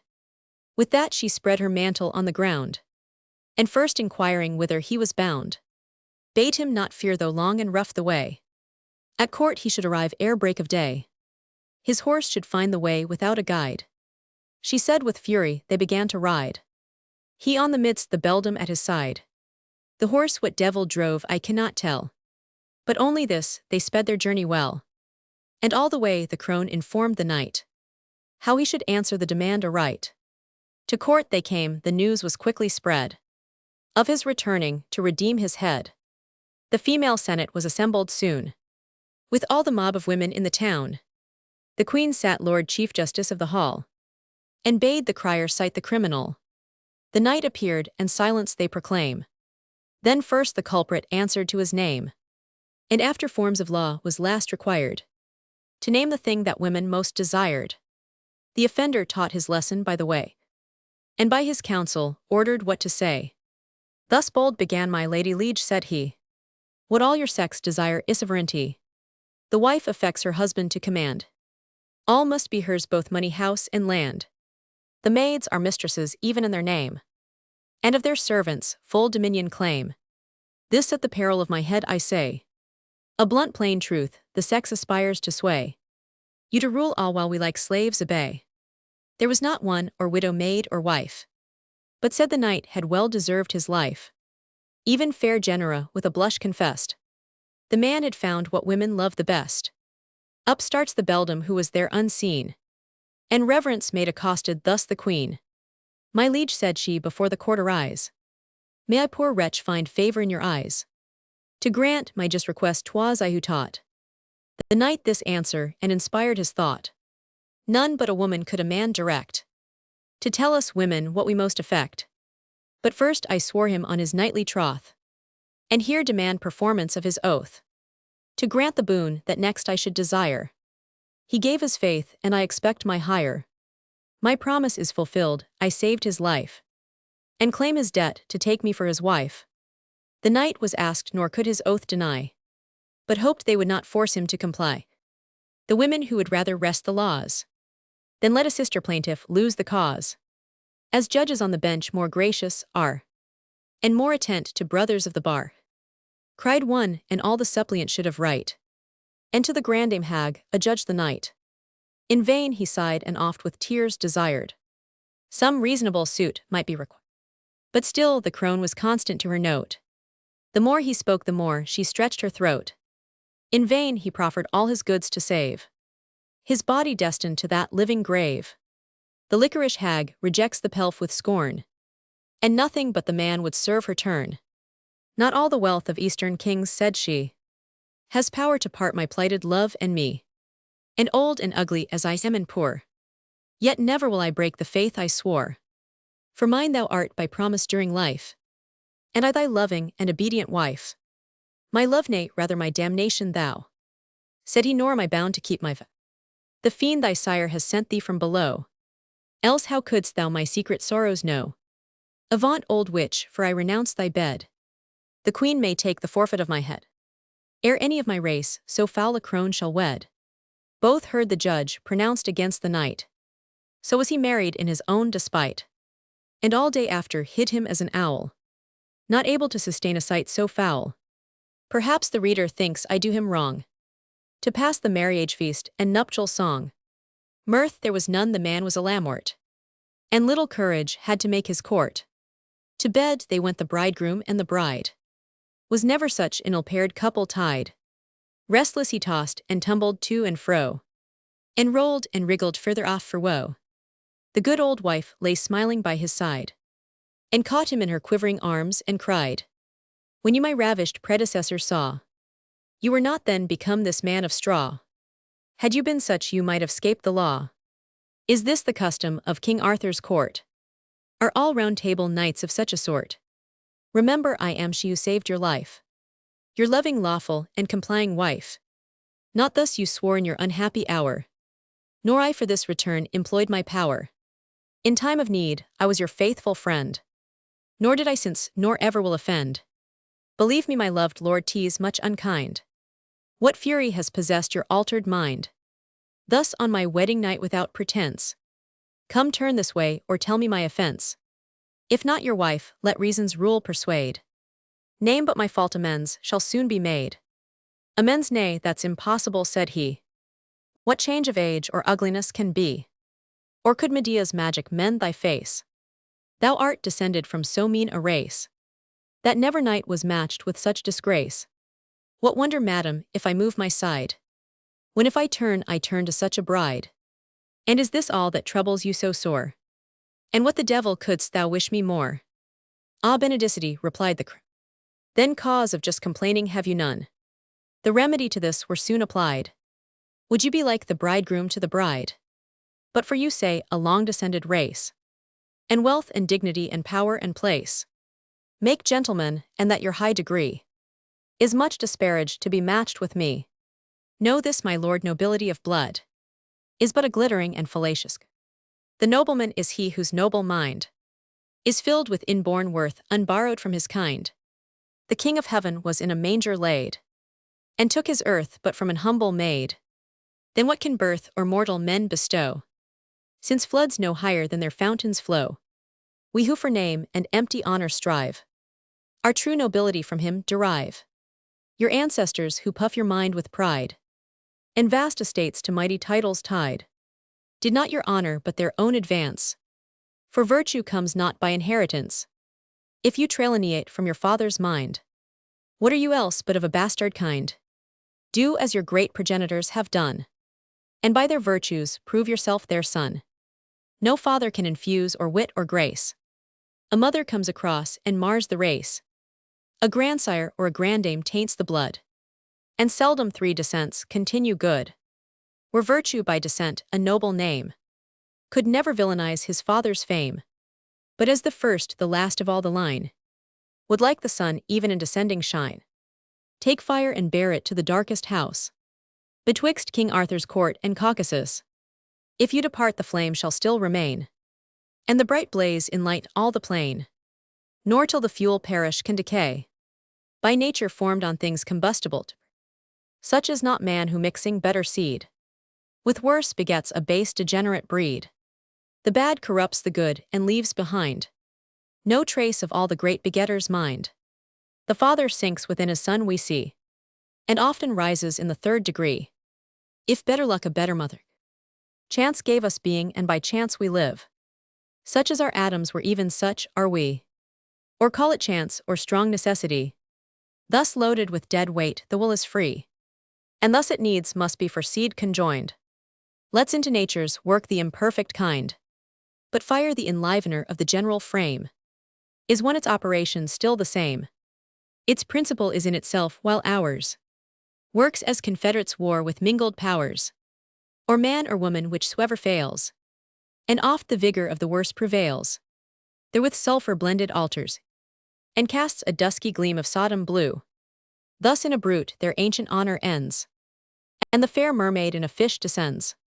The line is gone, no longer duke or earl. But by himself degraded turns a churl. Nobility of blood is but renown. Of thy great fathers by their virtue known. And a long trail of light to thee descending down. If in thy smoke it ends their glories shine. But infamy and villainage are thine. Then what I said before is plainly showed. That true nobility proceeds from God.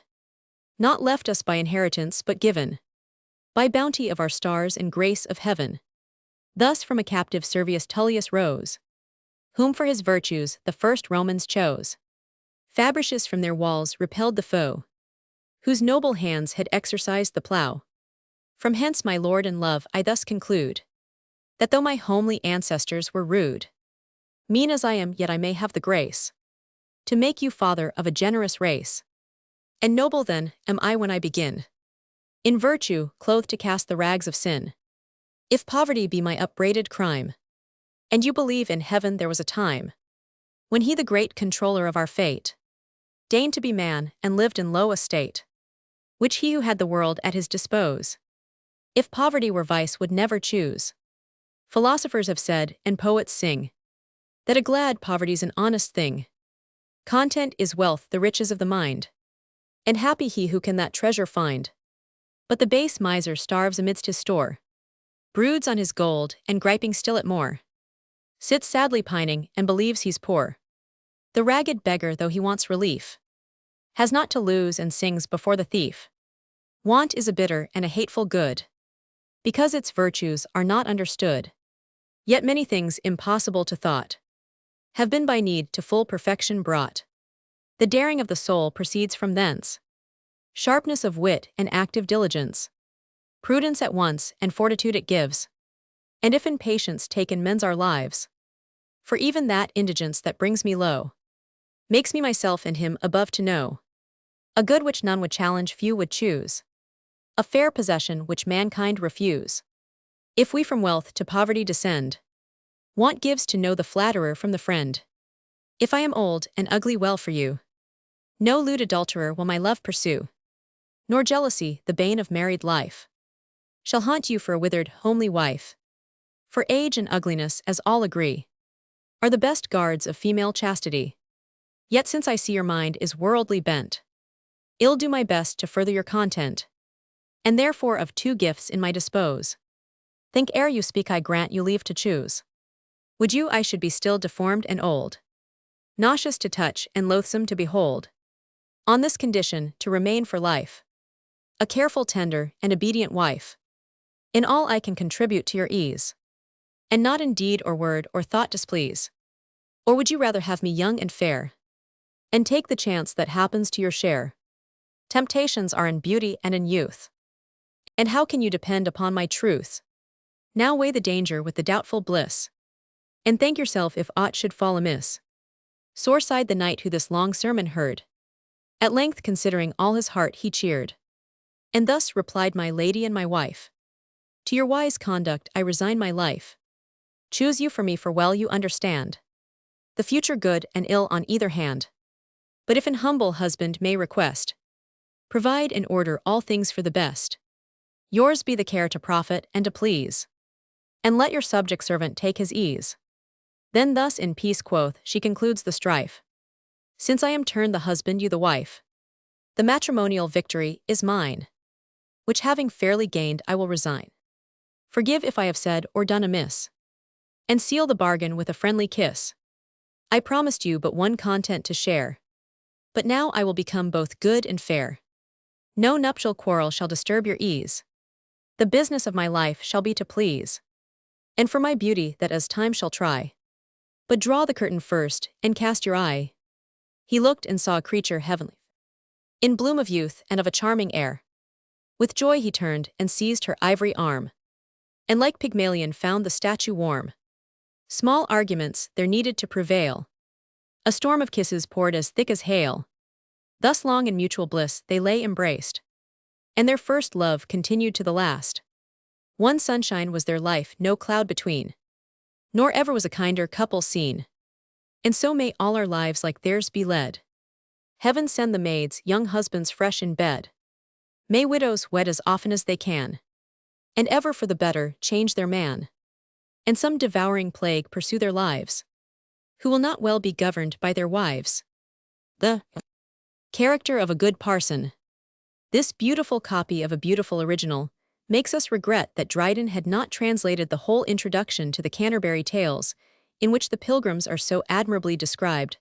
Something might have been lost for want of the ancient Gothic lore, which the writers of our poets' period did not think proper to study, but when Dryden's learning failed his native stores of fancy and numbers would have helped him through the task.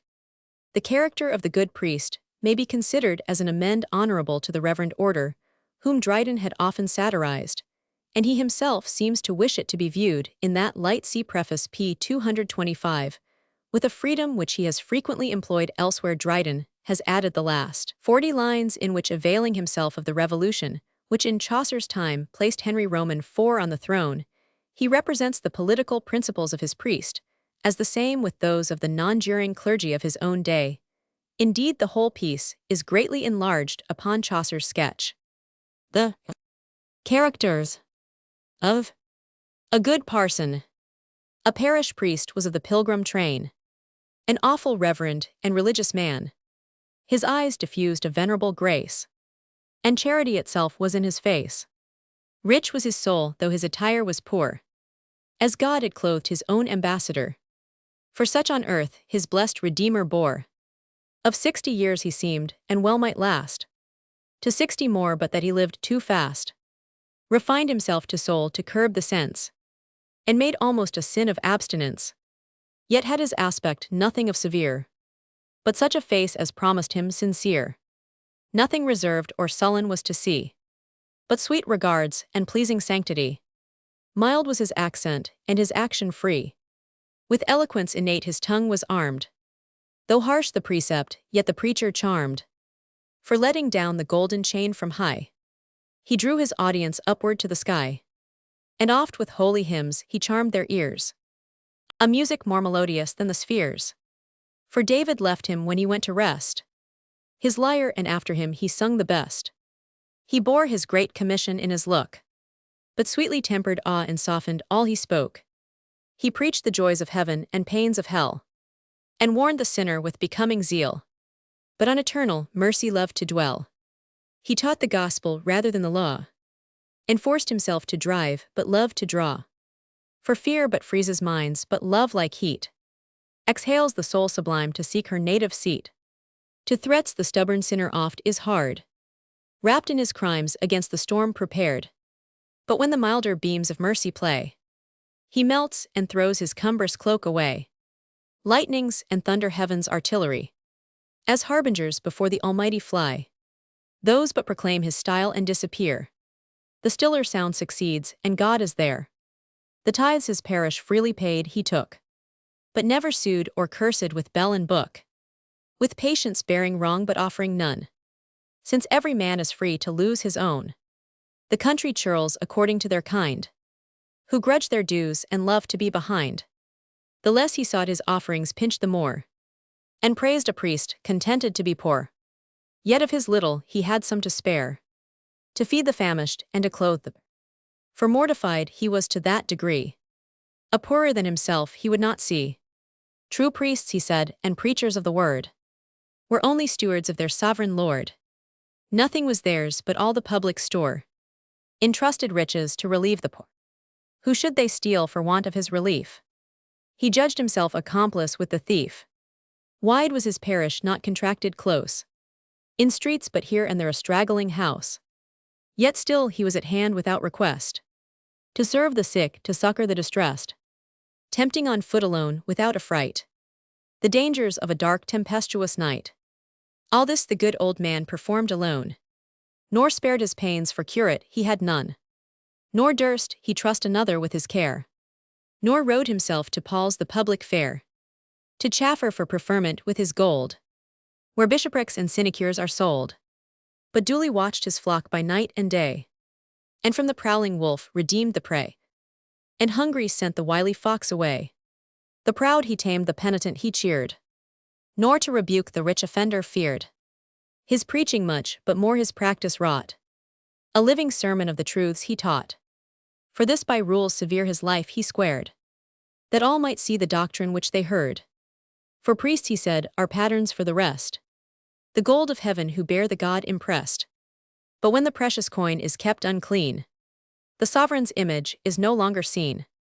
If they be foul on whom the people trust, well may the baser brass contract a rust. The prelate for his holy life he prized. The worldly pomp of prelacy despised. His Saviour came not with a gaudy show, nor was his kingdom of the world below. Patience in want and poverty of mind. These marks of church and churchmen he designed.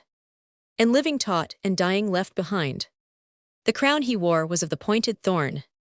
In purple he was crucified, not born.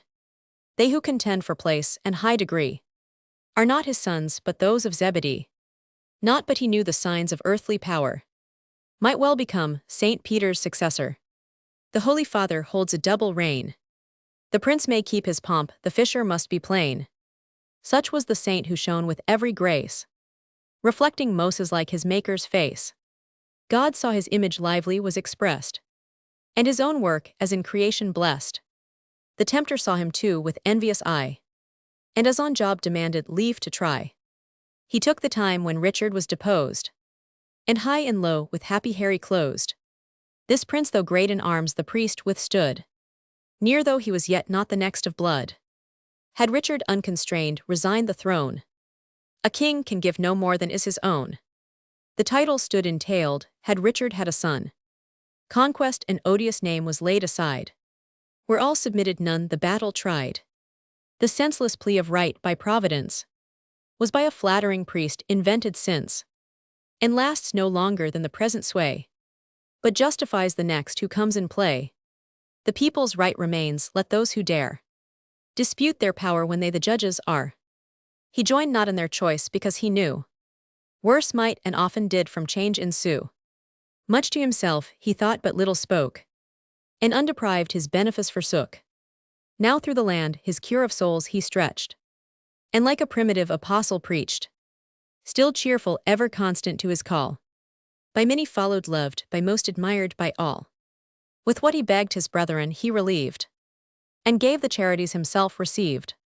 Gave while he taught, and edified the more, because he showed by proof 'twas easy to be poor. He went not with the crowd to see a shrine, but fed us by the way with food divine. In deference to his virtues I forbear to show you what the rest in orders were. This brilliant is so spotless and so bright, he needs no foil, but shines by his own proper light. Fables. Translations from Bacchus, Sigismonda and Guiscardo. This celebrated tale was probably taken by Boccaccio from some ancient chronicle or traditional legend. It excited great attention among the learned of his time, and was translated into Latin by Leonardo Aretino Francesco di Michele Accolti do Arezzo, who was accounted one of the best civilians of his age, rendered into Italian verse. Lamentation of Sigismonda over her lover's heart, and the learned Philip Berold made a Latin poetical version of the whole fable. Translations and imitations without number have been executed in foreign languages, without mentioning the tragedies which have been founded upon it in England. The story was translated and versified in the octave stanza by William Walter, a follower of Sir Henry Marney, Chancellor of the Duchy of Lancaster. A prose translation is to be found in Painter's Palace of Pleasure, and the tale being wrought into a tragedy by Robert Wilmot, and others was presented before Queen Elizabeth at the Inner Temple in 1,568,213. Dryden, will not readily be suspected of deriving much aid from his black-lettered predecessors. He made Boccaccio's story his own, and told it in his own way. One gross fault he has engrafted upon his original. I mean the coarseness of Sigismonda's character, whose love is that of temperament, not of affection. This error grounded upon Dryden's false view of the passion, and of the female character, and, perhaps arising from the depravity of the age, rather than of the poet, pervades, and greatly injures the effect of the tale, yet it is more than counterbalanced by preponderating beauties, without repeating the praise elsewhere given to the majesty of the poet's versification, and which this piece alone would be sufficient to justify the reader's attention may be solicited to the colors with which Dryden has drawn a mind, wrought up to the highest pitch of despair. Sigismonda is placed in that situation in which above all others the human disposition seems to acquire a sort of supernatural strength or obstinacy, for although guilty of a crime, she is punished in a degree far exceeding the measure of the offense. In such a situation, that acuteness of feeling which would otherwise waste itself in fluctuations betwixt shame, fear, and remorse, is willingly and eagerly turned into the channel of resistance and recrimination, and perhaps no readier mode can be discovered of hardening the human heart, even to the consistence of the nether millstone. It is in this state that Sigismonda resolutely and even joyfully embraces death in order to punish her father and rejoin her lover. The previous arguments with Tancred sufficiently, and in the circumstances, naturally intimate the tone of her mind, and are a striking instance of Dryden's power in painting passion wrought up to desperation. The scene is laid in the Middle Ages, when the Principality of Salerno was ruled by a dynasty of Norman princes deriving their family from the celebrated Robert de Guiscard. Sigismonda and Guiscard.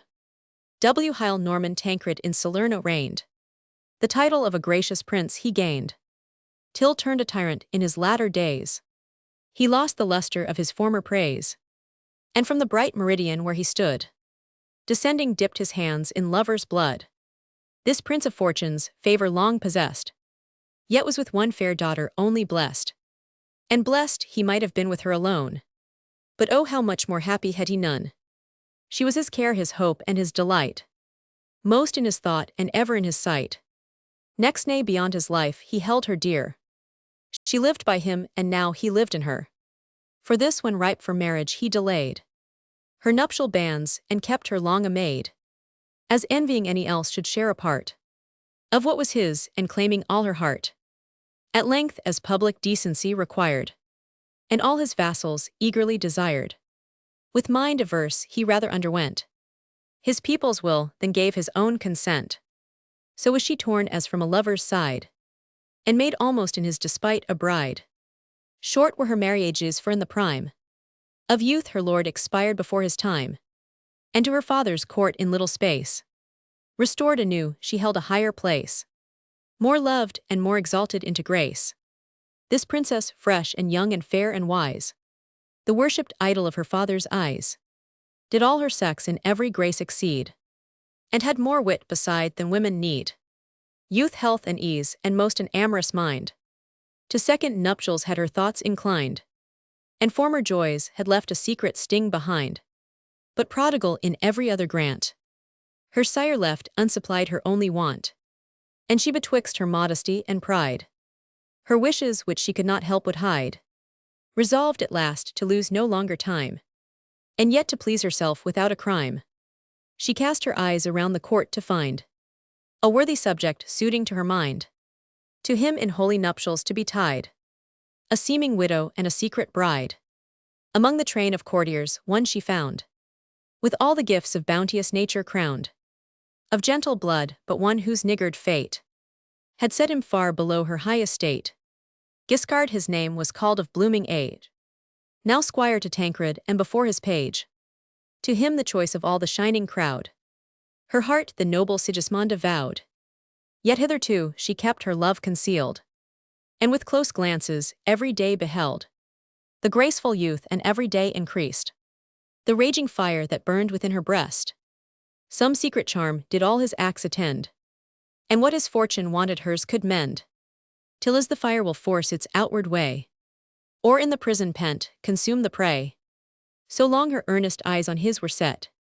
At length their twisted rays together met, And he surprised with humble joy surveyed one sweet regard shot by the royal maid. Not well assured while doubtful hopes he nursed, a second glance came gliding like the first, and he who saw the sharpness of the dart, without defense received it in his heart. In public though their passion wanted speech, yet mutual looks interpreted for each. Time, ways, and means of meeting were denied, but all those wants ingenious love supplied. The inventive God, who never fails his part, inspires the wit, when once he warms the heart. When Guiscard next was in the circle seen, where Sigismonda held the place of queen, a hollow cane within her hand she brought, but in the concave had enclosed a note. With this she seemed to play, and as in sport, tossed to her love in presence of the court. Take it, she said, and when your needs require, this little brand will serve to light your fire. He took it with a bow and soon divined the seeming toy was not for naught designed. But when retired so long with curious eyes, he viewed the present that he found the prize. Much was in little writ, and all conveyed with cautious care for fear to be betrayed by some false confidant or favorite maid. The time, the place, the manner, how to meet, were all in punctual order, plainly writ. But since a trust must be, she thought it best to put it out of layman's power at least, and for their solemn vows prepared a priest. Guiscard her secret purpose understood, with joy prepared to meet the coming good. Nor pains nor danger was resolved to spare, but used the means appointed by the fair. Near the proud palace of Salerno stood a mound of rough ascent and thick with wood. Through this a cave was dug with vast expense. The work it seemed of some suspicious prince, who in abusing power with lawless might, from public justice would secure his flight. The passage made by many a winding way reached even the room in which the tyrant lay, fit for his purpose on a lower floor. He lodged whose issue was an iron door, from whence by stairs descending to the ground, in the blind grot a safe retreat he found. Its outlet ended in a brake o'ergrown with brambles choked by time and now unknown. A rift there was which from the mountain's height conveyed a glimmering and malignant light, a breathing place to draw the damps away, a twilight of an intercepted day. The tyrant's den, whose use though lost to fame, was now the apartment of the royal dame. The cavern only to her father known, by him was to his darling daughter shewn. Neglected long, she let the secret rest, till love recalled it to her laboring breast, and hinted as the way by heaven designed. The teacher by the means he taught to blind. What will not women do when need inspires their wit, or love their inclination fires? Though jealousy of state the invention found, yet love refined upon the former ground. That way the tyrant had reserved to fly, pursuing hate now served to bring two lovers nigh. The dame who long in vain had kept the key, bold by desire explored the secret way, now tried the stairs, and waiting through the night, searched all the deep recess, and issued into light. All this her letter had so well explained, the instructed youth might compass what remained. The cavern mouth alone was hard to find, because the path disused was out of mind. But in what quarter of the copse it lay, his eye by certain level could survey. Yet for the wood perplexed with thorns he knew, a frock of leather o'er his limbs he drew, and thus provided searched the brake around, till the choked entry of the cave he found. Thus all prepared the promised hour arrived, so long expected and so well contrived. With love to friend the impatient lover went, fenced from the thorns and trod the deep descent. The conscious priest who was suborned before stood ready posted at the postern door. The maids in distant rooms were sent to rest, and nothing wanted but the invited guest. He came and knocking thrice without delay, the longing lady heard and turned the key, at once invaded him with all her charms, and the first step he made was in her arms. The leathern outside, boisterous as it was, gave way and bent beneath her strict embrace. On either side the kisses flew so thick that neither he nor she had breath to speak. The holy man, amazed at what he saw, made haste to sanctify the bliss by law, and muttered fast the matrimony o'er, for fear committed sin should get before. His work performed, he left the pair alone, because he knew he could not go too soon. His presence odious when his task was done. What thoughts he had beseems not me to say. though some surmise he went to fast and pray, and needed both to drive the tempting thoughts. The foe once gone, they took their full delight. 'Twas restless rage and tempest all the night. For greedy love each moment would employ, and grudged the shortest pauses of their joy. Thus were their loves auspiciously begun, and thus with secret care were carried on. The stealth itself did appetite restore, and looked so like a sin, it pleased the more. The cave was now become a common way. The wicket often opened knew the key. Love rioted secure and long enjoyed, was ever eager and was never cloyed. But as extremes are short of ill and good, and tides at highest mark regorge the flood, so fate that could no more improve their joy, took a malicious pleasure to destroy. Tancred, who fondly loved and whose delight was placed in his fair daughter's daily sight, of custom when his state affairs were done, would pass his pleasing hours with her alone, and as a father's privilege allowed, without attendance of the officious crowd. It happened once that when in heat of day he tried to sleep, as was his usual way, the balmy slumber fled his wakeful eyes, and forced him in his own despite to rise. Of sleep forsaken to relieve his care, he sought the conversation of the fair, but with her train of damsels she was gone. In shady walks the scorching heat to shun, he would not violate that sweet recess, and found besides a welcome heaviness that seized his eyes, and slumber which forgot, when called before to come now came unsought. From light, retired behind his daughter's bed, he for approaching sleep composed his head. A chair was ready for that use designed, so quilted that he lay at ease reclined, the curtains closely drawn the light to screen, as if he had contrived to lie unseen. Thus covered with an artificial night, sleep did his office soon, and sealed his sight. With heaven averse in this illumined hour, was Guiscard summoned to the secret bower, and the fair nymph with expectation fired, from her attending damsels was retired. For true to love she measured time so right, as not to miss one moment of delight. The garden seated on the level floor, she left behind, and locking every door, thought all secure, but little did she know, blind to her fate she had enclosed her foe. Attending Guiscard in his leathern frock, stood ready with his thrice-repeated knock. Thrice with a doleful sound the jarring grate rung deaf and hollow, and presaged their fate. The door unlocked to known delight they haste, and panting in each other's arms embraced, rush to the conscious bed, a mutual freight, and heedless press it with their wonted weight. And heedless press it with their wonted weight. The sudden bound awaked the sleeping sire, and showed a sight no parent can desire. His opening eyes at once with odious view, the love discovered, and the lover knew. He would have cried, but hoping that he dreamt. Amazement tied his tongue and stopped the attempt. The ensuing moment all the truth declared. But now he stood collected and prepared, for malice and revenge had put him on his guard. So like a lion that unheeded lay, dissembling sleep and watchful to betray, with inward rage he meditates his prey. The thoughtless pair, indulging their desires, alternate kindled, and then quenched their fires. Nor thinking in the shades of death they played, full of themselves alone surveyed, and too secure were by themselves betrayed.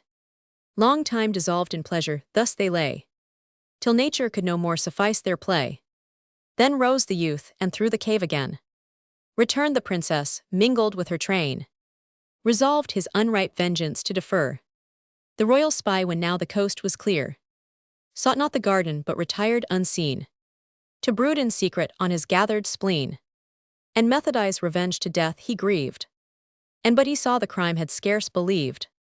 The appointment for the ensuing night he heard, and therefore in the cavern had prepared 2 brawny yeomen of his trusty guard.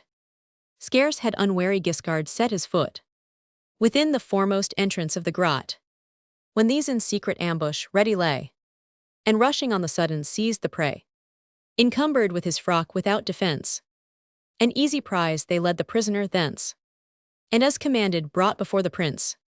The gloomy sire too, sensible of wrong, to vent his rage in words restrained his tongue, and only said thus servants are preferred, and trusted thus their sovereigns they reward. Had I not seen, had not these eyes received too clear a proof, I could not have believed. He paused and choked the rest the youth who saw his forfeit life abandoned to the law.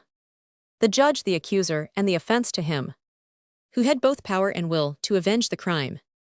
No vain defense prepared, but thus replied: the faults of love by love are justified.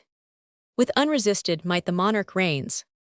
He levels mountains and he raises plains.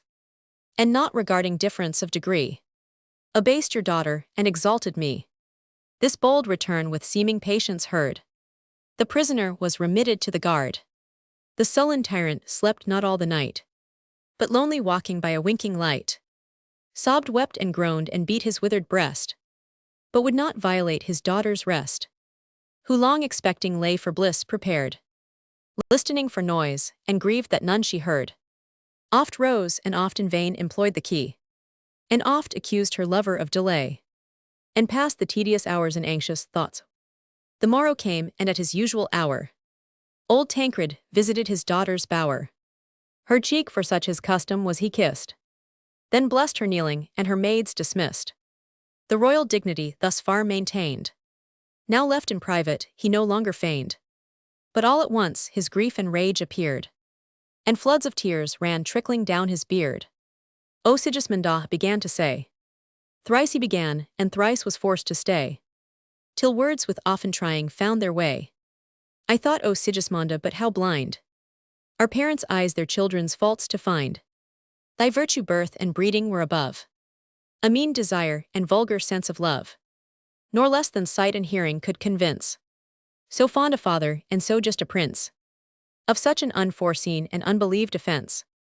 Then what indignant sorrow must I have to see thee lie subjected to my slave, a man so smelling of the people's lee. The court received him first for charity, and since with no degree of honor graced, but only suffered where he first was placed, a groveling insect still, and so designed by nature's hand, nor born of noble kind, a thing by neither man nor woman prized, and scarcely known enough to be despised. To what has heaven reserved my age? Ah, why should man, when nature calls, not choose to die, rather than stretch the span of life to find such ills as fate has wisely cast behind? For those to feel whom fond desire to live makes covetous of more than life can give. Each has his share of good, and when tea's gone, the guest, though hungry, cannot rise too soon. But I, expecting more in my own wrong, protracting life, have lived a day too long. If yesterday could be recalled again, even now would I conclude my happy reign. But 'tis too late, my glorious race is run, and a dark cloud o'ertakes my setting sun. Hadst thou not loved, or loving saved the shame, if not the sin, by some illustrious name, this little comfort had relieved my mind. 'Twas frailty, not unusual to thy kind, but thy low fall beneath thy royal blood shows downward appetite to mix with mud.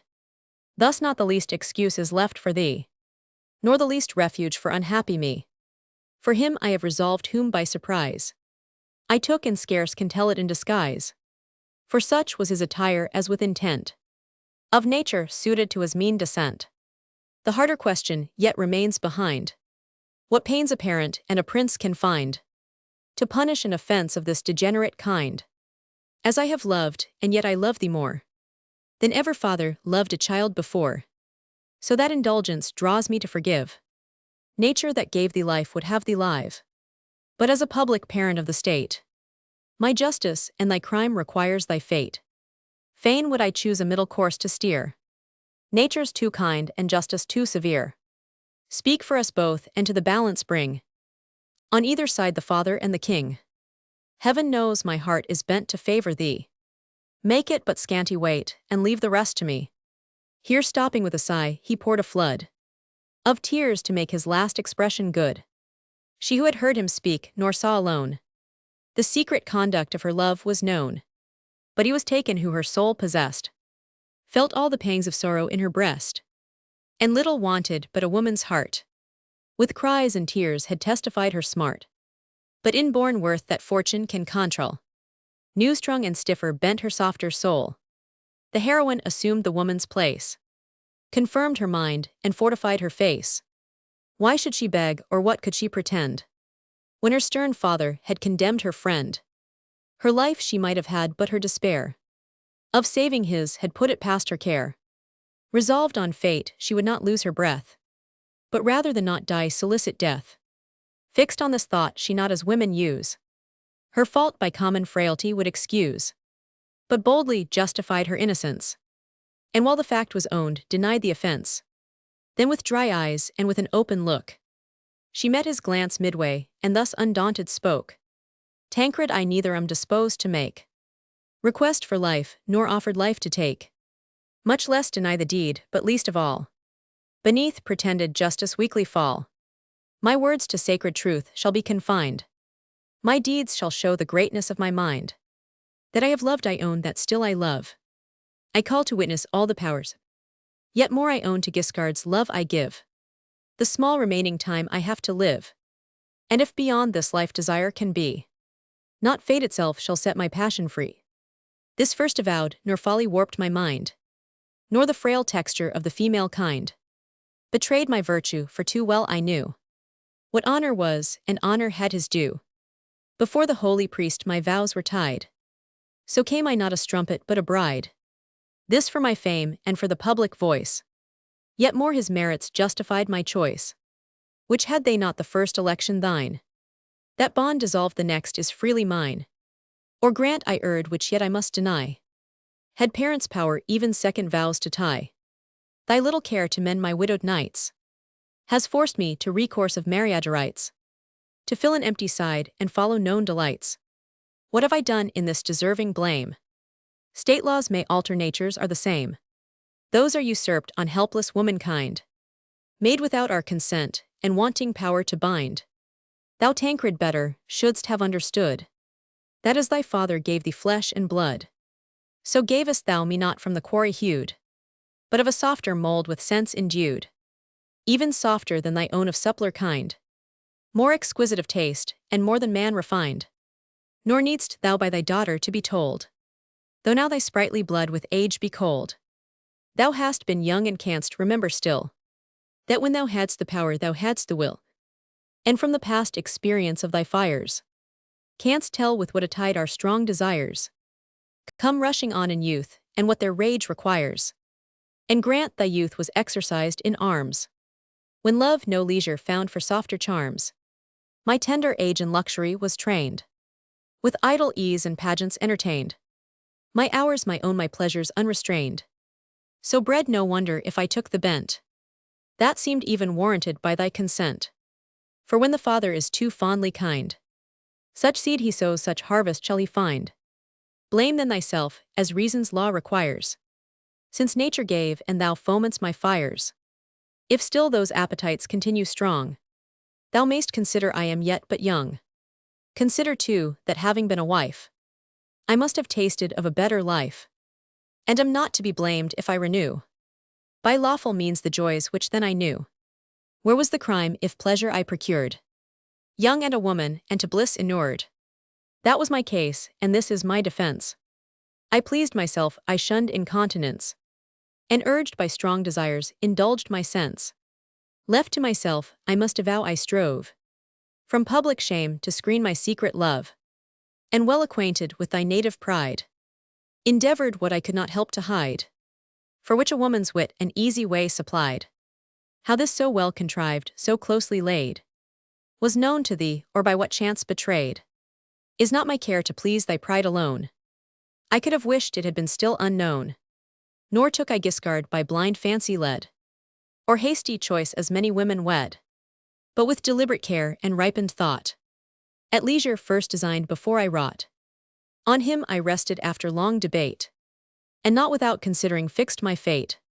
His flame was equal though by mine inspired, for so the difference of our birth required. Had he been born like me his love had first begun what mine was forced to move. But thus beginning, thus we persevere. Our passions yet continue what they were, nor length of trial makes our joys the less sincere. At this my choice, though not by thine allowed, thy judgment herding with the common crowd, thou taxed unjust offense, and led by them, dost less the merit than the man esteem. Dost less the merit than the man esteem. Too sharply, Tancred, by thy pride betrayed, hast thou against the laws of kind inveighed. For all the offense is in opinion placed, which deems high birth by lowly choice debased. This thought alone with fury fires thy breast. For holy marriage justifies the rest. That I have sunk the glories of the state, and mixed my blood with a plebeian mate, in which I wonder thou shouldst oversee superior causes, or impute to me the fault of fortune or the fate's decree, or call it heaven's imperial power alone, which moves on springs of justice, though unknown. Yet this we see though ordered for the best. The bad exalted and the good oppressed. Permitted laurels grace the lawless brow. The unworthy raised the worthy cast below. But leaving that search we the secret springs, and backward trace the principles of things. There shall we find that, when the world began, one common mass composed the mold of man. One paste of flesh on all degrees bestowed, and kneaded up alike with moistening blood. The same almighty power inspired the frame with kindled life, and formed the souls the same. The faculties of intellect and will, dispensed with equal hand, disposed with equal skill. Like liberty indulged with choice of good or Roman 99, thus born alike from virtue, first began. The difference that distinguished man from man. He claimed no title from descent of blood, but that which made him noble made him good. Warmed with more particles of heavenly flame, he winged his upward flight and soared to fame. The rest remained below a tribe without a name. This law though custom now diverts the course, as nature's institute is yet in force. Uncancelled though disused, and he whose mind is virtuous is alone of noble kind, though poor in fortune of celestial race. And he commits the crime who calls him base. Now lay the line and measure all thy court by inward virtue, not external port, and find whom justly to prefer above the man on whom my judgment placed my love. So shalt thou see his parts and person shine, and thus compared the rest, a base degenerate line. Nor took I when I first surveyed thy court his valor or his virtues on report, but trusted what I ought to trust alone, relying on thy eyes and not my own. Thy praise and thine was then the public voice, first recommended Guiscard to my choice. Directed thus by thee I looked and found a man I thought deserving to be crowned. First by my father pointed to my sight, nor less conspicuous by his native light. His mind, his mien, the features of his face, excelling all the rest of human race. These were thy thoughts, and thou couldst judge aright, till interest made a jaundice in thy sight. Or should I grant thou didst not rightly see, then thou wert first deceived, and I deceived by thee. But if thou shalt allege through pride of mind thy blood with one of base condition joined, 'tis false, for 'tis not baseness to be poor. His poverty augments thy crime the more, upbraids thy justice with the scant regard of worth whom princes praise they should reward. Are these the kings entrusted by the crowd with wealth to be dispensed for common good? The people sweat not for their king's delight, to enrich a pimp or raise a parasite. Theirs is the toil, and he who well has served his country has his country's wealth deserved. Even mighty monarchs oft are meanly born, and kings by birth to lowest rank return, all subject to the power of giddy chance. For fortune can depress or can advance, but true nobility is of the mind, not given by chance and not to chance resigned. For the remaining doubt of thy decree, what to resolve and how dispose of me, be warned to cast that useless care aside. Myself alone will for myself provide. If in thy doting and decrepit age, thy soul a stranger in thy youth to ray, begins in cruel deeds to take delight, gorge with my blood thy barbarous appetite. For I so little am disposed to pray, for life I would not cast a wish away.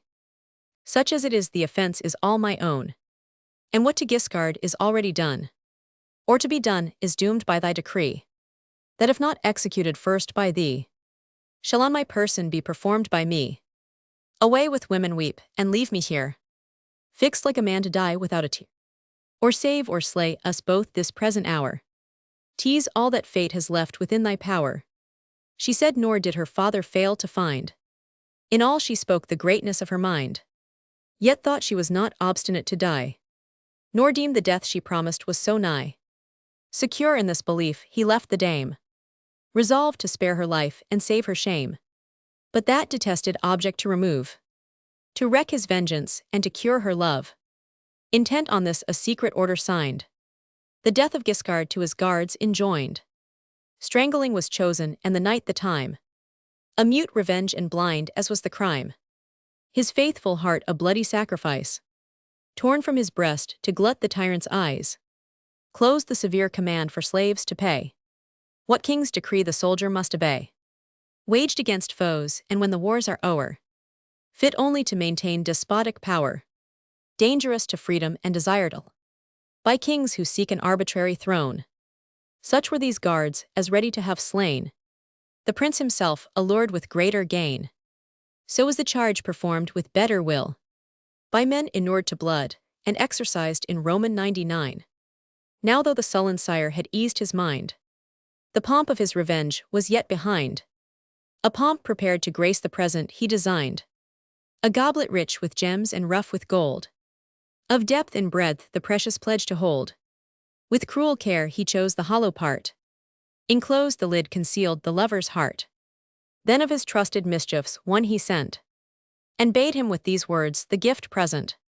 Thy father sends thee this to cheer thy breast, and glad thy sight with what thou lovest the best. As thou hast pleased his eyes and joyed his mind, with what he loved the most of humankind. Ere this the royal dame who well had weighed the consequence of what her sire had said, fixed on her fate against the expected hour, procured the means to have it in her power. For this she had distilled with early care the juice of simples, friendly to despair, a magazine of death, and thus prepared, secure to die, the fatal message heard. Then smiled severe, nor with a troubled look, or trembling hand the funeral present took. Even kept her countenance, when the lid removed, disclosed the heart unfortunately loved. She needed not be told within whose breast it lodged, the message had explained the rest. Or not amazed or hiding her surprise, she sternly on the bearer fixed her eyes. Then thus dealt Tancred on his daughter's part. The gold though precious equals not the heart, but he did well to give his best, and I, who wished a worthier urn, forgive his poverty. At this she curbed a groan that else had come, and pausing viewed the present in the tomb. Then to the heart adored devoutly glued her lips, and raising it her speech renewed. Even from my day of birth to this the bound of my unhappy being I have found. My father's care and tenderness expressed, but this last act of love excels the rest. For this so dear a present bear him back, the best return that I can live to make. The messenger dispatched again she viewed the loved remains, and sighing thus pursued. Source of my life, and lord of my desires, in whom I lived, with whom my soul expires. Poor heart, no more the spring of vital heat. Cursed be the hands that tore thee from thy seat. The course is finished which thy fates decreed, and thou from thy corporeal prison freed. Soon hast thou reached the goal with mended pace, a world of woes dispatched in little space. Forced by thy worth thy foe in death become. Thy friend has lodged thee in a costly tomb. There yet remain thy funeral exequies, the weeping tribute of thy widow's eyes. And those indulgent, heaven has found the way, that I before my death have leave to pay. My father even in cruelty is kind, or heaven has turned the malice of his mind to better uses than his hate designed, and made the insult which in his gift appears the means to mourn thee with my pious tears, which I will pay thee down before I go, and save myself the pains to weep below. If souls can weep, though once I meant to meet my fate with face unmoved and eyes unwet, yet since I have thee here in narrow room, my tears shall set thee first afloat within thy tomb. Then as I know thy spirit hovers nigh, under thy friendly conduct will I fly, to regions unexplored secure to share thy state, nor hell shall punishment appear. And heaven is double heaven if thou art there. She set her brimful eyes that ready stood, and only wanted will to weep a flood, released their watery store and poured amain. Like clouds low hung a sober shower of rain, mute solemn sorrow free from female noise, such as the majesty of grief destroys. For bending o'er the cup the tears she shed seemed by the posture to discharge her head, o'erfilled before and oft her mouth applied to the cold heart she kissed at once and cried.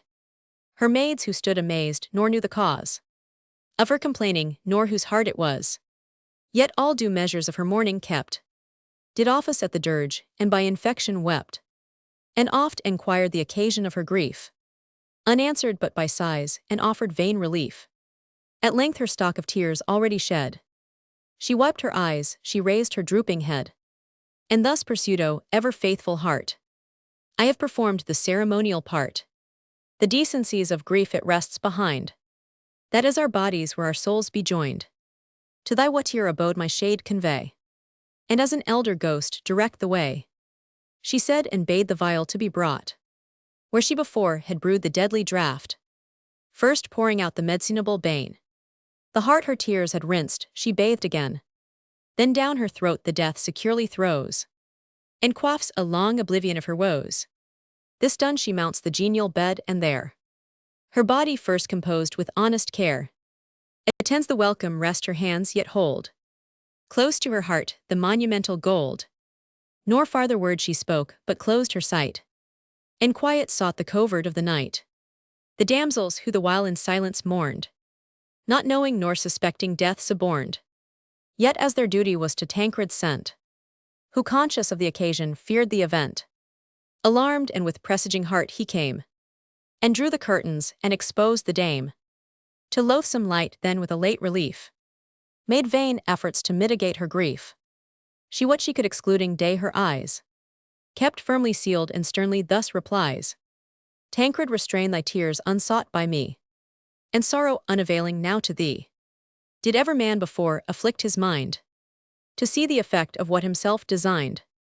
Yet if thou hast remaining in thy heart some sense of love, some unextinguished part of former kindness, largely once professed, let me by that adjure thy hardened breast, not to deny thy daughter's last request, the secret love which I so long enjoyed, and still concealed to gratify thy pride.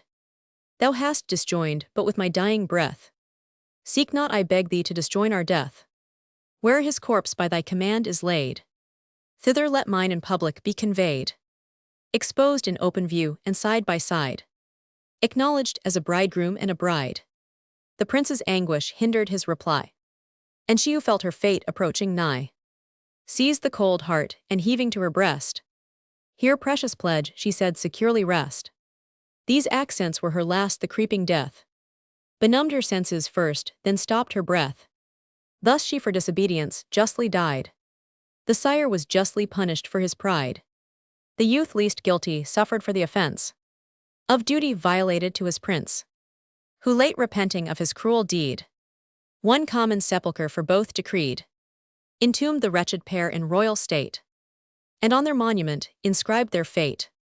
Original from the Decameron. The Fourth Day.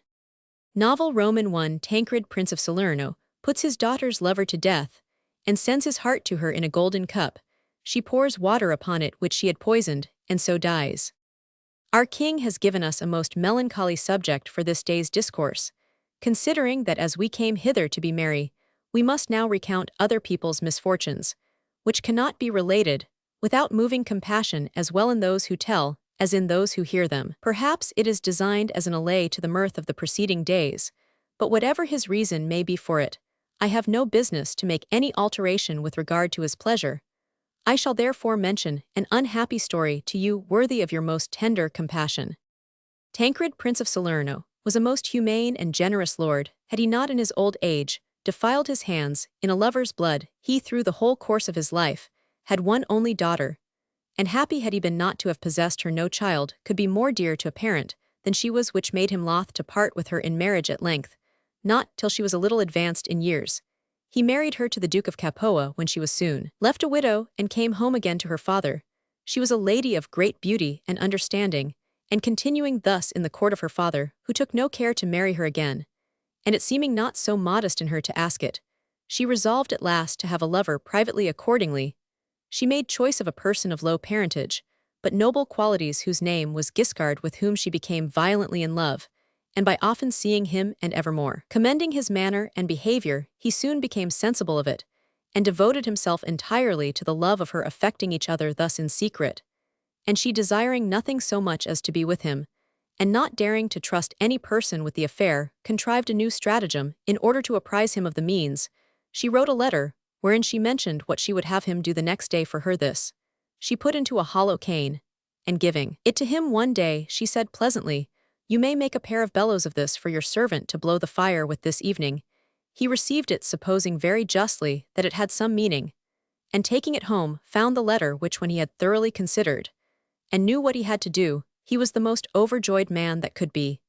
And he applied himself accordingly to answer her assignation in the manner she had directed him. On one side of the palace and under a mountain was a grotto which had been made time out of mind, and into which no light could come, but through a little opening dug in the mountain, and which, as the grotto had been long in disuse, was now grown over with briars and thorns. Into this grotto was a passage by a private staircase, out of one of the rooms of the palace, which belonged to the lady's apartment, and was secured by a very strong door. This passage was so far out of everyone's thoughts, having been disused for so long a time, that nobody remembered anything about it, but love, whose notice nothing can escape, brought it fresh into the mind of the enamored lady, who, to keep this thing entirely private, labored some days before she could get the door open, when, having gone down into the cave, and observed the opening, and how high it might be from thence to the bottom, she acquainted him with the fact. Guiscard then provided a ladder of cords, and casing himself well with leather to be defended from the thorns, fixing one end of the ladder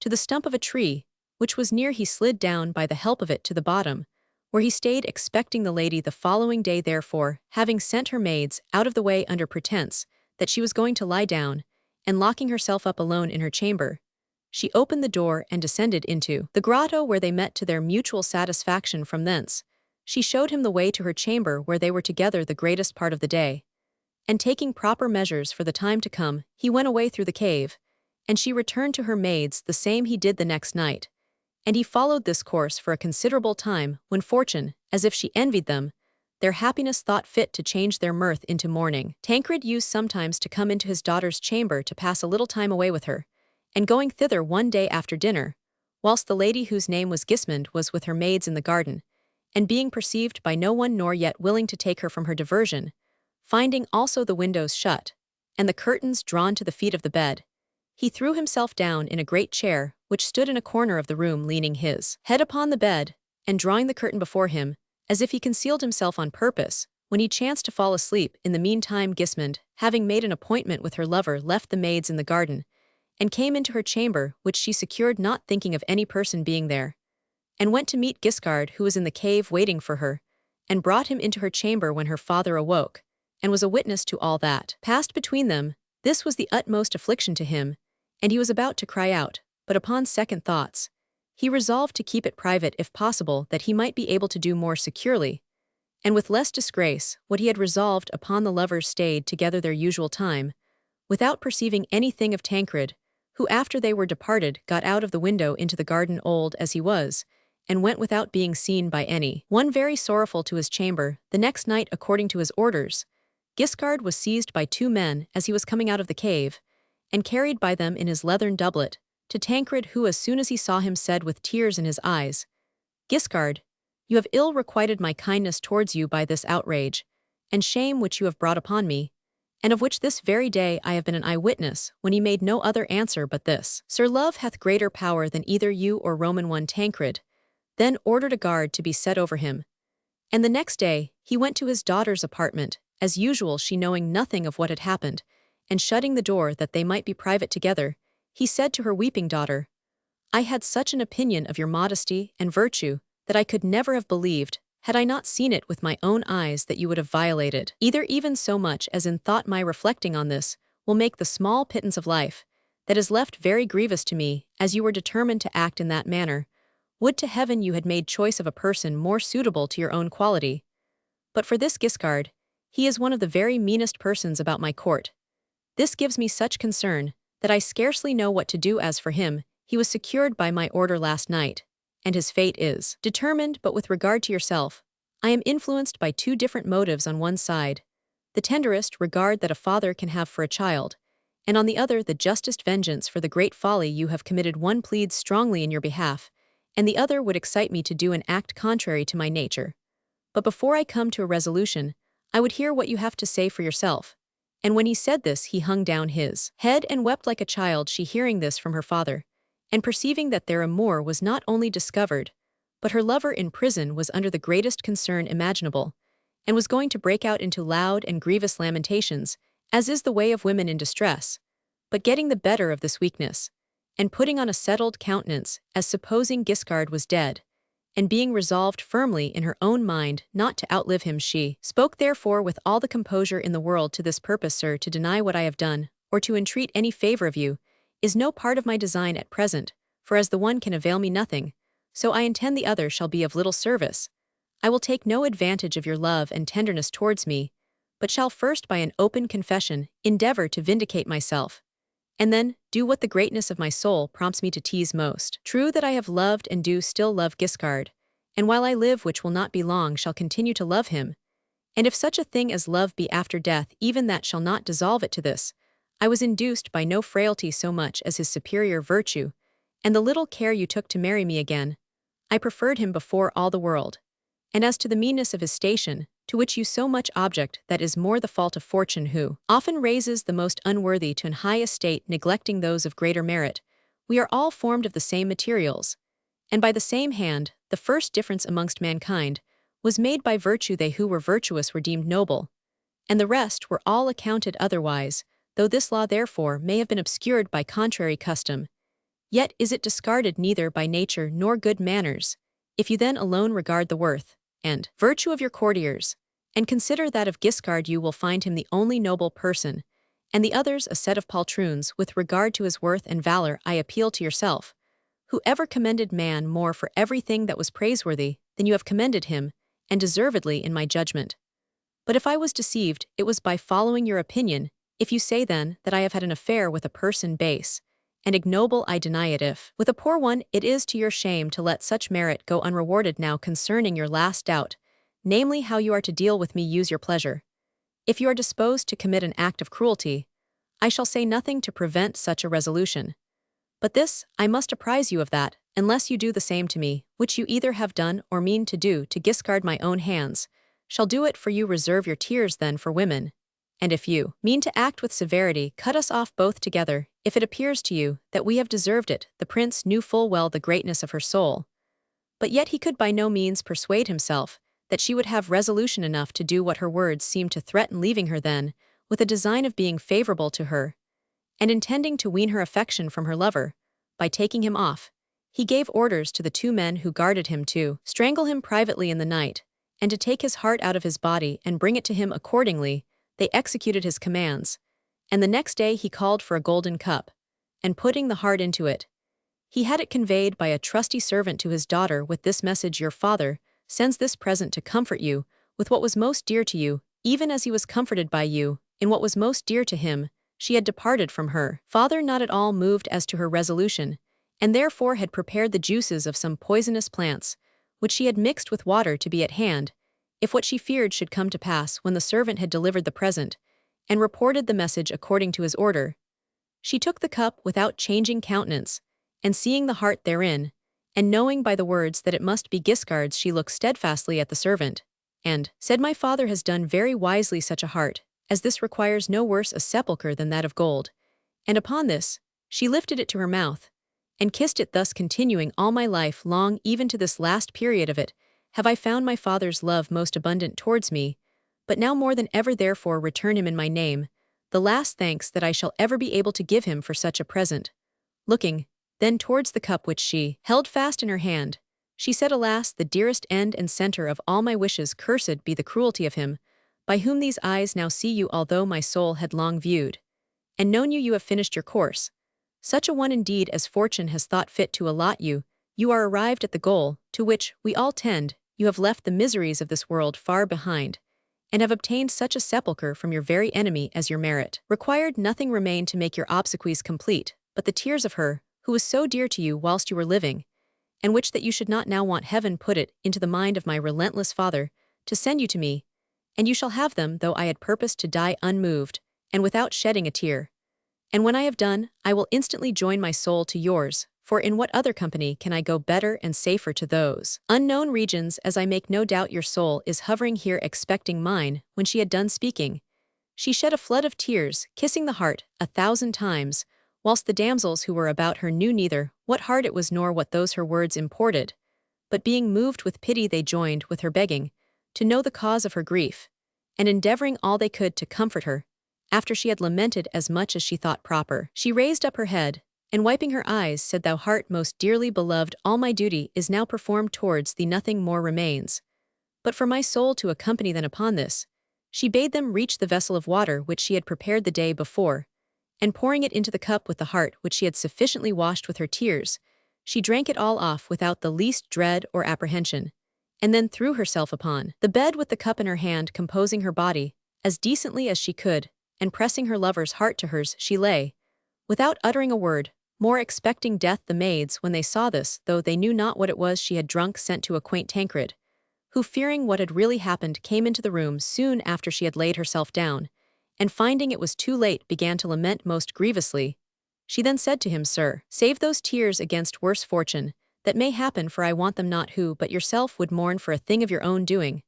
But if any part of that love now remains in you, which you once had for me, the last request I shall make is that, as you would not suffer us to be happy together, whilst living, that our two bodies, wherever you have disposed of his, may be publicly interred together.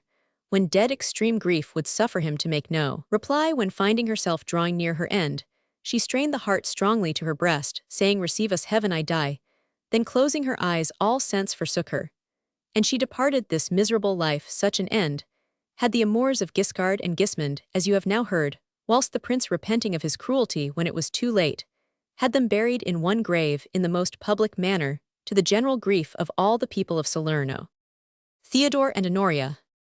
Boccaccio, who according to Benvenuto de Imola was a curious investigator of all delectable histories, is said to have taken this goblin tale from the Chronicle of Helenandus, a French monk, who flourished in the reign of Philip Augustus, and composed a history of the world from its creation, as was the fashion of monkish historians.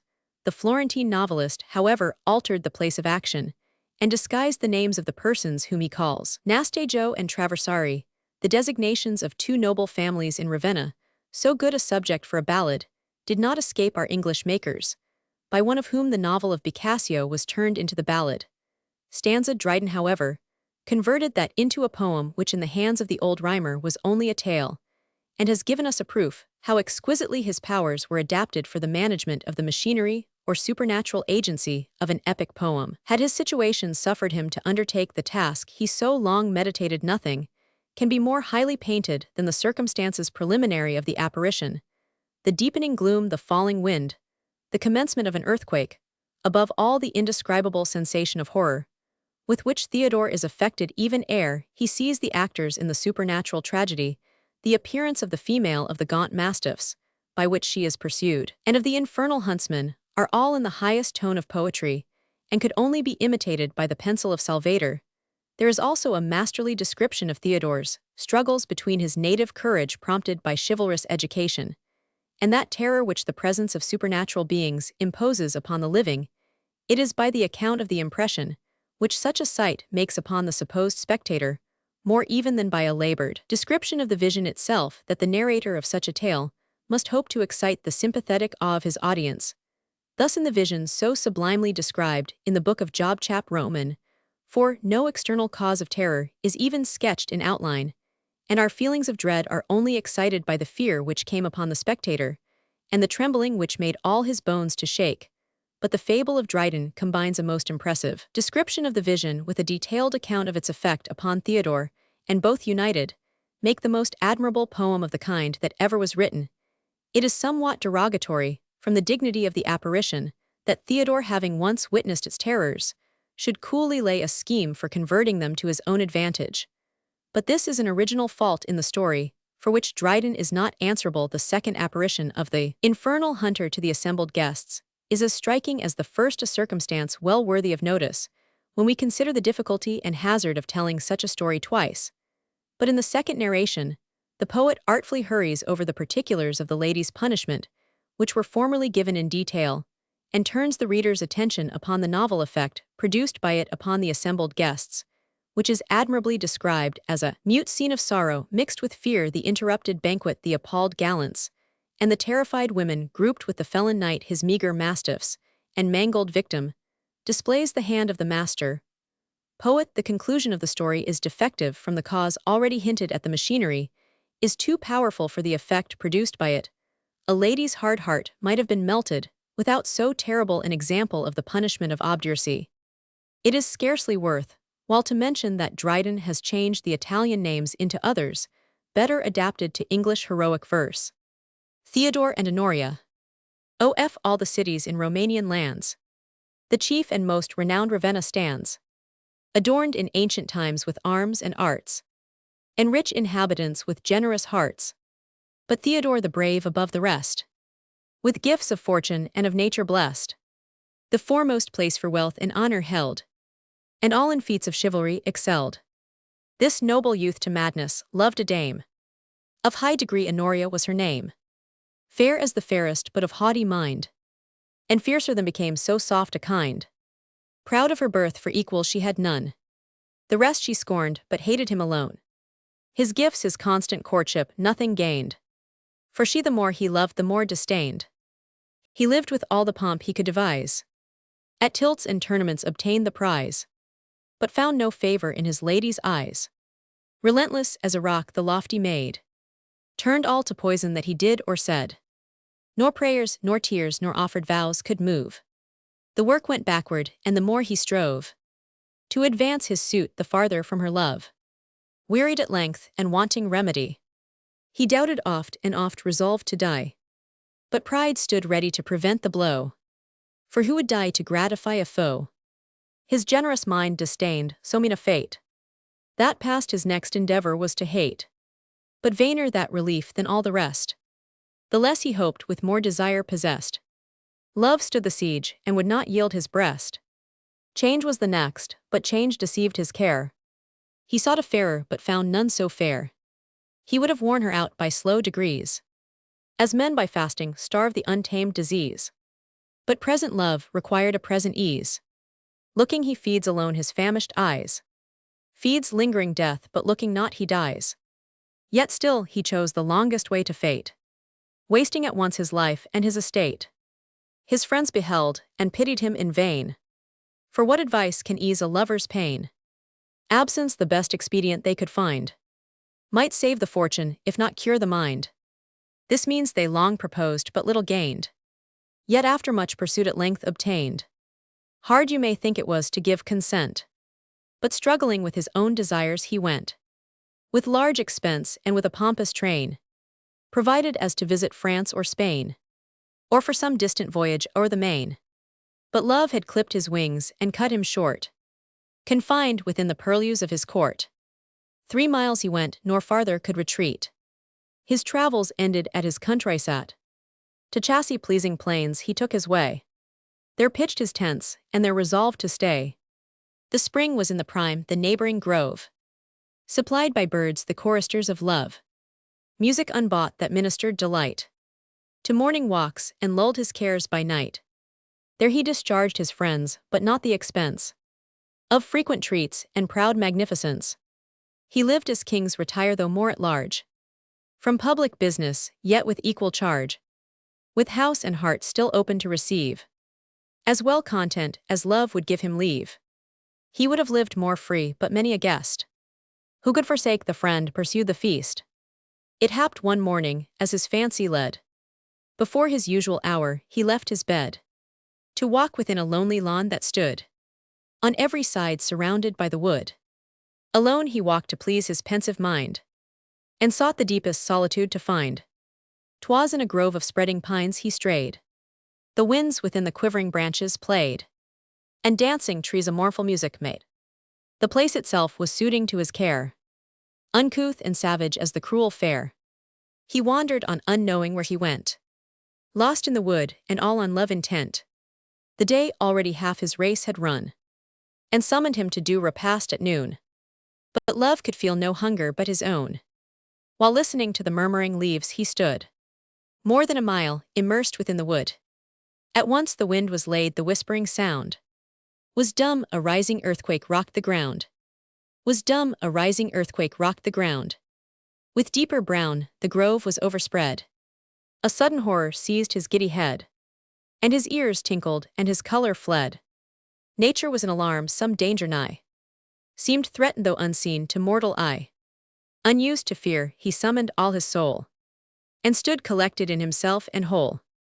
Not long for soon a whirlwind rose around, and from afar he heard a screaming sound, as of a dame distressed who cried for aid, and filled with loud laments the secret shade. A thicket close beside the grove there stood, with briars and brambles choked and dwarfish wood. From thence the noise which now approaching near, with more distinguished notes, invades his ear. He raised his head and saw a beauteous maid, with hair dishevelled, issuing through the shade, stripped of her clothes and even those parts revealed, which modest nature keeps from sight concealed. Her face, her hands, her naked limbs were torn, with passing through the brakes and prickly thorn. Two mastiffs gaunt and grim her flight pursued, and oft their fastened fangs in blood imbrued. Oft they came up and pinched her tender side. Mercy, oh mercy, heaven, she ran and cried. When heaven was named, they loosed their hold again. Then sprung she forth, they followed her amen. Not far behind a knight of swarthy face, high on a coal-black steed pursued the chase. With flashing flames his ardent eyes were filled, and in his hand a naked sword he held. He cheered the dogs to follow her who fled, and vowed revenge on her devoted. As Theodore was born of noble kind, the brutal action roused his manly mind. Moved with unworthy usage of the maid, he though unarmed resolved to give her aid. A sapling pine he wrenched from out the ground, the readiest weapon that his fury found. Thus furnished for offense, he crossed the way, betwixt the graceless villain and his prey. The knight came thundering on but from afar, thus in imperious tone forbade the war. Ceased Theodore to proffer vain relief, nor stop the vengeance of so just a grief. But give me leave to seize my destined prey, and let eternal justice take the way.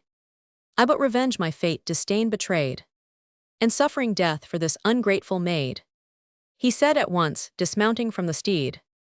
For now the hellhounds with superior speed had reached the dame and fastening on her side, the ground with issuing streams of purple dyed, stood Theodore surprised in deadly fright, with chattering teeth and bristling hair upright.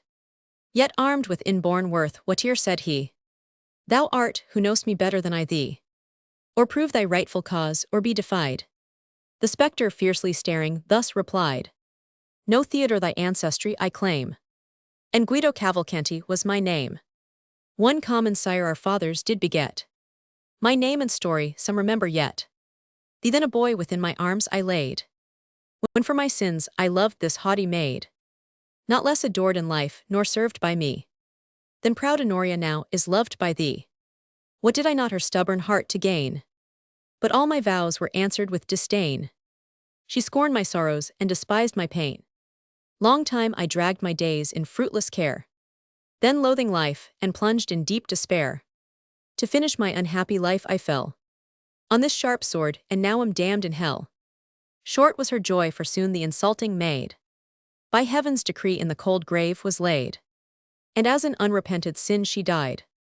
Doomed to the same bad place is punished for her pride, because she deemed I well deserved to die, and made a merit of her cruelty.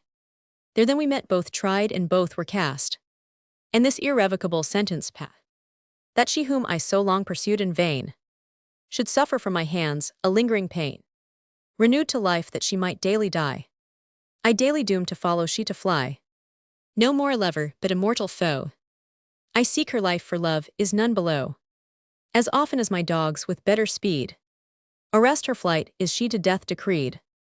Then with this fatal sword on which I died, I pierce her open back or tender side, and tear that hardened heart from out her breast, which with her entrails makes my hungry hounds a feast. Nor lies she long, but as her fates ordain, springs up to life and fresh to second pain, is saved today, tomorrow to be slain. This first in death the infernal night relates, and then for proof fulfilled their common fates. Her heart and bowels through her back he drew, and fed the hounds that helped him to pursue. Stern looked the fiend as frustrate of his will, not half sufficed and greedy yet to kill. And now the soul expiring through the wound had left the body breathless on the ground. When thus the grisly spectre spoke again, behold the fruit of ill-rewarded pain. As many months as I sustained her hate, so many years is she condemned by fate. to daily death and every several place.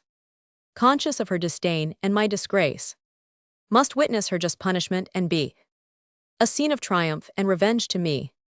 As in this grove I took my last farewell, as on this very spot of earth I fell, as Friday saw me die, so she my prey becomes even here on this revolving day. Thus while he spoke, the virgin from the ground upstarted fresh, already closed the wound, and unconcerned for all she felt before, precipitates her flight along the shore. The hellhounds, as ungorged with flesh and blood, pursue their prey and seek their wonted food. The fiend remounts his courser, mends his pace, and all the vision vanished from the place. Long stood the noble youth oppressed with awe, and stupid at the wondrous things he saw, surpassing common faith, transgressing nature's law. He would have been asleep and wished to wake, but dreams he knew no long impression make, though strong at first, if vision to what end? But such as must his future state portend. His love the damsel and himself the fiend, but yet reflecting that it could not be, from heaven which cannot impious acts decree, resolved within himself to shun the snare, which hell for his destruction did prepare, and as his better genius should direct, from an ill cause to draw a good effect. Inspired from heaven, he homeward took his way, nor palled his new design with long delay, but of his train a trusty servant sent, to call his friends together at his tent. They came, and usual salutations paid. With words premeditated, thus he said, "What you have often counseled to remove, my vain pursuit of unregarded love, by thrift my sinking fortune to repair, though late yet, is at last become my care. My heart shall be my own, my vast expense, reduced to bounds by timely providence. This only I require, invite for me Honoria with her father's family, her friends, and mine the cause I shall display on Friday next, for that's the appointed day."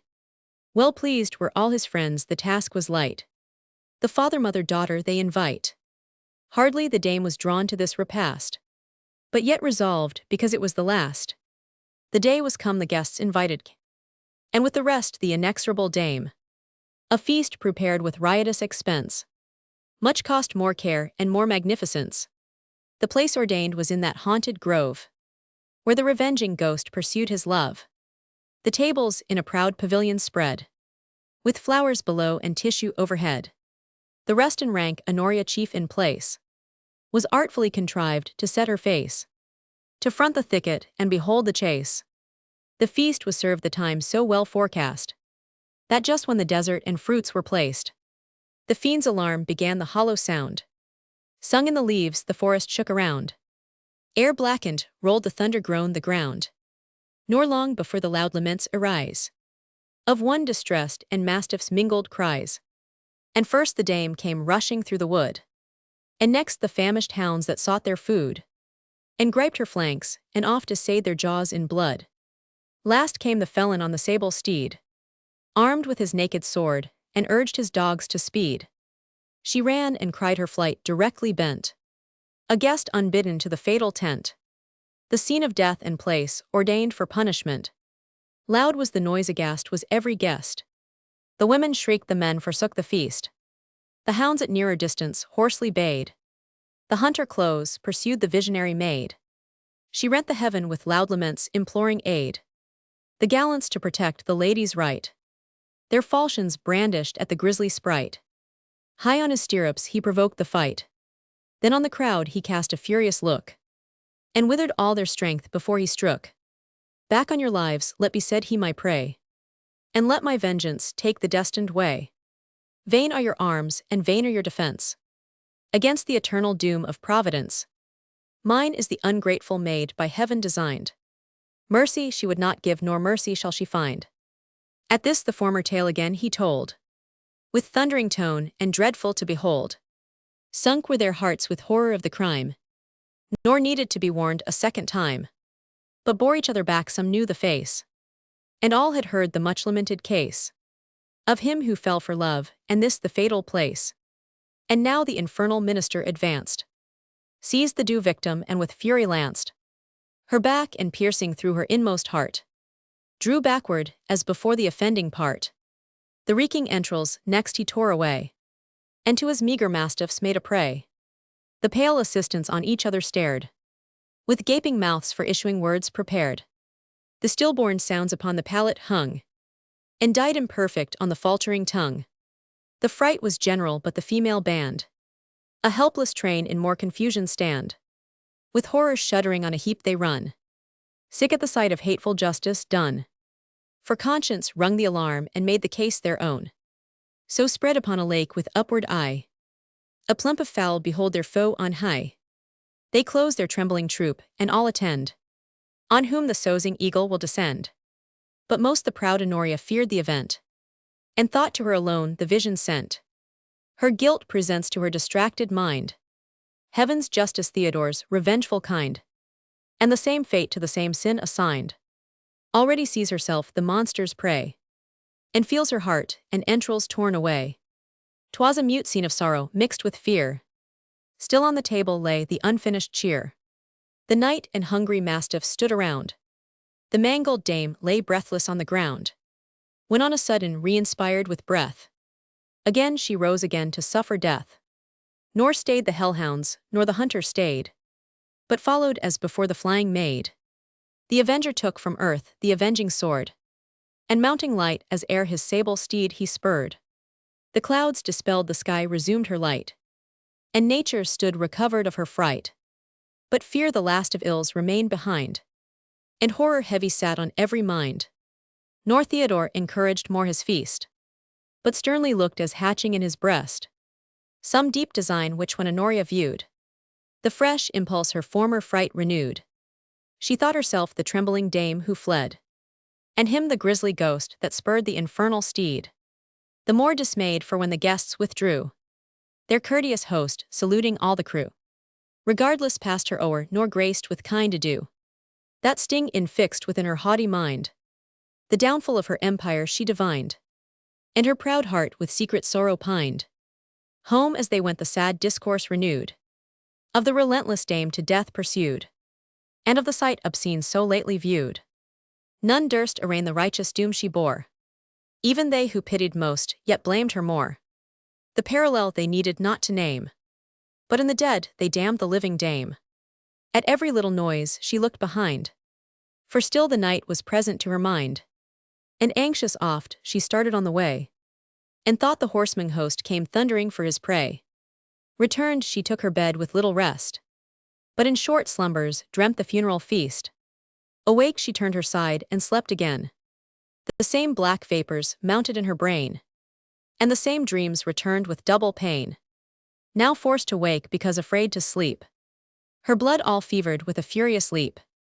She sprung from bed distracted in her mind, and feared at every step a twitching sprite behind. Darkling and desperate with a staggering pace, of death afraid and conscious of disgrace. Fear, pride, remorse at once her heart assailed. Pride put remorse to flight, but fear prevailed. Friday, the fatal day when next it came, her soul forethought the fiend would change his game, and her pursue or Theodore be slain, and two ghosts join their packs to hunt her o'er the plain. This dreadful image so possessed her mind, that desperate any succor else to find, she ceased all farther hope, and now began to make reflection on the unhappy man, rich, brave, and young, who past expression loved, proof to disdain and not to be removed, of all the men respected and admired, of all the dames except herself desired. Why not of her preferred above the rest? By him with knightly deeds and open love professed, so had another been where he his vows addressed. This quelled her pride, yet other doubts remained, that once disdaining she might be disdained. The fear was just, but greater fear prevailed, fear of her life by hellish hounds assailed. He took a lowering leave, but who can tell what outward hate might inward love conceal?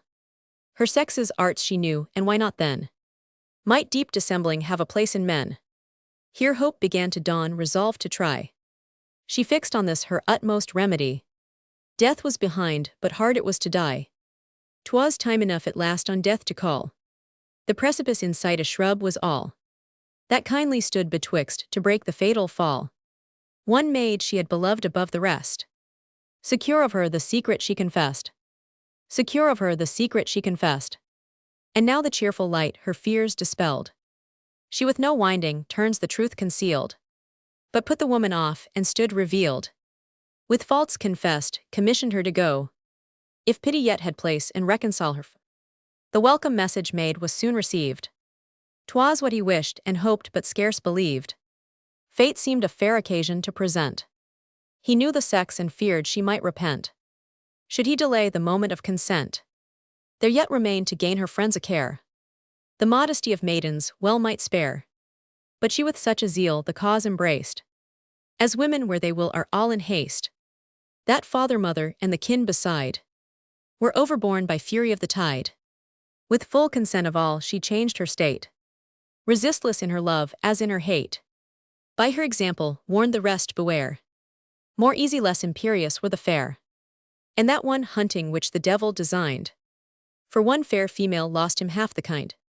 Original from the Decameron. The Fifth Day. Novel. Roman 8. Anastasio, being in love with a young lady, spent a good part of his fortune, without being able to gain her affections at the request of his relations. He retires to Chiasse, where he sees a lady pursued and slain by a gentleman, and then given to the dogs to be devoured. He invites his friends along with his mistress to come and dine with him when they see the same thing, and she, fearing the like punishment, takes him for her husband. When Lauretta had made an end, Philomena began by the queen's command, "Thus, most gracious lady, as pity is a commendable quality in us, in like manner do we find cruelty most severely punished by divine justice, which that I may make plain to you all and afford means to drive it from your hearts. I mean to relate a novel as full of compassion as it is agreeable. In Ravenna, an ancient city of Romagna, dwelt formerly many persons of quality. Amongst the rest was a young gentleman named Anastasio degli Onesti, who by the deaths of his father and uncle was left immensely rich, and being a bachelor fell in love with one of the daughters of Signor Paolo Traversaro, of a family much superior to his own, and was in hopes by his constant application to gain her affection. But though his endeavors were generous, noble, and praiseworthy, so far were they from succeeding that, on the contrary, they rather turned out to his disadvantage, and so cruel and even savage was the beloved fair one, either her singular beauty or noble descent, having made her thus haughty and scornful, that neither he nor anything that he did could ever please her. This so afflicted Anastasio that he was going to lay violent hands upon himself, but, thinking better of it, he frequently thought to leave her entirely, or else to hate her if he could as much as she had hated him. But this proved a vain design, for he constantly found that the less his hope the greater, always his love persevering. Then, in his love and extravagant way of life, his friends looked upon him as destroying his constitution, as well as wasting his substance. They therefore advised and entreated that he would leave the place and go and live somewhere else, for by that means he might lessen both his love and expense for some time. He made light of this advice till, being very much importuned, and not knowing how to refuse them, he promised to do so, when making extraordinary preparations, as if he was going some long journey either into France or Spain. He mounted his horse and left Ravenna, attended by many of his friends, and went to a place about 3 miles off called Chiasse, where he ordered tents and pavilions to be brought, telling those who had accompanied him that he meant to stay there, but that they might return to Ravenna. Here he lived in the most splendid manner, inviting sometimes this company, and sometimes that, both to dine and sup as he had used to do before. Now it happened in the beginning of May, the season being extremely pleasant, that, thinking of his cruel mistress, he ordered all his family to retire and leave him to his own thoughts, when he walked along step by step, and lost in reflection till he came to a forest of pines, it being then the 5th hour of the day, and he advanced more than half a mile into the grove, without thinking either of his dinner or anything else, but his love. On a sudden, he seemed to hear a most grievous lamentation with the loud shrieks of a woman. This put an end to his meditation, when, looking round him to know what the matter was, he saw come out of a thicket full of briars and thorns, and run towards the place, where he was a most beautiful lady, naked, with her flesh all scratched and rent by the bushes, crying terribly and begging for mercy. In close pursuit of her were 2 fierce mastiffs, biting and tearing wherever they could lay hold, and behind, upon a black steed, rode a gloomy knight with a dagger in his hand, loading her with the bitterest imprecations. The sight struck him at once with wonder and consternation, as well as pity for the lady whom he was desirous to rescue from such trouble and danger if possible. But finding himself without arms, he seized the branch of a tree instead of a truncheon, and went forward with it to oppose both the dogs and the knight. The knight, observing this, called out, "Afar off, Anastasio, do not concern thyself, but leave the dogs and me to do by this wicked woman, as she has deserved." At these words the dogs laid hold of her, and he, coming up to them, dismounted from his horse. Anastasio then stepped up to him, and said, "I know not who you are that are acquainted thus with me, but I must tell you that it is a most villainous action for a man armed, as you are, to pursue a naked woman, and to set dogs upon her also, as if she were a wild beast. Be assured that I shall defend her to the utmost of my power." The knight replied, "I was once your countryman, when you were but a child, and was called Guido de Glai Anastagi, at which time I was more enamored with this woman than ever you were with Traversero's daughter. But she treated me so cruelly, and with so much insolence, that I killed myself with this dagger, which you now see in my hand, for which I am doomed to eternal punishment soon afterwards. She who was over and above rejoiced at my death died likewise, and for that cruelty as also for the joy which she expressed at my misery, she is condemned as well as myself. Our sentences are for her to flee before me, and for me who loved her so well to pursue her as a mortal enemy. And when I overtake her with this dagger with which I murdered myself, do I murder her? Then I open her through the back, and take out that hard and cold heart, which neither love nor pity could pierce, with all her entrails, and throw them to the dogs, and in a little time so wills the justice and power of heaven she rises, as though she had never been dead, and renews her miserable flight. Whilst we pursue her over again every Friday in the year about this time, do I sacrifice her here as you see, and on other days in other places where she has ever thought or done anything against me, and thus being from a lover become her mortal enemy, I am to follow her as many years as she was cruel to me months. Then let the divine justice take its course, nor offer to oppose what you are no way able to withstand." Anastasio drew back at these words, terrified to death, and waited to see what the other was going to do, who, having made an end of speaking, ran at her with the utmost fury, as she was seized by the dogs, and kneeled down begging for mercy, when with his dagger he pierced through her breast, drawing forth her heart and entrails, which they immediately as if half famished devoured. And in a little time she rose again, as if nothing had happened, and fled towards the sea, the dogs biting and tearing her all the way. The knight also being remounted, and taking his dagger pursued her as before, till they soon got out of sight. Upon seeing these things, Anastasio stood divided betwixt fear and pity, and at length it came into his mind that, as it happened always on a Friday, it might be of particular use.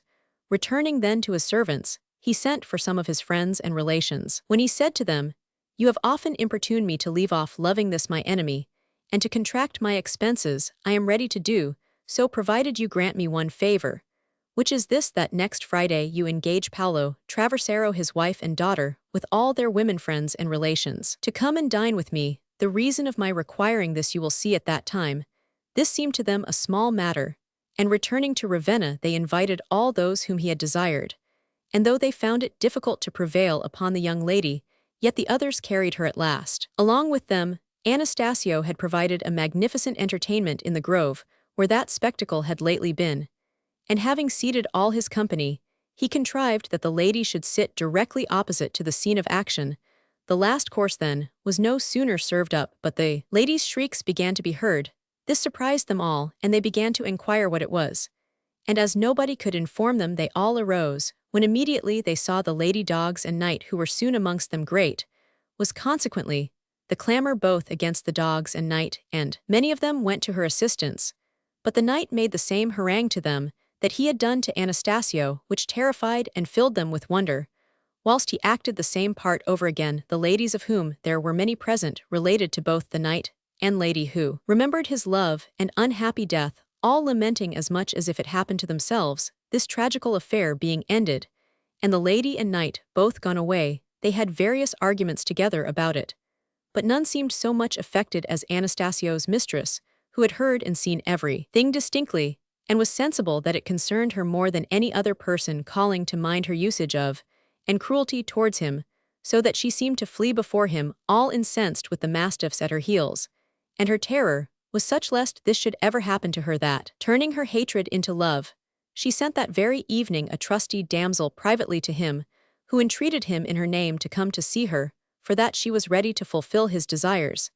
Anastasio replied that nothing could be more agreeable to him, but that he desired no favor from her but what was consistent with her honor. the lady, who was sensible that it had been always her fault they were not married, answered that she was willing, and going herself to her father and mother, she acquainted them with her intention. This gave them the utmost satisfaction, and the next Sunday the marriage was solemnized with all possible demonstrations of joy, and that spectacle was not attended with this good alone, but all the women of Ravenna for the time to come were so terrified with it that they were more ready to listen to and oblige the men than ever they had been before. Simon and Iphigenia. Beroldus, who translated this novel into Latin and published it in Paris in 1499, affirms that it is taken from the annals of the Kingdom of Cyprus, and from his intimacy with Hugo Roman IV, king of that island, may perhaps have had grounds for saying so besides Boccaccio's own allegation to the same effect. Whether entirely fictitious or grounded upon historical fact, it is one of those novels which have added most to the reputation of the Decameron, nor has the version of Dryden been the least admired among his poems. This popularity seems entirely due to the primary incident, the reforming of Simon from his barbarism and idiocy by the influence of a passion, which almost all have felt at one period of their life and love to read and hear of ever afterwards. Perhaps the original idea of Simon's conversion is to be found in the Idyll of Theocritus, entitled, "There is not in our language a strain of more beautiful and melodious poetry than that so often quoted, in which Dryden describes the sleeping nymph and the effect of her beauty upon the clownish Simon." But it is only sufficient to mention that passage to recall it to the recollection of every general reader, and of most who have read any poetry at all. The narrative, it must be confessed, is otherwise inartificial, and bears little proportion, or even reference to this most striking and original incident. Simon might have carried off Iphigenia, and all the changes of fortune which afterwards take place might have happened, though his love had commenced in an ordinary manner. Nor is there anything in his character or mode of conduct which calls back to our recollection his having such a miraculous instance of the power of love.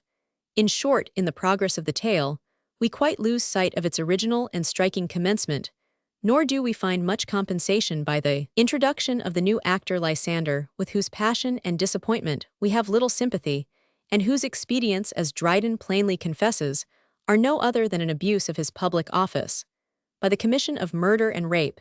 These are perhaps two critical objections to a story which Dryden took from Boccaccio, as Boccaccio had probably taken it from some old annalist, as containing a striking instance of the power of the gentler affections in regulating and refining the human mind, and a curious illustration of the mutability of fortune in the subsequent incidents attending the loves of Simon and Iphigenia. Dryden, in the introductory verses, has hazarded a more direct attack upon Collier than his consciousness of having merited his accusations had yet permitted him to bring forward. Simon and Iphigenia. Poeta loquitur. Old as I am for ladies' love unfit. The power of beauty I remember yet, which once inflamed my soul and still inspires my wit. If love be folly, the severe divine has felt that folly, though he censures mine, pollutes the pleasures of a chaste embrace, acts what I write and propagates in grace, with riotous excess a priestly race. Suppose him free, and that I forge the offense. He showed the way, perverting first my sense. In malice witty and with venom fraught, he makes me speak the things I never thought. Compute the gains of his ungoverned zeal. Ill suits his cloth the praise of railing well. The world will think that what we loosely write, though now arraigned he read with some delight, because he seems to chew the cud again, when his broad comment makes the text too plain, and teaches more in one explaining page than all the double meanings of the stage. What needs he paraphrase on what we mean? We were at worst but wanton, he's obscene. I nor my fellows nor myself excuse, but love's the subject of the comic muse. Nor can we write without it, nor would you. A tale of only dry instruction view. Nor love is always of a vicious kind, but oft to virtuous acts inflames the mind, awakes the sleepy vigor of the soul, and brushing o'er adds motion to the pool. Love studious how to please improves our parts, with polished manners and adorns with arts. Love first invented verse and formed the rhyme. The motion measured harmonized the chime. To liberal acts enlarged the narrow-souled, softened the fierce and made the coward bold. The world when waste he peopled with increase, and warring nations reconciled in peace. Ormond the first, and all the fair may find. In this one legend to their fame designed. When beauty fires the blood, how love exalts the mind.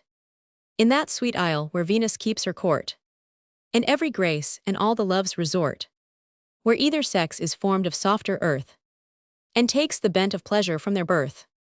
There lived a Cyprian lord above the rest, wise wealthy with a numerous issue blessed, but as no gift of fortune is sincere, was only wanting in a worthy heir. His eldest born a goodly youth to view, excelled the rest in shape and outward show. Fair tall his limbs with due proportion joined, but of a heavy dull degenerate mind. His soul belied the features of his face. Beauty was there, but beauty and disgrace. A clownish mane of voice with rustic sound, and stupid eyes that ever loved the ground. He looked like nature's error as the mind and body were not of a piece designed, but made for two, and by mistake in one were joined. The ruling rod the father's forming care were exercised in vain on wit's despair. The more informed the less he understood, and deeper sunk by floundering in the mud. Now scorned of all and grown the public shame, the people from Gelsus changed his name, and Simon called, which signifies a brute. So well his name did with his nature suit. His father, when he found his labor lost, and care employed that answered not the cost, chose an ungrateful object to remove, and loath to see what nature made him love. So to his country farm the fool confined, rude work well suited with a rustic mind. Thus to the wilds the sturdy Simon went, a squire among the swains, and pleased with banishment. His corn and cattle were his only care, and his supreme delight a country fair. It happened on a summer's holiday, that to the greenwood shade he took his way. For Simon shunned the church, and used not much to pray. His quarterstaff, which he could ne'er forsake, hung half before and half behind his back. He trudged along unknowing what he sought, and whistled as he went for want of thought. By chance conducted or by thirst constrained, the deep recesses of the grove he gained, where in a plain defended by the wood, crept through the matted grass a crystal flood, by which an alabaster fountain stood, and on the margin of the fount was laid, attended by her slaves, a sleeping maid, like Diane and her nymphs when tired with sport, to rest by cool Eurotas they resort. The dame herself the goddess well expressed, not more distinguished by her purple vest than by the charming features of her face, and even in slumber a superior grace. Her comely limbs composed with decent care, her body shaded with a slight cymar. Her bosom to the view was only bare, where two beginning paps were scarcely spied, for yet their places were but signified. The fanning wind upon her bosom blows, to meet the fanning wind the bosom rose. The fanning wind and purling streams continue her repose. The fool of nature stood with stupid eyes, and gaping mouth that testified surprise, fixed on her face, nor could remove his sight, new as he was to love and novice in delight. Long mute he stood, and leaning on his staff, his wonder witnessed with an idiot laugh. Then would have spoke, but by his glimmering sense, first found his want of words, and feared offense. Doubted for what he was he should be known, by his clown accent and his country tone. Through the rude chaos, thus the running light shot the first ray that pierced the native night. Then day and darkness in the mass were mixed, till gathered in a globe the beams were fixed. Last shone the sun, who radiant in his sphere illumined heaven and earth, and rolled around the year. So reason in this brutal soul began. Love made him first suspect he was a man. Love made him doubt his broad barbarian sound. By love his want of words and wit he found. That sense of want prepared the future way to knowledge, and disclosed the promise of a day. What not his father's care nor tutor's art could plant with pains in his unpolished heart, the best instructor love at once inspired. As barren grounds to fruitfulness are fired, love taught him shame, and shame with love at strife soon taught the sweet civilities of life. His gross material soul at once could find somewhat in her excelling all her kind, exciting a desire till then unknown, somewhat unfound or found in her alone. This made the first impression in his mind, above but just above the brutal kind. For beasts can like but not distinguish two, nor their own liking by reflection know. nor why they like or this or t'other face, or judge of this or that peculiar grace, but love engross and stupidly admire, as flies allured by light approach the fire. Thus our man-beast advancing by degrees, first likes the whole, then separates what he sees. On several parts a several praise bestows. The ruby lips the well-proportioned nose, the snowy skin the ravinglossy hair, the dimpled cheek the forehead rising fair, and even in sleep itself a smiling air. From thence his eyes descending viewed the rest, her plump round arms, white hands, and heaving breast. Long on the last he dwelt, though every part a pointed arrow sped to pierce his heart. Thus in a trice a judge of beauty grown, a judge erected from a country clown. He longed to see her eyes in slumber hid, and wished his own could pierce within the lid. He would have waked her, but restrained his thought, and love newborn the first good manners taught. An awful fear his ardent wish withstood, nor durst disturb the goddess of the wood, for such she seemed by her celestial face, excelling all the rest of human race. And things divine by common sense he knew must be devoutly seen at distant view.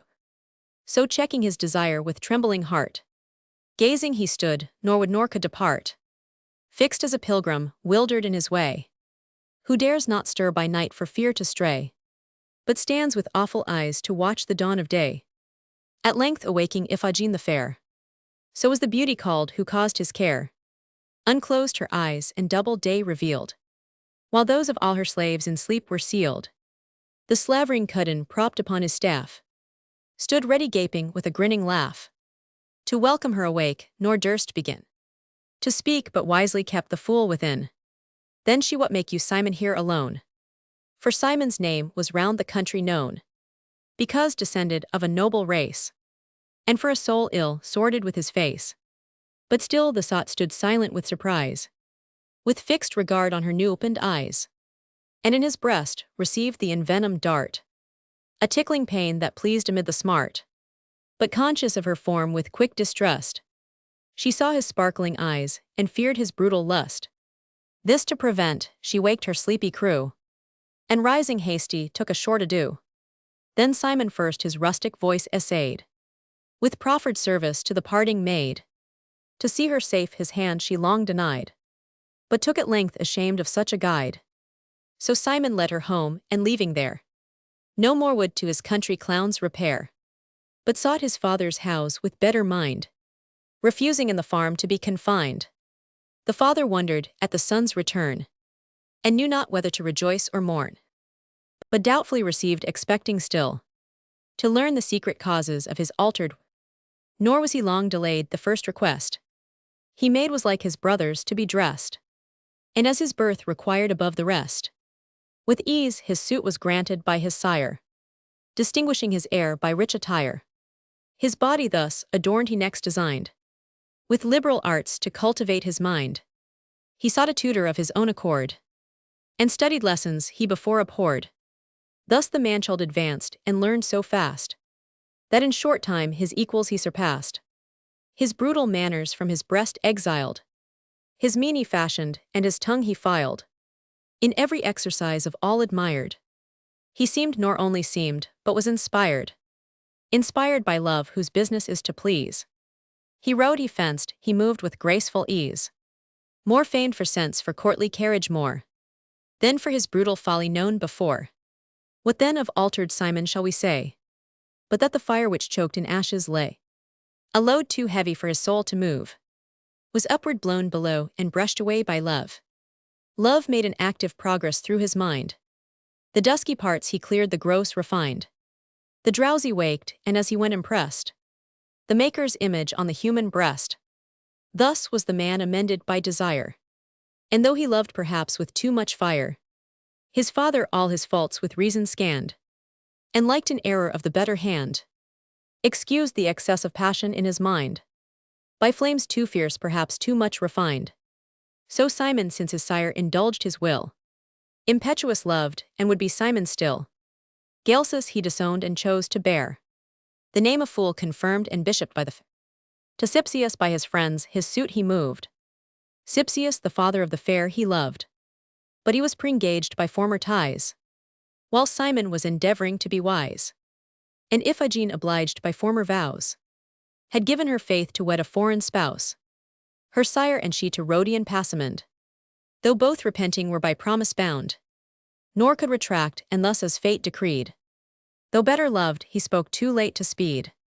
The doom was past, the ship already sent did all his tardy diligence prevent. Sighed to herself the fair unhappy maid, while stormy Simon thus in secret said, "The time is come for Iphigene to find the miracle she wrought upon my mind. Her charms have made me man, her ravished love in rank shall place me with the blessed above. For mine by love, by force she shall be mine, or death, if force should fail, shall finish my design." Resolved, he said, and rigged with speedy care a vessel strong and well equipped for war. The secret ship with chosen friends he stored, and bent to die or conquer when aboard. Ambushed he lay behind the Cyprian shore, waiting the sail that all his wishes bore. Nor long expected for the following tide, sent out the hostile ship and beauteous bride. To Rhodes the rival bark directly steered, when Simon sudden at her back appeared, and stopped her flight, then standing on his in haughty terms he thus defied the foe, "Or strike your sails at summons, or prepare to prove the last extremities of war." Thus warned the Rhodians for the fight provide. Already were the vessels side by side, these obstinate to save, and those to seize the bride. But Simon soon his crooked grapples cast, which with tenacious hold his foes embraced. And armed with sword and shield amid the press, he passed. Fierce was the fight, but hastening to his prey, by force the furious lover freed his way. Himself alone dispersed the Rhodian crew. The weak disdain the valiant overthrew. Cheap conquest for his following friends remained. He reaped the field, and they but only gleaned. His victory confessed the foe's retreat, and cast their weapons at the victor's feet. Whom thus he cheered, "O Rhodian youth, I fought for love alone, nor other booty sought. Your lives are safe, your vessel I resign. Yours be your own, restoring what is mine. In Iphigene I claim my rightful due, robbed by my rival and detained by you. Your Passamond a lawless bargain drove. The parent could not sell the daughter's love, or if he could my love disdains the laws, and like a king by conquest gains his cause. Where arms take place all other pleas are vain. Love taught me force, and force shall love maintain. You what by strength you could not keep, release, and at an easy ransom buy your peace. Fear on the conquered side soon signed the accord, and Iphigene to Simon was restored. While to his arms the blushing bride he took, to seeming sadness she composed her look, as if by force subjected to his will, though pleased dissembling, and a woman still. And for she wept he wiped her falling tears, and prayed her to dismiss her empty fears. "For yours I am," he said, "and have deserved your love much better whom so long I served, than he to whom your formal father tied your vows, and sold a slave, not sent a bride." Thus while he spoke, he seized the willing prey, as Paris bore the Spartan spouse away. Faintly she screamed, and even her eyes confessed she rather would be thought than was distressed. Who now exults but Simon in his mind? Vain hopes and empty joys of humankind, proud of the present, to the future blind, secure of fate, while Simon plows the sea, and steers to Candy with his conquered prey. Scarce the third glass of measured hours was run, when like a fiery meteor sunk the sun. The promise of a storm the shifting gales forsake by fits, and fill the flagging sails. Hoarse murmurs of the main from far were heard, and night came on not by degrees prepared. But all at once the winds arise, the thunders roll, the forky lightning flies. In vain the master issues out commands, in vain the trembling sailors ply their hands. The tempest unforeseen prevents their care, and from the first they labor in despair. The giddy ship betwixt the winds and tides, forced back and forwards in a circle rides, stunned with the different blows, then shoots amain, till counterbuffed she stops and sleeps again. Not more aghast the proud archangel plunged from the height of heaven to deepest hell. Then stood the lover of his love possessed, now cursed the more he had been blessed, more anxious for her danger than his own. Death he defies, but would be lost alone. Sad Iphigene to womanish complaints adds pious prayers and wearies all the saints. Even if she could her love she would repent, But since she cannot, dreads the punishment. Her forfeit faith and passament betrayed are ever present, and her crime upbraid. She blames herself, nor blames her lover less, augments her anger as her fears increase. From her own back the burden would remove, and lays the load on his ungoverned love, which interposing durst, in heaven's despite, invade and violate another's right. The powers incensed a while deferred his pain, and made him master of his vows in vain. But soon they punished his presumptuous pride, that for his daring enterprise she died, who rather not resisted than complied. Then impotent of mind with altered sense, she hugged the offender and forgave the offense. Sex to the last meantime with sails declined. The wandering vessel drove before the wind, tossed and retossed aloft and then alow. Nor port they seek, nor certain course they know, but every moment wait the coming blow. Thus blindly driven by breaking day they viewed the land before them, and their fears renewed. The land was welcome, but the tempest bore the threatened ship against a rocky shore. A winding bay was near, to this they bent, and just escaped their force already spent. Secure from storms, and panting from the sea, the land unknown at leisure they survey, and saw but soon their sickly sight withdrew the rising towers of Rhodes at distant view, and cursed the hostile shore of Passaminde. Saved from the seas and shipwrecked on the ground, the frighted sailors tried their strength in vain to turn the stern and tempt the stormy main. But the stiff wind withstood the laboring oar, and forced them forward on the fatal shore. The crooked keel now bites the Rhodian strand, and the ship moored constrains the crew to land. Yet still they might be safe because unknown. But as ill fortune seldom comes alone, the vessel they dismissed was driven before, already sheltered on their native shore. Known each they know, but each with change of cheer. The vanquished side exults the victor's fear. Not them, but theirs made prisoners ere they fight, despairing conquest and deprived of flight. The country rings around with loud alarms, and raw in fields the rude militia swarms. Mouths without hands, maintained at vast expense. In peace, a charge, in war a weak defense. Stout once a month they march, a blustering band, and ever but in times of need at hand. This was the morn when, issuing on the guard, drawn up in rank and file they stood prepared, of seeming arms to make a short s, then hasten to be drunk the business of the day. The cowards would have fled, but that they knew themselves so many and their foes so few. But crowding on the last, the first impel, till overborne with weight the Cyprians fell.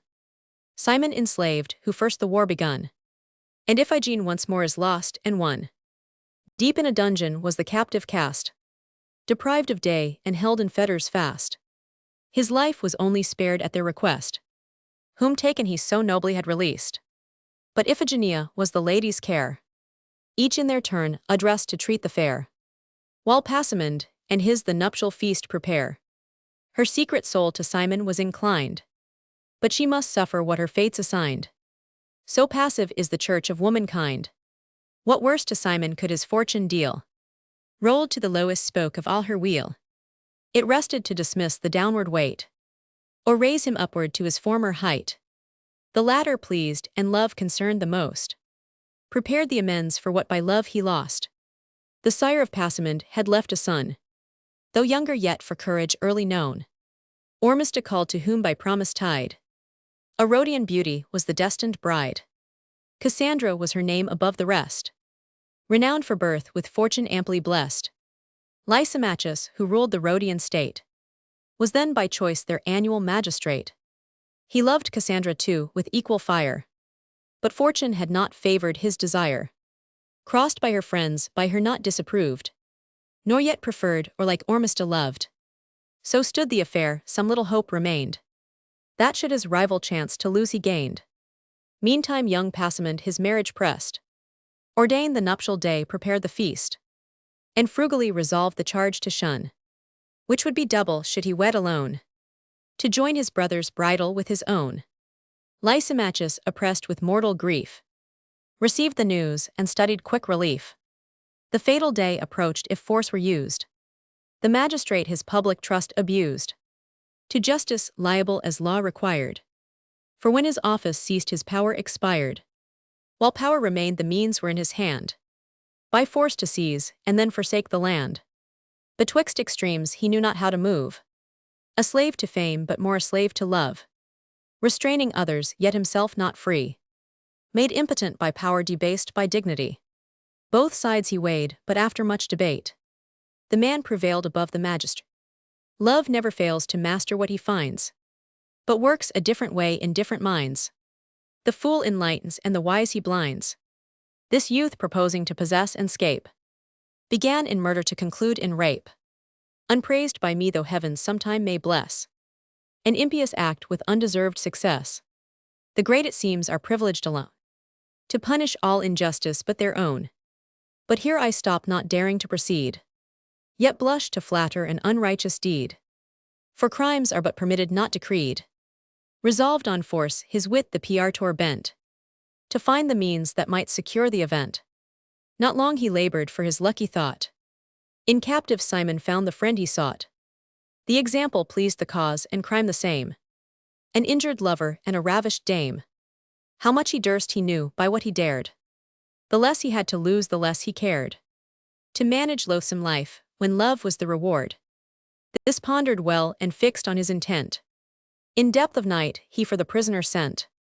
In secret, sent the public view to shun. Then with a sober smile he thus begun. The powers above who bounteously bestow their gifts and graces on mankind below, yet prove our merit first, nor blindly to such as are not worthy to receive. For valor and for virtue they provide their due reward, but first they must be tried. These fruitful seeds within your mind they sowed. 'Twas yours to improve the talent they bestowed. They gave you to be born of noble kind. They gave you love to lighten up your mind, and purge the grosser parts. They gave you care to please, and courage to deserve. Thus far they tried you, and by proof they found the grain entrusted in a grateful ground. But still the great experiment remained. They suffered you to lose the prize you gained, that you might learn the gift was theirs alone, and when restored to them the blessing own. Restored it soon will be the means prepared, the difficulty smoothed, the danger shared. Be but yourself, the care to me resign. Then Iphigene is yours, Cassandra mine. Your rival Passamond pursues your life, impatient to revenge his ravished wife. But yet not his tomorrow is behind, and love our fortunes in one band has joined. Two brothers are our foes, Ormisda mine, as much declared as Passamond is thine. Tomorrow must their common vows be tied, with love to friend and fortune for our guide. Let both resolve to die, or each redeem a bride. Right I have none, nor hast thou much to plead. 'Tis force when done must justify the deed. Our task performed, we next prepare for flight, and let the losers talk in vain of right. We with the fair will sail before the wind. If they are grieved, I leave the laws behind. Speak thy resolves if now thy courage droop. Despair in prison and abandon hope. But if thou darest in arms thy love regain, for liberty without thy love were vain. Then second my design to seize the prey, or lead to second rape, for well thou know'st the way. Said Simon overjoyed, do thou propose the means to fight, and only show the foes. For from the first, when love had fired my mind, resolved I left the care of life behind. To this the bold Lysimachus replied, let heaven be neuter, and the sword decide. The spousals are prepared, already play the minstrels, and provoke the tardy day. By this the brides are wake, their grooms are dressed. All roads is summoned to the nuptial feast. All but myself, the sole unbidden. Unbidden though I am, I will be there, and joined by the intent to joy the Now hear the rest when day resigns the light, and cheerful torches gild the jolly night. Be ready at my call, my chosen few, with arms administered shall aid thy crew. Then entering unexpected will we seize our destined prey from men dissolved in ease, by wine disabled, unprepared for fight, and hastening to the seas suborn our flight. The seas are ours, for I command the fort. A ship well manned expects us in the port. If they or if their friends the prize contest, death shall attend the man who dares resist. It pleased the prisoner to his hold retired, his troop with equal emulation fired, all fixed to fight, and all their wonted work required. The sun arose, the streets were thronged around, The palace opened, and the posts were crowned. The double bridegroom at the door attends the expected spouse and entertains the friends. They meet, they lead to church, the priests invoke the powers and feed the flames with fragrant smoke. This done, they feast, and at the close of night, by kindled torches, vary their delight. These lead the lively dance, and those the briming bowls invite. Now at the appointed place and hour assigned, with souls resolved, the ravishers were joined. 3 bands are formed. The first is sent before to favor the retreat and guard the shore. The second at the palace gate is placed, and up the lofty stairs ascend the last. A peaceful troop they seem, with shining vests, but coats of mail beneath secure their breasts. Dauntless they enter, Simon at their head, and find the feast, renewed, the table spread. Sweet voices, mixed with instrumental sounds, ascend the vaulted roof rebounds. When like the harpies, rushing through the hall, the sudden troop appears the tables. Their smoking load is on the pavement thrown. Each ravisher prepares to seize his own. The brides, invaded with a rude embrace, shriek out for aid, confusion fills the place. Quick to redeem the prey, their plighted lords advance, the palace gleams with shining swords. But late is all defense and succor vain. The rape is made, the ravishers remain. 2 sturdy slaves were only sent before to bear the purchased prize in safety to the shore. The troop retires, the lovers close the rear, with forward faces, not confessing fear. Backward they move, but scorn their pace to mend. Then seek the stairs, and with slow haste descend. Fierce Passamon their passage to prevent, thrust full on Simon's back in his descent. The blade returned unbathed, and to the handle bent. Stout Simon soon remounts, and cleft in 2 his rival's head with one descending blow. And as the next in rank Ormista stood, he turned the point, the sword inured to blood bored his unguarded breast, which poured a purple flood. With vowed revenge the gathering crowd pursues. The ravisher's turn head the fight renews. The hall is heaped with corpse, the sprinkled gore besmears the walls and floats the marble floor. Dispersed at length, the drunken squadron flies. The victors to their vessel bear the prize, and hear behind loud groans and lamentable cries. The crew with merry shouts their anchors weigh, then ply their oars and brush the buxom sea, while troops of gathered Rhodians crowd the quay. What should the people do when left alone? The governor and government are gone, the public wealth to foreign parts conveyed. Some troops disbanded and the rest unpaid. Rhodes is the sovereign of the sea no more. Their ships unrigged and spent their naval store. They neither could defend nor can pursue, but grind their teeth and cast a helpless view. In vain with darts a distant war they try. Short and more short the missive weapons fly. Meanwhile the ravishers their crimes enjoy, and flying sails and sweeping oars employ. The cliffs of Rhodes in little space are lost. Jove's isle they seek, nor Jove denies his coast. In safety, landed on the Candian shore. With generous wines their spirits they restore.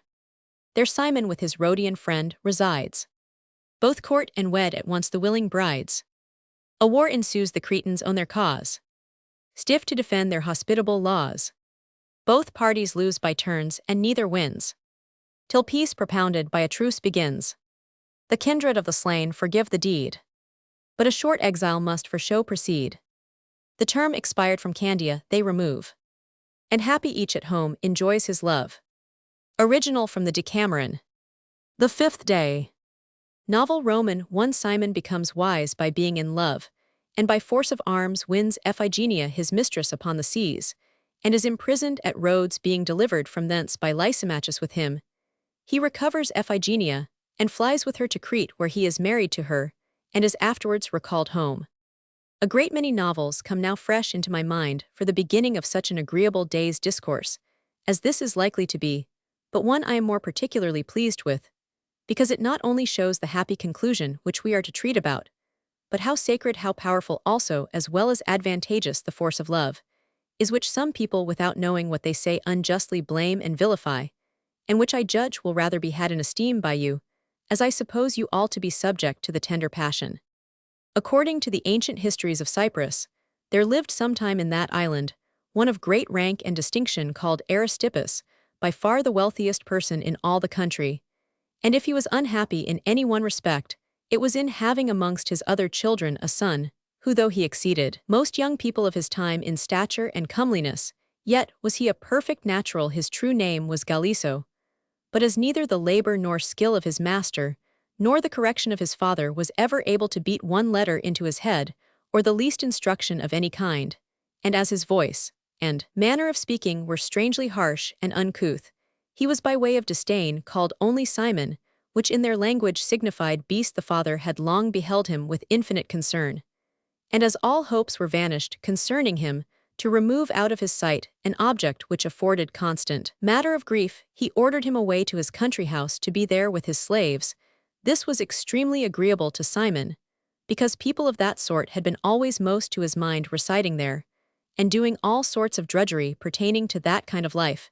It happened one day as he was going about noontide with his staff upon his shoulder from one farm to another that he passed through a pleasant grove, which as it was then the month of May was all in bloom, from whence, as his stars led him, he came into a meadow, surrounded with high trees, in one corner of which was a crystal spring, and by the side of it upon the grass lay a most beautiful damsel asleep, clothed with a mantle, so exceedingly fine and delicate as scarcely to conceal underneath the exquisite whiteness of her skin, only from her waist downwards. She wore a white silken quilt, and at her feet were sleeping likewise two women and a man-servant. As soon as Simon cast his eye upon her, as if he had never seen the face of a woman, before he stood leaning upon his staff, and began to gaze with the utmost astonishment, without speaking a word, when suddenly in his rude, uncivilized breast, which had hitherto been incapable of receiving the least impression of politeness whatsoever, a sudden thought arose, which seemed to intimate to his gross and shallow understanding that this was the most agreeable sight that ever was seen. From thence, he began to examine each part by itself, commending every limb and feature, and being now become a judge of beauty from a mere idiot, he grew very desirous of seeing her eyes, on which account he was going several times to wake her. But as she so far excelled all other women that he ever saw, he was in doubt whether she was a mortal creature. This made him wait to see if she would awake of her own accord, and though that expectation seemed tedious to him, yet so pleasing was the object that he had no power to leave it. After a long time she came to herself, and raising up her head, saw Simon stand propped upon his stick before her, at which she was surprised, and said, "Simon, what are you looking for here at this time of day now?" He was known all over the country as well for his own rusticity as his father's nobility and great wealth. He made no answer, but stood with his eyes fixed upon hers, which seemed to dart a sweetness that filled him with a kind of joy to which he had hitherto been a stranger. Whilst she, observing this, and not knowing what his rudeness might prompt him to, called up her women, and then said, "Simon, go about your business." He replied, "I will go along with you." And though she was afraid and would have avoided his company, yet he would not leave her till he had brought her to her own house. From thence, he went home to his father, when he declared that he would return no more into the country, which was very disagreeable to all his friends.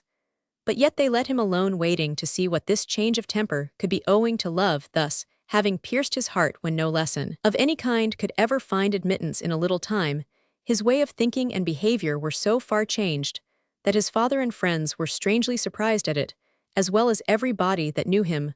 First of all, then, he asked his father to let him have clothes, and everything else like his brethren, to which the father very willingly consented, conversing too with young gentlemen of character, and observing their ways and manner of behaving. In a very short time, he not only got over the first rudiments of learning, but attained to some knowledge in philosophy. Afterwards, his love for Iphigenia being the sole cause of it, his rude and rustic speech was changed into a tone more agreeable and civilized. He grew also a master of music, and with regard to the military art, as well by sea as land, he became as expert and gallant as the best. In short, not to run over all his excellencies, before the expiration of the 4th year from his being first in love, he turned out the most accomplished young gentleman in every respect that ever Cyprus could boast. Of what then, most gracious ladies, shall we say of Simon?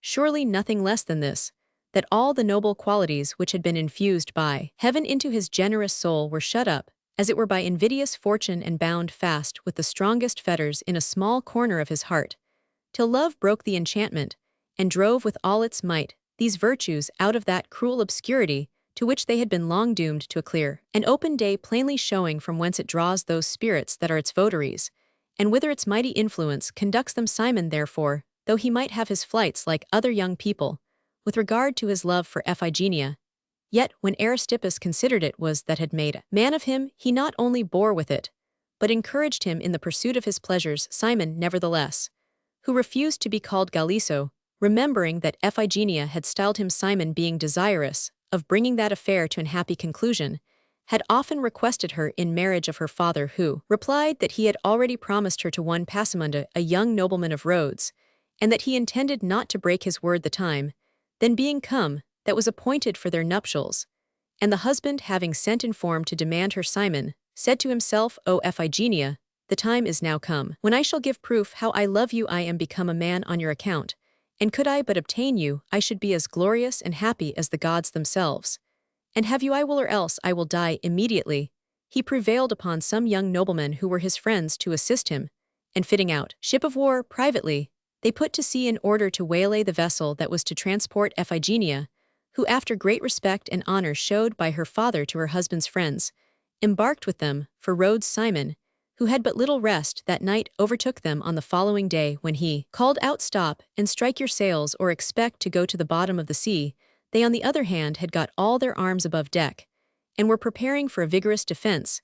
He therefore threw a grappling iron upon the other ship, which was making the best of its way, and drew it close to his own, when, like a lion, without waiting for anyone to second him, he jumped singly among his enemies, as if he cared not for them, and love spurring him on with incredible force, he cut and drove them all like so many sheep before him, till they soon threw down their arms, acknowledging themselves his prisoners. When he addressed himself to them in the following manner, Gentlemen, it is no desire of plunder, nor enmity to any of your company that made me leave Cyprus to fall upon you here in this manner.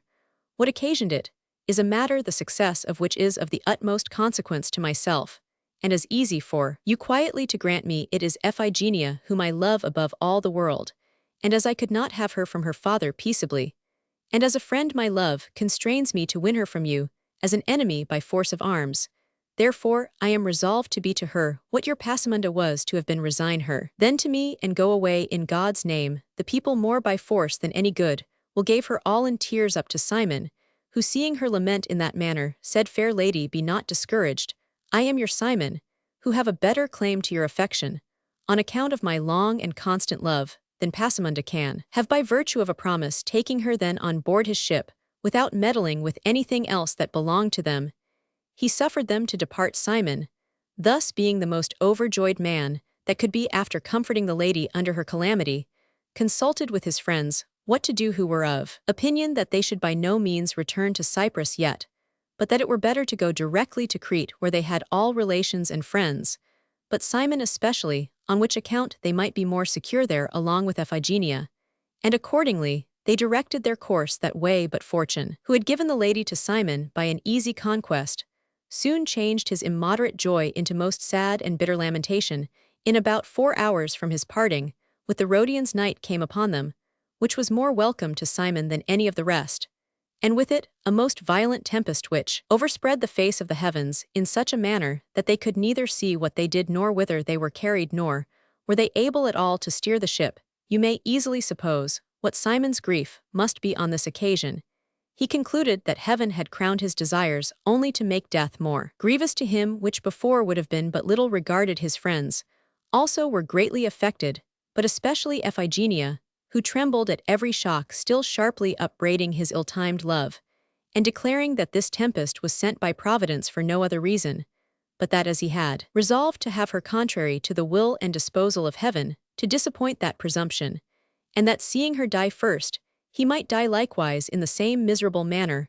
Amongst such complaints as these they were carried at last, the wind growing continually more violent near the island of Rhodes, and not knowing where they were, they endeavored for the safety of their lives to get to land if possible. In this they succeeded, and got into a little bay where the Rhodian ship had arrived just before them, nor did they know they were at Rhodes till the next morning, when they saw about a bow shot from them the same ship they had parted with the day before. Simon was greatly concerned at this, and fearing what afterwards came to pass, he bid them put to sea if possible and trust to fortune, for they could never be in a worse place. They used all possible means then to get out, but in vain. The wind was strongly against them, and drove them to shore in spite of all they could do to prevent it. They were soon known by the sailors of the other ship, who had now gained the shore, and who ran to a neighboring town, where the young gentlemen that had been on board were just gone before and informed them how Simon and Iphigenia were like themselves driven thither by stress of weather. They hearing this brought a great many people from the town to the seaside, and took Simon and his companions prisoners who had got on shore, with a design of flying to a neighboring wood, as also Iphigenia, and brought them all together to the town. Pasamundi, upon hearing the news, went and made his complaints to the Senate, who accordingly sent Lysimachus, who was chief magistrate that year, along with a guard of soldiers, to conduct them to prison. Thus the miserable and enamored Simon lost his mistress soon after he had gained her, and without having scarcely so much as a kiss for his pains. In the meantime, Iphigenia was handsomely received by many ladies of quality, and comforted for the trouble she had sustained in being made a captive as well as in the storm at sea, and she remained with them till the day appointed for her nuptials. However, Simon and his friends had their lives granted them, though Pasamundi used all his endeavors to the contrary, for the favor showed to the Rhodians the day before, but they were sentenced to perpetual imprisonment, where they remained sorrowfully enough, as they had no hopes of obtaining their liberty now, whilst Pasamunda was making preparation for his nuptials. Fortune, as if she had repented the injury done to Simon, produced a new circumstance for his deliverance. Pasamunda had a brother beneath him in years, but not in virtue, called Ormista, who had been long talked of as about to marry a beautiful lady of that city called Cassandra, whom Lysimachus was also in love with, and had for some time been prevented marrying her by diverse unlucky accidents.